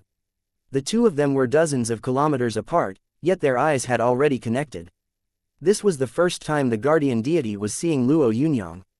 Although Luo Yunyang's reputation had soared, the guardian deity had been sitting idly on a snowy peak waiting for the day when he would enter the god-grade realm. He simply hadn't bothered learning about Luo Yunyang or what he looked like. Even though Luo Yunyang had murdered the 18 guardians of the Great Snow Mountain, he hadn't asked his disciples to bring him a portrait of him. He was certain that he would behead Luo Yunyang the moment he saw him. He wouldn't leave these snowy mountains until he ascended to the god-grade realm. When the guardian deity saw Luo Yunyang, there was a hint of admiration in his eyes. Although this young man had killed 18 of his subordinates, he had to admit that his natural aptitude was really impressive. His extra ice and fire attributes were an exceptional advantage. All you have to do is prostrate yourself before me and accept my teachings. That way, you will become the first guardian of my Great Snow Mountain. The Great Snow Mountain's guardian deity had been an extraordinary enough existence back when he had been a martial grandmaster. However, he had now become a god-grade entity. God-grade powerhouses stood on a pedestal that overlooked common people. There were many people in the world who racked their brains and earnestly hoped to catch the discerning eye of a god-grade powerhouse and become their underlings so they could rise along with their masters. The guardian deity's words sounded like a really great opportunity. FCK. The Sanyangsu family head cursed, slamming his palm on the table. Nobody replied. Traces of apprehension had crept into the expressions of many fellow family heads. Luo Yunyang was already really powerful, but now that the guardian deity had proposed to take him on as a disciple, he would become even more overbearing and rebellious. Although the Yan family head didn't speak, his expression was solemn. In his opinion, this was the best choice for Luo Yunyang. As he had watched Luo Yunyang crazily charge up the Great Snow Mountain, he had thought that he had a death wish. However, the guardian deity's words had given Luo Yunyang hope for a new beginning. He would remain the Blood Strike Guard Commissar and become a true big shot of the Da Alliance. When they faced him, the ancient martial families would cower. Even if they were displeased, they would just swallow their anger and put up with him. Meanwhile, the room Lu Qubing was in was silent. This should be the best choice. What do you think? The gentle-looking lady asked softly. He will not accept it. Lu Qubing said confidently as he watched the ice and fire wings that kept Luo Yunyang suspended in the air like a divine being. He understood this fellow all too well. Being issued a decree by a god-grade powerhouse isn't humiliating for a grandmaster. It's actually a huge opportunity, the lady added. How about I help you contact him and give him some advice? There's no need. I won't advise him. Lu Qubing waved his hands around dismissively. That would be humiliating for him. The gentle lady shook her head. She understood Lu Qubing's temperament, so she knew that he would not change his mind once he said something. You will regret it, she said before she went silent. Suddenly, Luo Yunyang's reply was heard. Are you going to make me submit? You could say that, the guardian deity said indifferently.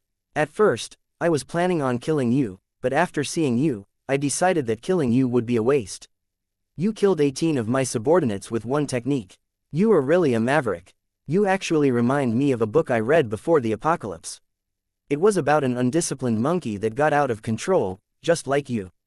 The guardian deity seemed pleased with himself as he added, "In the end, he was also subdued and trained as a disciple." It just so happened that Luo Yunyang had also read the book the guardian deity was talking about and understood the implicit meaning behind his words. His lips curled up into a faint mocking smile.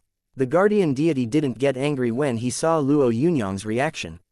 Instead, he chuckled. "You are so arrogant that you will never know how powerful a god-grade entity can be." Although he didn't move as he spoke, the massive rampaging deity body had lifted its right arm slowly.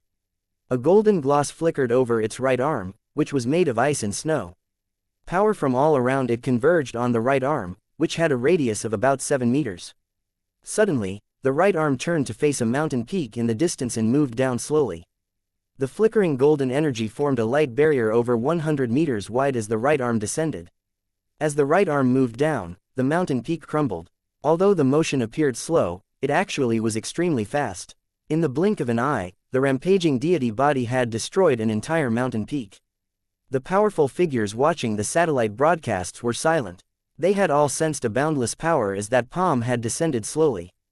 "How about that?" The guardian deity's tone had a hint of pride. Luo Yunyang smiled faintly, but didn't say anything. He was already holding the God Slayer in his hand.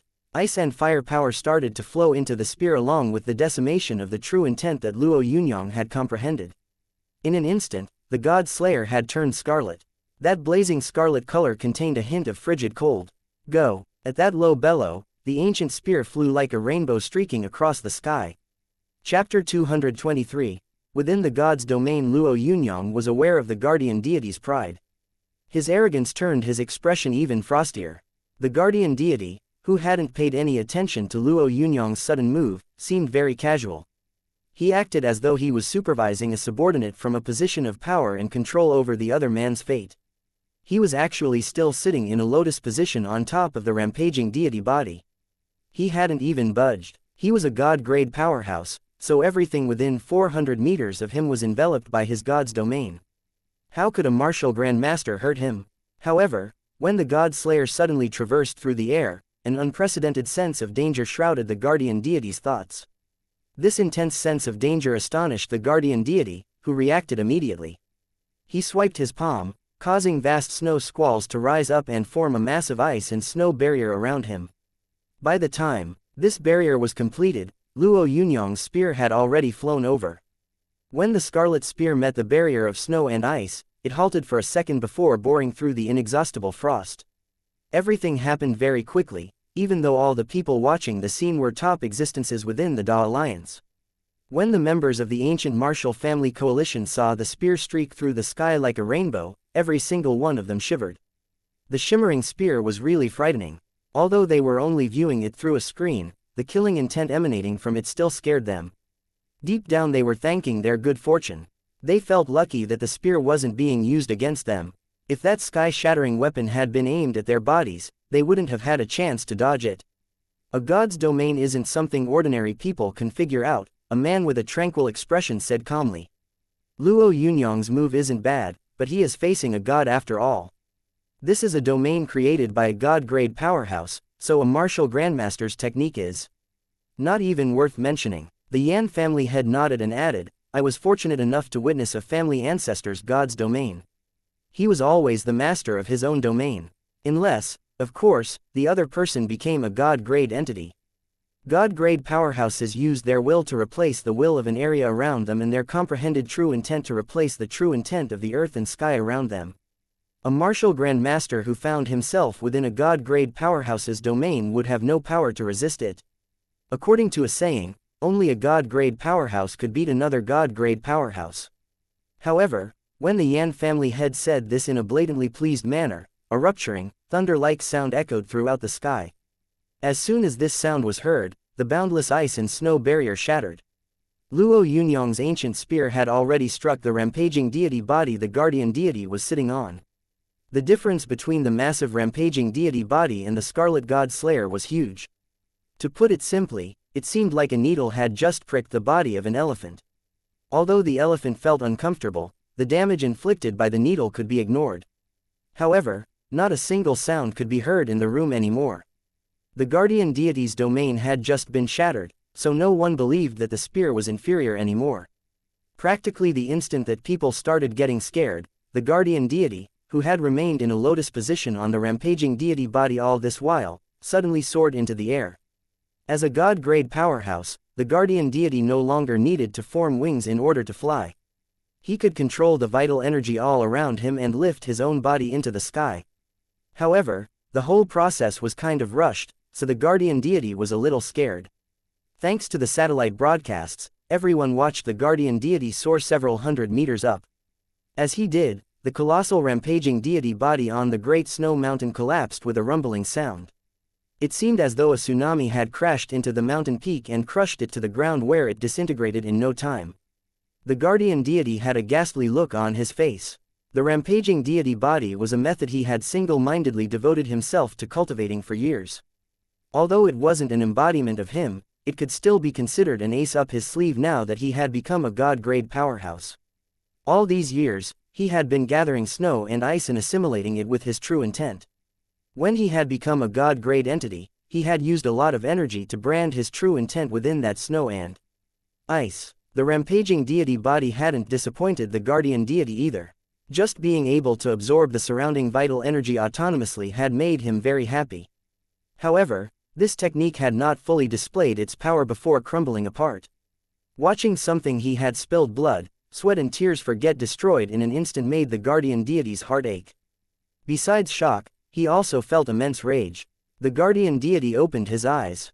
His blood-red eyes seemed a little crazy, which made everyone around him shudder.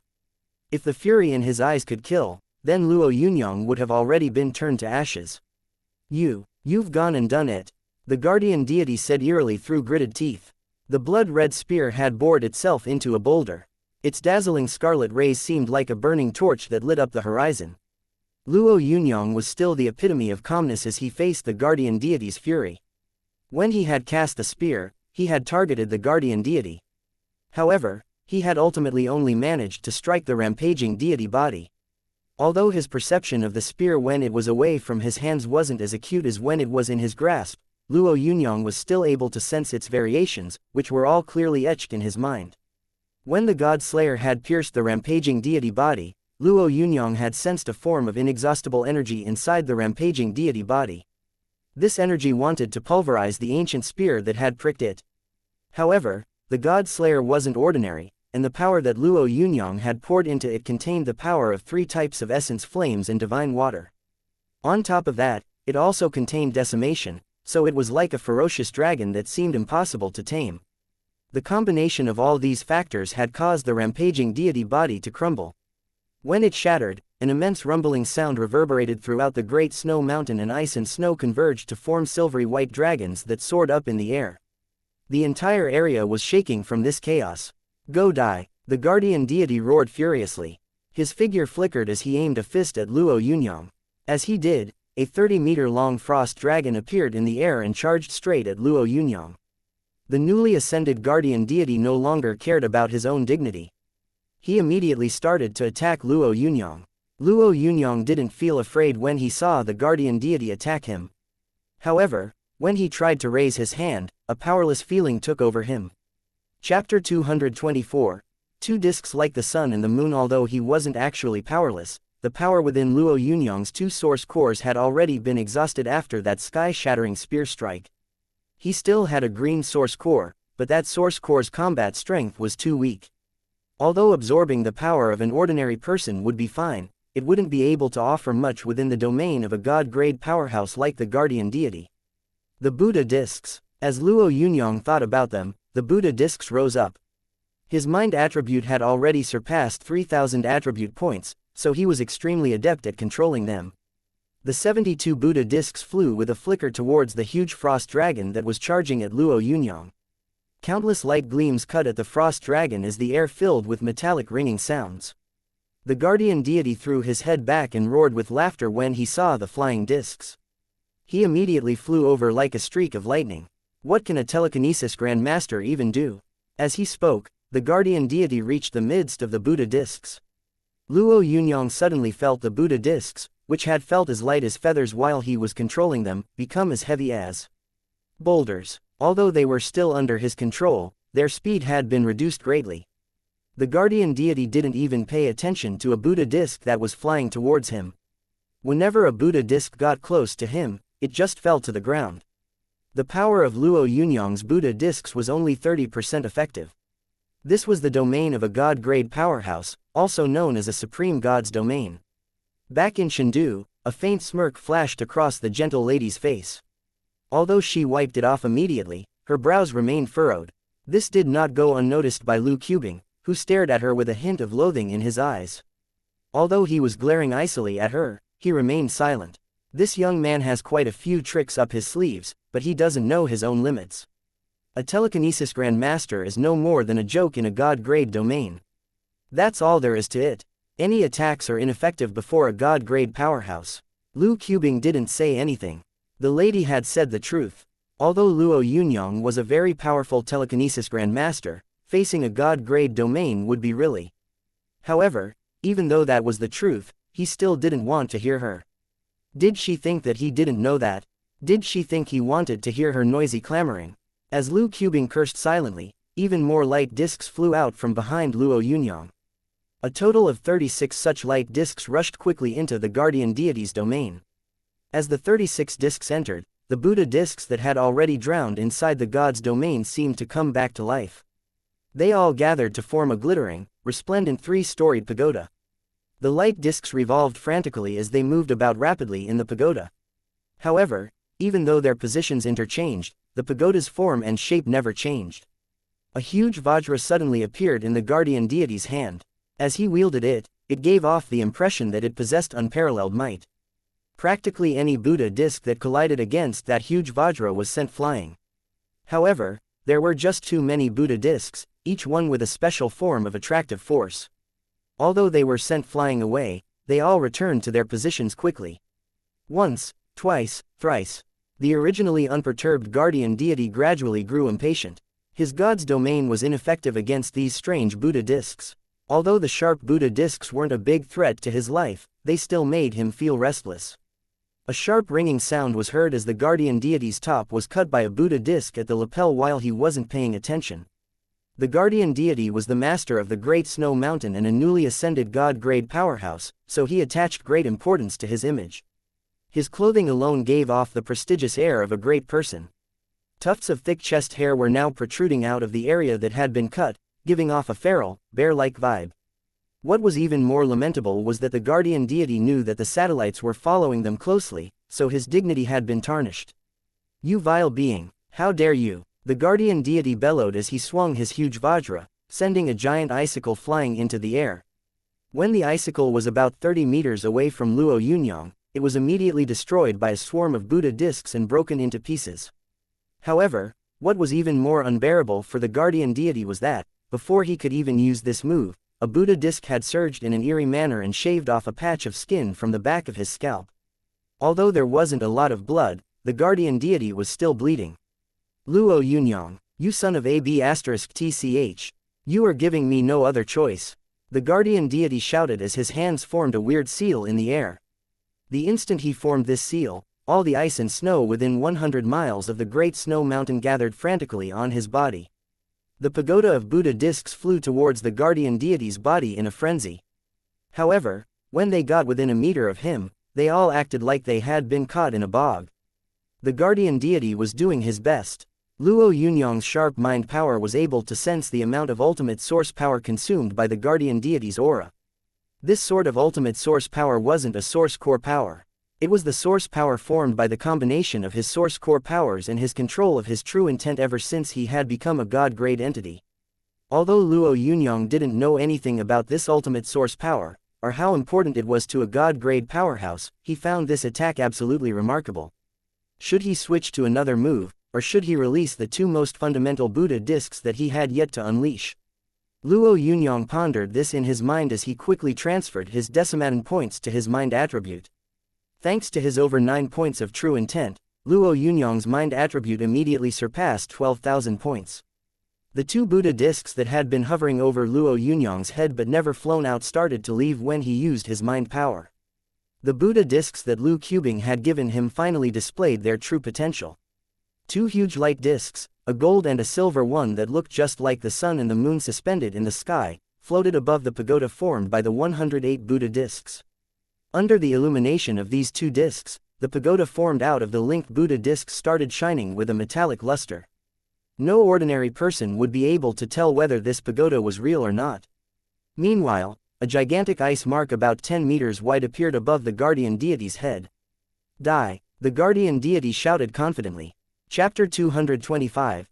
A divine artifact. The guardian deity wished his crushing power would sweep aside everything and make his opponent cry in despair. In his opinion, this scenario shouldn't be too hard to realize, as he was currently forming a deity mark by converging his own ultimate source. According to the Great Snow Mountain's martial teachings, the intensity and ferocity of the deity mark could only be described as terrifying. Furthermore, he was using his own ultimate source to fuel the deity mark. Thanks to this immense might, the guardian deity blasted the mark at the pagoda of Buddha discs that hovered above Luo Yunyang.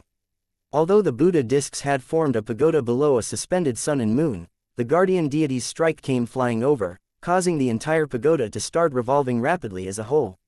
The gold and silver radiance quickly harmonized in the air, ultimately forming a silvery white glow that shot out towards the guardian deity.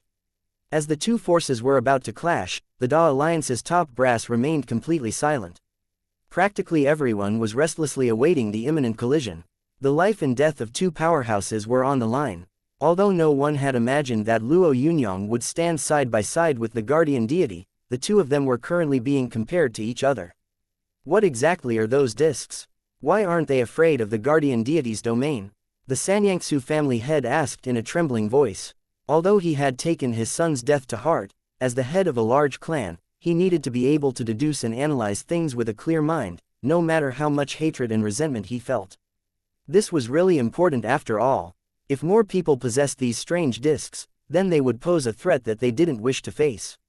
All the family heads stared fixedly at the Buddha discs. Some members of the family clans who were not god-grade entities had already started making silent plans on how to obtain this treasure.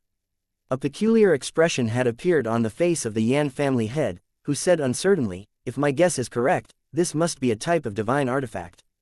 Any weapon refined an entire lifetime by a god-grade powerhouse has the power to resist a god's domain." The Yan family head's words were vague, but he wasn't able to explain this in detail because he wasn't an expert. The person who knew the most about Buddha discs in the Da Alliance had to be Luo Yunyang. However, when he saw that huge pagoda, he was just as astonished as everyone else. He knew that these Buddha discs weren't ordinary, yet he had never expected that they would go through such a powerful transformation. "If I remember correctly, these Buddha discs must have been a part of your collection," the gentle-looking lady said ruefully. Although Luo Yunyang didn't bat an eyelid, his heart felt like a big mess. When he heard the lady's words, he replied nonchalantly, "Sure, I collected them, but I didn't use them. Leaving them here would have been a waste. Now, their dazzling glory has blossomed in the hands of their true owner." Countless snowflakes started appearing on the huge electronic display. Their snow-white radiance made it difficult for anyone to see what exactly was going on. Everyone was watching the proceedings on a screen, so it was inevitable that such a thing would occur at some point. However, this natural interference had occurred at the most critical moment. It felt like a freight train had rumbled across and blocked the tantalizing sight of a belle stepping out of the shower. What the hell was this? Who had won? Who had lost? Before this fight had even started, most people had assumed that the victor and the loser had already been decided. However, nobody dared say for certain that the guardian deity would win anymore. Two streaks of light, one gold and one silver, seemed to rip through the sky amid that flurry of snowflakes. The gentle-looking lady had a bad premonition when she saw them. Although the two fighters didn't have the slightest connection to her, she still silently supported the guardian deity. After all, it was because of the guardian deity that they had kept Luo Yunyang in this house. Grave silence surrounded the ancient martial family heads as they all gazed at the huge screen. The Sanyangsu family heads' hands were trembling uncontrollably. The power that Luo Yunyang had just displayed filled his heart with fear. Just thinking about it made him shiver. If Luo Yunyang didn't die, his heart would never be at peace. If Luo Yunyang used that power against their family, their resources would not be enough. Why had his beloved son provoked such a monster? As soon as those two flashes appeared, the bright brilliance on the screen started to wane. Soon, everyone was finally able to see the outcome of the battle clearly. The guardian deity stood up loftily. His large body looked as tall and erect as a pine tree. Most people couldn't help but cheer when they saw the guardian deity standing atop the great snow mountain. However, before they could finish speaking, they realized that he seemed a little different. Pine trees were supposed to have branches. Where were his arms? The guardian deity was no pine tree. Although his body was tall and straight, his arms were most definitely not. The guardian deity's arms were currently nowhere to be found. Everyone was immediately alarmed. The satellites gradually panned, allowing everyone to see Luo Yunyang, who wasn't standing on the great snow mountain. Instead, he was floating in mid-air like a god overlooking the common people. The majority of the Buddha discs had already fallen to the ground. Even though they were a divine artifact, they had still suffered damage during that collision. The guardian deity lost. How is that possible? The Sanyangsu family head blurted out in shock and anguish, unable to bear this suffocating pressure any longer. Nobody answered his question, as they were all just as confused. How was this possible? How could the guardian deity lose? How could the grand guardian deity, the most supreme entity of this world, actually lose? As they thought about it, most people felt a little faint. This is not over, Luo Yunyang. I will get revenge. The guardian deity cried in anguish, sounding like a wounded beast. His furious roar reverberated throughout the great snow mountain and rumbled along with his words. Then, everyone watched as he turned around and soared off into the distance. Running away should have been extremely difficult without arms, but the god-grade powerhouse's speed was still quick, despite his serious wounds. In the blink of an eye, the guardian deity had streaked away and blended into the background of the great snow mountain. The guardian deity had fled. Chapter 226. A god's speed, sir, the guardian deity has fled. Someone reported inside a sealed, quiet room. The room remained silent for a long time. As the person who had spoken realized that his report hadn't been clear enough, a faint voice said, "Got it." The man in the sky-high military uniform felt sweat form on his forehead. He had followed that man for many years, so he could sense the immense pressure that came along with those two words. The man was very uncomfortable. In an underground chamber 36 floors below the heart of Shendu, a tall, reliable-looking old man was watching a screen silently. A skinny man was sitting beside him quietly with a reverent expression. Was the guardian deity's defeat justified this time, old Yuan? The old man asked weakly as he shifted his gaze away from the big electronic screen. It was, Vice Chairman. Old Yuan replied softly. He had already consolidated his power, so he was a perfect god-grade powerhouse. He even exhibited the full spectrum of his strength. The old man pondered old Yuan's words for quite some time before he said, was the current situation caused by the fact that his opponent was too strong? His opponent's strength was certainly a factor. However, nobody had imagined that a divine artifact would have been handed down to Luo Yunyang. The old man drummed his fingers on the table as he asked old Yuan, "Do you think that the guardian deity will be able to survive this time?" Undoubtedly. God-grade powerhouses have an advanced cultivation base, and a speed no ordinary person can match. Luo Yunyang might have a divine artifact, but he definitely won't be able to catch up with the guardian deity's speed, so. A gratified smile appeared on the old man's face as he said, "Seems like we haven't been defeated completely this time." Old Yuan, who understood what the old man meant, didn't say anything else. As soon as he realized that the distance between Luo Yunyang and the guardian deity was increasing, a faint smile formed on his face. Acting in a dignified manner before the vice chairman was really important to him. This was a crucial time after all, so if he gained the vice chairman's favor, all his future endeavors would be successful. Many people throughout the entire Da Alliance had similar conversations. Some people had even started to believe that Luo Yunyang was a god-grade entity.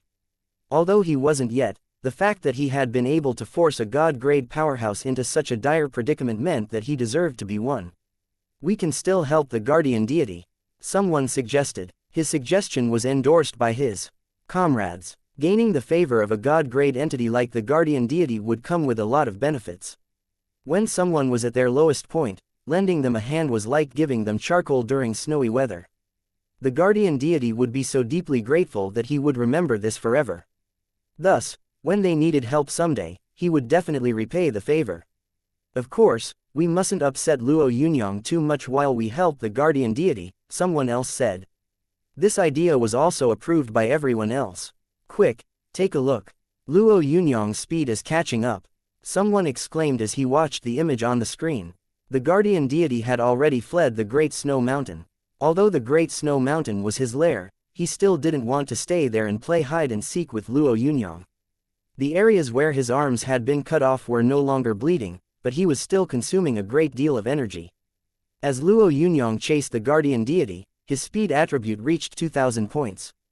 The reason he hadn't raised it too high was because he could be fighting against the guardian deity at any moment. His 2000-point speed still allowed him to be as quick as a flicker. His body had just appeared a moment ago before it reappeared at the other end of the screen. When the gap between the two men was about 200 meters, the Buddha discs Luo Yunyang controlled were sent slicing towards the guardian deity's head. Although the guardian deity had no hands anymore, he was still a god-grade expert, so his reflexes were decent. Fortunately, when the Buddha discs came cleaving at him, he dodged them hurriedly and avoided getting beheaded. However, one of his arm stumps, which had already stopped bleeding, was nicked once again by a disc. The guardian deity howled furiously. No matter how hysterically he yelled though, he didn't dare underestimate the Buddha discs. His top priority now was to increase his speed even more. A crazy look suddenly appeared in his eyes. He had to survive. The guardian deity no longer cared about anything else.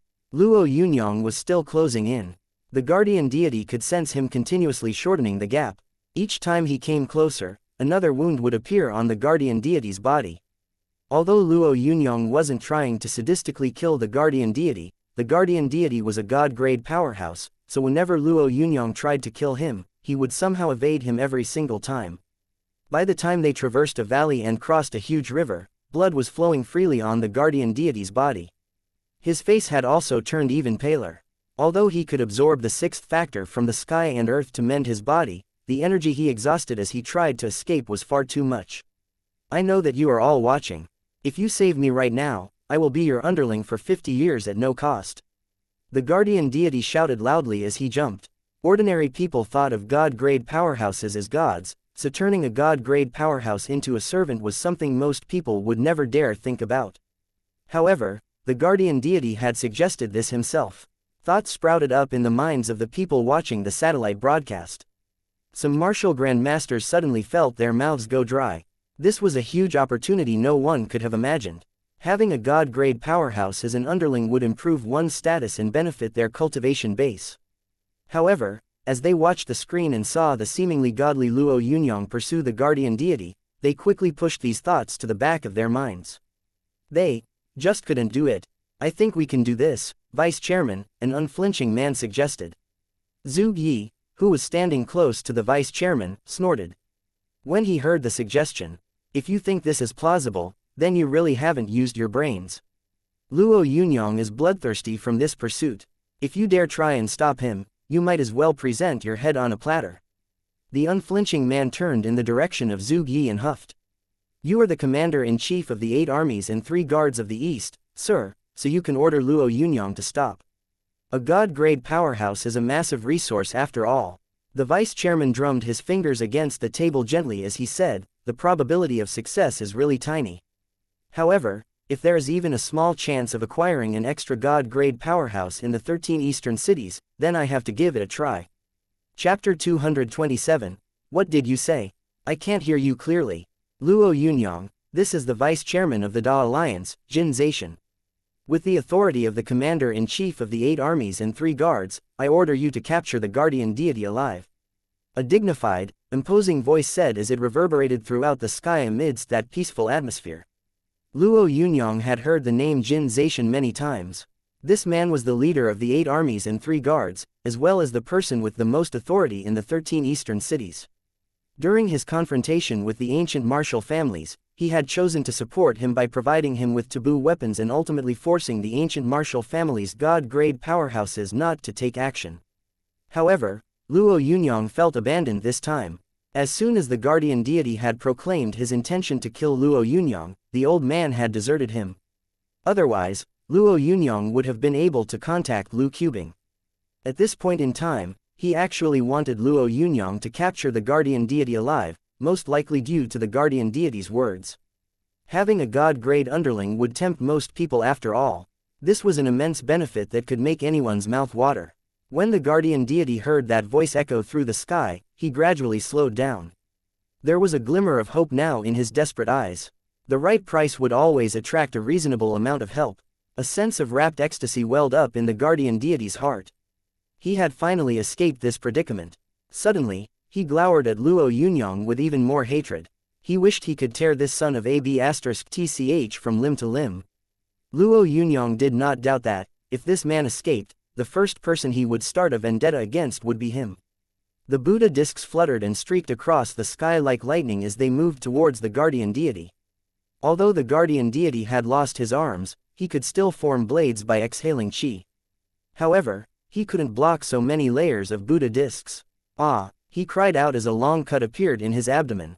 This injury nearly caused the tall guardian deity to collapse on the ground. Luo Yunyang, Vice Chairman Jin Zaishan asked you to capture me alive. Don't tell me you are going to disobey a direct military order. The guardian deity snarled. His last two words lingered in the air like a series of thunderclaps. Luo Yunyang frowned and clutched his own ear before he blurted out with a puzzled expression, "What? What did you say? Goddammit, you must have really hurt me. I can't seem to hear anything." Luo Yunyang cursed roundly with an innocent, confused expression. The guardian deity nearly puked blood. He felt like he was going to explode. How could there be such a shameless person in the world? Luo Yunyang was a telekinesis grandmaster close to becoming a god-grade entity, so there was no way he would not be able to hear him. He had shouted out at the top of his lungs. Even a deaf person would have been able to understand what he had just said. Luo Yunyang's deafness was just an act. He was doing this on purpose because he didn't want to comply with Jin Zaishan's command. As he thought about the consequences of Luo Yunyang's behavior, the guardian deity spread his legs and tried to scuttle away. Unfortunately, it seemed to be a little too late. Just as he was about to run, the sun and moon discs hidden within the Buddha discs started to revolve rapidly. In an instant, they had already surged towards the guardian deity's neck. Even a god-grade powerhouse like him would die if his neck was severed. The guardian deity howled. He wouldn't allow himself to die just like this. As the sun and moon discs whizzed towards him, he opened his mouth and expelled an ice sword. Although it was barely 30 centimeters long, it seemed to contain an unimaginable frigidness. As soon as the sword was spat out, the sixth factor all around started to converge towards it in a frenzy. Unfortunately, before the ice sword could fully display its might, it was sliced apart by Luo Yunyang's sun and moon Buddha discs. The sword was split into 3 parts with a faint metallic ring. The guardian deity seemed inconsolable as he watched his sword fall to the ground. Luo Yunyang hadn't paid any attention to the sword initially. However, when it fell to the ground, he suddenly sensed a majestic energy coming from it. This uninhibited energy did not seem like an ordinary energy. It was a divine ultimate source. This was probably the foundation the guardian deity had built on in order to become a god-grade entity, so if he lost it, he would no longer be a god-grade powerhouse. You have let me down, Jin Zaishan. The guardian deity couldn't care less about the fallen divine ultimate source. He just started to run away as frantically as he had before. His loud howl caused the mountains all around him to shake.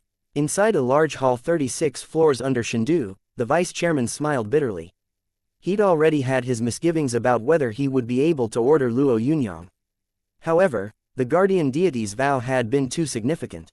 He was a god-grade powerhouse after all. He had never imagined that Luo Yunyang would actually turn a deaf ear to his words by acting like he couldn't hear. How detestable. Luo Yunyang is really lawless, Vice Chairman.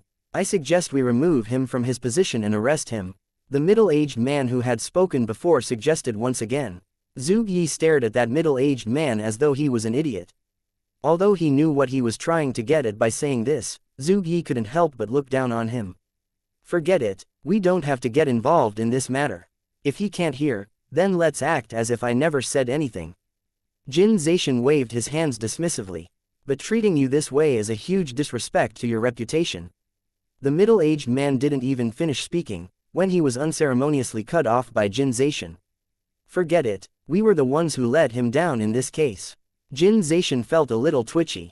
Before making any important decisions, an advisor had to think ahead, not just blindly flatter people. Just as he was starting to get annoyed, a huge golden eagle appeared on the electronic screen.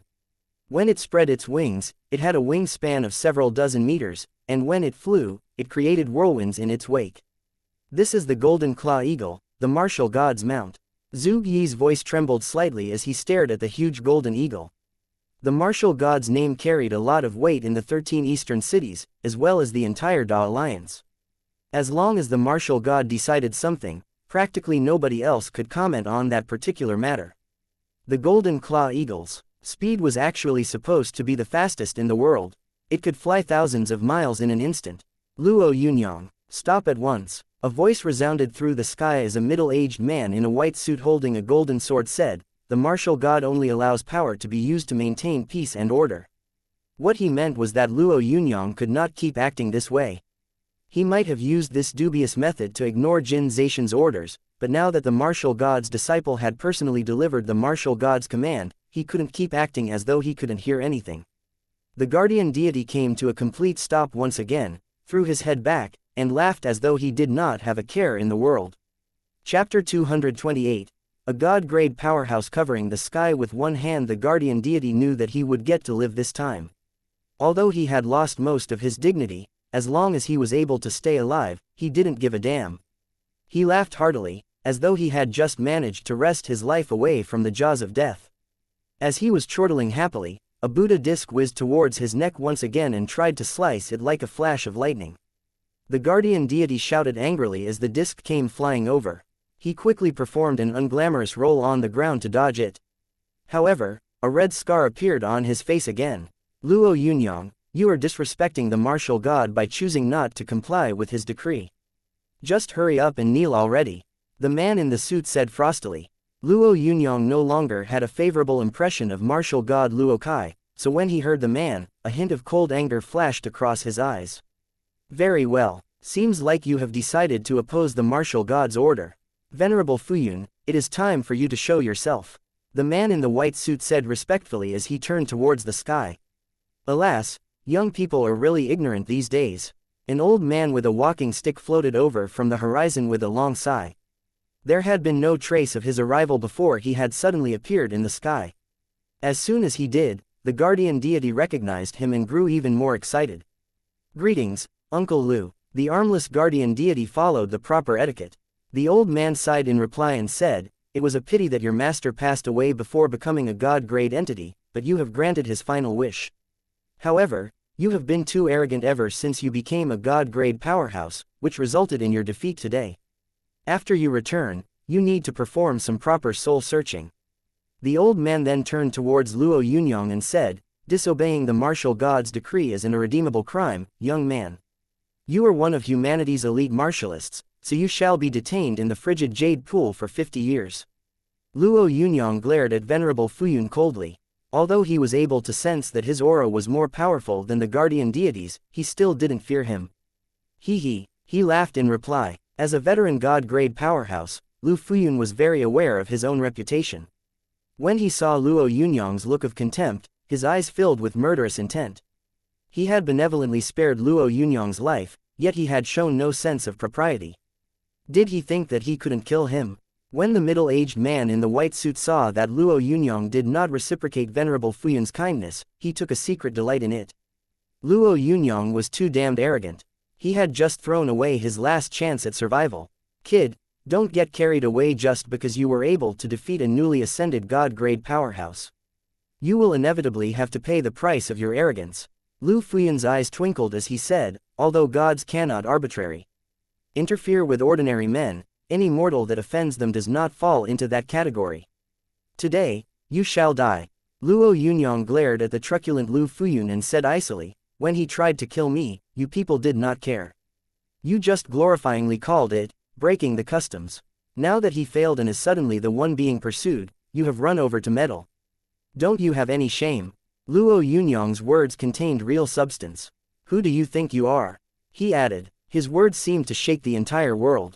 A lot of martial grandmasters watching through the satellite broadcasts felt their hearts resonate with Luo Yunyang's words. This resonance welled from the depths of their hearts. God-grade entities were standing on high pedestals, so they always overlooked common people proudly. However, Many people had conflicting views over their custom-breaking habit. Despite their conflicting opinions, there was nothing they could do about it.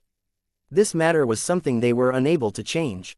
Inside a hidden chamber in Chengdu, Luo Yunyang stood with his fists clenched tightly and a faintly pained expression on his face. The gentle-looking lady, who also had a sad look on her face, glanced at Luo Yunyang and sighed.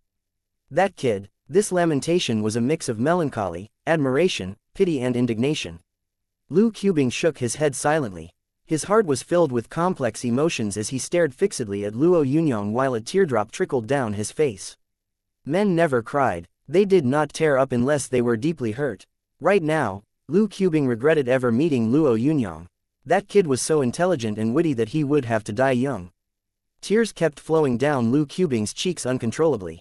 Meanwhile, in the hidden chamber 36 floors under the ground, Zhu Yi and the others had also fallen silent. Eventually, Zhu Yi sighed.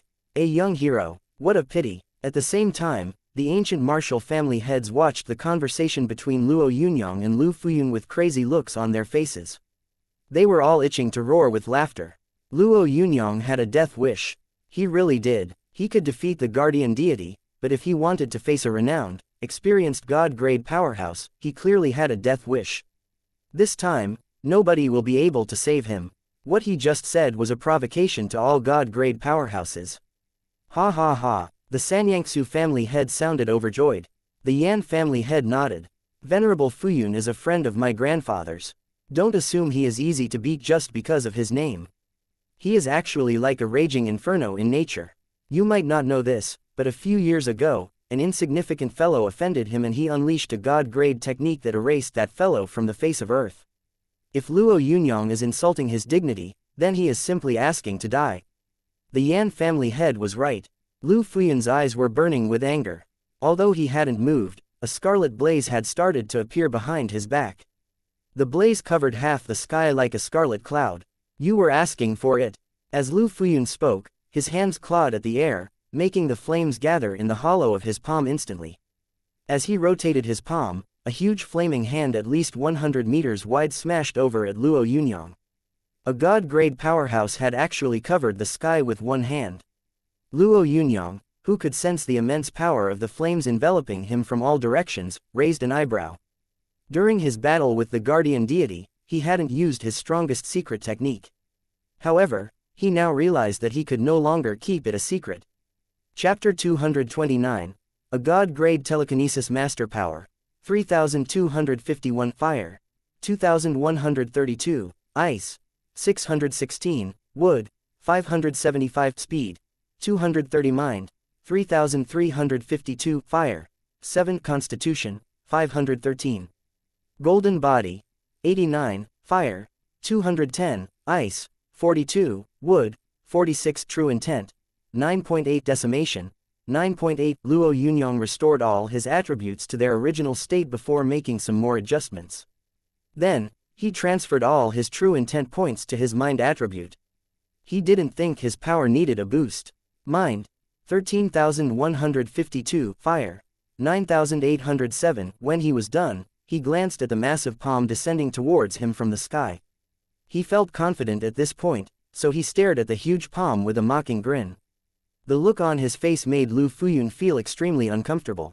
As a god-grade powerhouse, he usually didn't pay attention to insignificant, ant-like people. However, someone like Luo Yunyang, who had defeated the guardian deity, couldn't be overlooked. In his mind, he had already placed Luo Yunyang at a position slightly lower than his own. Die, he shouted as the speed of the palm doubled. It was now almost upon Luo Yunyang. Suddenly, flashes of Buddha discs flew out from behind Luo Yunyang. When he saw the Buddha discs, Luo Fuyun sneered. Although this divine artifact had been able to beat the guardian deity, it wouldn't amount to much against him. If he wanted to, he could smash the Buddha discs to bits with a single strike. Furthermore, the fiery blazes that formed that huge hand could burn the mind power enveloping the Buddha discs to a crisp. However, just as Luo Fuyuan pondered how he would not allow Luo Yunyang to have a quick, painless death, he suddenly noticed the golden red blazes on the Buddha discs. The pagoda the discs formed in the air was no longer metallic, but a golden red blazing color. The blazing pagoda burned even more intensely than the fiery hand enveloping it.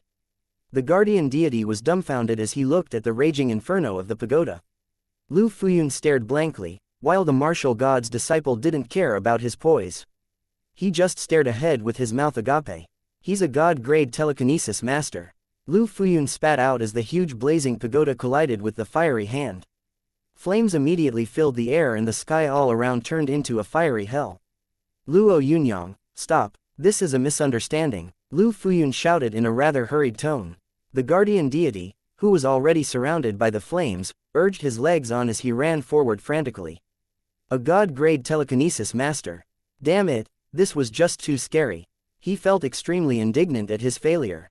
He had originally thought that the only reason he had been defeated by Luo Yunyang was that goddamn divine artifact. If the Buddha discs hadn't resisted his god's domain, he wouldn't have been in such a difficult position. If he was able to survive this, he would definitely make Luo Yunyang pay with his own life.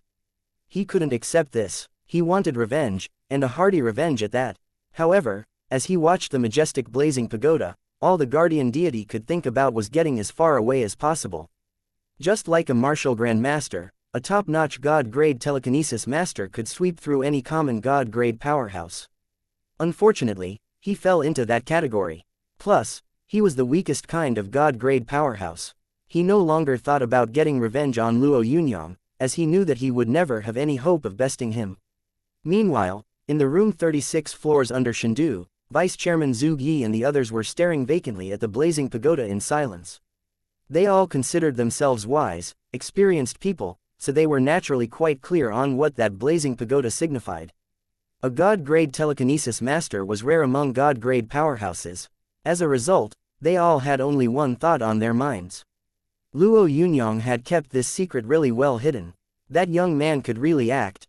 If the guardian deity had known that his custom-breaking target was a god-grade telekinesis master, what would he have thought?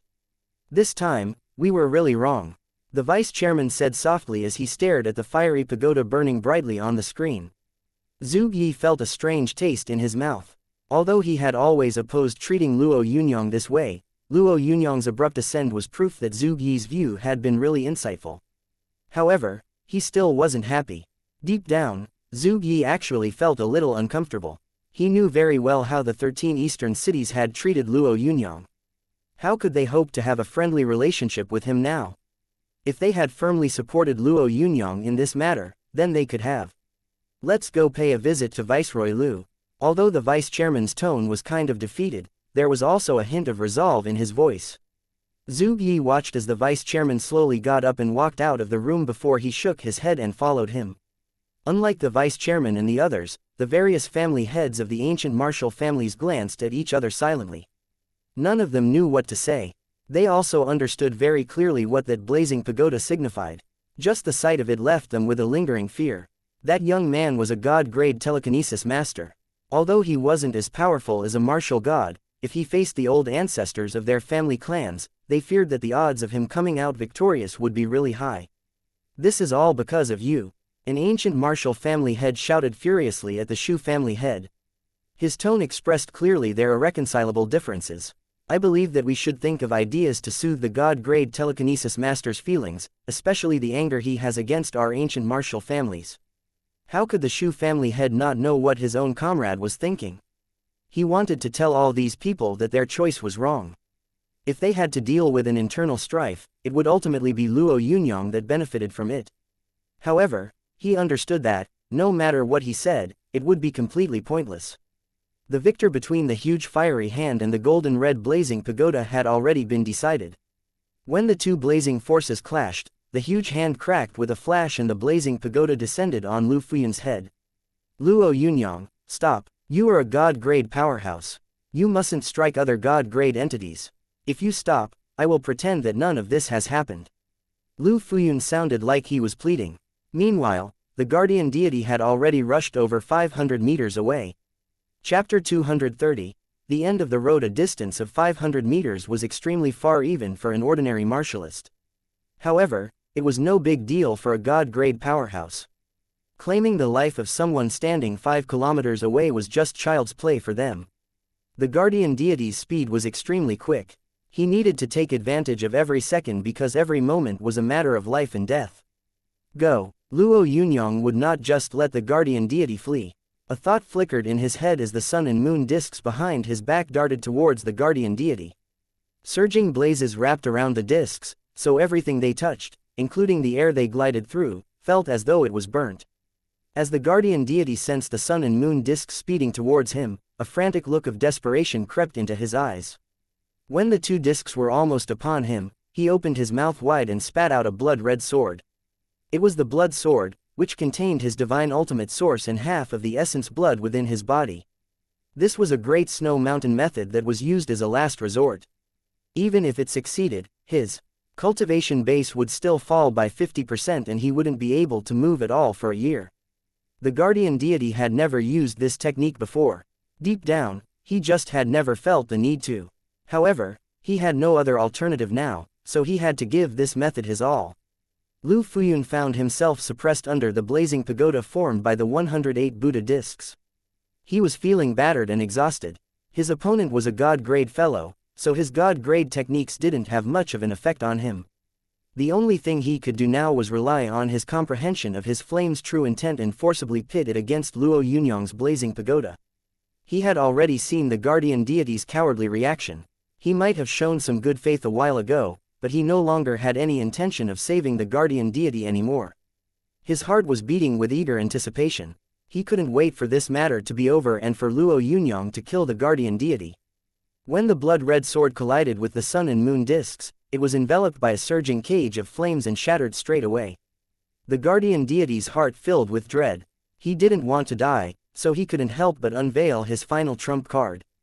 Luo Yunyang, if you spare me this time, I will become your most loyal subordinate and never betray you for entire generations.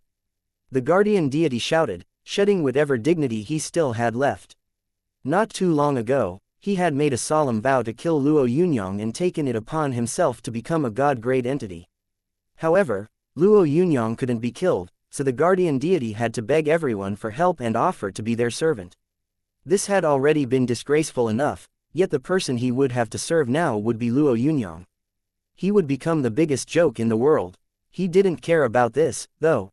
As long as he survived, everything else would only be a mere problem. A cold glint flashed across Luo Yunyang's eyes as he heard the guardian deity's shameless wail.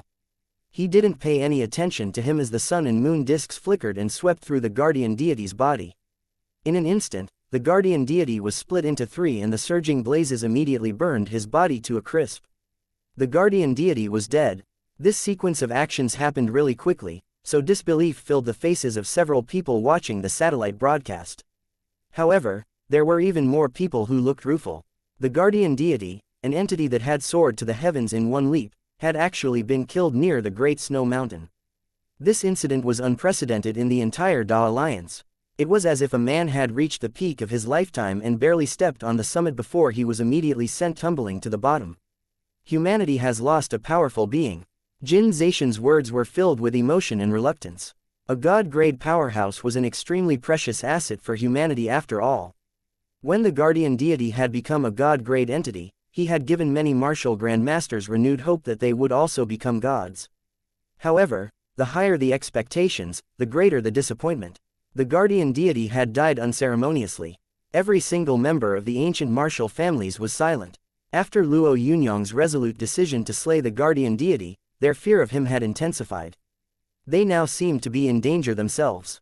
Even though god-grade powerhouses supported them, Luo Yunyang had just killed the guardian deity as if he was a stray dog. Someone glanced at the Sanyangsu family head and snorted coldly. Although he didn't say anything, what he implied made everyone shiver. The Sanyangsu family head was shaking as violently as ever. The difference between him and the guardian deity was too big, yet even the guardian deity had been slain. If Luo Yunyang wanted to kill him, all he would have to do was snap his fingers. You have to play a part in this matter, too, he told the Yan family head. When he met the Sanyangsu family head's earnest gaze, the Yan family head didn't look too good. He would have paid no heed to Luo Yunyang if he only ranked first on the sky list, but he had already climbed onto the divine list. He was a god-grade powerhouse now. One should fear the sort of person that could slay a god. Plus, there were strong and weak individuals among god-grade entities as well. As the leader of the ancient martial families, the Yan family head couldn't say no. His face had already turned dark. This meant that he would have to move against Luo Yunyang after all. The huge room was deadly silent. Almost everyone was currently staring at the Sanyangsu family head as if he had the plague. Meanwhile, near the Great Snow Mountain, Lu Fuyun was still facing the continuous onslaught of the blazing pagoda. He brandished his fists non-stop and blasted out fist shadows to ward off Luo Yunyang's attacks as he said, "Luo Yunyang, you have slain the guardian deity and disobeyed the martial god's decree. The martial god will settle this matter with you. Today, I failed to save the guardian deity and dishonored his trust in me. I shall go back and beg for his forgiveness," Lu Fuyun said vehemently. He subconsciously assumed that his words had given Luo Yunyang a way out of this embarrassing situation. Now, Luo Yunyang should also respect his dignity and set this issue aside. However, the dancing fiery Buddha discs suddenly filled the entire sky. The sun and moon discs looked like the two celestial bodies up in the sky as they hurtled towards him. Chapter 231. An extremely ferocious Luo Yunyang is a veteran god-grade powerhouse. What Lu Fuyun cared most about was his dignity. When the martial god's disciple asked for his help, he immediately thought this was a matter he could resolve just by revealing himself. Never in his wildest dreams had he expected that this vile Luo Yunyang would actually be a god-grade telekinesis master who used such ruthless methods. Although he had already expressed his intention to retreat, Luo Yunyang was still aggressively unwilling to forgive him. That kid was really abominable. Lu Fuyun's mind was filled with thoughts of how repulsive and hateful Luo Yunyang was. If only he hadn't been a god-grade telekinesis master, Luo Yunyang would have died instead of the guardian deity. The person that would put him in his place would naturally be Lu Fuyun. Very well, Luo Yunyang. Since you are forcing my hand, I have no choice but to have a fight with you. I have to show you that, even though you have become a god-grade telekinesis master, you still can't do whatever you please in this world. As he spoke, Lu Fuyun brandished his hands, causing a boundless blazing power to converge on his palms. In an instant, a huge flaming hand was formed. Has he run out of ideas? The martial god's disciple, who had been watching the fight from a distance, had yet to leave. There was a hint of disdain on his face when he saw the huge hand of condensed flame once again. Lu Fuyun had already used this technique while helping the guardian deity a while ago. What was the point of using it again? Even though Luo Yunyang didn't pay much attention to the flaming hand, when the hand took shape, Lu Fuyun moved it, causing it to turn green in a flash. The green flames lost the flamboyance of the scarlet flames, yet when they appeared, the flames of the Buddha discs acted as though they had encountered their natural predator and immediately started to dwindle. Suddenly, the blazing pagoda that had been burning fervently in the sky seemed to lose whatever superiority it had in an instant. You asked for it, Luo Yunyang. The massive hand formed out of green flames plummeted towards Luo Yunyang, covering half the sky in the process. Although Luo Yunyang didn't know the origin of those green flames, he could sense that they were nothing like his glass flames. However, his glass flames could currently only be unleashed in the form of source core power. Luo Yunyang was still unable to combine this technique with his mind sword. On the contrary, the control Lu Fuyun had over those green flames had already reached a level that allowed him to do as he pleased. As a thought flashed through Luo Yunyang's mind, the 108 Buddha discs quickly shrank back and condensed to form a blazing pagoda. Although this pagoda was only about 3 meters tall, it quickly became much more concentrated. The Buddha discs did not concentrate so they could take a beating. As they converged, the mind sword appeared between Luo Yunyang's eyebrows and shot towards Lu Fuyun, enveloped by a scarlet flame. When Lu Fuyun saw it, he acted as though he had just seen a ghost. Luo Yunyang's old mind sword might not have posed much of a threat to a god-grade powerhouse like him, but a mind sword wrapped in fire-based true intent was life-threatening. Lu Fuyun howled in panic as his giant green palm exploded in the air and countless green blazes scattered frantically in all directions. His body, which had instantly become a flame, was already speeding away. Lu Fuyun's speed was so quick that it was extremely difficult for the mind sword to catch him. The Buddha discs were already shrouded by the green flames, so they couldn't attack him in time. However, Luo Yunyang was still unwilling to let Lu Fuyun escape just like that. As he pondered the issue for a second, he realized that his ice and fire source cores had already recovered. Luo Yunyang grabbed the God Slayer without hesitation and threw it at the frantically escaping Lu Fuyun. This throw naturally couldn't be compared to his throw during the fight with the guardian deity.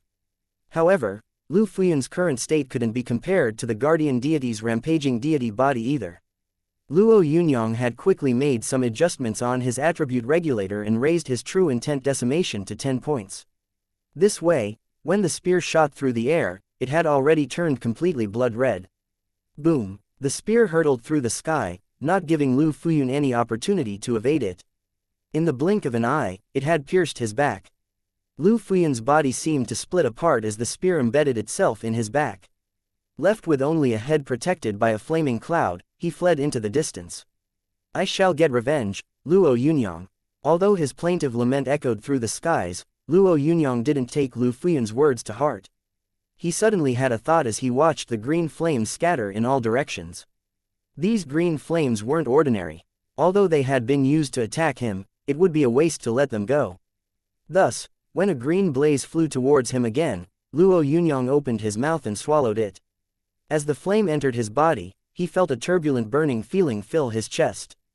Thanks to his prior experience, Luo Yunyang quickly made some adjustments to his constitution, helping the surging flames enter his source core after a short while. The martial god's disciple in the white suit stared at him in shock. Luo Yunyang was really extraordinary. He would have to stay away from him if he encountered him again in the future. Luo Yunyang had killed the guardian deity and destroyed a god-grade powerhouse's mortal body, so the god-grade powerhouses the Da Alliance had been accumulating over the years had suffered a great loss during this battle.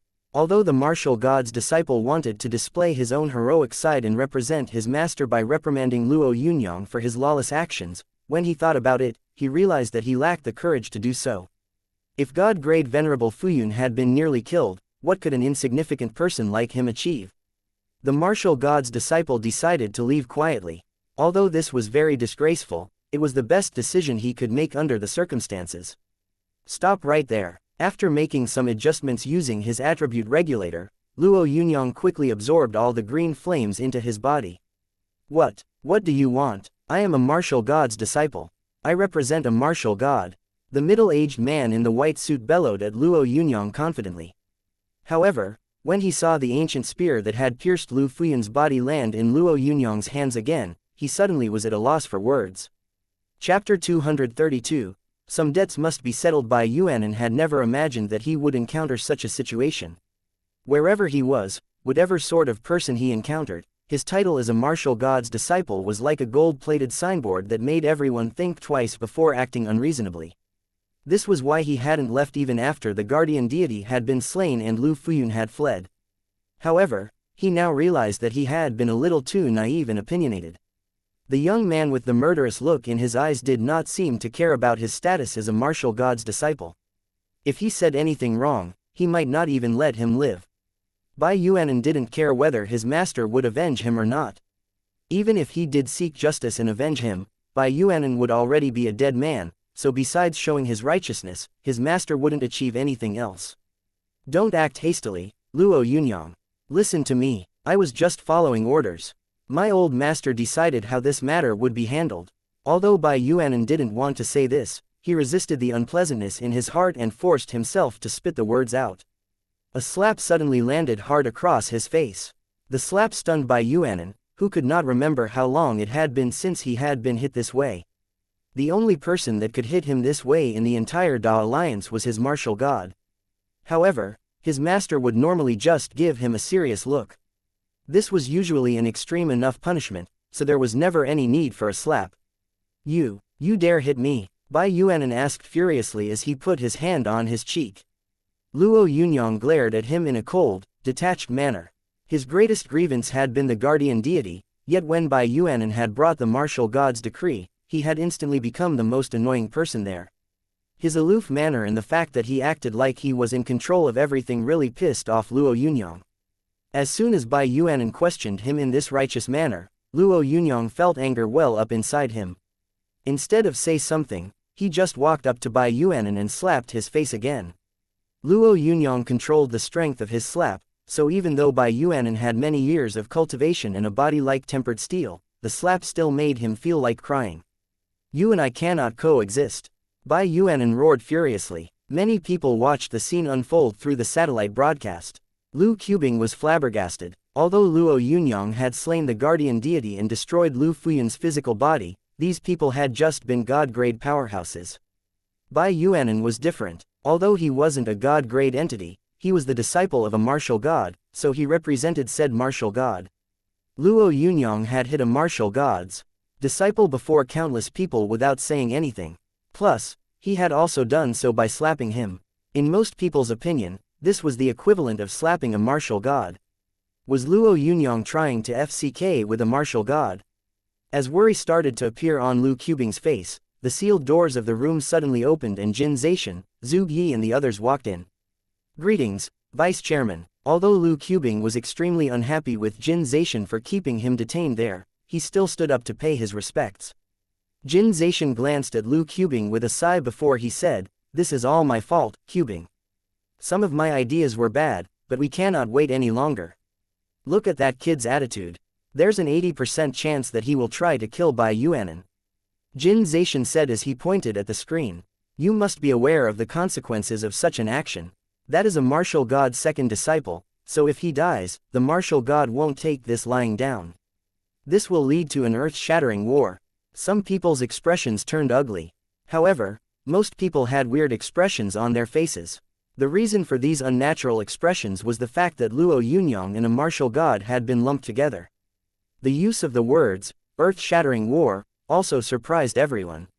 Lu Qubing, who was immediately convinced by Jin Zaishan, said, "Quick, hand me a communication device so I can reach Luo Yunyang." "There's no need. We have already prepared advanced communication equipment. You just have to speak into this." Jin Zaishan handed Lu Qubing something that looked like a microphone. Lu Qubing took it right away and said just as Luo Yunyang kicked Bai Yuanan away, "Don't do anything, Yunyang. This is Lu Qubing. Please listen to what I have to say first." Luo Yunyang was planning on taking care of Bai Yuanan, when he heard Lu Qubing's voice. His hand, which had been about to strike down, stopped in midair. "Let's forget about everything else for a moment, Yunyang. Could you let Bai Yuanan off as a favor to an old man like me?" Lu Qubing's voice had a hint of resolve. If Lu Qubing gave him a rational lecture, Luo Yunyang would have to assess it. However, in this case, Luo Yunyang had no reason to say no. Lu Qubing had always been like a father to him. His selfless help and support had really gratified Luo Yunyang, so if Lu Qubing asked him for a favor through some broadcasting device, Luo Yunyang would respect his request, no matter what it was. Scram. Luo Yunyang didn't even let Lu Qubing finish speaking before he told Bai Yuanan to leave. Bai Yuanan felt like he had just escaped from the clutch of death. He knew very well that he would have ended up dead unless his master had personally come to save him. How could a fiend like Luo Yunyang be lenient? If he said that he didn't respect a martial god, then he must really not do so. Bai Yuanan wanted to leave with some headstrong parting words that would defend his reputation as a martial god's disciple, but in the end he chose not to say anything. He couldn't bring himself to do so because he feared that if he said too much and provoked Luo Yunyang, he might not be able to leave safely. In the end, he just snorted, got on the mount he had arrived on and flew away into the distance. Jin Zaishan let out a big sigh of relief before he told Lu Qubing, "Invite Luo Yunyang to Shendu again. I want to have a word with him." Lu Qubing mulled this over a bit before he told Luo Yunyang, "Come over to Shendu for a bit. The vice chairman wishes to speak with you." Luo Yunyang stared at the crumbling great snow mountain in the distance as he said indifferently, "I will definitely come to Shendu, but not right now. I still have a few debts to settle with some people." As he said this, Luo Yunyang waved his hand and the guardian deity's storage pouch, which had been lying on the ground, floated into his hand. Then, he soared into the sky and flew in the direction of Chang'an City. When he realized which direction Luo Yunyang had taken, Jin Zaishan said, "This is not good." Chapter 233. One man pressuring a city. As the two commanders of the Sky High military, the Sky High Tiger King and the Sky High Leopard King had also watched Luo Yunyang slay the guardian deity. The two of them looked in disbelief at the image displayed on the screen as they trembled slightly. Yes, they were trembling. They had been ordered to detain the Flame Emperor this time to sever Luo Yunyang's last helping hand, but they also intended to use Luo Yunyang's mother and younger sister as hostages. The two of them had expected that the god-grade guardian deity would be able to kill Luo Yunyang. Although they wouldn't be able to benefit from the guardian deity's victory, at least they would have made a good impression. They had never imagined that the guardian deity would end up dead. What do we do? The Sky-High Tiger King eyed the Sky-High Leopard King in fear. The Sky-High Leopard King returned his solemn gaze. Luo Yunyang is the sort of person that seeks revenge over the smallest of grievances. Considering the way we have treated him, he will surely seek us out to settle this debt, and perhaps even kill us both. Would he dare? The Sky-High Tiger King shouted furiously. As the Sky-High Leopard King met his eyes and was about to say something, Luo Yunyang slapped Bai Yuanan on the screen. Although Bai Yuanan's cultivation base was no weaker than theirs, in terms of status, Bai Yuanan surpassed them both. He was the disciple of a martial god after all. Luo Yunyang had actually dared slap a martial god's disciple. If Lu Qubing had not interceded, he would also have slain him. Although the two men's statuses were inferior, their fate would be different than that of the martial god's disciple. Returning to Shendu is our only way out. The Sky-High Leopard King finally voiced his idea. The Sky-High Tiger King approved of his decision to return back to Shendu. Although he appeared rude and impetuous, he was generally much wiser than most people when it came to making decisions. Returning to Shendu was the best choice the two of them could make. Then let's leave now, the Sky-High Tiger King suddenly blurted out. What about the men we sent to contain Luo Yunyang's mother and sister, though? The Sky-High Leopard King's face fell. He pondered this for a while before he said gravely, release them. Let's go. A look of surprise flashed across the Sky-High Tiger King's face before he understood. If they seized Luo Yunyang's mother and sister, then they would really die. After making eye contact once more, the Sky-High Tiger King quickly set out to make arrangements. 3 minutes later, an aircraft appeared in the sky above the command center. Brother Flame Emperor, please take care of our subordinates. I'm sorry, the Sky-High Leopard King said as the Flame Emperor was led out by 2 men. Although the Flame Emperor was rather pissed, these Sky-High military soldiers were elite soldiers of the 8 armies of the East, so if Luo Yunyang slaughtered them, his heart would break too. The aircraft rumbled as it flew off into the distance. The Sky-High Tiger King and the Sky-High Leopard King, who were on the plane, heaved a sigh of relief. As long as they returned to Shendu, they would find refuge. The two of them wouldn't have to worry anymore. Suddenly, a white streak flew over from a distance. What is that? The Sky-High Tiger King asked a subordinate who was observing the equipment in the cockpit. That was a person, sir, the subordinate replied in a shaky voice. The soldier was trembling slightly as he spoke. He didn't know whether the strict Tiger King would get angry after hearing his report. The thunderous roars he expected the Tiger King to make did not come. The stern Tiger King actually didn't say anything at all. Hurry up, we need to increase our speed to the max and rush over to Shendu, the Leopard King muttered. If we reach Shendu fast enough, I will issue the two of you a merit each. At the Tiger King and Leopard King's words, the aircraft picked up its pace once more. Shendu appeared before them half an hour later. Luo Yunyang's speed was nothing extraordinary for the residents of Chang'an. However, Chang'an City's big wigs acted as if Luo Yunyang's arrival was a wind sweeping through the town and heralding an impending storm. The commanders of the 8 armies garrisoned there, as well as Chang'an's consul, had already arrived at the city gates. When they saw Luo Yunyang arrive, they all bowed down simultaneously and said, "Greetings, Commissar." In terms of rank, the Blood Strike Guard Commissar was above all the commanders of the various armies. However, ever since the Blood Strike Guard had been suppressed by the ancient martial families, it had lost its standing among the region's 8 armies and 3 guards. As a result, it was difficult for the commander of the Blood Strike Guard to receive the same respect as the other commanders. Luo Yunyang nodded as the commanders of the 8 armies saluted him and quickly walked up to the Flame Emperor. "What sort of relationship do we have, sir? I am not happy to see you under these circumstances." A dazzling smile blossomed on the Flame Emperor's face as he laughed heartily. "There is a time for friendship and a time to uphold traditions, Yunyang. You are the Blood Strike Guard Commissar, so you rank above the military commanders of the 8 armies.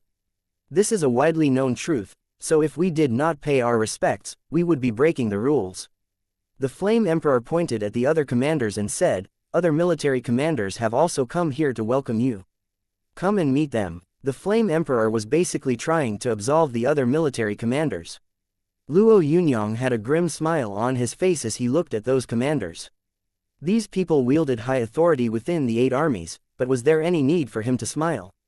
When the guardian deity had proclaimed that he would kill him, the majority of these people hadn't sabotaged or helped him. Not taking issue with them was already charitable enough on Luo Yunyang's part. Eventually, his gaze landed on the deputy commander of the Sky High Military and he said, "I don't think you are the commander of the Sky High Military's Chang'an headquarters." Although Luo Yunyang had spoken gently, the deputy commander still shuddered when he heard him.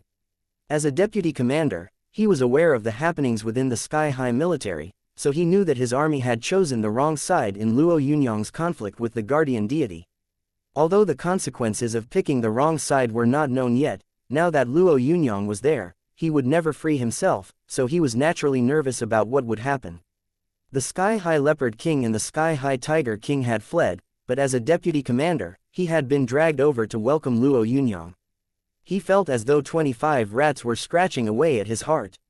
The Tiger King and the Leopard King have some matters to attend to.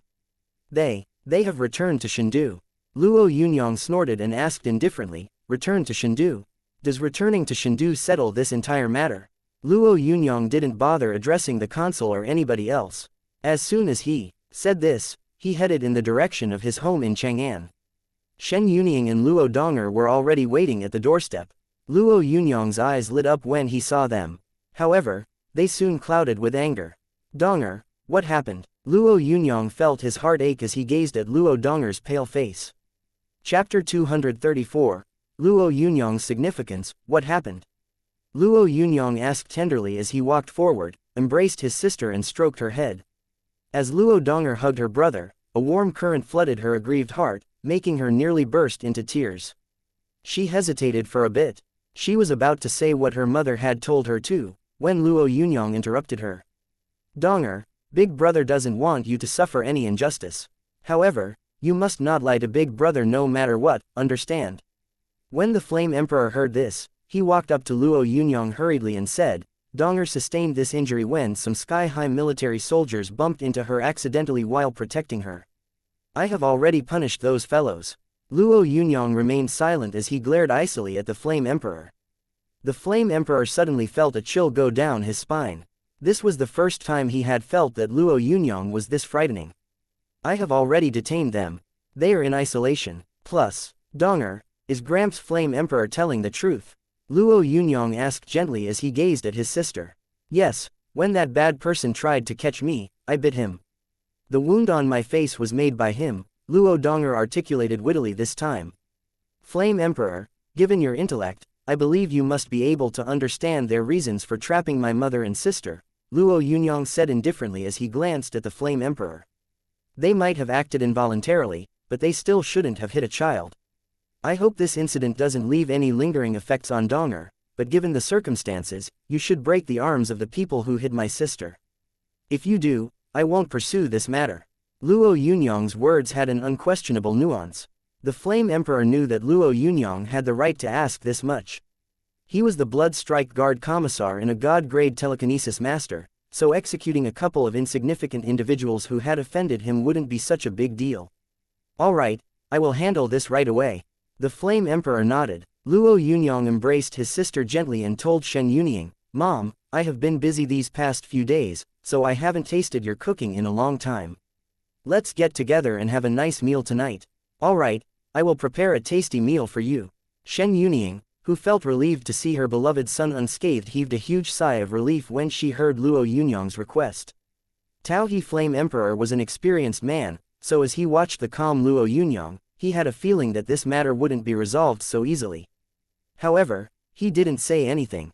Instead, he got his men to deliver some of the finest food ingredients in existence before he contacted Lu Qubing. "Viceroy, I believe that this matter isn't over yet." These were the Flame Emperor's first words to Lu Qubing. Lu Qubing paused before he replied, "Yes, I believe that it hasn't ended either. Yunyang wants me to break the hands of the men who hurt his sister. You know what his temper is like. He didn't even respect the martial god's disciple, so how could we expect him to put up with this?" The Flame Emperor's voice sounded grave. "I believe that Shendu should give Luo Yunyang an explanation." The Flame Emperor awaited Lu Qubing's reply, yet all Lu Qubing did was sigh silently. "Did you hear what I just said, Viceroy?" The Flame Emperor thought that Lu Qubing hadn't heard him, which made his tone become even more anxious. "I was listening, Flame Emperor, Lu Qubing said before he added, but I'm afraid that holding them accountable so soon would be really difficult. You know that the Sky High Tiger King and the Sky High Leopard King were just following orders. Do you think it would be possible to take that member of the Sky High military out? The Flame Emperor fell silent. The Sky High military was at the top of the 8 armies. If it became the top army that oversaw Shendu, it would be because of that extraordinary individual. Alright, you placate Yunyang first, and then I'll go and discuss this. Lu Qubing ended the call with the Flame Emperor and went to look for Jin Zaishan. When he found him, he realized that the vice chairman looked tired. I made a very bad move. Jin Zaishan didn't get up when he saw Lu Qubing walk in. An explanation has to be given for this matter, sir, Lu Qubing said. Whatever the case, Luo Yunyang is still the Blood Strike Guard Commissar. Even though we didn't participate in his dispute with the guardian deity, we still shouldn't have taken the guardian deity's side. That was bitterly disappointing for him. I know that I also made some mistakes about this, Jin Zaishan muttered. I have spoken to Yi Qingtian already and he is willing to let someone represent him and offer Luo Yunyang our sincere apologies. Lu Qubing slammed his hands against the table.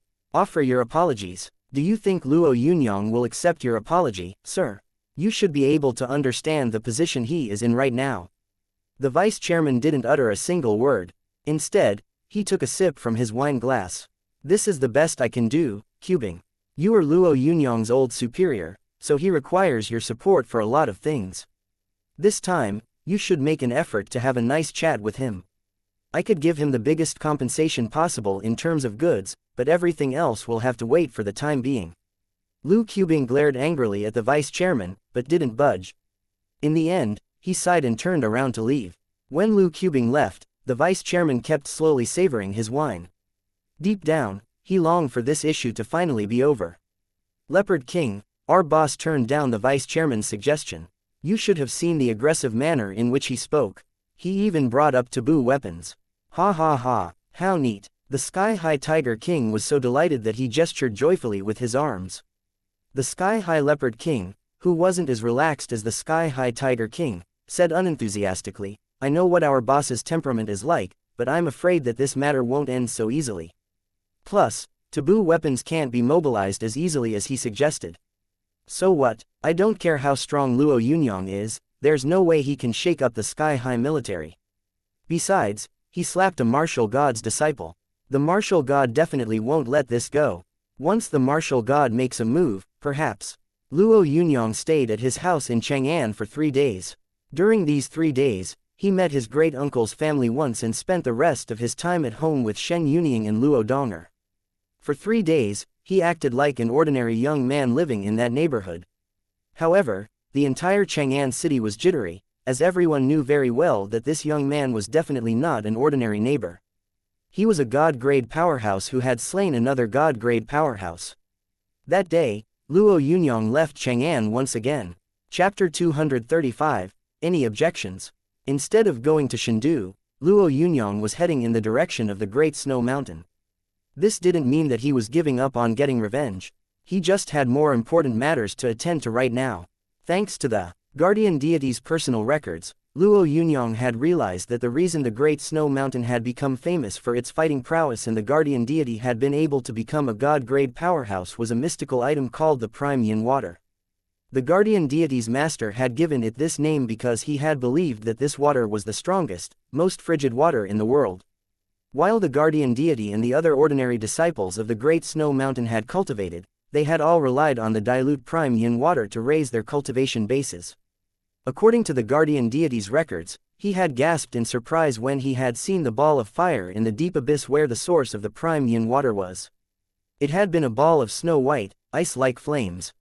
Although the guardian deity had been unable to find out what sort of flame this was, based on what he had felt when he had been about to become a god-grade powerhouse, he had believed that if he tried to withstand this flame, both his body and soul would be destroyed. Luo Yunyang's body had already contained 4 types of flames, so the addition of the green flames had allowed his cultivation base to increase by a significant amount once again. Of course, Luo Yunyang believed that he had to obtain the essence flame found on the Great Snow Mountain. Although he thought that he shouldn't delay taking revenge, he could not let the opportunity to obtain such a mystical treasure slip by. As soon as he'd left Chang'an, many people had started shaking in fear, while various military commanders of the 8 armies had heaved sighs of relief. While Luo Yunyang had been in Chang'an, they had felt like a plague-like existence had been suppressing their spirits. They didn't care where Luo Yunyang went, as long as he wasn't in Chang'an. The residents of Chengdu could fend for themselves. The entire population of Chengdu was scared shitless when they heard that Luo Yunyang was leaving Chang'an. The last time Luo Yunyang had been to Chengdu, he had slain Ni Tianyuan. Plus, this time, he was a god-grade powerhouse. The sky-high military mobilized its entire force, including various commanders and some taboo weapons that were only supposed to be used during a crisis. The news about Luo Yunyang had frightened the entire sky-high military. Some people had even contacted the martial god, hoping he would take action and punish Luo Yunyang for disrespecting his reputation. Unfortunately, the martial god had replied that he was currently in seclusion trying to break through an even higher boundary, so it was unknown when he would emerge. This news made many people feel as though their hearts were being constricted. As a result, Lu Qubing's residence started to become lively once again. A few old friends and powerhouses that were on good terms with him asked Lu Qubing to reason with Luo Yunyang so he would not do anything too extreme. In the end, Jin Zaishan paid a personal visit to Lu Qubing's office and asked him to talk to Luo Yunyang. Just as Lu Qubing was about to crack under this pressure, news that Luo Yunyang had reached the Great Snow Mountain arrived. Many people heaved sighs of relief when they heard this. However, the people who knew Luo Yunyang were more apprehensive. Luo Yunyang wasn't one to patch up a quarrel, so he definitely wouldn't let things go. When the Sky-High Tiger King and the Sky-High Leopard King, who were in charge of guarding the viceroy, heard that Luo Yunyang hadn't shown up, the Sky-High Tiger King roared with laughter. I knew this fellow wouldn't dare come to Chengdu. Taboo weapons have been mobilized, and I'm not talking about the sort of outdated taboo weapons the Ni family owns. These weapons use new technology, hee. The Leopard King pondered this for a moment before he said, he went to the Great Snow Mountain. Perhaps he wants to take over the guardian deity's domain and come back when he's had ample time to prepare. Wouldn't that be a bigger problem? The Tiger King fell silent for a bit before he consoled the Leopard King by saying, the viceroy wouldn't allow this sort of thing to happen. Although his words sounded firm, his heart was actually wavering. This person affected their hearts like a venomous snake in hiding. No one knew when he might appear and bite and poison them to death. Even if one wasn't scared of death, who could guarantee that he would be lenient enough to kill them mercifully? The Great Snow Mountain already had a dilapidated vibe to it. Although it was a sect, so there were still martial grandmaster level fighters there. Ever since the guardian deity and the 18 guardians had fallen at Luo Yunyang's hands, the Great Snow Mountain had basically become a second-rate power. The disciples of the Great Snow Mountain could attest to the saying that the rise and falls of life were too difficult for one to grasp. The guardian deity's ascension to a god-grade powerhouse had made every single one of them soar like a rising tide. However, even though the guardian deity had become a god-grade entity, he had been slain while trying to break the customs and become the laughingstock of the entire Da Alliance. These disciples had also suffered as a result, so the notion of leaving the Great Snow Mountain had already sprouted up among some of them. Deep in the recesses of the Great Snow Mountain was a large manor that housed the base of the Great Snow Mountain sect, which currently appeared gray and drab. Without any of the guardian deity's disciples to keep watch, it had lost most of its vitality. Two people were currently arguing inside the manor. Even though they were the two remaining martial grandmasters of the Great Snow Mountain, their fighting strength was limited, so they weren't capable enough to support the sect of the Great Snow Mountain. However, all their leaders had died, so they were the only ones left. I am the guardian deity's younger brother, so I should be the one to take his seat on the Great Snow Mountain, said a short man. Although he was pretty old, his voice reverberated loudly. I am his senior uncle. The Great Snow Mountain seat should be given to an elder. The other party didn't back down, so the two of them kept quarreling angrily. However, no matter how much they argued, nobody said the persuasive words that would allow them to inherit this position. Nobody mentioned avenging the guardian deity. Do both of you wish to become the master of the Great Snow Mountain? A voice asked, interrupting their noisy argument. The two martial grandmasters were furious. They had the highest status on the Great Snow Mountain, so they wouldn't tolerate anyone speaking to them this way. That's utter rubbish. Is there anyone else in here? The short old man, who had a fiery temper, was halfway through his chiding. However, He found it hard to continue when he saw who had spoken. Luo Yunyang, why have you come here? Are you trying to completely eliminate the Great Snow Mountain? Listen, the Great Snow Mountain won't seek revenge, so you shouldn't do anything too vicious. The younger generations of Great Snow Mountain disciples were shaking in fear. They had seen for themselves Luo Yunyang's tremendous might during that shocking battle, so they simply had no intention of doing anything to him. As he scanned the crowd of terrified faces, Luo Yunyang suddenly had an idea. He had originally planned to force someone to take him to the prime yin water, but now he had an even greater idea. From this day on, I will be the master of the Great Snow Mountain. Does anyone object? Chapter 236. The Master of the Snow Mountain. The Great Snow Mountain had a total of 326 disciples. 2 of them were martial grand masters, 46 were martial masters, and the remainder were martialists. Although this sort of strength was rather considerable even among the 8 armies, Luo Yunyang could eliminate them with a wave of his hand. Absolute silence filled the large main hall where the Great Snow Mountain disciples used to convene and discuss any issues. Master Xin Yuan, the skinny younger brother of the guardian deity, said solemnly, "Mr. Luo wants to be the Great Snow Mountain's master. Does anyone have any objections?" Luo Yunyang's words were repeated by Master Xin Yuan in a very assured manner. Opposite Master Xin Yuan was the older uncle, also vying to become the master of the Great Snow Mountain. The 2 men, who had already been scared into submission by Luo Yunyang, naturally didn't say anything to oppose him. Nobody spoke. The entire hall was flooded with absolute silence. Although the disciples might have had an opinion on the way Luo Yunyang had forcefully seized power, they didn't voice any objections.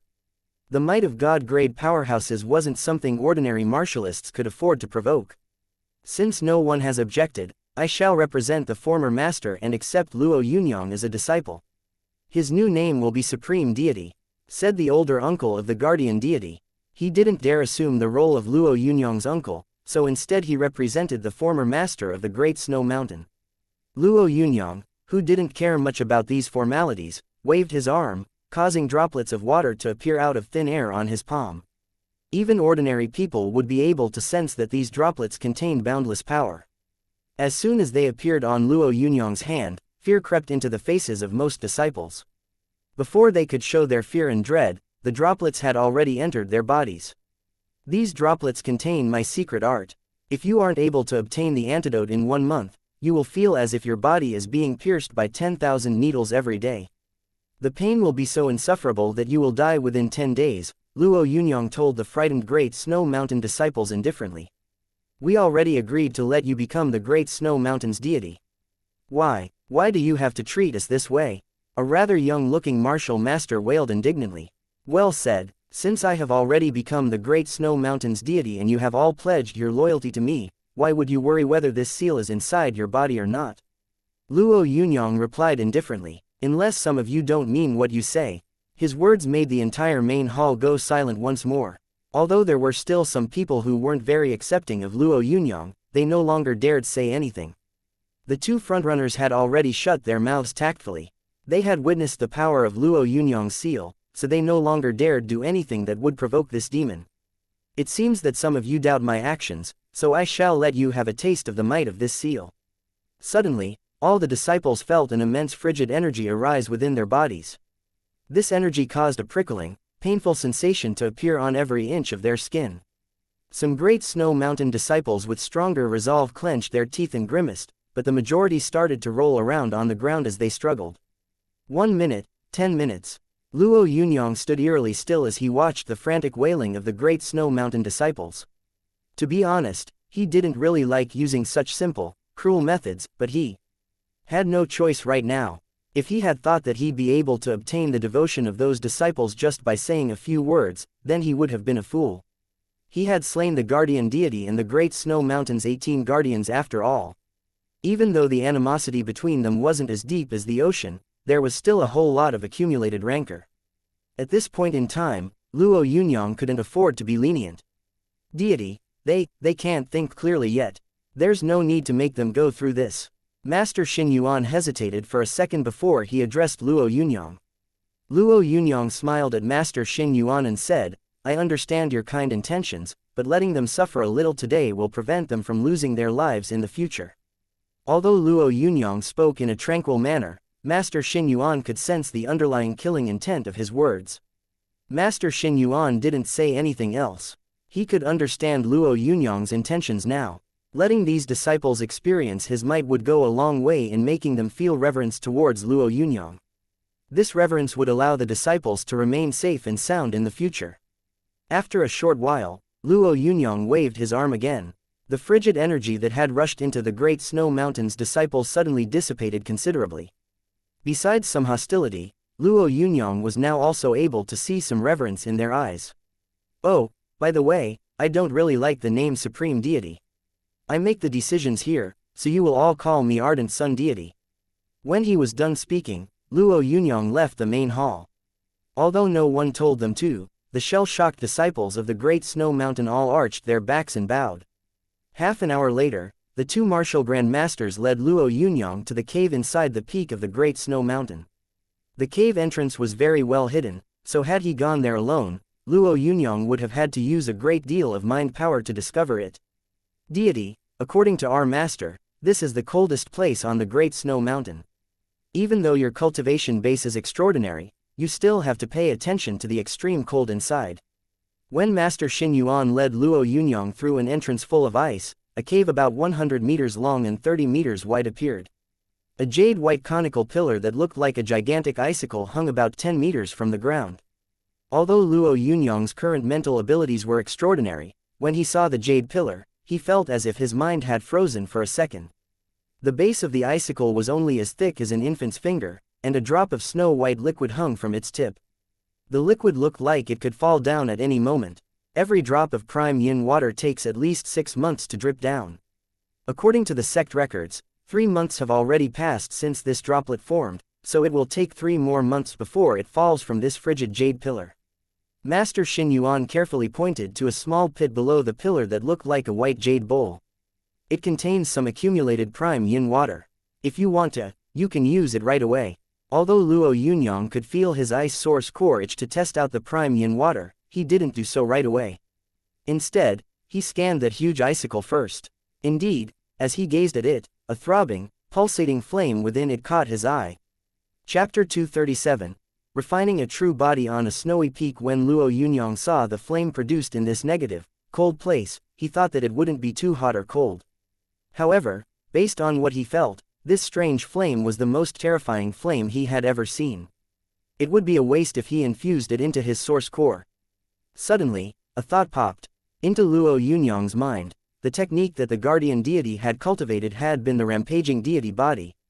The guardian deity had used the unmeltable frost and snow of those snowy peaks as a foundation and, after many years of refinement, turned it into the rampaging deity body. Luo Yunyang believed that the rampaging deity body included several important levels, so if he used the prime frost flame as a base, perhaps even more methods could be derived from it. As these thoughts formed in his head, Luo Yunyang made a decision. However, he didn't execute it right away.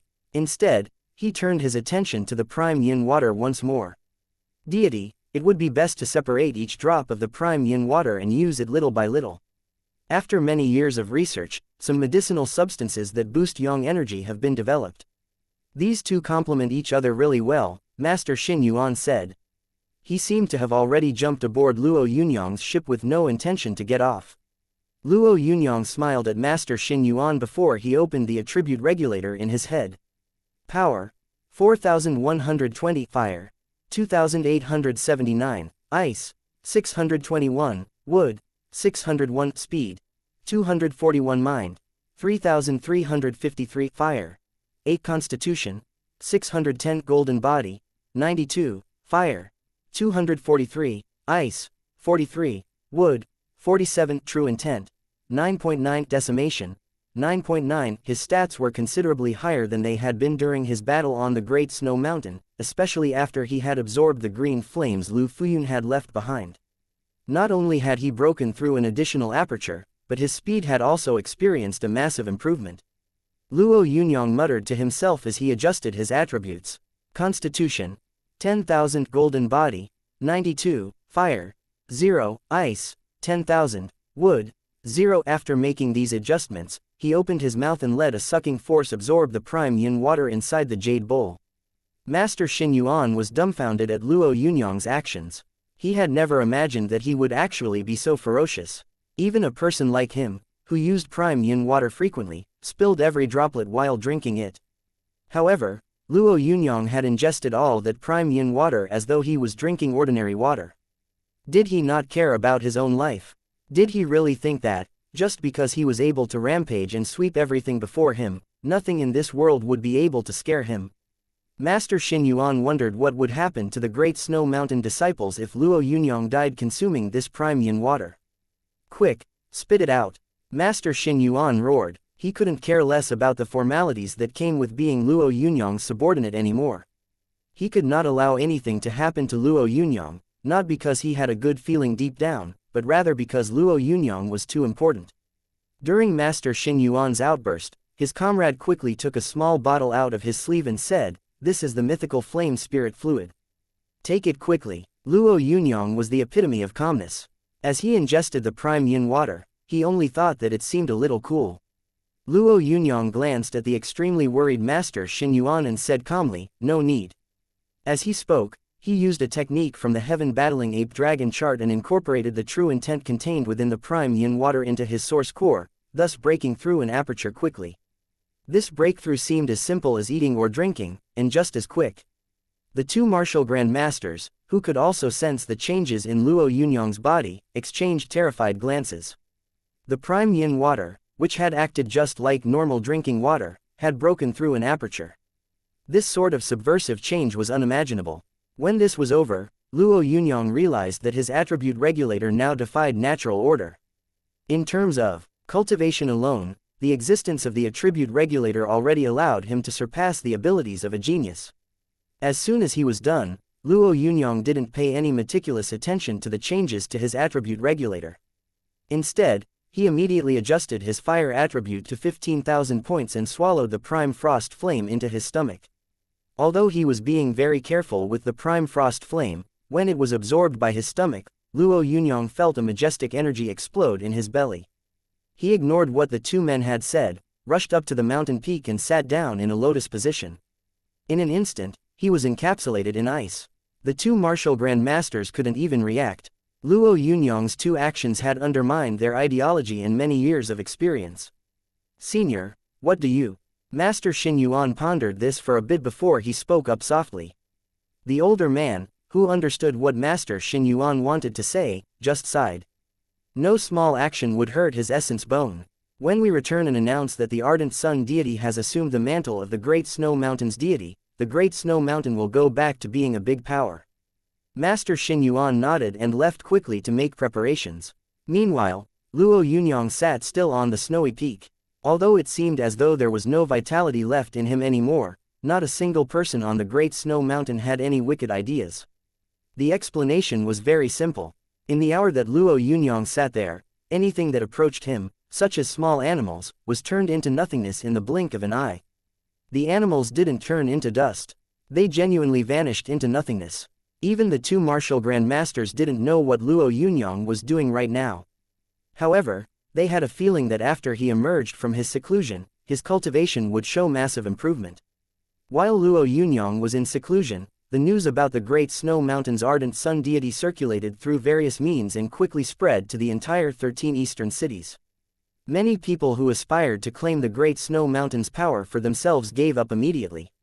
There were also many people who regretted that Luo Yunyang had claimed the juicy piece of meat that was the Great Snow Mountain. However, some people were furious. It was rumored that certain people within the sky-high military found his motive detestable. Chapter 238. Blossoming flowers and melting snow. For most people, 10 days was a very short time that passed in a flash. However, during these 10 days, the disciples of the Great Snow Mountain felt a deep anticipation. They naturally anticipated that Luo Yunyang would emerge from his seclusion early. The main reason for this intense anticipation wasn't their deep love and respect for Luo Yunyang, but rather their hope that he would wake up quickly. Only when the ardent sun deity awakened would the seal within their bodies not be activated. This activation terrified them all. On the 10th day, practically all the disciples of the Great Snow Mountain gathered solemnly beneath the mountain peak Luo Yunyang was cultivating on and waited anxiously. Master Xin Yuan was a senior, but although he appeared calm on the outside, deep down his heart felt like a surging ocean. He was actually extremely apprehensive. Besides their worry about the seal within their bodies, the disciples were also concerned about the strange essence flame the prime yin water was derived from. If Luo Yunyang wasn't able to manage it, then he could really lose his life on the Great Snow Mountain. Although Luo Yunyang had adopted certain means to take control of the Great Snow Mountain, if their new deity really died, then the name and reputation of the Great Snow Mountain would be tarnished completely. Life and death, as well as prestige, were all equally important for Master Xin Yuan and everyone else. We won't know. Just as Master Xin Yuan was about to speak, a long howl resounded from the snowy peak Luo Yunyang was on. That long howl contained a hint of delight and fury. It was indeed fury. Master Xin Yuan had been furious many times during his long life, so he recognized the feeling. The disciples of the Great Snow Mountain had relieved looks on their faces. As long as Luo Yunyang was fine, then they would also come out of this unscathed. Luo Yunyang stood up slowly. Although his movements seemed very slow, everything happened in the blink of an eye. When he stood up, the Great Snow Mountain disciples suddenly watched the towering snowy peak he was on collapse soundlessly. Yes, it collapsed. Vast amounts of snow floated down like sand without making a sound. The snow fell like freshly poured concrete that had lost its strength and ability to congeal. 1 peak, 2 peaks, 3 peaks. There were 18 snowy peaks around Luo Yunyang, yet in an instant, a third of their height was shaved off. Their snowy cover, which had not melted off in years, vanished completely. In the blink of an eye, black mountain peaks and sprouting green lichen appeared before the disciples of the Great Snow Mountain. Ordinary disciples didn't understand what had happened, but the two martial Grand Masters could sense the difference. The two of them glanced at the leftover snowy mountains before they turned back to the 18 bald mountain peaks in understanding. Congratulations on emerging from your seclusion. Master Xin Yuan bowed as he spoke. The disciples of the Great Snow Mountain also shouted. This time, their greeting was full of reverence. Even if Luo Yunyang had not used questionable methods to become the master of the Great Snow Mountain, people would still have said that he was vile and despicable. However, the cultivation base of his martial path made it difficult for them not to accept this. Half a day later, Luo Yunyang left the Great Snow Mountain. This time, he didn't leave alone. He now had a mount, a tamed dire beast called the Grand Snow Mountain Elephant. The Grand Snow Mountain Elephant had power equivalent to a martial Grand Master and was a beast the guardian deity had invested a lot of effort in taming and turning into his steed. However, the guardian deity had spent most of the past few years in seclusion, so he hadn't used it much. When Luo Yunyang announced that he would be heading to Chengdu, Master Xin Yuan and the others brought the elephant out to serve as a mount for him. Although Luo Yunyang's speed was extraordinarily quick, the strength it consumed was extraordinarily high. Even though the speed of the Grand Snow Mountain Elephant didn't suit his taste, Luo Yunyang still decided to ride it. When a call from his house was put through, his sister's animated chirping put a warm smile on his face. The Blood Strike Guard's main assignment in Chang'an City was to ensure the safety of his family. Luo Yunyang had also dispatched the two martial Grand Masters of the Great Snow Mountain over there. Now the two martial Grand Masters were protecting them from the shadows on top of the lion he had captured. Luo Yunyang felt reassured about his family's safety. Yunyang, the Viceroy wants me to tell you that you mustn't go to Chengdu. The Sky High military isn't the Ni family. There are some things that must be considered at length. A voice message from the Flame Emperor was transmitted through the Sky Vision. Luo Yunyang, who respected the Flame Emperor a lot, replied softly, "How am I supposed to consider this at length?" The Flame Emperor was speechless. He wasn't sure how this matter should be handled, either, but he had been ordered not to let Luo Yunyang head to Chengdu under any circumstances. Yunyang, although the Da Alliance is much more lenient with God-grade entities, the moment taboo weapons are used, an unpredictable catastrophe will take place. You have to think things through clearly. These were the Flame Emperor's parting words. Although Luo Yunyang didn't say anything else, his actions showed his attitude clearly. Lu Qubing and the others, who were observing the situation at the Great Snow Mountain, became tense once more. Lu Qubing tried contacting Luo Yunyang 3 consecutive times, but they couldn't agree on any concrete conditions. Break the legs of the Sky High Tiger King and the Leopard King and get the Sky High military viceroy to lower his head and apologize before the entire top brass of Chengdu. These were Luo Yunyang's final terms. From then on, He heard nothing else from Luo Qubing. Luo Yunyang wouldn't voluntarily contact Luo Qubing, so he knew that any negotiations regarding this matter were now officially over. Thanks to the speed of the Grand Snow Mountain Elephant, Chengdu soon appeared in Luo Yunyang's field of vision. As he ambled slowly forward, an old man on a horse rarely seen in the Da Alliance strode over leisurely. The old man was Jin Zaishan. Luo Yunyang was very surprised to see him. His mind power was already at a level that allowed him to create a crushing aura when other people encountered him, while he wasn't affected by most people's might. Luo Yunyang, I would like to apologize to you. Jin Zaishan got off the horse before he added, I didn't handle this matter properly. Luo Yunyang stared expressionlessly at him. Although he admired his initiative to take this sort of action, his feelings were just limited to admiration. The space barrier has been becoming thinner and thinner. I don't wish for your conflict with the sky-high military to waste any more of the strength of the 8 armies of the East, so I have a proposal, a martialist match against the sky-high military's viceroy, God-grade telekinetic powers not allowed. If you win, everything will be as you say, but if you lose, you will drop this. What do you think? Chapter 239. Disagreement. Although Jin Zaishan couldn't be considered the most powerful person in the entire 13 eastern cities, he still probably ranked among the top 5. As a result, the people of the 13 eastern cities considered his word supreme law, the very sort of law that couldn't be questioned. However, his current suggestion was only met with a faint smile by Luo Yunyang. Jin Zaishan even saw a hint of mockery in Luo Yunyang's eyes. His gaze was mocking indeed. Jin Zaishan, who hadn't encountered this sort of mockery in many years, felt anger well in his heart and develop into a deep fury. In the end, he quelled this inner fury. Luo Yunyang was currently a god-grade entity, so Jin Zaishan believed that he could get away with mocking him. Do you think your proposal is wise, Vice Chairman Jin? Luo Yunyang said icily as he stared at Jin Zaishan.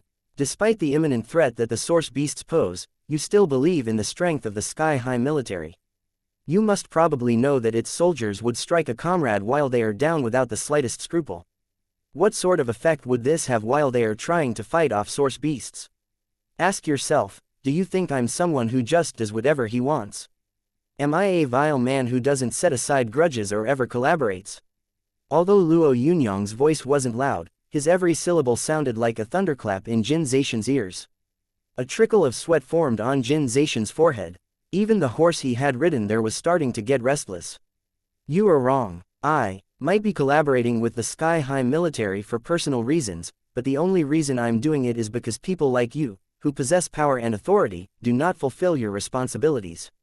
Luo Yunyang chuckled. These people have been trapping friends and comrades, acting pragmatically and taking advantage of every situation.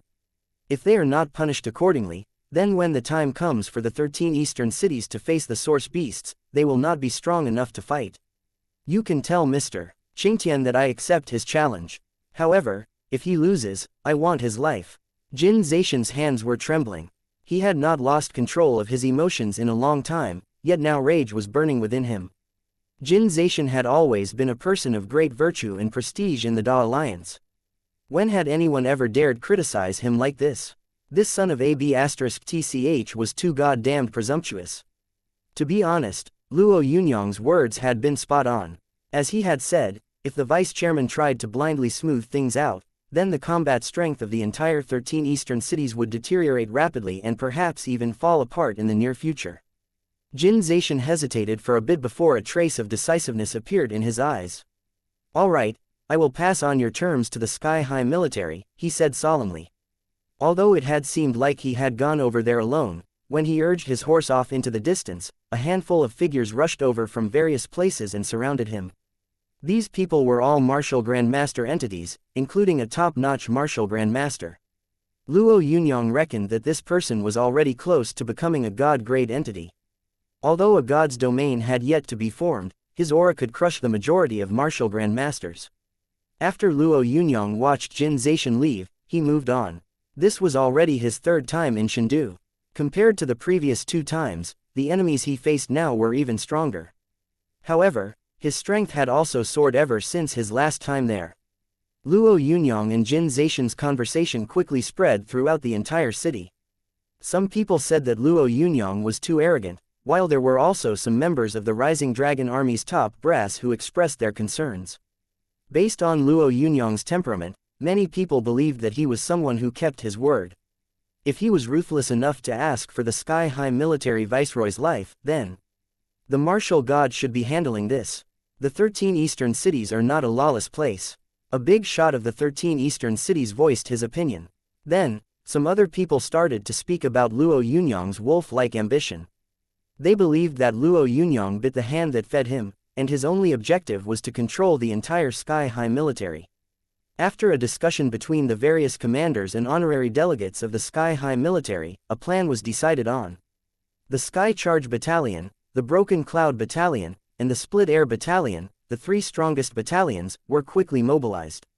In just half an hour, they had formed a defensive perimeter along the route Luo Yunyang would take before he entered Chengdu. A bunch of cannons equipped with armor-piercing shells were gathered together to form a phalanx. The person leading this formation was a sky-high military honorary delegate. According to him, whichever direction he pointed to within a 5-kilometer range would turn into a wasteland. Although no move had been made yet, the densely packed steel cannons were a big enough form of deterrence.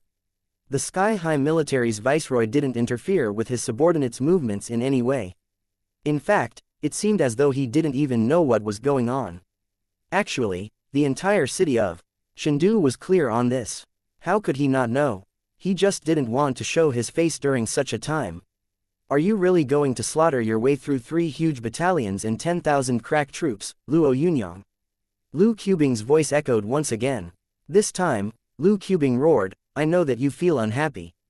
I am also very unhappy. I actually want to flip a table and curse that person's mother. However, what have those ordinary sky-high military soldiers done wrong? If you act this recklessly, you will hurt many innocent people. If you sweep through them, they will ultimately die. A cold glint appeared in Luo Yunyang's eyes as he glanced at the cannons packed together like a steel fortress 5 kilometers away. He glanced at Lu Qubing and said calmly, I will head over without hurting anyone. His words made the flustered Lu Qubing fall silent. He understood how unfair this was for Luo Yunyang. The sky-high military's 3 biggest battalions were among the 8 army's strongest soldiers. Even god-grade powerhouses would flinch against their encirclement. However, Luo Yunyang had actually promised him not to kill anybody, so his hands would basically be tied. Although this kind of battle would be unfair, in the end, Lu Qubing still agreed to it. His heart wasn't that cold or detached after all. He didn't wish for over 10,000 crack troops from the 3 biggest battalions to be wiped out at Luo Yunyang's hands during this battle. This information was quickly circulated throughout Chengdu and transmitted to the 3 battalions. The sky-high military's 3 biggest battalions, who were elites among elites, were very proud. Thus, when they heard Luo Yunyang's unrestrained words, quite a number of them made some loud noise. They proclaimed that they would not retreat even if their bodies were torn apart and their bones were crushed. Suddenly, thunderous booms resonated across the city's sky. Countless eyes turned to Chengdu once again. Chapter 240. Extreme Speed, This Kid is Too Arrogant. The Sky-High Dragon King slammed his hands against the table furiously inside the Sky-High military headquarters. The Sky-High military's 4 great generals were the Dragon King, the Tiger King, the Leopard King, and the Snake King. The 4 great generals were all first-class geniuses, so they were the Sky-High military's cream of the crop. The Sky-High Dragon King's influence within the Sky-High military wasn't much lower than that of the viceroy, Yi Qingtian. However, unlike the other 3 kings, the Sky-High Dragon King didn't reside in Chengdu. He was garrisoned north of Chengdu, where he scared off bandits and outlaws. If Luo Yunyang hadn't come to Chengdu to provoke the Sky-High military's generals, then he wouldn't have rushed over so urgently. Don't get angry over this, big brother. The kid can't be blamed for having a death wish, the Tiger King said. The 3 battalions are composed of the Sky-High military's most elite experts. 10,000 crack troops armed to the teeth can lock down a 5-kilometer radius around Chengdu within 10 seconds. Luo Yunyang might be strong, but he is just a god-grade powerhouse. He's not a real god. Although the Sky-High Tiger King seemed to be right, the Sky-High Dragon King's eyebrows arched up once again. In the past, the Sky-High Tiger King had been a daring hero who had fought and strived, yet the Sky-High Tiger King in front of him was filled with fear and dread. The Sky-High Dragon King shook his head, but ultimately didn't say anything. Although deep down he could not accept being weaker than Luo Yunyang, he knew all about the pressure and might of a god-grade powerhouse. Chengdu took care of its residents. They just couldn't be disgraced like that. This time, he definitely won't be able to bypass the 3 battalions' defense, so he will have to retreat. This matter will soon come to pass, the Sky-High Leopard King added. As he said this, he heaved a sigh. Thanks to this issue, he had endured a huge amount of pressure. Jin Zaishan and Lu Qubing, who were leading the mediation, had yet to promise anything. However, as a member of the top brass of the Sky-High military, he knew that some debts ought to be paid. He only hoped that, after this was over, the martial god would put Luo Yunyang in his place so he wouldn't come and cause them more trouble. The top brass of various armies, including the Royal Forest Military, the Grand Sky Military and the Hanging Sun Legion, gathered at Lu Qubing's rather small residence as though they had discussed this beforehand. Lu Qubing, who wasn't very pleased with their arrival, helplessly got his men to open the Rising Dragon Army's large conference room and send everyone in. Old Lu, the only people able to advise this man are you and the vice-chairman. An old man with flowing white hair said firmly. What the Sky-High military did was improper, but we are all part of the same family, damn it. If you can't afford to offend others, then you can stay out of this. No one would blame you. But to think that they actually used shady means on one of our own.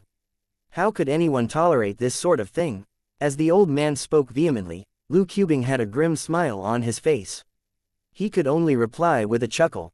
He knew that back when Luo Yunyang had been targeted by the guardian deity during the custom breaking, the white-haired old man hadn't taken any action. However, he had asked his men to monitor Luo Yunyang closely. The intention of this observation was naturally no secret. Now that Luo Yunyang had returned to Chengdu to settle a debt, the old man had suddenly transformed into a good person.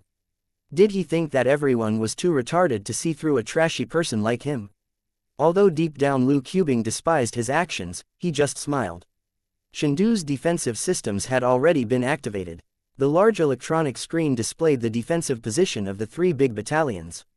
FCK, those are the newly developed beheading armor-piercing shells number 9. Damn it, back when they were developed, I sought out the vice-chairman once, hoping to get some for half a battalion, but I didn't even get to see them. The white-haired old man stared at a row of neatly arranged vehicles as he cursed. The Sky-High military actually took 100 of these. If they all fire simultaneously, they could even flatten a mountain. What's the big deal about flattening a mountain? Their most crucial function is auto-locking on the target. Right now, Luo Yunyang's best option is to leave the 3 big battalions alone and flee. That way, everyone will save face. Lu Qubing shook his head as he heard the envy-filled discussions around him. Judging by the equipment of the 3 big battalions, he could understand why Jin Zaoshan had always been unable to punish the Sky-High military decisively.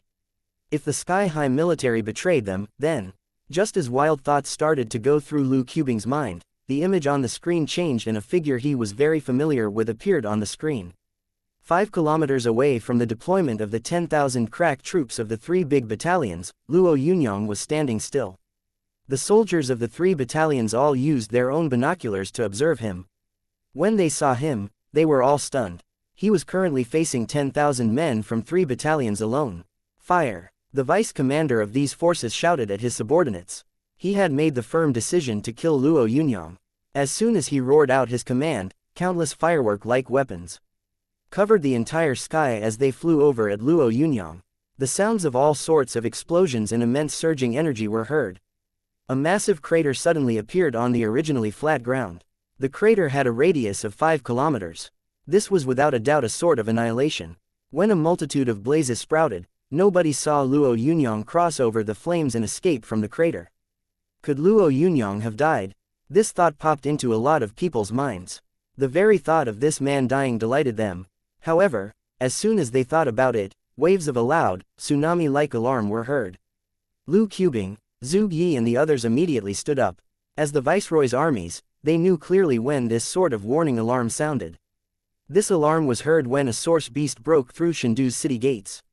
Although the space barrier was becoming thinner and cracks had started appearing at certain places, there hadn't been any sign of a source beast breaking through and entering Chengdu yet. For a moment, everyone was unable to believe this. Then, they all rushed frantically towards the direction the alarm was coming from. In the blink of an eye, They reached the city gates and saw a shadow below. An ordinary-looking figure was standing under the huge city gates of Chengdu. He had arrived. Chapter 241.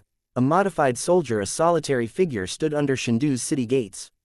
Although Luo Yunyang looked tranquil, his heart felt like a raging river. After allocating the necessary attribute points to his constitution and mind, he had transferred the rest to his speed attribute.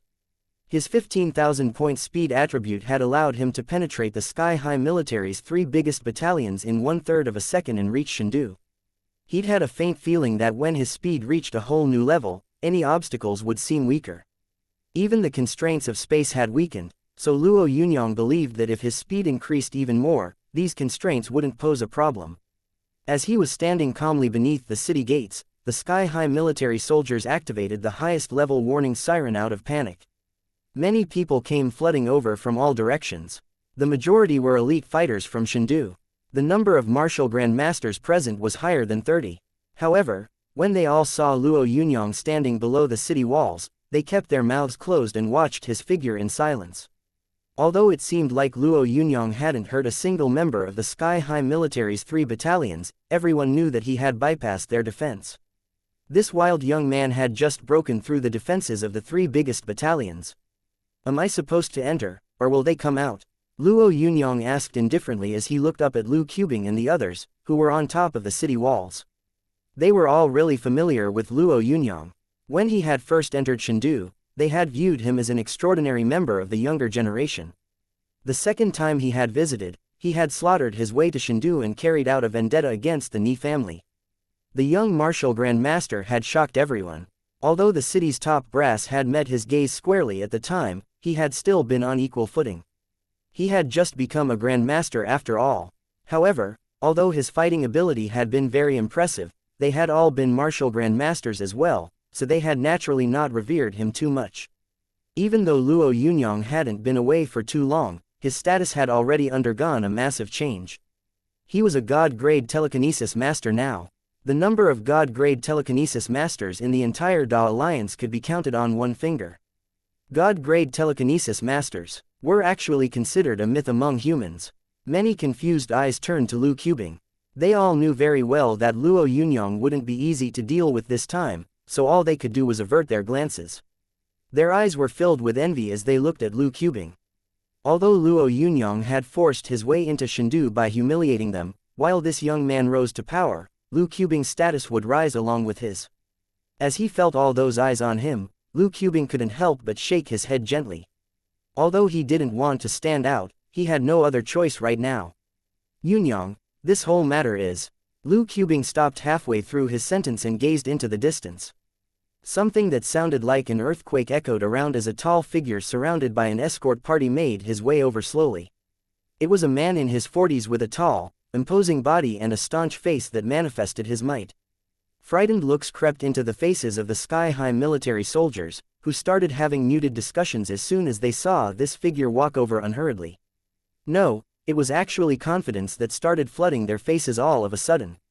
Even Lu Qubing became more solemn when he saw the man coming over. I am Yi Qingtian, I've come. His calm voice seemed to resound like thunder as it rang in Luo Yunyang and everyone else's ears. He had a stormy heart, but a face as tranquil as a lake. This was the first thought Luo Yunyang had when he saw Yi Qingtian. Although he'd already made Yi Qingtian his adversary, he couldn't help but feel a sense of respect for such a man. Whatever the case, Luo Yunyang believed that Yi Qingtian was a formidable member of his generation. Only such an individual would make a valiant person like Lu Qubing feel smothered. Commissar Luo, I admit that I was wrong regarding the matter with the guardian deity, so I would like to apologize to you. Although Yi Qingtian spoke calmly, his voice was resolute. This matter will end here. Please come back. Yi Qingtian had a mountain-like presence. First, he extended an apology and then he escorted the guest out. Everything seemed very natural. Both ordinary people and top-notch martial masters felt unable to resist his charm. Of course, Yi Qingtian's domineering presence wasn't very effective against Luo Yunyang, who was way stronger than Yi Qingtian in terms of mind power. Luo Yunyang stared dully at Yi Qingtian as he replied expressionlessly, Are you asking me to return because you believe that I am no match for you? I am not your enemy. Yi Qingtian stared at Luo Yunyang calmly. You are a god-grade telekinesis master, so even most god-grade powerhouses would be no match for you. Neither am I, Yi Qingtian said in an extremely calm fashion. Many people looked at him respectfully when they heard his words. Wise men knew when to concede after all. Given Yi Qingtian's status, it was very difficult, practically unimaginable, for someone like him to humble himself.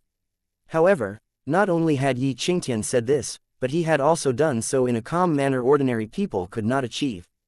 However, based on your agreement with the vice chairman, you are not allowed to fight me in any way, so I would like you to leave, Yi Qingtian said confidently, pointing at Luo Yunyang. When you reached the top of the sky list, I didn't object. You were both a martial grandmaster and a telekinesis grandmaster after all. By combining martial arts and telekinesis, you've become unrivaled. If you didn't use your telekinetic abilities though, you'd be no match for me. I would also like to tell you a secret. Although the sky list might seem accurate, it actually doesn't contain every single bit of information. Take me, for example. During the past 20 years, my position on the sky list has never changed, even though I am not the person I was 20 years ago. When he was finished, Yi Qingtian suddenly took a step forward. Layers of yellow light quickly enveloped his body. In an instant, Yi Qingtian's body started to expand frantically. When the yellow glow faded, Yi Qingtian was as tall as the city gates. 20 years ago, when I realized that it would be difficult to improve my own cultivation base any further, I used gene-modifying methods and started to integrate source beast cores. Now, I have finally succeeded. Chapter 242. Avoiding humiliation. Yi Qingtian's tall frame gave people the impression that he was a pillar that propped up the sky. However, under the circumstances, he was still just one man. When he said that he had succeeded, Yi Qingtian's body swelled up like an inflated balloon and grew over 10 meters tall in an instant. Tufts of black fur sprouted on his body. Yi Qingtian had turned into a gorilla-like monster. Cracking sounds were heard as two pairs of arms sprouted from Yi Qingtian's back. Those thick, swaying arms seemed dangerous. Although the giant Yi Qingtian had a crushing aura, what scared people the most was the berserk intent coming from his body. Lu Qubing and the others stared in alarm at Yi Qingtian as Lu Qubing said in a commanding tone, "Yi Qingtian, the modified soldier experiments were ordered to stop 30 years ago.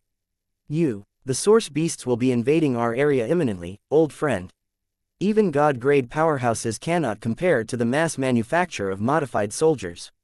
Take me for example. When a venomous annihilation spider source core was implanted in me, my combat abilities increased 10 times. He then pointed at Lu Qubing and said, although these transplants are dangerous, they are the only way we can save mankind. People like you, who shut down the modified soldier projects, committed great sins against humanity. By now, he was no longer looking at Lu Qubing.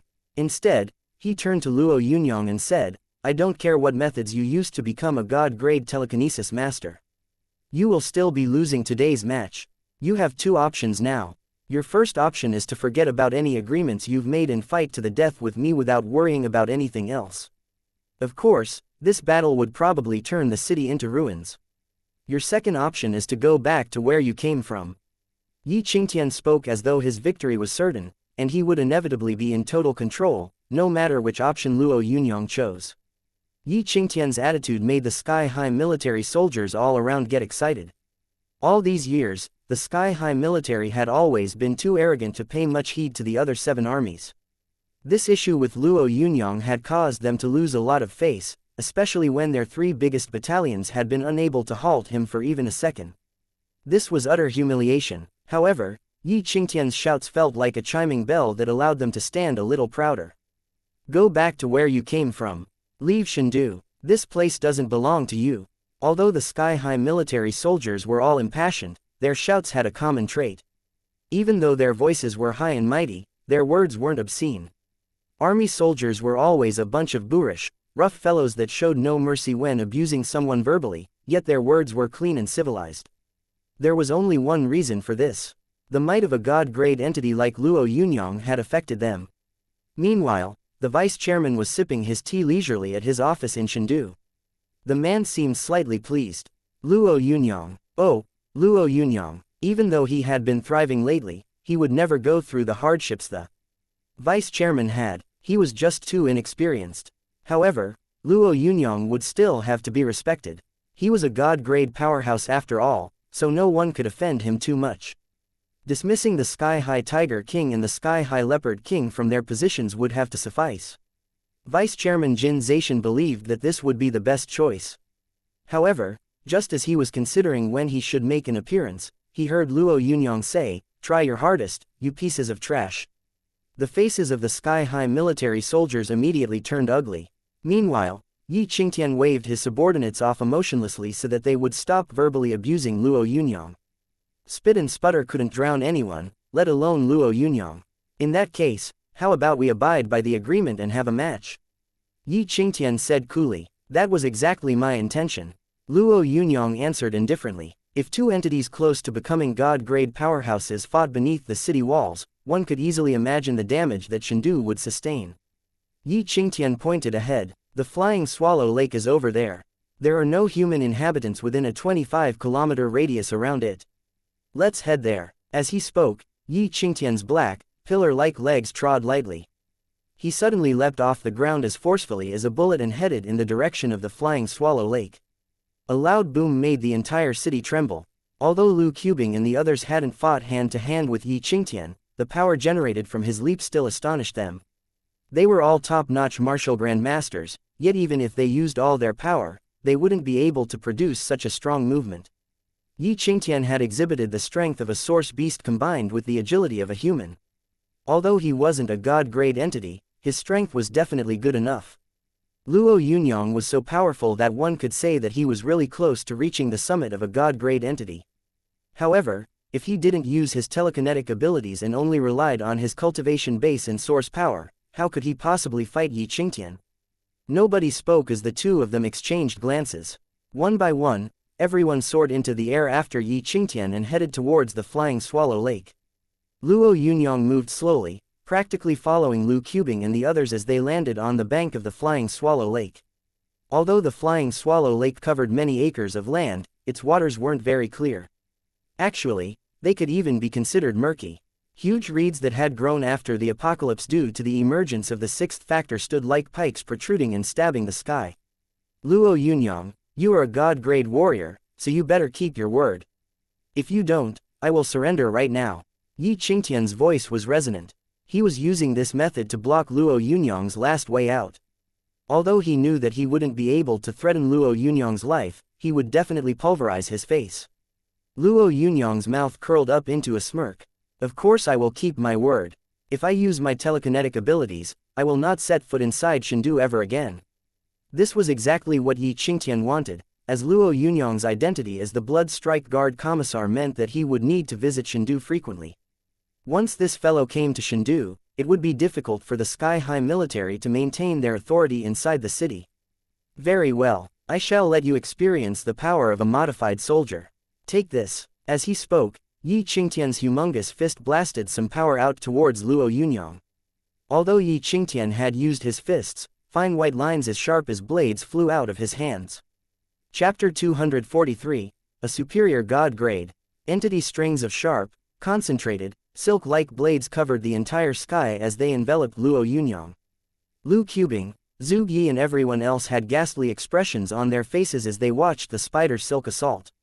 Zhu Yi, who had always thought that his strength was relatively similar to Yi Qingtian's, even thought of replacing him. However, Yi Qingtian's attack made him feel a profound sense of crisis. Zhu Yi never underestimated himself, yet those omnipresent, silk-like little arms made him believe that it would be very difficult to block them. He wouldn't even have any space to dodge. A modified soldier was frightening beyond imagination, so if a martial grandmaster like Zhu Yi was frightened, then what could one expect from everyone else? Suddenly, countless pairs of eyes stared at Yi Qingtian with extreme fear. The Sky-High Tiger King, the Leopard King and everyone else looked at their viceroy in fear. Although they were aware that Yi Qingtian had modified himself, they had never expected that he would actually be this strong post-modification. The sharp threads of spider, silk-like blades battered their self-confidence to the ground. Spider silk streaked across the sky and covered it, destroying instantly the fauna between the two combatants in the process. Even some boulders that obstructed the path of the threads were pierced without so much as a sound. The area within a 30-meter radius was enveloped by spider silk in an instant. He must be a superior god-grade entity. Jin Zaishan cried as he watched the spider silk fill the entire sky. Luo Yunyang, who was the target of the spider silk, was the calmest person around. As the omnipresent spider silk tried to envelop him, he immediately soared into the air. Although his speed attribute was much slower than when he had used his extreme speed, his speed was still quicker than the surging spider silk. "Where are you going?" When he saw Luo Yunyang trying to escape, Yi Qingtian didn't relax one bit. He immediately waved his arms, causing the layers of spider silk to intertwine in midair and form something that looked like a net. The net tried to trap Luo Yunyang. If Luo Yunyang was trapped, he wouldn't be able to escape, even though he possessed astonishing abilities. As he stared at the intertwining spider web flying at him, he muttered something to himself. His fists were enveloped by a strong wind before he punched the spider web. In a flash, Luo Yunyang's fists and the spider silk collided. The power contained in the spider silk wasn't as strong as the power in Luo Yunyang's fists, so when his fists came into contact with the spider silk, the threads of silk automatically bent. Although it seemed like the spider web had been thwarted, it had actually already used all its power. The thin threads of spider silk had twined themselves on a giant boulder by the Flying Swallow Lake's bank. When the threads were pulled, the giant boulder looked as though it was being flipped by someone in Luo Yunyang's direction. Luo Yunyang looked like a demon as he vanished quickly from his original position. However, the giant boulder carried by the spider silk twitched and changed direction just as quickly. Yi Qingtian had gained the upper hand right from the start. Some people even believed that god-grade powerhouses might not necessarily emerge victorious from a battle with an abnormal man like Yi Qingtian. As all sorts of wild thoughts popped up in people's minds, they heard Luo Yunyang say calmly, "I thought you had some kind of amazing ability, but it was just a couple of tricks." The moment he said this, threads of spider silk rushed over at him again. This time, Luo Yunyang didn't evade them. Instead, he brandished his palms, causing a four-colored flaming cloud to immediately rush forward from his palms. The flaming cloud filled the air and enveloped the white threads of silk in an instant. The sharp threads streaking through the air were burned to a crisp as soon as they encountered the four-colored flames. Some flames even followed the threads and surged towards Yi Qingtian's arms. Yi Qingtian, who had complete confidence in his own spider silk, wasn't scared of those flames. He had already experimented with flames, so he knew that they wouldn't be very effective against his spider silk. However, his spider silk, which had been fire-resistant even against very strong flames, actually turned to ashes. As it disintegrated, Yi Qingtian felt a strange wave of energy rush into his body. He suddenly bellowed furiously. However, the frightening roar he released wasn't a sound a normal human would make. A blue-green tint flickered across Yi Qingtian's eyes as he brandished his 6 arms quickly, making a giant axe fly over at Luo Yunyang. At first, his arms had still been human-like, but by the end, Luo Yunyang noticed that they had developed a metallic luster. Although he was using the techniques of the Heaven Battling Ape Dragon chart, Luo Yunyang still couldn't be compared in size to Yi Qingtian, who had turned into a small mountain peak after his transformation. However, Yi Qingtian couldn't touch Luo Yunyang either. "Hey, pal, is that really all you can do? If you've already used your limited abilities, then I'm sorry to say that today's battle will end right now." Luo Yunyang mocked Yi Qingtian after dodging one of his attacks.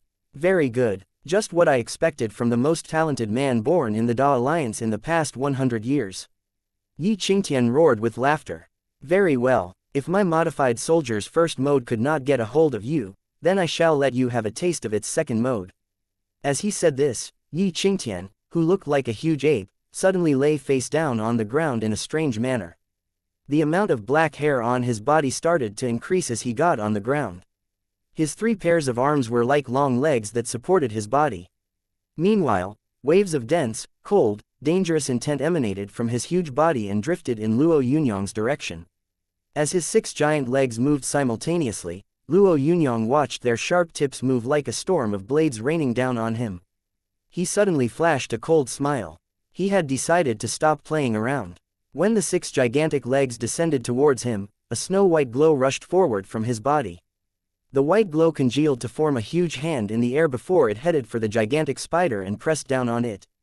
This move made many strong fighters feel an immense sense of danger.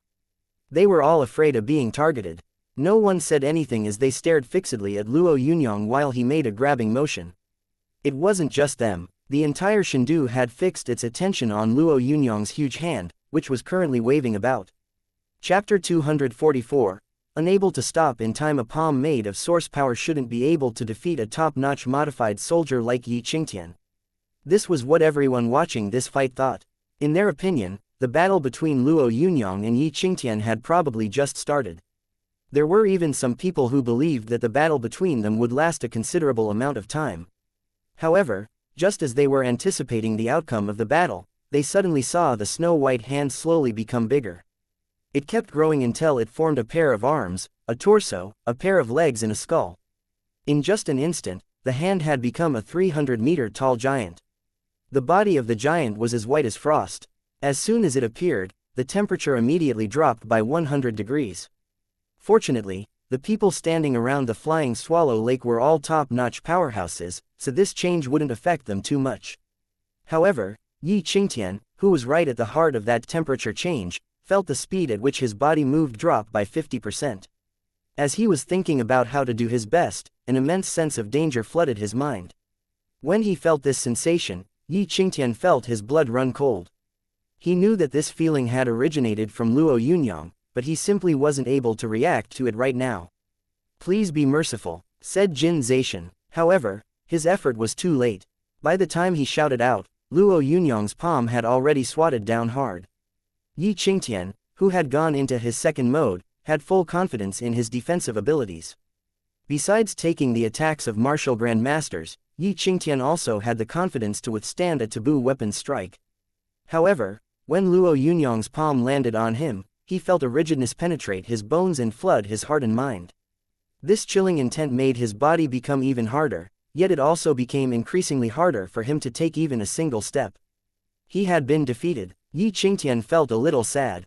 Although he wasn't someone who couldn't accept defeat, this defeat had come a little too soon. Just as he was about to surrender, that huge palm had come smashing down at him.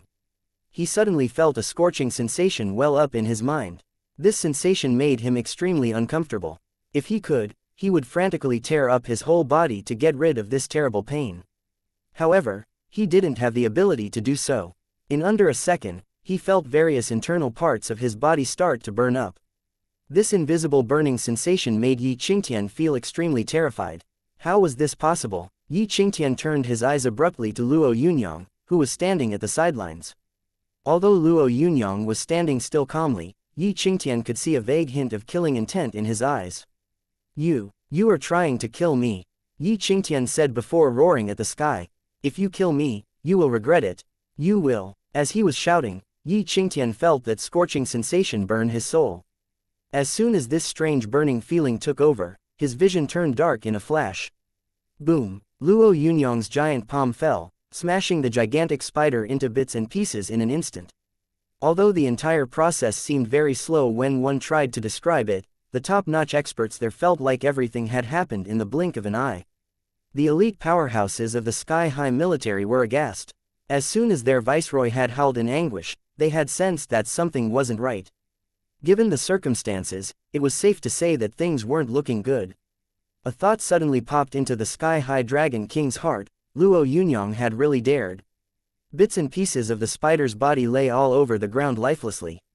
When they noticed this, Lu Qubing and the others rushed over rapidly. As Lu Qubing stared at the corpse, which no longer showed any signs of life, all sorts of emotions flickered in his eyes. Sadness, relief, even a hint of anger. "Luo Yunyang, you killed the viceroy, you," the sky-high tiger king snarled furiously as he pointed at Luo Yunyang. As Luo Yunyang turned to face the furious sky-high tiger king, he put on an innocent expression and said, "I wasn't able to stop in time during our duel." This was the excuse he used. All the martial grandmasters present, who had abundant experience with duels, could tell that Luo Yunyang hadn't used his full strength during the fight. If he hadn't gone all out, then he definitely couldn't have miscalculated. A deadly silence enveloped the area as countless eyes turned to Luo Yunyang, Jin Zaishan and the sky-high military's 4 kings. He killed the viceroy. He is the sky-high military's mortal enemy. Kill him, boss. Mobilize the taboo weapons and kill him. The sky-high tiger king snarled in a deranged fashion. He looked as if he had gone mad. Luo Yunyang, who seemed to have turned a deaf ear to the sky-high Tiger King's deranged cries, remained completely calm.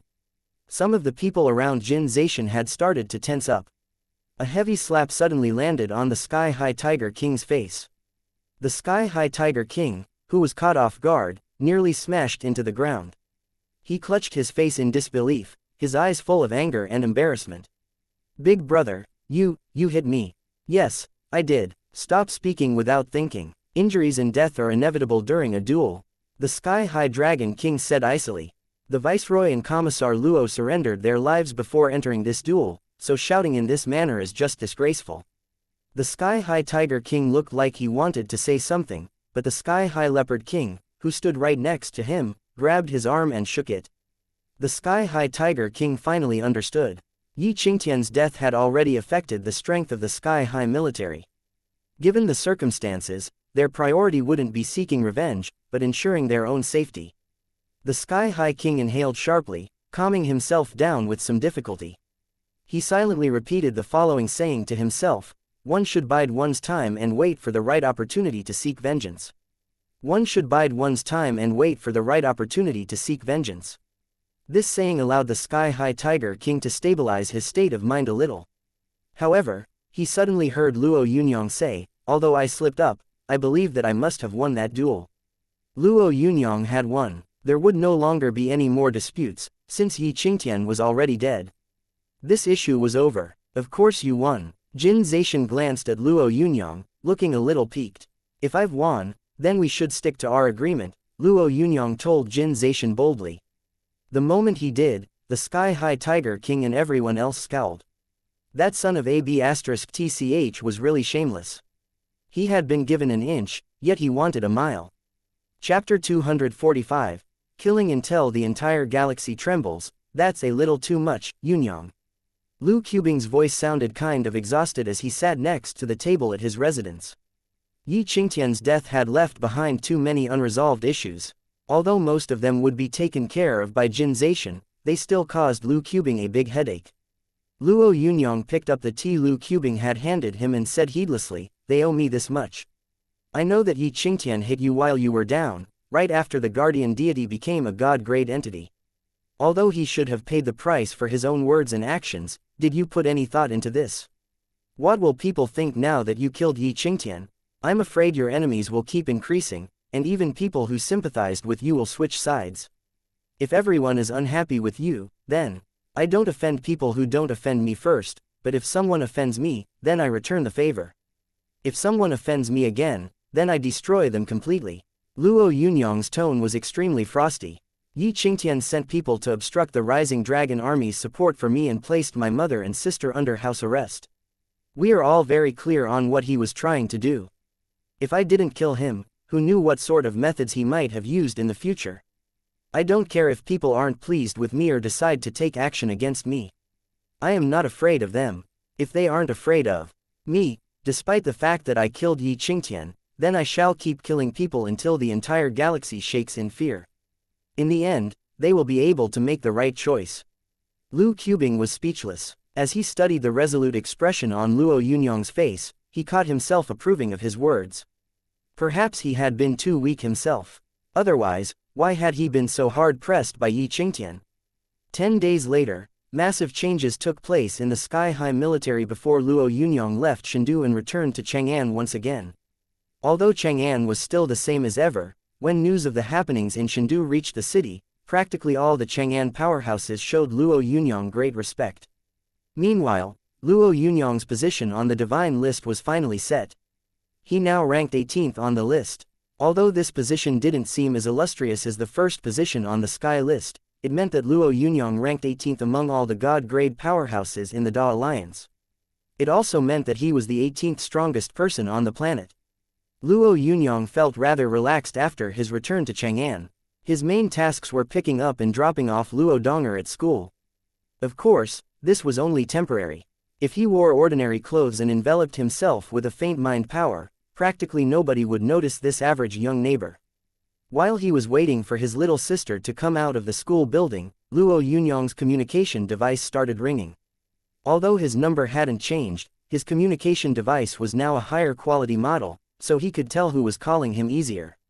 Chen Yang, what's the matter? Luo Yunyang asked with a chuckle when he saw the name displayed on the device. Chen Yang had been his little brother back at base 7. Although his family owned several businesses, he was a very good person. Leader, are you busy? I would like to see you for a bit. Would that be okay? Chen Yang sounded a little anxious. In the past, he had been very eloquent, so his stammering voice surprised Luo Yunyang. Although Luo Yunyang's standing was no longer the way it had been back then, he hadn't forgotten about his former friends. You are a fellow member of the Ardent Sun Group.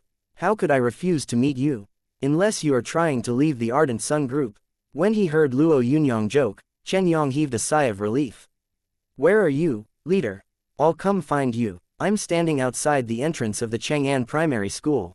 Luo Yunyang glanced at the school gates, which were still tightly shut, before he said softly, relax. I'll be at home for a couple of days. I'm in Chang'an. Just wait 5 minutes for me, leader. 5 minutes wasn't a long time, so Luo Yunyang didn't mind waiting for Chen Yang. Big brother, you are here. Little Luo Donger, who looked like a princess in her pink dress, rushed over to Luo Yunyang. When he grabbed his sister, Luo Yunyang's eyes landed on the young lady behind Luo Donger. The lady had a slender figure and a rather lovable face. When she met Luo Yunyang's eyes, she smiled and nodded her head. Big brother, this is Teacher Fei. Teacher Fei, this is my big brother. Luo Yunyang shook her hand and tried to act cute. Teacher Fei treats me very well. We should treat her to a meal. Luo Yunyang's mind power was so strong that few people in the Da Alliance could compare to him. As soon as his eyes scanned Teacher Fei, he could tell that she was no ordinary woman. She had the cultivation base of a top-notch martialist. Teacher Fei, my sister is a little mischievous, so she probably has been giving you some trouble. Teacher Fei smiled. Donger should probably change her mischievous behavior somewhat. Today, she broke a classmate's nose. During class, although she was complaining to a guardian, Teacher Fei still spoke with an approachable smile. Based on her expression, Luo Yunyang could tell that this teacher really took care of his sister. Donger is being naughty again. Luo Yunyang chuckled as he looked at Luo Donger. Fat Ling always bullies Xiaoyi. This time, he was pulling on Xiaoyi's hair, so I punched him in the nose. Luo Donger reenacted the punch happily before flashing a toothy grin. Luo Yunyang shook his head helplessly. He had never expected his younger sister to have such a strong sense of justice. He immediately knelt down, pinched Luo Donger's cheeks and said tenderly, listen to me, Donger. Classmates should be speaking reasonably instead of fighting. You are still young, but you are a lady, so you mustn't use your fists for no reason, alright? Sorry for the trouble she caused, Teacher Fei. Teacher Fei was about to say that this was part of her job, when someone bellowed, who is Luo Donger? Which one of you is the girl that beat my Xiao Bei? The voice belonged to a tall, sturdy lady who was pulling along a chubby kid. She immediately recognized Teacher Fei and started to berate her furiously as she walked over. What sort of teacher are you? How could a good kid like my Xiao Bei actually get beaten? Why haven't you punished the kid that did this, you wretch? From this day on, you will no longer be a teacher. I want you to leave Chang'an City. As the woman spoke, she extended a hand and swung it towards Teacher Fei's face.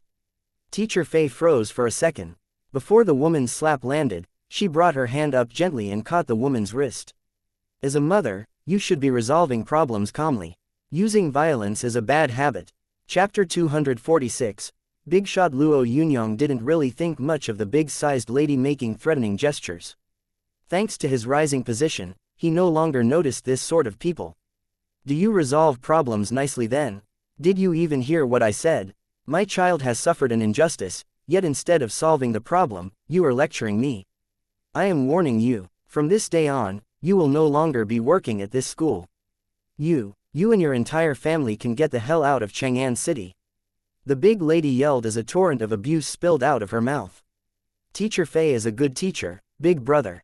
Luo Donger clutched Luo Yunyang's hands tightly and hid behind his back. Don't be scared, Donger. Everything will be fine. Your big brother is here, Luo Yunyang consoled her tenderly. Teacher Fei had a somewhat embarrassed look on her face after being pelted by that lady's criticism. While she was in this predicament, she heard someone say loudly, isn't that Madam Ling? Which gust of wind blew you over here? If you have anything to say, you can come to my office and I will handle it for you.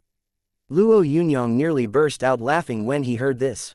Given the weight of this lady, if a wind had really blown her over, it would have been a miracle. This flattery was just hilarious. Heads turned as a middle-aged man in his 40s came running over. The man, who had an elegant poise, looked helpless as he stooped lower and fawned over the big lady like a shrimp. The lady, who clearly enjoyed this fawning attitude, immediately pointed at Luo Donger and Teacher Fei and told the man bossily, "These two joined forces to bully my Xiao Bei. Have them leave Chang'an immediately. I never want to see them again." The middle-aged man's eyebrow twitched as he directed a dissatisfied grunt at Teacher Fei and berated her. "Oh, Teacher Fei, why can't you show some professionalism? You are these children's teacher, so you should be treating them all equally.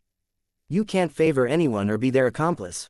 All right, from this day on, you will stop teaching and await disciplinary action. As for you, Luo Donger, our small school cannot handle your big head, so I think it's best that you look for another school." Thanks to her experiences in Donglu town, Luo Donger was slightly more mature than most kids her age. However, when all was said and done, she was still a child. Thus, when she heard the middle-aged man say that she would not be able to attend this school or see her favorite teacher anymore, tears started to flow down her face. Luo Yunyang quickly pulled his sister into an embrace and pacified her. "Don't cry, Donger. They were just trying to scare you. How could they not want Teacher Fei or you? Don't worry, Big Brother can promise that both you and Teacher Fei will remain at this school." As he said this, he glared at the middle-aged man and got ready to leave. Although his temperament hadn't improved, he believed that this man was too insignificant, so he simply didn't wish to waste any time on him. The middle-aged man's face turned pale and then flushed with anger. He was considered a person with authority both at the school and in Chang'an. By relying on his eloquence, he had acquired money and power and gained some influence in many places. As a result, Luo Yunyang's disrespect made him fume. This unremarkable young man was just talking big. He, we shall see then. As the middle-aged man spoke, a hooting horn was heard from a distance. The sound made a number of people scramble out of the way in a hurry. Suddenly, a limited edition Rapid Gem sports car zoomed over like the wind, drifting easily on the road before the school gates before screeching to a halt. As soon as the car stopped, over 10 more cars followed it. Although their speed was extremely quick, the drivers were highly skilled, so no collisions took place on the road. "Leader!" Chen Yong shouted at Luo Yunyang as he rushed over. Luo Yunyang's eyebrows rose slightly when he saw Chen Yong. Although he had not changed, his face seemed more haggard. Shouldn't this fellow be training and relaxing at base 7? How had he ended up like this? "You drive too fast. Be careful next time." Luo Yunyang patted Chen Yong on the back before telling Luo Donger, "You can call him brother." "Greetings, brother." Luo Donger, who had been hiding behind Luo Yunyang, stepped forward and greeted Chen Yong sweetly. Her tears had now turned into a smile. Although Chen Yong was anxious, he still chuckled along with them. "So you are Donger, young sis. I've heard Leader talking about what an intelligent, lovable lady you are." As he spoke, he tried to put his hands in his pockets. Unfortunately, he didn't have anything in his pockets right now. "Your brother didn't bring any presents today, but you can have this car as a gift. You could take it out for a spin," Chen Yong said as he handed over the car keys to Luo Donger. The big lady snorted when she saw him hand over the car keys to Luo Donger. She was just about to say something, when someone said, "That is a Rapid Panther." "Damn, there is only one of those cars in Chang'an City. That's an 100 million Dayuan car. I heard that its maximum speed is over 1,000 kilometers per hour. How impressive, over 1,000 kilometers per hour. Why doesn't it just fly instead?" When the big lady heard these comments, she suddenly recalled something and asked somewhat apprehensively, Are you young Master Chen?" Chen Yong threw a sidelong glance at the big woman and said, "That's right, I am Chen Yong." "And you are?" "I am Manager Ling's spouse.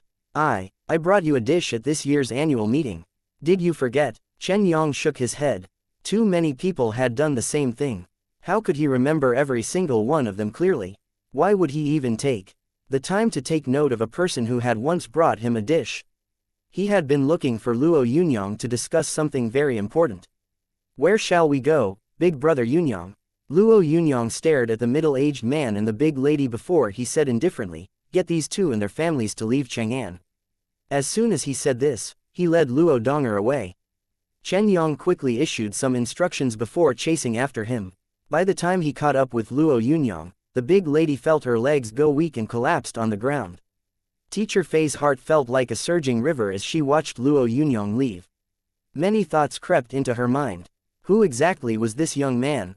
What happened? Luo Yunyang asked Chen Yang as he walked at a leisurely pace. I've tried many things, big brother, but this time I had no choice but to ask for your help. Something has happened to my father. Chen Yang was on the verge of breaking into tears by the time he got to this point. His father was the boss of the Dragon Scale Hotel and Restaurant. He also owned some other businesses, but Luo Yunyang had never asked about this. What happened? A few days ago, my father made a business deal. He agreed to deliver a shipment to the Freedom Cities. When he dispatched our strongest guards to escort the shipment, he never expected that there would be a problem with the cargo. Now the owner has captured my father and is threatening to kill him unless we return the cargo. Chen Yang was clearly under heavy pressure. He had made a great effort to calm down and recount the whole matter. Luo Yunyang nodded his head lightly and asked, who is the cargo owner? It's the Yun family from Dinghai City. Tomorrow is the final day of the deadline they gave me. I have collected quite a bit of money, but it still seems. Luo Yunyang gave him a warm smile. It's all right, I will go with you tomorrow and make sure they release your father. When Chen Yang heard this, he felt as if a great weight had been lifted off his chest. He immediately grabbed Luo Yunyang's hands tightly and said, "Thank you, leader." Thank you. Chapter 247. Unable to do anything right. Dinghai City was a long way from Chang'an. Before the apocalypse, it used to take planes 3 hours to get there, but now ordinary Chang'an residents simply had no chance of traveling to Dinghai City. However, people like Luo Yunyang could solve this difficult problem easily. Chen Yang had already spent a large sum of money on 3 tickets to Dinghai City in order to save his father. Luo Yunyang, Chen Yang and an elder from the Chen family headed to Dinghai City. According to family hierarchy, Chen Yang had to address this elder as great uncle. All the priority business class seats were already taken, leader. I'm sorry, but I could only get you an ordinary business class seat this time. I am really very sorry. Chen Yang scratched his head as he spoke apologetically. Luo Yunyang picked up the cup of tea before him and took a sip. My good brother, you don't have to be so courteous with me. You should be spending your money on weapons and equipment instead. These seats are fine. Leader Luo dissolved the awkwardness between them and made Chen Yang feel a little moved. Although he had surely been treated like a king in the past, he didn't care about his own accommodation. He was actually very considerate. Chen Yang vowed silently that if Luo Yunyang ever needed his help, he would do his best to help him, even if he had to go through fire and water. Just as he was about to speak again, Chen Yang heard a chuckle and turned towards the person who had laughed. He was a little pissed that someone would laugh at such a time, yet when he saw the person in question, the anger on his face turned to slight embarrassment. He did not recognize the person who had laughed. It was actually a pretty young lady in a white sweater that made her rosy red lips stand out. One needs more than money in order to buy a priority business class ticket. Even A-grade elites do not qualify for priority business class tickets. Let me teach you a skill. Priority business class is the best seat you can book on a plane. The girl's lips curled up. Her unforgiving manner made Chen Yang feel a little embarrassed. He was intimidated and dumbfounded by this girl. Luo Yunyang, who wasn't in the mood to learn anything from her, waved at Chen Yang and said, "All right, let's get some rest first." Chen Yang grunted in approval and sat down in his seat before closing his eyes. Although he had gotten exhausted during the past couple of days, he silently told himself that this was no time to be sleeping. Fortunately, his eyelids did not listen, so in the end, he couldn't help but shut them. Soon, Chen Yang was already asleep. Meanwhile, Luo Yunyang shut his eyes slowly and used his mind power cultivating techniques silently. The beautiful girl next to them was used to being showered with attention, so when she saw Luo Yunyang act a little aloof, she felt kind of pissed. However, she just groaned and said nothing. 3 hours later, the plane landed. Chen Yang, who had already woken up, was about to inform Luo Yunyang that they could disembark. However, just as he was about to move, a group of 10 men walked into the cabin, strode over to the young lady and said, "Miss Lan, young Master Yun sent us to pick you up. A car is waiting for you outside." The young lady flashed a weak smile before she got up slowly in an elegant, dazzling manner.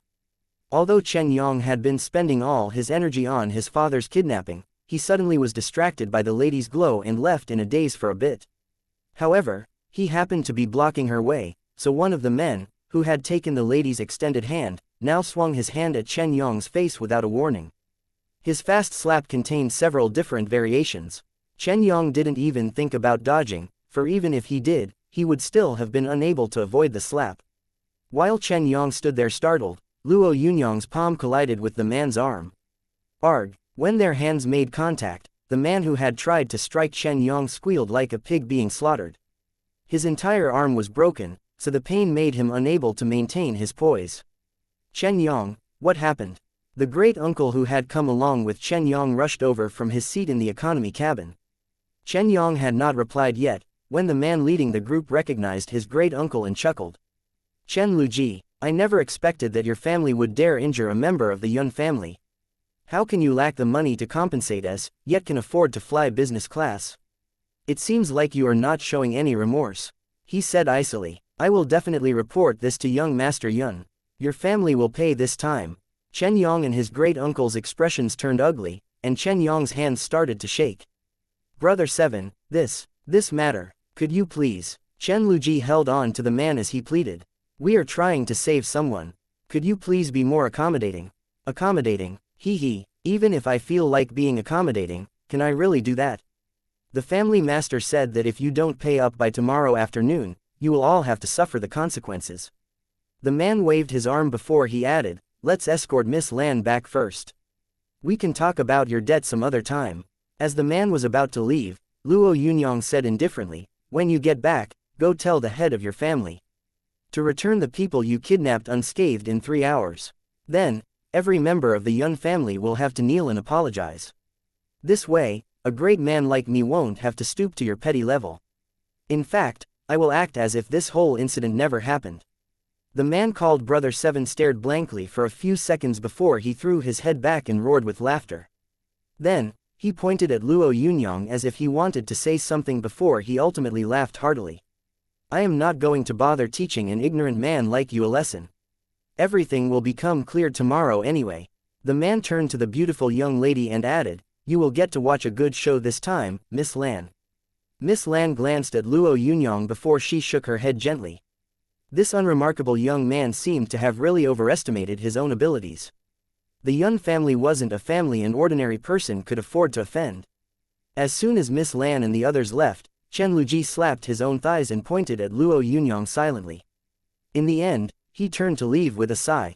Luo Yunyang, who didn't really pay much attention to Chen Luji's departure, smiled and told Chen Yong, don't worry, everything will be fine.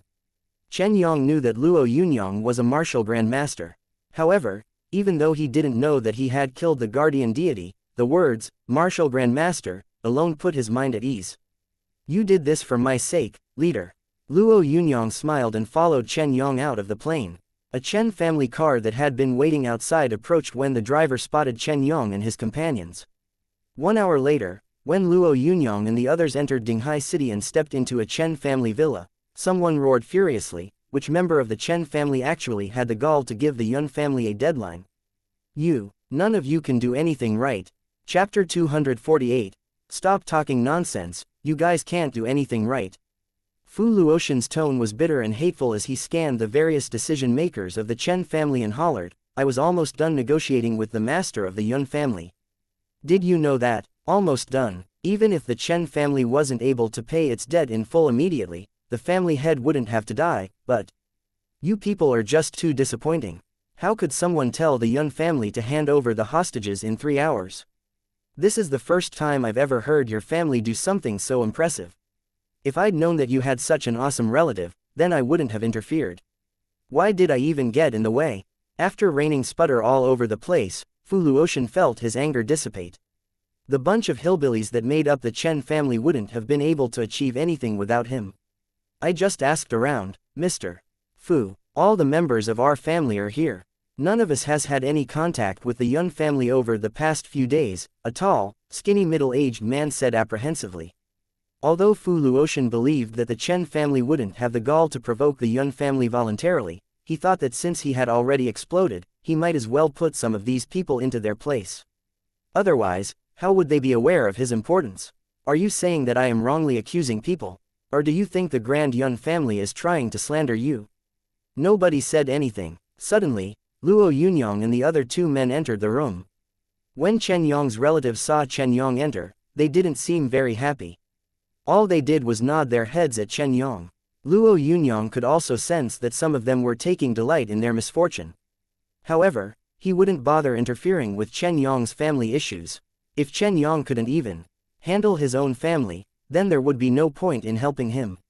Yang is here, take a seat, the tall, skinny middle-aged man told Chen Yong. While I was fetching Yang, we ran into the Yun family's old seven.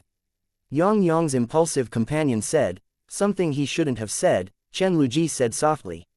Although his tone was restrained to a certain extent, he had still revealed the source of the problem. Most eyes immediately turned to Luo Yunyang, who made a habit of enveloping himself with his mind power to create a misleading image. As a result, when other people stared at him, they were simply unable to see the real Luo Yunyang. Unless Luo Yunyang wanted to or someone's telekinetic cultivation base was higher than his, they simply wouldn't be able to see his true appearance clearly. Thus, the members of the Chen family saw Luo Yunyang as just a delicate young man. What my leader is saying is what I want to say, Chen Yong said before any of his relatives could say anything. Very impressive, a real young hero. Fu Luotian was the first to mock him. Young man, do you know that it took your tongue minimal work to make sure that all my effort these past couple of days went to waste? Did you know that your friend's father could lose his life because of what you just said?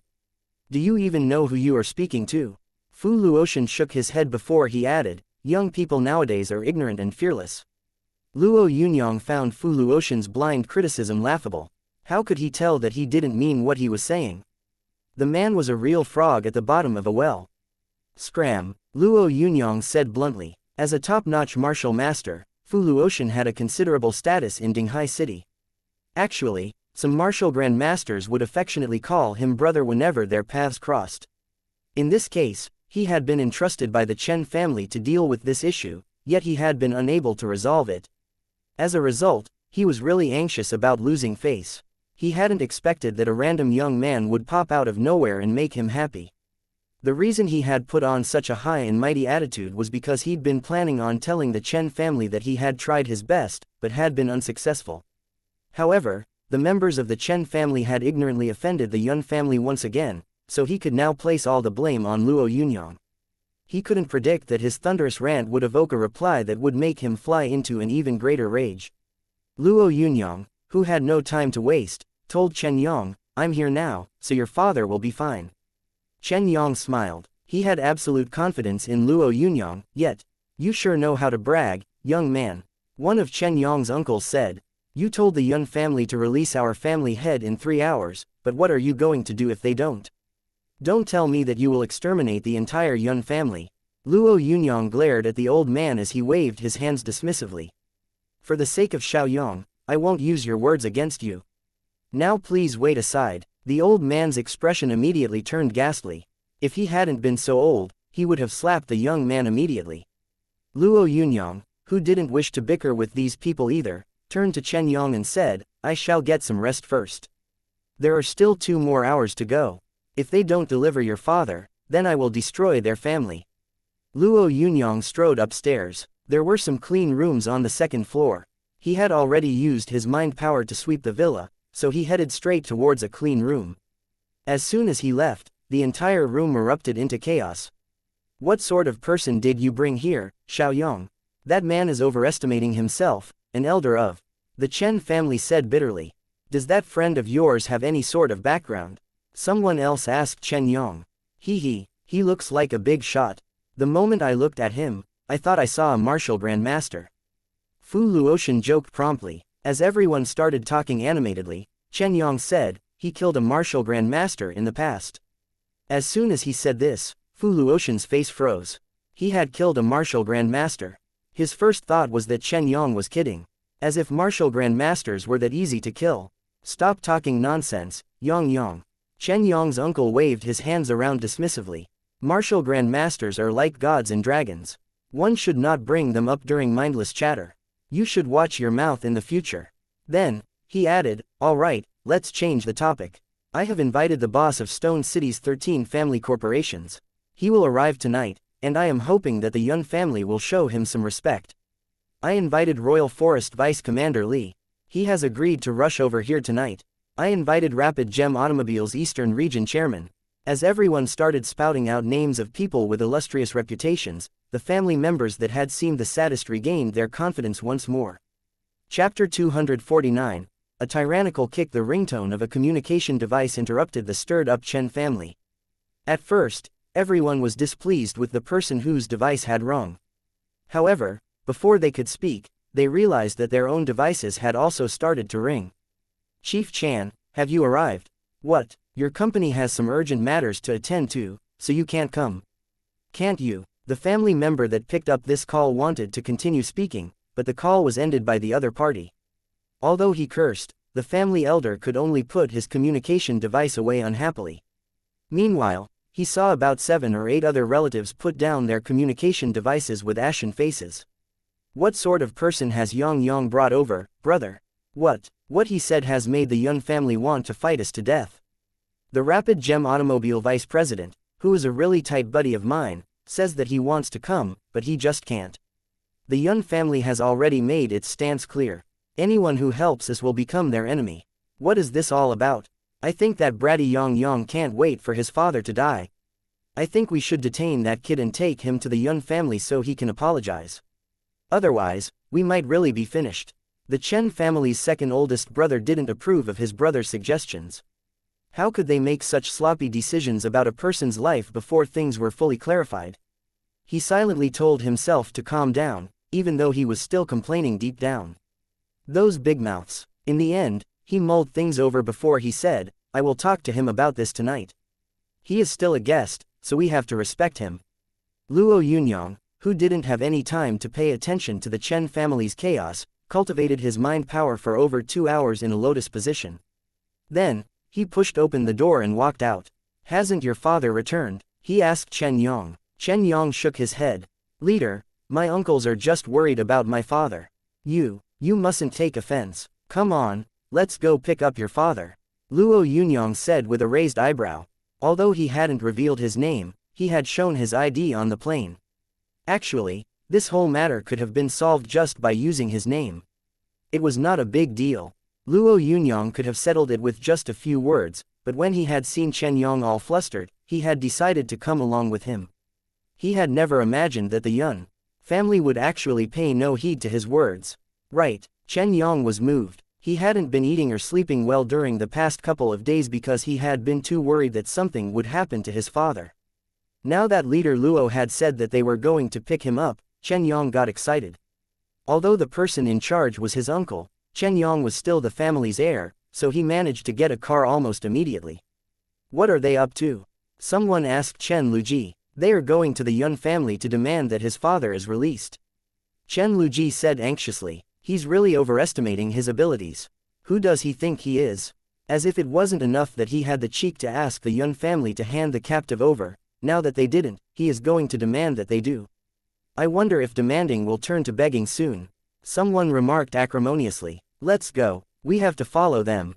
If those two get into trouble, we need to step in and save them, said the Chen family's uncle in a slightly defeated voice.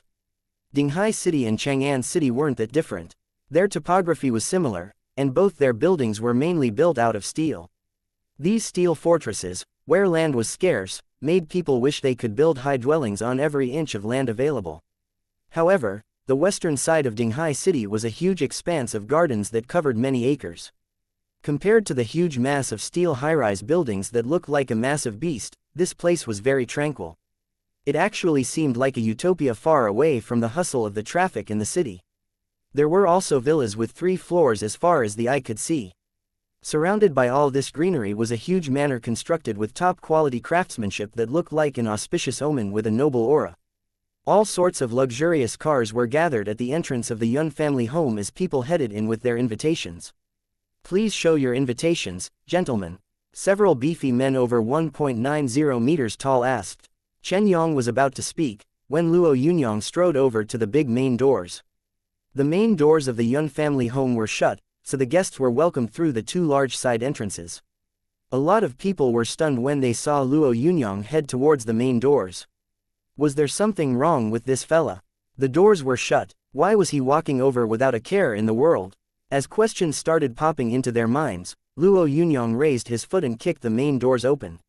All it took was one kick for the huge main doors made of millennium steel wood to fly away. The doors landed heavily on the ground, while the manor started shaking. Some guests who had been about to enter the manor stood there in shock, as if they had seen a ghost. They had never imagined that such an aggressive, tyrannical person could exist in the 13 eastern cities.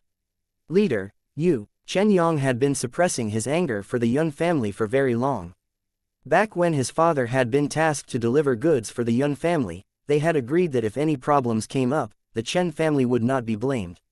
Sea travel was no longer the way it used to be after all. People actually thought that anyone who chose to travel by sea was crazy.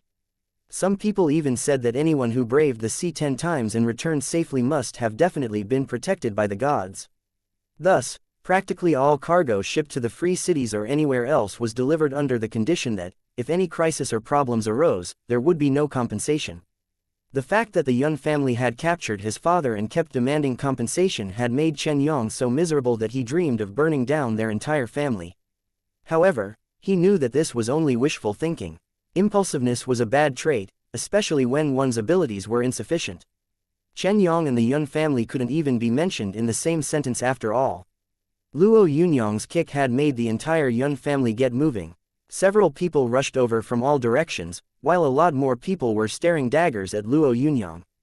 The Yun martialist in charge of guarding the main gate seemed particularly angry as he glared at Luo Yunyang, silently wishing he could tear him from limb to limb.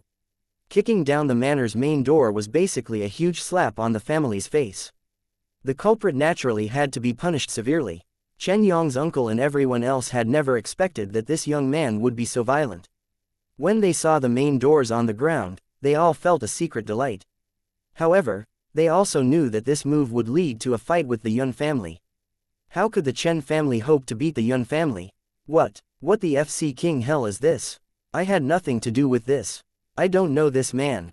Fu Luotian pointed at Chen Yang's uncle as he shrieked, hurriedly emphasizing that he'd had nothing to do with this. Detain this crazy person. A middle-aged man who had just walked out of the manor roared furiously. Chapter 250. Suppressing Dinghai City. Over 100 martialists under the command of about 10 martial masters headed towards Luo Yunyang. Overseeing this contingent was a tall, burly top-notch martial master whose body seemed to emanate some sort of golden luster. It's Peng Hu. I heard that this fella ranked 16th on the Earth list. Perhaps he will become a martial grandmaster soon. If he came out here personally, it's going to be a good show this time around. Today, numerous honored guests have come together to celebrate the Yun family's old master's birthday. Who would expect that the festivities would turn into this? If they don't handle the situation properly, I'm afraid that the entire Yun family will be humiliated. As these discussions went on, about 10 young men rushed over to Luo Yunyang in a flash. They all had strong, robust bodies and seamless coordination. Furthermore, their technique was also ruthless as they rushed over. Unfortunately, their cultivation bases couldn't hold a candle to Luo Yunyang's.